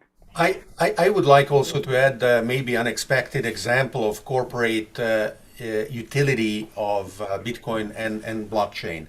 10 years or 12 years later of it being born, we are still, of course, and very naturally explaining it for the newcomers. And until 8 billion people will be completely familiar with it, we know that that is our destiny, so we never complain. One of the profound misunderstandings around Bitcoin is that it wastes energy, where people don't realize that of course, the traditional financial system absorbs an enormous amount of energy very inefficiently. One. Two, that the benefit of the consensus and trustless ability to transact that Bitcoin delivers worldwide is unparalleled, and many, many others. Now, one thing that Lorenzo Vallecchi illustrated beautifully just a few days ago as we speak today in an essay he published on Medium that I strongly recommend everyone to check out and hopefully read, entitled Bitcoin and Energy in the Next 50 Years, is the strong interdependence of the development of the two networks, the forthcoming new energy infrastructure that is going to be built on decentralized renewable energy systems, mostly solar, and the large number of data centers that are going to be popping up everywhere in the world where people will want to manage them. And the application here is that since the pure cost of energy is going to progressively tend to zero, energy utility companies will need to deliver additional, very, very different services, value added to the mere existence of the network, and the ability for mining to be turned off as needed because maybe the utility will pay the miners more than they can earn from Bitcoin mining itself. Because at that point, the pure cost of electricity is not even zero, is negative, which is already happening, is something that has never been possible before. And this is just one very interesting example of how Bitcoin and blockchain in general will contribute to stabilizing not only financial markets and the ability to trust anyone or to transact with anyone without trusting them all over the world, but actually they will be stabilizing our energy network of the future as well. I just wrote it down. I'm going to read that Medium article, Bitcoin and Energy. Thank you. I think that's really cool. This is a little bit off topic, but there's probably people listening that want to know, they feel like maybe they missed out and they didn't get in early enough because now Bitcoin, as you know, is trading well over $50,000. So I want to hear from one of you. What do you think, like, for the people that haven't, that aren't the no coiners with no exposure? Is it too late? Did they miss out? No, they did not. I'd love to hear from Brad. Yeah. No, they did not. I think one thing that I hope everyone takes from this panel that maybe they didn't think about before because there are no coiners is you can own a fraction of a Bitcoin. So you can buy $1, $1 worth of Bitcoin. You don't have to buy whole Bitcoin. So the fallacy that, if the price is X, I can't afford it. This is not a car. It doesn't come in one piece, it comes in Satoshis that are very small fractions of it. And the second thing is, my experience has been very interesting, especially with Bitcoin, where I just out of pure luck got involved really early on. And early on, there wasn't much to do other than mine and send Bitcoins around that had no value. And so although I really appreciate that experience and learned a lot from it in helped me understand blockchain and crypto assets in a different way than maybe someone coming in this year. I really didn't benefit from those activities of early days just because it had no value and some keys were misplaced, wallets lost, and a lot of Bitcoin went down the drain. Having said that, it was still a really good journey for me because it got me introduced to something really exciting. And although it didn't have value at that time, now it does have a lot of value, and it changed the way I thought about how to decentralize things, whether financial systems or monetary systems or social structures, and how to bring more stakeholders into the conversation. To what Joseph and David were saying earlier on, we do have imperfect consensus models right now. And I'm not saying every blockchain consensus model is perfect and should be adopted throughout our lives, but it's a much better, much more inclusive system. So I think it's never too late to get in, especially this early. This is, people who came into the internet era in the 2000s, they weren't late. They were, they learned from the mistakes of the 90s, and in 2000s they built bigger, better companies like Google. So we're gonna see the same thing with Bitcoin. It's gonna come in Bitcoin blockchain. It's gonna come in waves. Obviously, there were the original, early adapters, and then there was the wave in 2016, 17. Now we're seeing a more corporate and institutionalized wave in 21, probably 22, and each wave has a different characteristics, but it's never too late. Just find projects that you want to see happen and get involved. For those people who are skeptical about blockchain in general, what I ask them is, do you believe that we will be mining the asteroids with swarms of robots in 20, 30 years? And if we do, whatever transactions in energy, transportation, economic settlements they will need to make autonomously, because there will be very few humans pushing the buttons, are they going to use wire transfers, credit cards, or paper checks or banknotes in order to do those transactions? And it doesn't matter whether it is called Bitcoin or Ether or whatever, but it's guaranteed that they will be using something that is built upon the foundation that we are laying down now. So this makes a lot of sense of why Elon bought all that Bitcoin then, because he's going to need. Go ahead. I just want to add one more thing, guys. I don't know. I read it today from Glassnode that was published that there's only 36 million addresses of Bitcoin with a non-zero balance. So that means that there's 36 million wallets out there that have at least one Satoshi. Guys, what happened to 8 billion people? Like, seriously? Is that even a question? 36 million and it's at 50 grand? Yeah.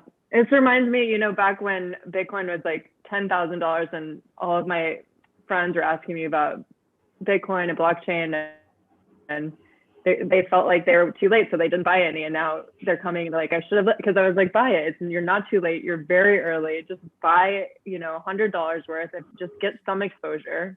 That's right.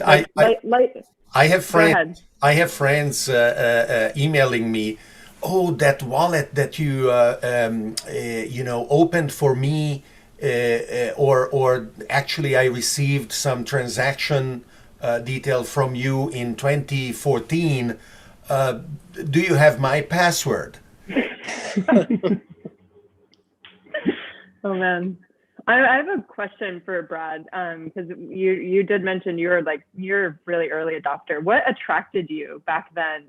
When Bitcoin had no monetary value, you were essentially just mining for the sake of contributing to this network, and ultimately this might hurt, but you lost a fortune. It's very publicly known. But you're still, that doesn't matter. But I'm curious to what attracted you particularly to the technology when there was no monetary value. Now we know why people are attracted to it. Well, one of the reasons besides the technology is they want to be able to, hold a store of value, and for the monetary sense. So even before Bitcoin, I always loved cryptography. I was passionate about it. As a programmer, I liked disassembling things and looking inside, and oftentimes they were protected, so you can't do it. So it was it was a fun time to be had, getting into those places that you weren't supposed to, and look into the code. And so in 2009, a friend of mine, another technologist, sent me 3 files to compile and said, Brad, compile these and you're going to love it. I figured he's either going to take control of my computer, play a prank, or it's something interesting. So I created a virtual layer on one of the computers that didn't have anything important on it, compiled the things, ran them, and one was a full Bitcoin node, the other one was a wallet, command line interface wallet, and one was a miner. And so I started tinkering with it, just intellectual curiosity, to answer your question. I had no expectations. I hadn't read the Bitcoin white paper until I compiled and looked at the name of the software that popped up. I didn't even know it was Bitcoin. I just did it. And it was the beginning of a life-altering journey. So I'm forever thankful to him. But it could have as well been a virus or a prank or something that took control of my computer and shut it down. So that was the genesis. And then, of course, I read the white paper and got really interested about the transactional aspects of it, and the rest, That's amazing. Well, awesome that you were able. I don't know if the screen that I started sharing automatically shows up or Yeah, we can see it. I know I okay. can. Yeah. Probably then it can be seen outside as well.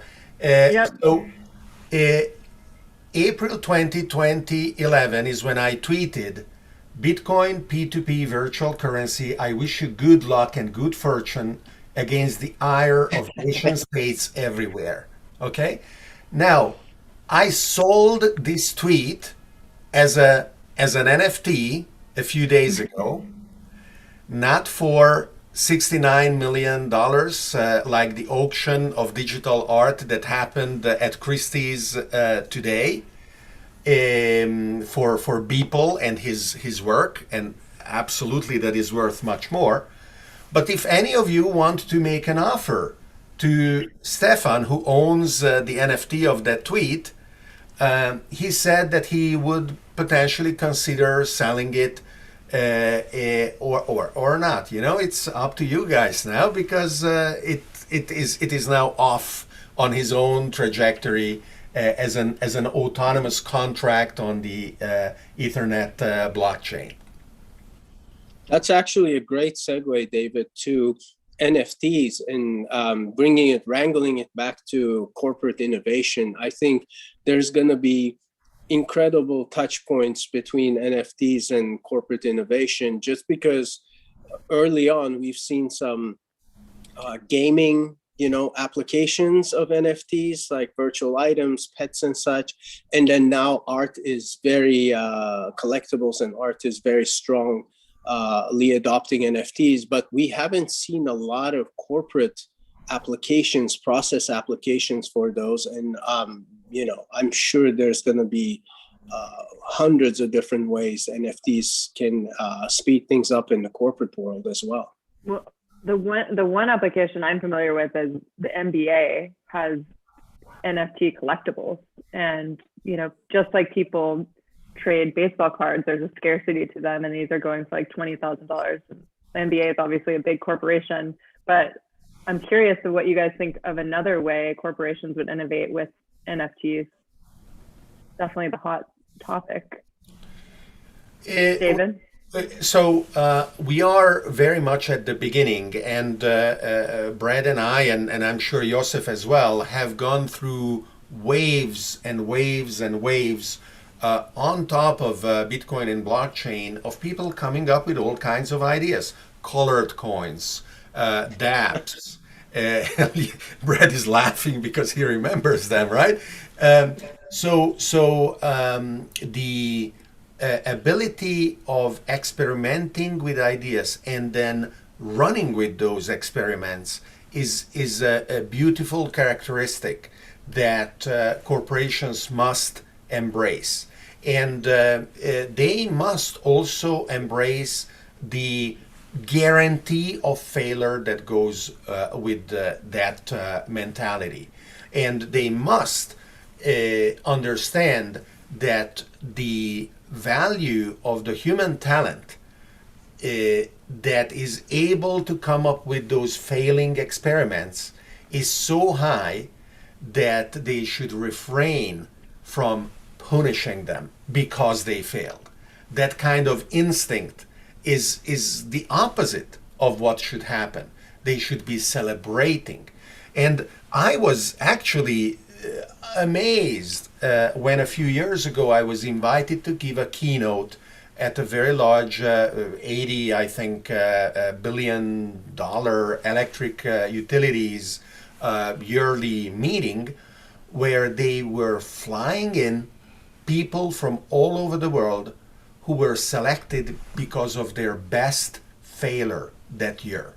And there were a couple of dozen people, and out of those, I don't know, 2 or 3 were chosen as the best of the best, and they were all not still sure whether they would be fired. But it was amazing. And of course they were not.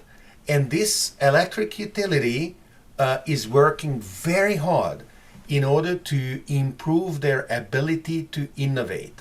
They have a CIO, which is not Chief Information Officer. It is not even Chief Innovation Officer. The CIO is Chief Innovability Officer. So is our ability to innovate increasing? And if yes, then he keeps his job. So I think that is quite amazing that a company as large as that, and by the way, it's NLENEL, one of the leaders in sustainable energy today. So that is an example that I have fun telling anytime I can. I mean, we hear that in startups, right? Fail fast and fail often. But corporations tend to not take that kind of mindset on. So it's interesting to hear you talk about that, David. So I'm curious about what you guys think are the most exciting new innovations that corporations just can't ignore this year. And, it's obviously been an interesting year starting off, right? We're still in this global pandemic. So innovations are kind of moving and shifting because of that. And I'm just curious to hear from you guys what you think will be the biggest innovations for corporations this year. Yusuf? I personally think that this year we will actually start seeing how more and more big names and Fortune 500 companies, they're going to come out of the closet and actually say how they're using blockchain technology for themselves. They have too many pilots that are running. There's too many bureaucracies that are going on. Too much, just hush hush. They're like once again. But I think that very, very soon we're going to start seeing that, because if last year we all know the COVID clinical trials, right? We know the little secret why they happened so fast. It was, of course, there was all this warp speed and everything, all the programs going on, but people don't know that the data was transferred from stages to stages using blockchain technology. So if before it used to take them from one place to go to another place, all right, it used to take them a week, they got it done in 5 minutes. Why? Because they did blockchain technology. Now, believe it or not, the person is a friend of mine that actually developed this technology for one of the big 3 pharma companies. He signed an NDA about size of this, of how he's not allowed to say the name. And, it's like, sort of like, selling his soul just for him to give that out. But they're afraid. Why? They're afraid of this, to say that, hey, we're using it and we're doing it. So I think that blockchain and the different applications of it, people are actually going to start come out of it, and they're going to start showing it, how it's actually beneficial in the real life scenarios. And that's what I think is the 2021 innovation for corporate. I love that. One category that is under mortal threat, which is always a useful way of looking at innovation, what it is going to disrupt are middle managers. And especially this year, when they couldn't justify their existence by walking behind the backs of people who were doing real work, and everyone was at home, and their productivity actually increased because they were able to concentrate, and maybe they were even working longer hours. They wouldn't waste hours every day commuting. Well, middle managers had to take a step back and ask deep philosophical existential questions about their professional trajectory. And even more so, once again, back to the issue of blockchain-based governance, the ability to make decisions that are unfiltered and disintermediated has always been the aim of blockchain technologies. So applied to corporate culture, it will actually unlock a lot of talent that was wasted in mere supervision of other humans that are grown adults and are perfectly capable of supervising themselves. And so there will be a lot of new opportunity for corporations to internally redefine what should they do with all of that previously wasted human talent that they used to be calling middle management. I think we're all biased towards blockchain, of course. I think blockchain and crypto assets are probably the star disruptor again this year. But I want to focus more on the DeFi side of things, because DeFi, or decentralized finance, has grown considerably since its early on mentions in 2018, 2019.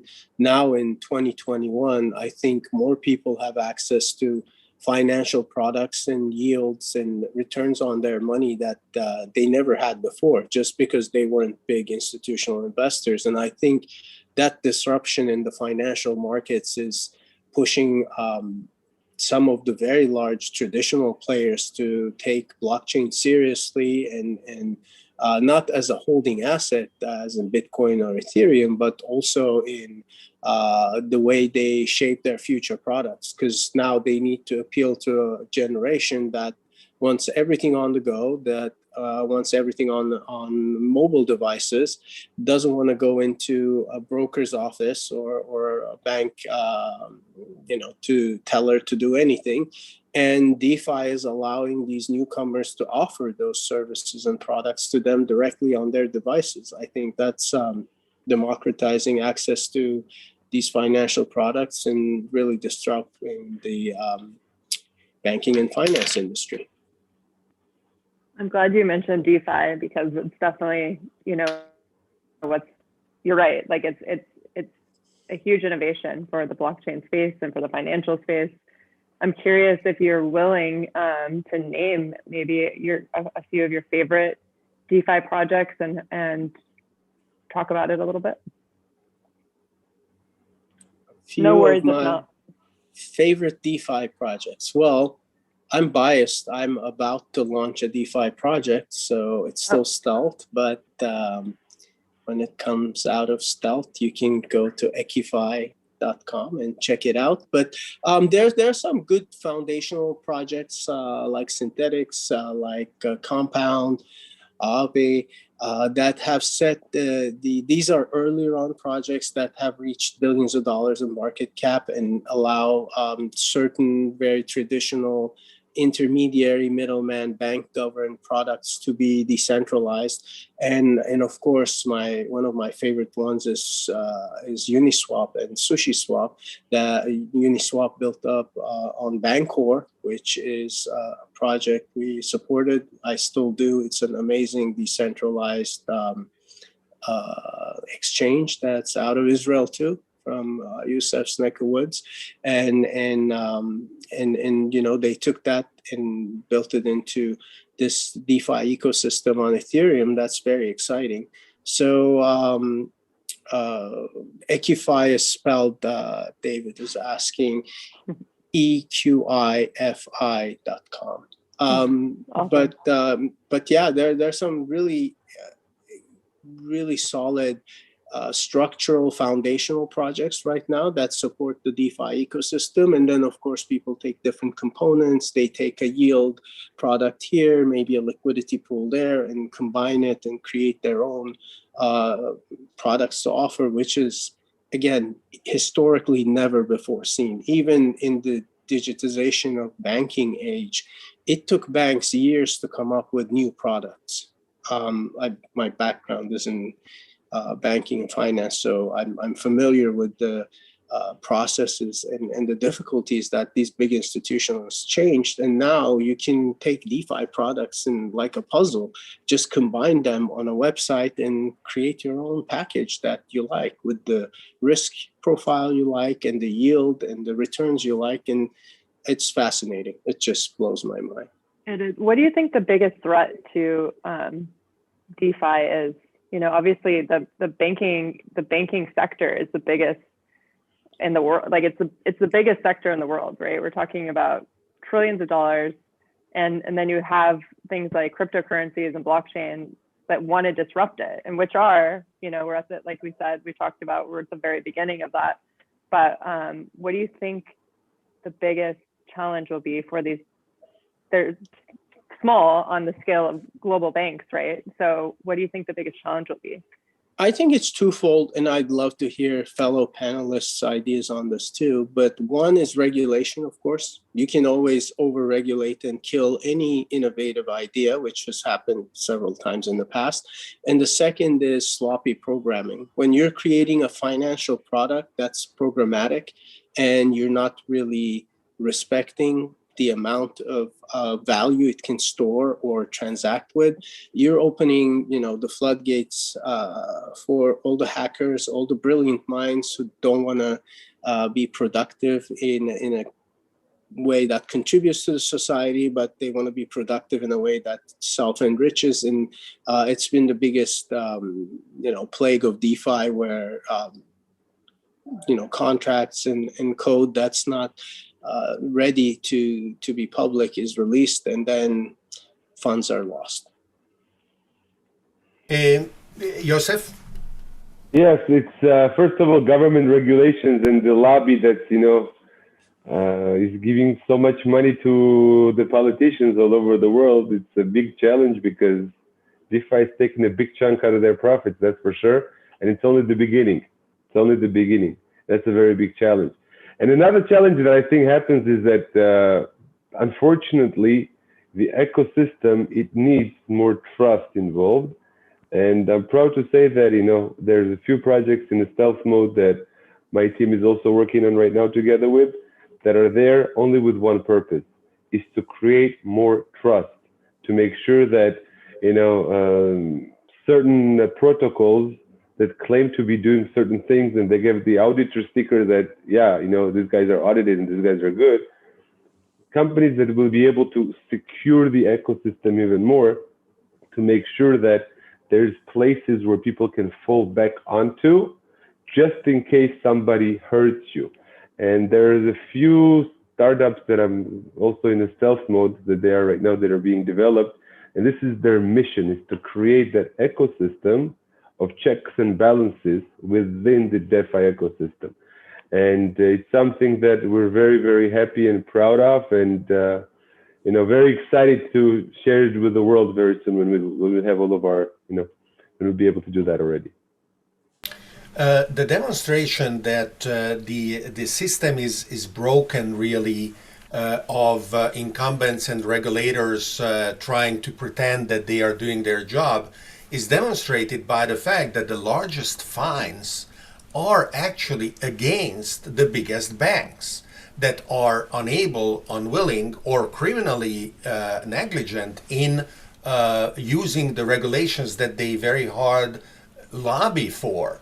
When they build the teller windows big enough for the Mexican cartels to push cash through faster, or when they are in other ways misusing funds, or when auditors sign off on the books of companies like Wirecard, and a few months later they go belly up with the missing of 4 billion euro, that evidently was an amount not big enough for the auditors to see that they are missing.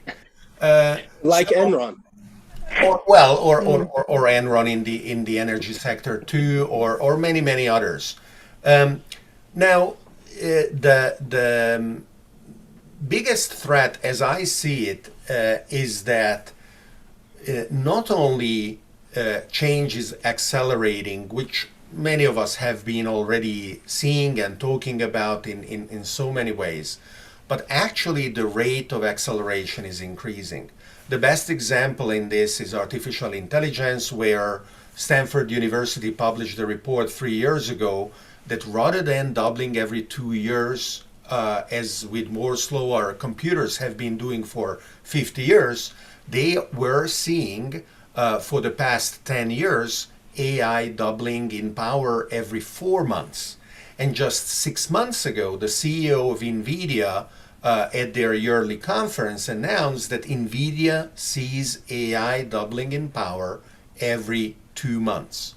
So the rate of doubling went from 2 years to 4 months to 2 months. And I published a few years ago what I call the paradigm of jolting technologies.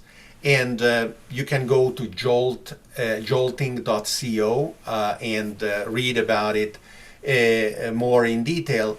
But the point is that while we are able to adapt to the changes that come with an ever-increasing speed due to a constant acceleration, we have a very hard time adapting to the whiplash that a jolt will produce. Just as in braking too fast, you can actually hurt yourself, and then you have to wear a collar for a few weeks because you got a physical whiplash. The whiplash effect manifests itself also on our psychology.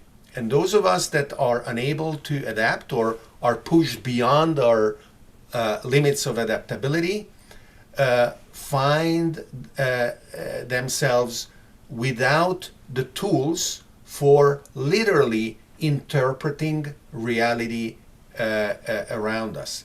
And that is, at least in part, the reason for so many people to fall prey to fake news, superstition, conspiracy theories, because they are rational. They have an innate need to find rhyme and reason in the world. But when they are ill-equipped, they will latch onto systems that are not conducive to their own well-being. So whether we are individuals, corporations, or the world at large, improving our ability to rapidly absorb new information and to adapt to their implications is of a fundamental existential importance. Thank you, David. So we're just wrapping up. We have like 8 more minutes. I'd love to hear, Joseph, if you wouldn't mind sharing your thoughts on blockchain and innovation, or anything really. If you just want to go ahead and have the stage, it's yours. Thank you very much for that. Just in a nutshell, I think that the world on the philosophical level, right? I think that we're slowly getting more and more and more ready to accept the good that is coming out of, blockchain decentralization, all of these different things.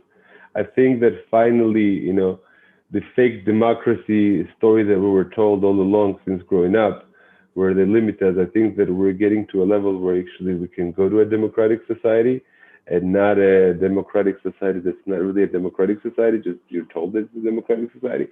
And I strongly believe that, what we needed was the challenge. And COVID created us challenges in this world. You had so many people who were left out of work. You had so many people that had to, basically go out of business, had to, face challenges. And that's what creates the opportunity for innovation. That's what creates the next generation of people that said, wait a second, I got laid off. I was doing XYZ, but now I'm no longer able to do the XYZ. Wait a second, what this blockchain thing is all about? And then you have this new generation of people that are learning the blockchain. And the difference between 3 years ago and today, the amount of brain power and the quality of brain power that's involved in the blockchain technologies and how to innovate it, how to make it better, it's so much more amazing. Yet all these people that were thinking that blockchain was Bitcoin, that they're realizing that blockchain is a world of its own, and Bitcoin is just the AOL.com of blockchain. That's basically it, And they're realizing it slowly, and the amount of ideas and, the requests that we're getting of people that they have ideas, they're like, listen, guys, we're thinking it like that. What do you guys' thoughts are? And we're like, this is genius. How come nobody that we know that, and we're in the blockchain already, 4 or 5 years, 6 years, 10 years, how come we didn't think of that? And then you Brad, realize, am I wrong, or Yosef just told us that we are stupid because we are in blockchain for too long? I'm joking, Yosef. I bet you money that any single one of these people that are getting it today would trade places with you. $50,000, 50,000 times would trade the places with you just to be there beforehand, you know what I mean? But the reality is that, and you have all these new people that are coming in with innovative ideas that are challenging the limitations that we set for ourselves because we accepted a particular dogma for ourselves. And we saw that this was not possible. I'll be honest with you guys. You guys talked about NFTs. When was it? In 2017 when they created CryptoKitties? I remember I laughed so hard that my stomach was aching for 2 days when I first heard that there's CryptoKitties that came out. I'm like, come on. Now, oh my God, it's like a world of its own that's, you know, ERC721, thank you very much for everything, right? So the idea is this, that as the world becomes more and more ready, I think that more and more people are coming into this together with us and giving us this fresh look that we already don't have this fresh look anymore. Why? Because we're used to certain things. Our head is in a tunnel. We know things, but that's about it. So all these outsiders, that's where the key innovation in blockchain is going to come from. So that's the, you know, But do you have the unicorn rainbow kitty yourself? Come again? Do you have the unicorn rainbow kitty? What's that one worth, Brad? Is that like $1 million? I'm sure a couple hundred Ethereum. I don't know. Easy. Yeah, those were the days. And imagine this 10 years from now, 20 years from now, right? Our great grandkids, you know, they're going to be living in this world and we'll be like, yeah, you know, there was a time when there were crypto kitties and they're like, oh, wait a second, it's like so, you know, so last century, right? So that's what it is. Absolutely.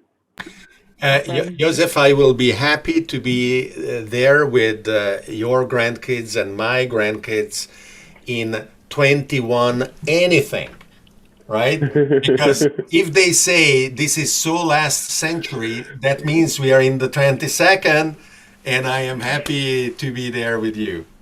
You give this generation enough time, they will figure out how to change the calendar and fit it into blockchain. So they'll create a calendar centuries of their own, you know. The fact is the way they move, it's unbelievable, right? Great, guys, this has been really fun. I think we have just 2 more minutes, so feel free, Brad, if you want to say a few words before we head off. Go for it. Sure. Thank you. First of all, thank you for having us. You know, great panel. Thank you, David. Thank you, Yosef.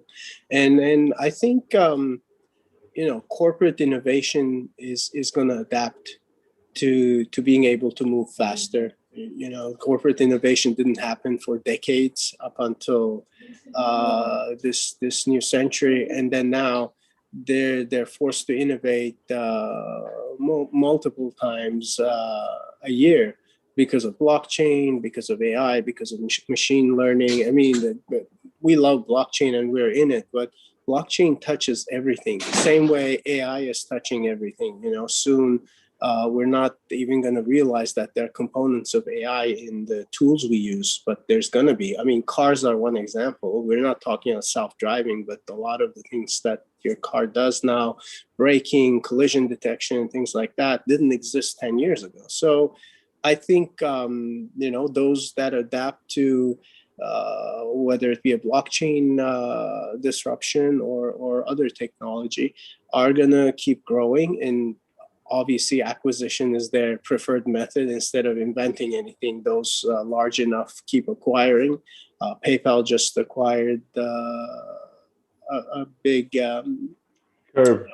Yes, Curve, a big you know, finance, crypto finance platform. So they're coming in, and I think if acquisitions speed up corporate innovation, I'm all for it. You know, if they can't innovate, let's have a lot of good startups all over the world create the new solutions for them and get acquired for billions of dollars, and that's good for economies and founders and big corporations. So everyone wins. I opened saying that corporations are not people, but I want to contradict myself by inviting corporations to dream as if they were people. Because by dreaming and sharing those dreams and being ambitious, dreaming in impossible dreams that become reality, that is how they can bootstrap themselves into the future. That's a great note to leave things on. You guys, this has been amazing. Thank you all for joining, and I think we can wrap it up now. So have a good day. Thank you very much for having us. It was an honor to be here with all of you guys.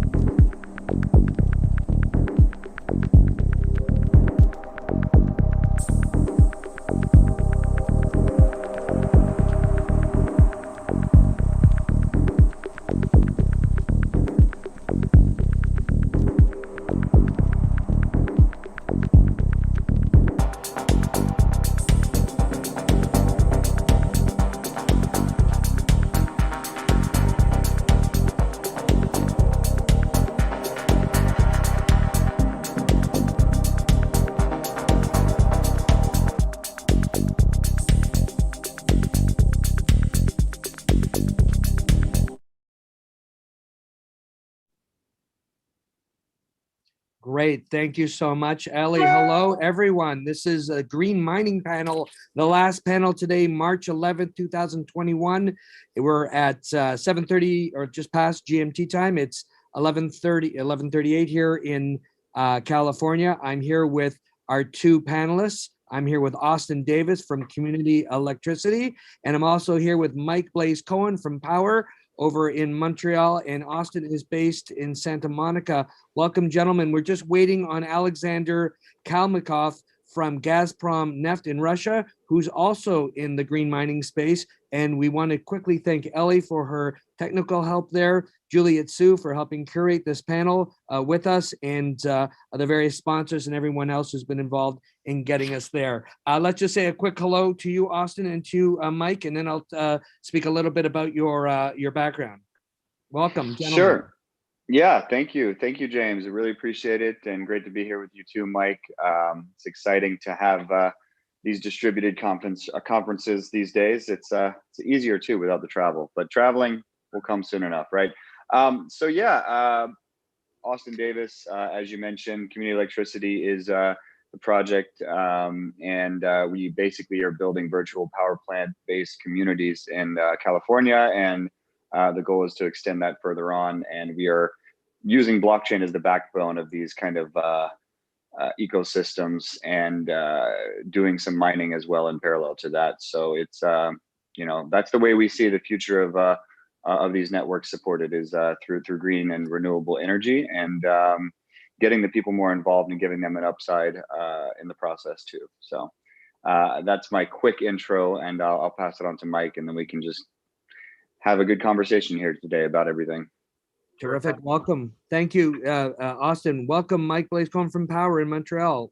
Hi. So I'm Mike Cohen. I've been mining since 2013, and co-founded POW.RE, a company that has been in the hashing power production sector, and we basically provide services for miners, both financial and also virtualize the opportunity to mine, so that entrants in the market don't necessarily have to source their own power purchase agreements and equipment and build infrastructure and manage the heavy lifting that is you know, Bitcoin mining. So we handle that for third parties. Great. Well, thank you and welcome both. Again, we're waiting on Alexander from Gazprom. Hopefully he'll be joining us. And my name is James Cooper. I'm a professor at California Western School of Law. I'll be moderating. I'm also Associate Dean of Experiential Learning.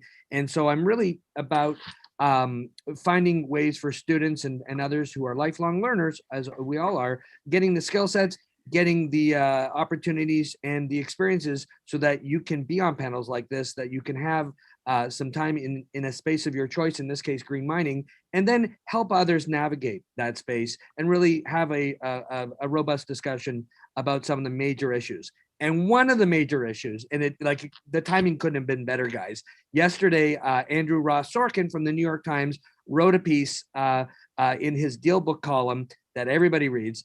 And it was in part an interview with Bill Gates, who wasn't so happy about the environmental impact of Bitcoin mining.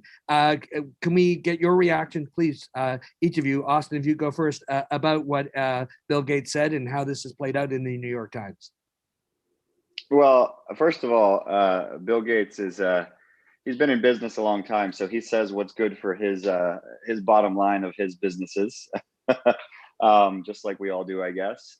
I think to a degree, though, he is right. In the future, basically, we have to go more and more renewable to support the network long term. People, you know, municipalities and governments aren't going to be distributing large amounts of power to Bitcoin mining when people's homes are without power, right? Like in California has been for the past many years, and a lot of places on the planet with the fires and the blackouts and all of that. So we need to get more innovative with the way we distribute and generate energy, especially to support Bitcoin, because there's going to be, I see a lot of heavy tax coming for energy that is purposed towards Bitcoin, because it just makes sense as people make more and more profit, as the network grows stronger and more demanding. how do you support that? Well, one way governments could support that, or at least allow it to happen, is to tax it heavily so that there's even more money flowing in the economy. Now there's going to be ways to offset that too, right? So I think to some degree he's right, but really he's just pointing out a problem that we're all here to solve. And I don't see it as an issue because Bitcoin will get the power it needs one way or another. I just think it should come majority from renewable, but that's the same with any power that we're using here on the planet, right? Whether it's solar, geothermal, wind, hydro, there's issues with all of them. Solar probably one of the least, but yeah, I'll stop there.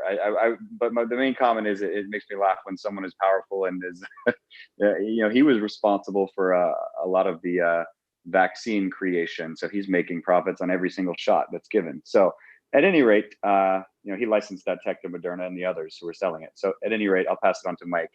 Those are my comments. Sure. Thanks, Austin. I mean, like you hit on a couple good points. The main one being that like Bitcoin mining is a power consumption exercise and not a power production one. And depending on the source of energy that you choose is where your carbon footprint is going to come from. And so if you're mining from renewables, your carbon footprint is nil or very small. Whereas if you're mining from, say, a coal-fired power plant, you'd have more of an impact. But that's the same of, say, driving an electric car, right? Like a Tesla that is powered by a coal-fired power plant doesn't really reduce your carbon footprint all that much. I mean, certainly it does to some extent. There's less CO2 emissions from the vehicle directly, but it's just passed on somewhere else. So really, it's an ethical choice on the miners.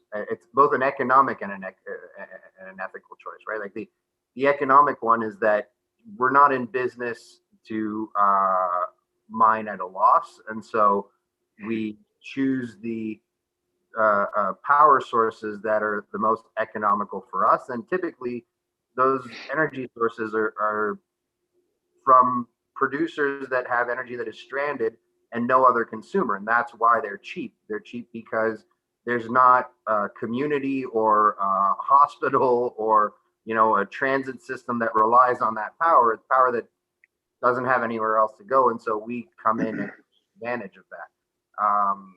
But the part of those comments that Bill Gates had made was he didn't see anything inherently wrong with mining so long as the source of energy were renewable. And we see that the mix of energy in Bitcoin mining, as it tends towards the cheapest ones, does gravitate towards renewable energy because fossil fuels aren't that cheap at the end of the day. Gas-fired power plants are cheap to put together at the onset, but over time, the cost of the fuel, of the consumable, outweighs the cost of the infrastructure. And so, as a company, we POW.RE, it's in our name, but it's an acronym for Proof of Work and Renewable Energy that also kind of rings like power, but we've committed to only consuming renewable energy sources for our mining activity. So. And what about you, Austin? Are you seeing that kind of bifurcation between, oh, this is flare gas, or this is somehow it's excess energy, but it's not really green, versus like real green? And is there that kind of a fracturing, for lack of a better expression, in the industry? Yeah, I mean, look, there's stepping stones, right? Like most corporations that are green are simply buying carbon credits or other RECs to offset, their carbon footprint, which is a stepping stone to actually being completely green. There's a lot of greenwashing that goes on, right? If you tear down a rainforest to put up solar, that's not necessarily green, or at least not at first, until it balances out, until the rainforest grows back somewhere else, then maybe it will be in the future. But that's not really the way to do it. You want to take empty rooftops or open spaces that are already open and take advantage of the sun that's hitting the earth in those places and distributing it to people nearby The problem is, as Mike mentioned, a lot of times people get ahead of themselves and they build these networks and then they don't have the place to distribute the power, or it's too far away. So people like Mike step in and set up the Bitcoin operations near there, and I think that's great because why waste the power? So I think, like I said, it's stepping stones to the process of getting more and more green, and some of it is washed in the middle, and some of it is more balanced than actual green. But it's going in the right direction. What I really believe is that we need to further distribute the actual mining because the centralized miners are always going to be a thing, but there's a lot of unused electricity that is distributed, right? Like think about every single car battery that's sitting there at night doing nothing. That could be put back into some operations to not only for mining, right? Like, but to support the grid in general, whether it's a local grid or the greater grid. So there's a lot of unused power that we just have to get smarter about managing. I mean, if you, like I said, if you just collectively take every electric car and think about the battery capacity, what could that be used for when it's not being used, which is 95% of the time, typically for a car. Right. So that's my answer. And I see we have some new guests here. Wonderful. Alexander, are you there? Can you hear us? Alexander Kalmykov from, welcome. There. Yes, testing. You're in the club. We see you. We hear you. Welcome. Thank you. Thank you for joining us. Yes, thank you very much. I'm glad to see you. And I want to tell you about our project. Is it clear? Please. We can hear you. I'm from Gazprom Neft, Russia. Do you know something about this? Yeah. I don't have an applause track. This is not Gazprom. This is not Gazprom. No, this is Gazprom Net. Gazprom is mothership company, and we are daughter company, Gazprom Neft, or Gazprom Oil, so to say. And we are, this is our. We're super high tech after getting everything backwards behind me earlier. So we're. Thank you very much, James. Thank you very much, James. I'm very glad to see my information list to you. And so our company is now in this market. We are starting to use oil gas. Oil gas is this.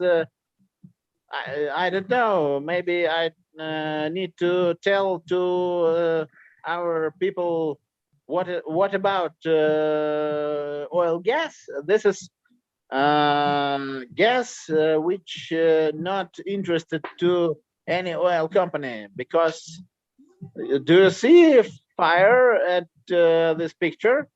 Mm-hmm. We need to fire up this gas, because we can't transport gas to any transport system, because our sites are at very deep Russia, just Yamal and Khanty-Mansiysk and so on and so on. So we have very big problem about gas, which can come with oil. And before this, we started to decide this project to move gas to the gas system and to the north state too, maybe, and maybe you knew about this. And but I understand that we can't move every gas to this transport system, so we need to utilize this gas at the site. The main thing to utilize this gas is fire. You just seen this at the the picture, but I also understand that, and our company, of course, understand that this is not comfortable, not green, and we have many contributions to be green at the market. So we can't fire up oil gas to the atmosphere. We need to understand that we need to create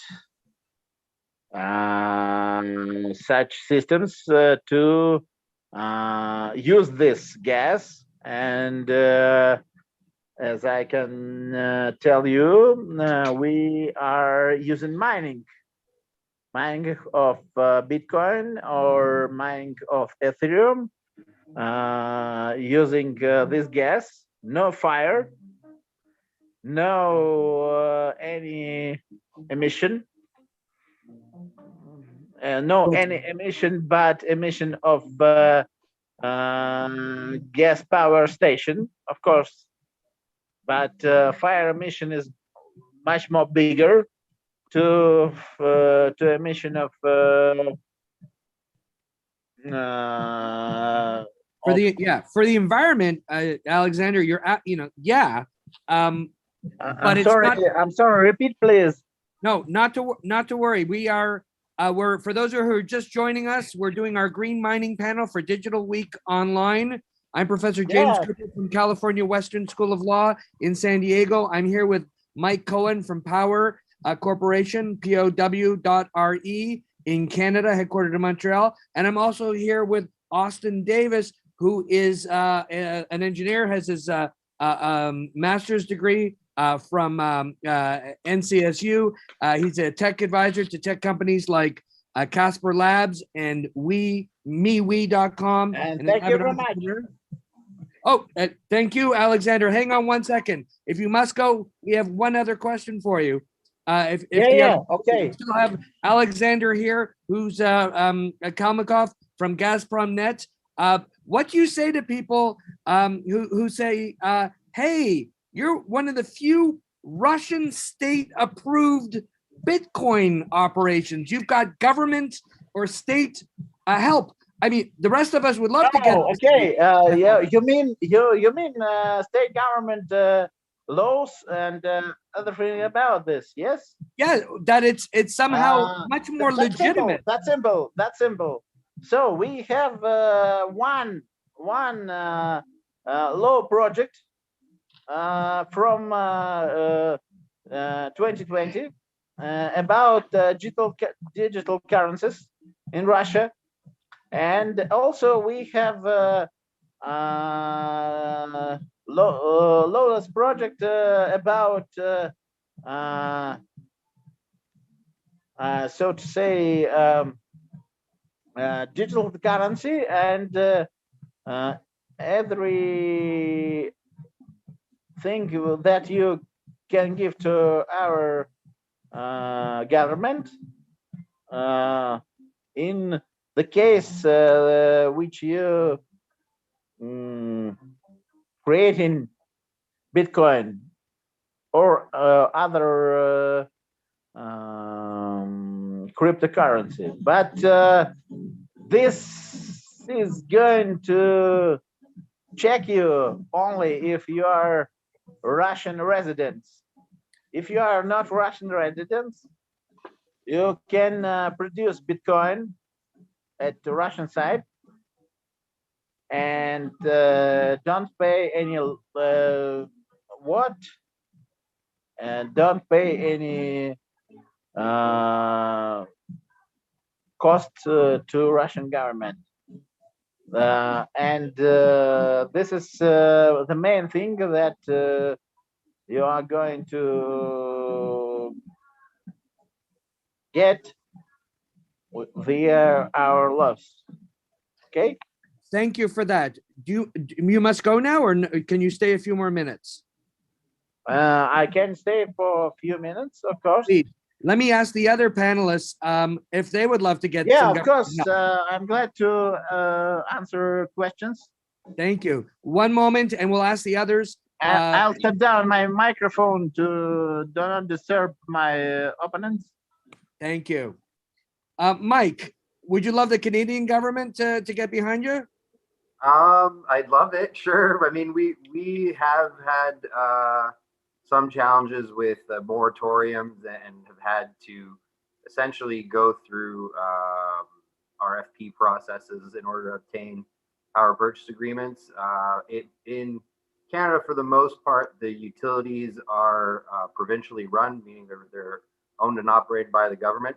By the state, by the sovereign states. Yeah, exactly. So for example, in Newfoundland, we've dealt with Newfoundland Hydro, Nalcor. In Quebec, we've dealt with Hydro Quebec. They have some level of apprehension to our industry because of the volatility of the asset, and they've felt, or at least early days, the sentiment was more negative than positive. But I think we're seeing that change with more institutional adoption, with the level of seriousness that other countries are giving it. And I think Gazprom and Gazprom Neft getting involved is actually maybe going to wake up some people on the utility company side. They may see that there's that these industries and sectors are legitimate, and that they have to compete. Not just legitimate, but indeed the future, profitable, part of national industrial policy. That's Let's, yeah, right. well, you all you have to do, and we'll come to Austin in 1 second. When this is all done, Mike, let's send this video to the Canadians, and I hope each of you will do it to your respective governments, because the contest is on. That's Austin, right. I'm sorry, but I need to tell you about our cases. So some Canadian investors are already interested in our project. Also, Korean investors interested in our project. So maybe we have here someone that interested in investing to place in mining system to Gazprom Neft. Maybe not. I don't know. We definitely should have a conversation. Yeah. Okay. We all have each other's Okay, emails. I'll send my email to chat, and thank you very much. Thank you, Alexander, for joining us, and stay on as long as you can. It's always And good to have the Cyrillic alphabet available on our. Yes, it is. All righty, Austin, the floor is yours. How about some state intervention in a good way? Not intervention, but support. Yes. And we already have that because we approached it in a different way. We're working with the California Energy Commission and the Department of Energy already to build these prosumer networks, which is essentially peer-to-peer energy grids that run on a virtual power plant instead of a centralized power plant. You know, we're producing it locally on the rooftops, subsidizing the cost of the solar and the IoT and the nodes. There's a blockchain node in every home. So you might imagine what other validation or mining operations that those nodes are going to be doing. But the start is fixing the energy problem first, and the mining goes hand in hand with that, especially if there's excess energy. Each home can choose how to spend that excess energy, whether it's trade it back to the open energy grid, give it to their neighbor, or put it into the Bitcoin network, essentially, to support it. And whichever one is probably has the biggest upside is what they're going to do. So essentially, we already are working with the government in that capacity in California. And California is one of the places in the states that kind of sets the tone or is the most progressive when it comes to energy and other legislation. So the more we can push hard in California, we think other states are going to adopt. And we're already talking to a couple other states about extending the same programs out. And there's lots of federal support for this as well. So that's our approach. We're not just coming out and saying, hey, we want to mine Bitcoin with government money. We're saying, hey, we want to fix the energy problem. And Bitcoin mining might be a part of that solution to get more financial incentive to the citizens, you know, to the people that live in these communities. So that's how we're doing it. No, thank you for that. Let me ask each of you this. I mean, it's undeniable that the Bitcoin network consumes massive amounts of energy, which is sort of the thing that we have yet to say full out. My question is it really worth using up all that power? Wouldn't you rather power a hospital, some schools, a factory making stuff that actually exists that's not based on digital ether? Well, I mean, Mike, please go ahead. Yeah, I don't think we're taking any energy away from hospitals and schools and any other. I mean, most of the energy that we consume as a company is in remote areas, but you heard Alexander a moment ago say that they have this same issue, is that the gas that they consume is stranded because there's no other market for it, right? Like they can't liquefy it, they can't transport it. There's no other place to send it, and so it gets consumed on site. We're very much in the same vein, but and actually most miners are the same way, because that's where the cheapest energy sources are. But mostly, I think, is what is the merit of consuming all of this energy, and why do we bother? And yeah, Bitcoin a decade or so ago came into existence, and we now have a non-state money that doesn't have a central authority issuing it. But I think that the other major economic value and the innovation is the fact that we've built in the Bitcoin mining network two things that are novel. First, a digital time stamping machine that's irrevocable, the world's biggest decentralized clock that doesn't operate on physical time but on block time, right? Like these 10-minute increments of frozen transaction history. And we've also built the world's largest wrong answer machine, where we're constantly looking for the wrong answers, and when somebody throughout the world in a 10-minute period finds the right answer, there's a reward at the end of that. But that in itself is like the concept of this decentralized clock that doesn't have a coordinator, that is irrevocable. It is the value of consuming all this energy, because you couldn't do it in another way. And so, I don't consider it wasted, because there's no other mechanism to achieve what Bitcoin mining achieves. And so, it's not a waste if we're willing to pay for it, and if somebody sees utility in it. Yeah, I agree completely. I mean, it's also kind of too late for that conversation. It's too big to fail now. No matter what happens, people will keep supporting it and propping it up, and we're going to find the energy one way or another. So we might as well find better ways of producing it or sourcing it, as Mike was saying, from local unused or underused resources, right? So I think it's a great question to ask, but that question could be asked about anything really that we find valuable as human beings. Like, do we really need Coca-Cola? Is that something that we should be dumping billions of dollars in every year to produce and sending out sugar water to people? Well, it makes them happy, and it makes a lot of money for the economies, and it makes people, well, they're addicted to it, but it makes them happy to some degree, and it does provide economic value for the world, and yada yada. And that's not the best example, because Bitcoin doesn't have any of those downsides. It doesn't have the the sugar effect, if you will.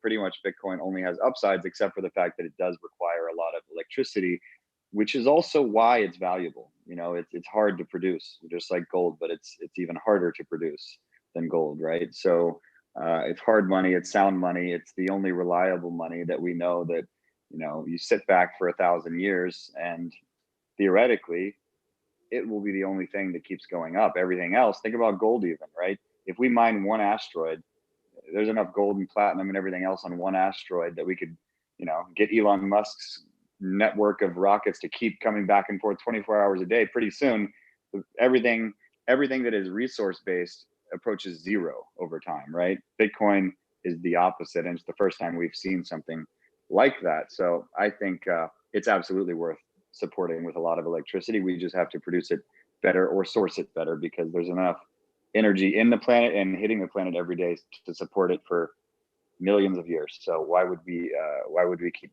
being stupid instead of just taking charge? To Austin's point, right? Like if you first of all, Bitcoin's easy to attack because the energy that we consume is right there. It's obvious we're consuming tons of energy right there on site. Whereas the alternatives, the externalities are harder to capture, right? Like, what does it cost to cash a check? What does it cost to send a SWIFT transfer or a credit card transaction or any of those? And like, sure, there's probably a data center component to a lot of those, and Bitcoin mining might outweigh the impacts of the amount of computing power needed to cash a check. But there's also brick and mortar buildings and employees and trucks and a lot of things tied to those financial institutions. Like I think if you were to consider all those externalities, the amount of energy consumed by either would be just as staggering. It's just that when you look at Bitcoin mining, it's right there in your face. You have a bunch of computers plugged into a big power bill, and it's hard for people to wrap their head around like what economic value that brings to the world beyond just the people who mine it. So and I presented it earlier as a false choice in terms of is the government going to support education or heating schools versus Bitcoin mining, but it's to those externalities that I want to turn now, because there are communities in which, and both of you have touched on it. Mike, you're up in Labrador, you're working with indigenous people. Austin, you're working with different communities locally, and that provides jobs. That provides some forms of self-determination in terms of the First Nations of Canada, the Aboriginal peoples, the indigenous peoples. How do we bring in that economic piece to it and make fungible so people understand there's also a knock-on value or a multiplier effect that we should be considering in making these decisions about how to best invest government resources, which includes tax rebates and carbon credits. And and we're not even asking for those yet. We haven't not yet have the carbon credits or tax rebates or any of that. Unfortunately, we're still spending our. We're gonna need it though. We're gonna need it eventually. I hope so. But one thing that you touched on is like the region that we're in particular has food security issues, right? Like they're remote communities, small remote communities where tomatoes cost exorbitant prices, or just produce is difficult to obtain. So we have been actively investigating methods of food production by repurposing the waste heat that we our byproduct effectively.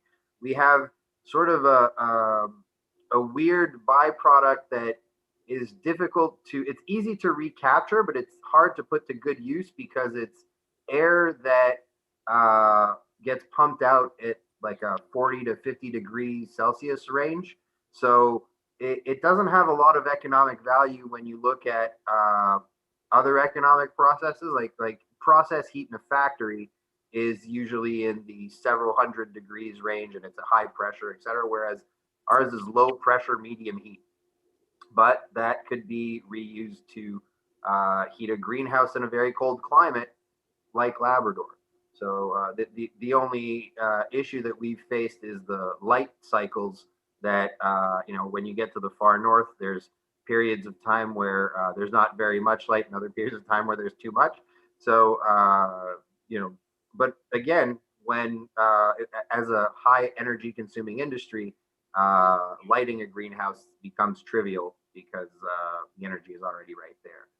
So there's ways to repurpose this stuff. So go ahead. Oh, sorry. I was just going to chime in on that. I think we need to start simplifying the way that we understand these types of systems, because our economic principles and theories thus far, yes, they've worked to some degree, but there's a lot of flaws, and almost none of them, except for one network that I can think of, follow the fundamental principles of thermodynamics, right?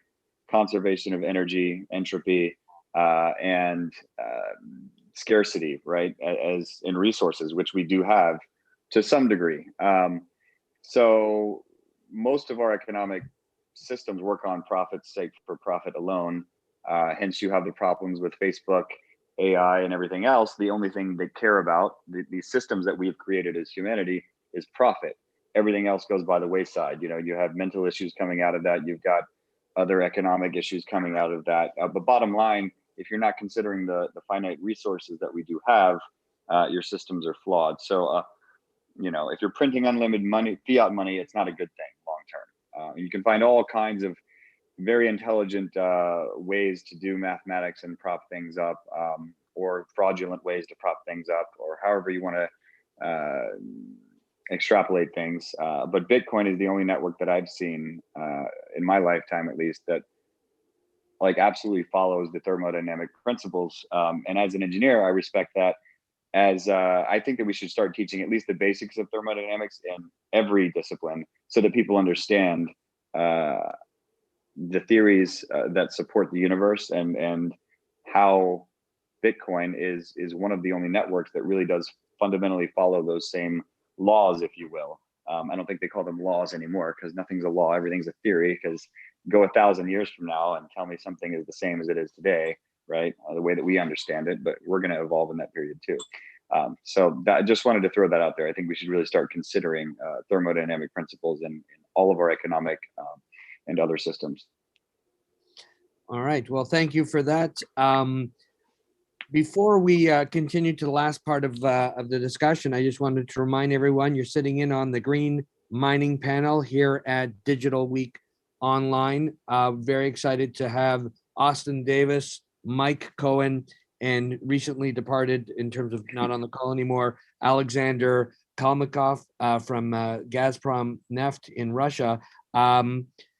You're both engineers, and you're both interested in computation centers and offering financial services, and for in a more efficient way, into developing just an innovation that can do well and do good.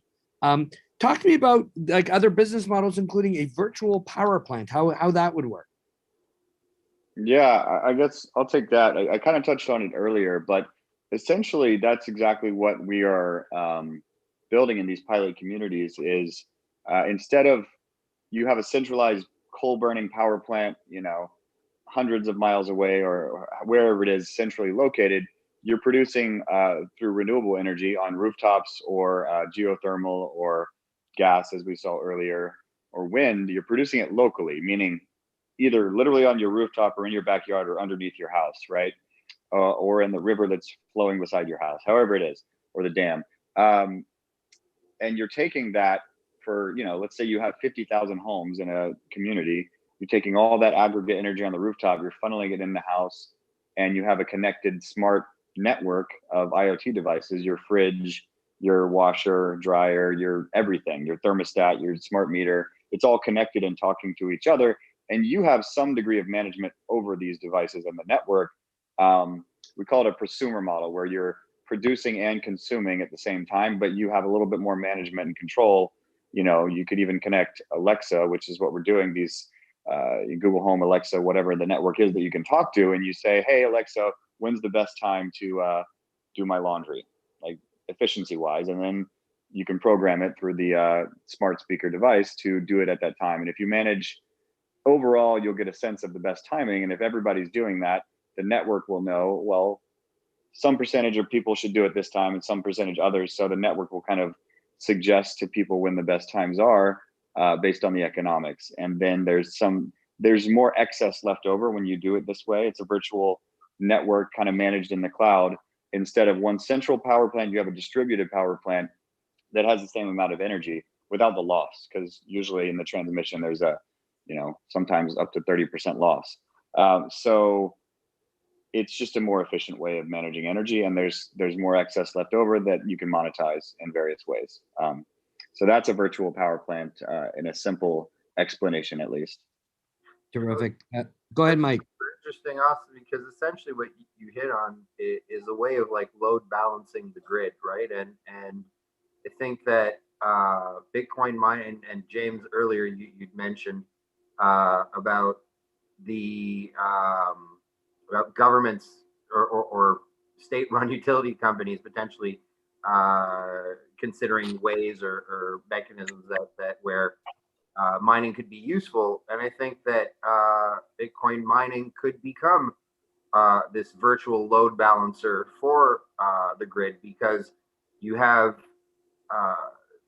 power sources or energy production sources that are typically far away from where the consumers are. You know, hydropower plants are not built outside large metropolitan areas. Typically they aren't anyway.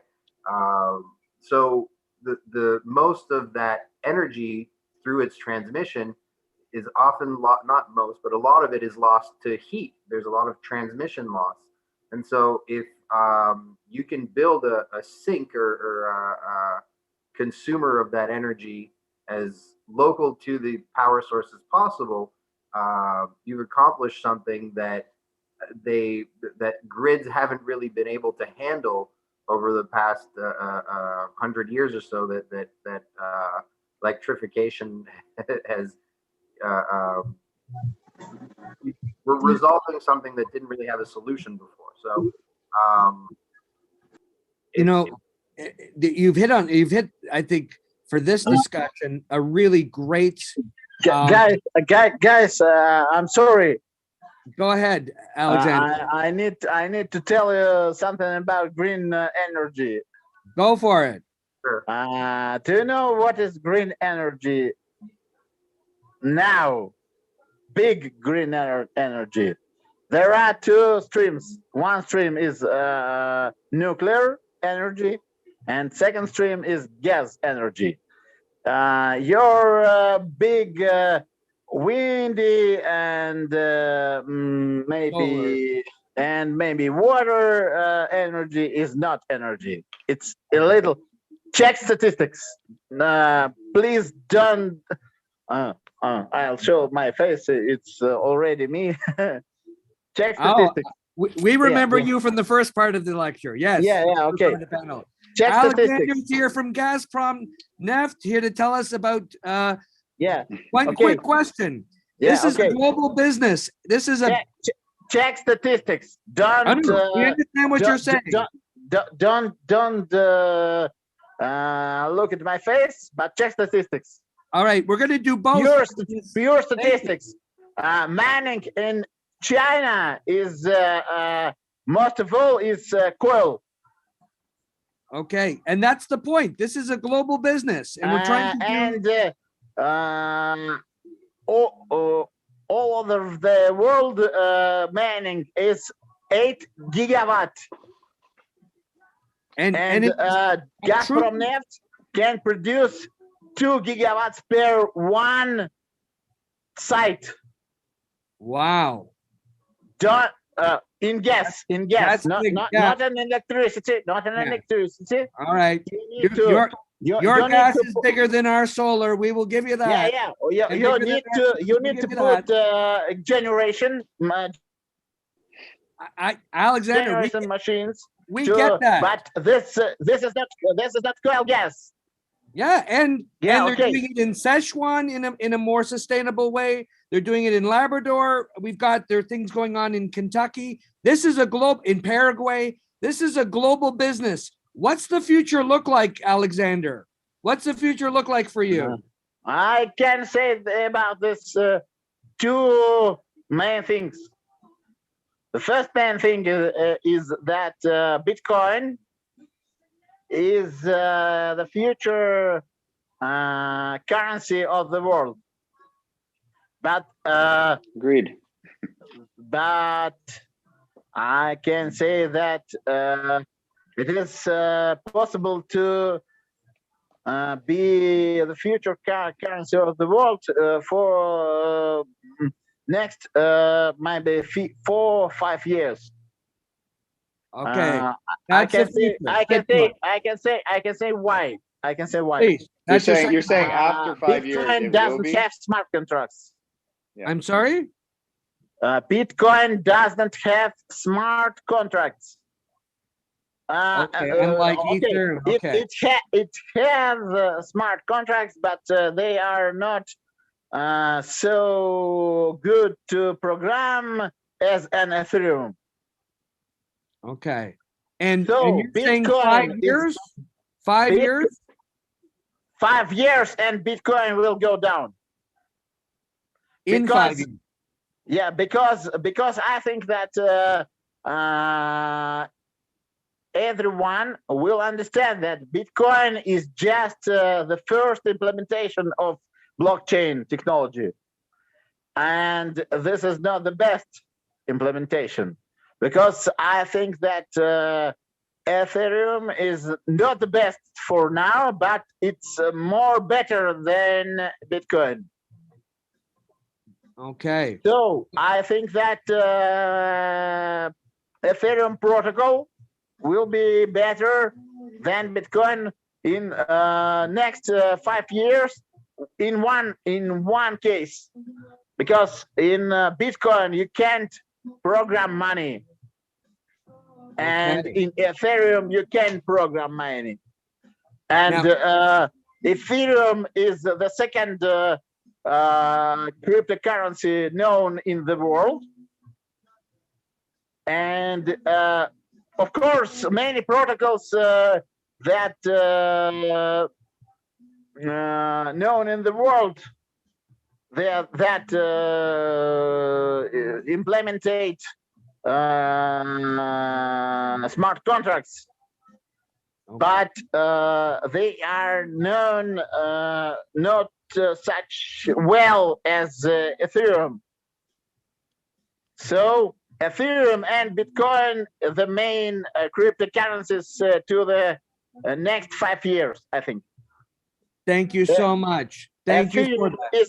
Ethereum is a cryptocurrency to be as a platform to program smart contracts, and Bitcoin is the best platform to get something like a gold. Okay. Thank you for that. Thank you very much. Alexander. Thank you for joining us. Now let's ask you guys, what about the future of green mining? We know what's going to happen between Bitcoin and Ethereum. What about the future of green mining? And where's Alexander going? He's having more fun than we are. He's at a discotheque. Yeah. I'm still here. Okay. Oh, okay. Are you at a disco? Where are you? I'm sitting at a bar. Okay. I saw a nice drinking dark beer. in your hand. All right. Good You man. think, There's a guy who knows.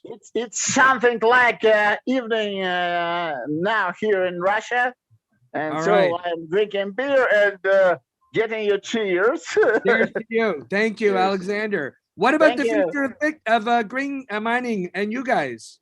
I think it's distributed. I think that right now mining is somewhat centralized because it has to be, but I think we're going to see more and more distribution of mining and finding ways to collectively. We're already pooling mining, right? But we're going to find better ways of pooling it and distributing it through different networks. So that's what I think, at least. I think that's one way to scale the network, is to add more nodes and distribute the nodes. Thank you for that. How about you, Mike? Austin says, I mean, I don't know what the future holds for Bitcoin or Ethereum or even mining in general, but I know what our company is committed to do and has been doing, and we're going to keep producing hashing power in places where the carbon footprint is nil, whether that's in North America and South America, or potentially even in Russia, if Alexander and us have a conversation online about what there is to do with Gazprom Neft. But yeah, I mean, we're there's more and more interest. There's more and more value pouring into this sector, and as business owners and operators, the choice that we have to make is: are we going to run our operations off of sources of energy that are clean or not, and we've committed to consume clean energy. Well, it's an interesting time to be in this space. Last set of questions while we still have our friend Alexander from Gazprom Neft. The question is, there's a geopolitical element to all of this. We're seeing different countries wanting to really create their own dominance in the space, whether it's the DCEP and the digital currency in the People's Republic, whether it's the e-krona, whether it's the sand dollar or the SOV in the Marshall Islands. We're seeing central bank digital currencies. We're seeing re-centralization away from these decentralized ideas that you both have been talking about. How do you see the sovereign state playing a role in terms of governance and regulation, but also potential support versus and doing so in the name of geopolitics, and doing so because it's good for the respective countries in which you're operating? Yeah, I mean, I think we're going to need to create new types of, kind of like corporations are using carbon credits and RECs. I think we're going to have to create similar instruments for Bitcoin mining to offset the cost, because I think more and more countries and companies and people are adopting it, and the more that happens, the more support we're going to need to give it to thrive. So I think we're going to start to create new financial support instruments and vehicles to kind of subsidize the network, if you will. That's what I think we're going to start seeing, and that's what I'm going to push for, because Bitcoin is not even a small country anymore, right? It's a medium-sized country now. So it's time to start giving it more support, because it's gonna keep supporting us. So that's my statement. Thank you for that, and thank you for participating, Austin. Mike, last thoughts? Sure. I mean, there's definitely geopolitical risk to running the type of operations that we do, depending on the jurisdiction that you establish your mining operations in.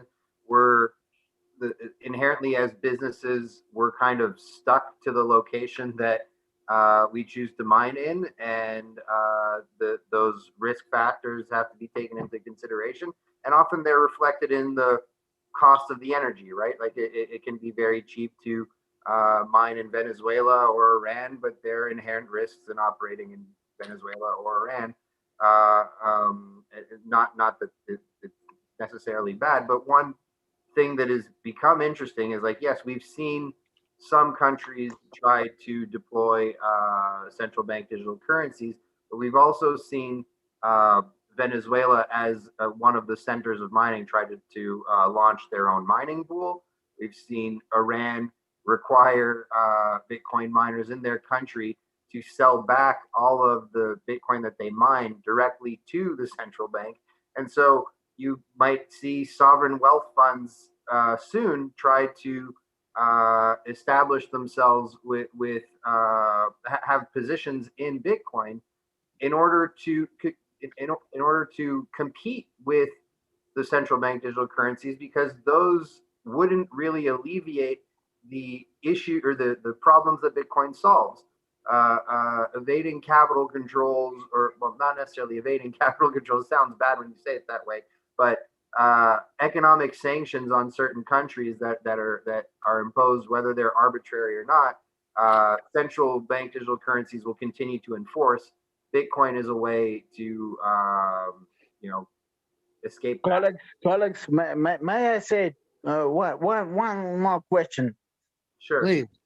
I think that cryptocurrencies of a central bank is fake. Of course, it's a fiat currency. Well, it certainly isn't decentralized. I think we can all agree on that. No. It's not. It's the problem is not that it's centralized, but cryptocurrency of any central bank is cryptocurrency programmed by central bank. It's private blockchain. No, this is the main Well, thing that it's centrally controlled no. currency, The so you're main taking away thing, from the public the main protocol thing, advantages. the main thing of central bank cryptocurrency is that you can't There's see. no fixed supply. You can't see that it is centralized cryptocurrency because central bank can produce anything that it wants. And that goes to the point of monopolies, and again, the power of the state. This idea that there are certain public goods that we will pay for: healthcare, defense. I didn't stop. I didn't finish your thought. Okay. I didn't finish. Okay. So but maybe. What do you think about central bank cryptocurrencies? Is it bad, good, or I don't know? But I think that corruption in USA and Russia in percent, it's not a political mind. It's just statistics. Again, I can show you. I can show you the statistics. Thank you, Alexander. Let me No, close. I'm sorry. I have to close out the panel now. I didn't finish. Please. So, in my statistics, corruption in USA and Russia are the same, a little bit. Blockchain is the technology to show that corruption in any country in percent are the same. So I think that blockchain is technology that can be used in any country, in any state, to be a technology to show to the other world legal transactions. I'm not sure that corruption transactions in any country are the same, but I think that blockchain, this is main thing. Please, I'll tell you to journalists who want to hype on this them. I don't say that corruption. Okay.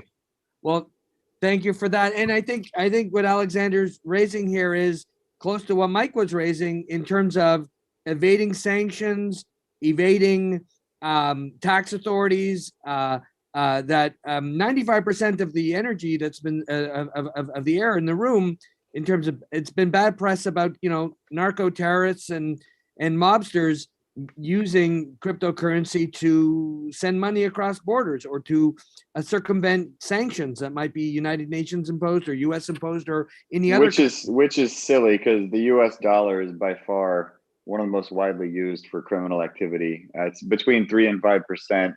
Bitcoin is like 0.03%, because most Bitcoin just sits there.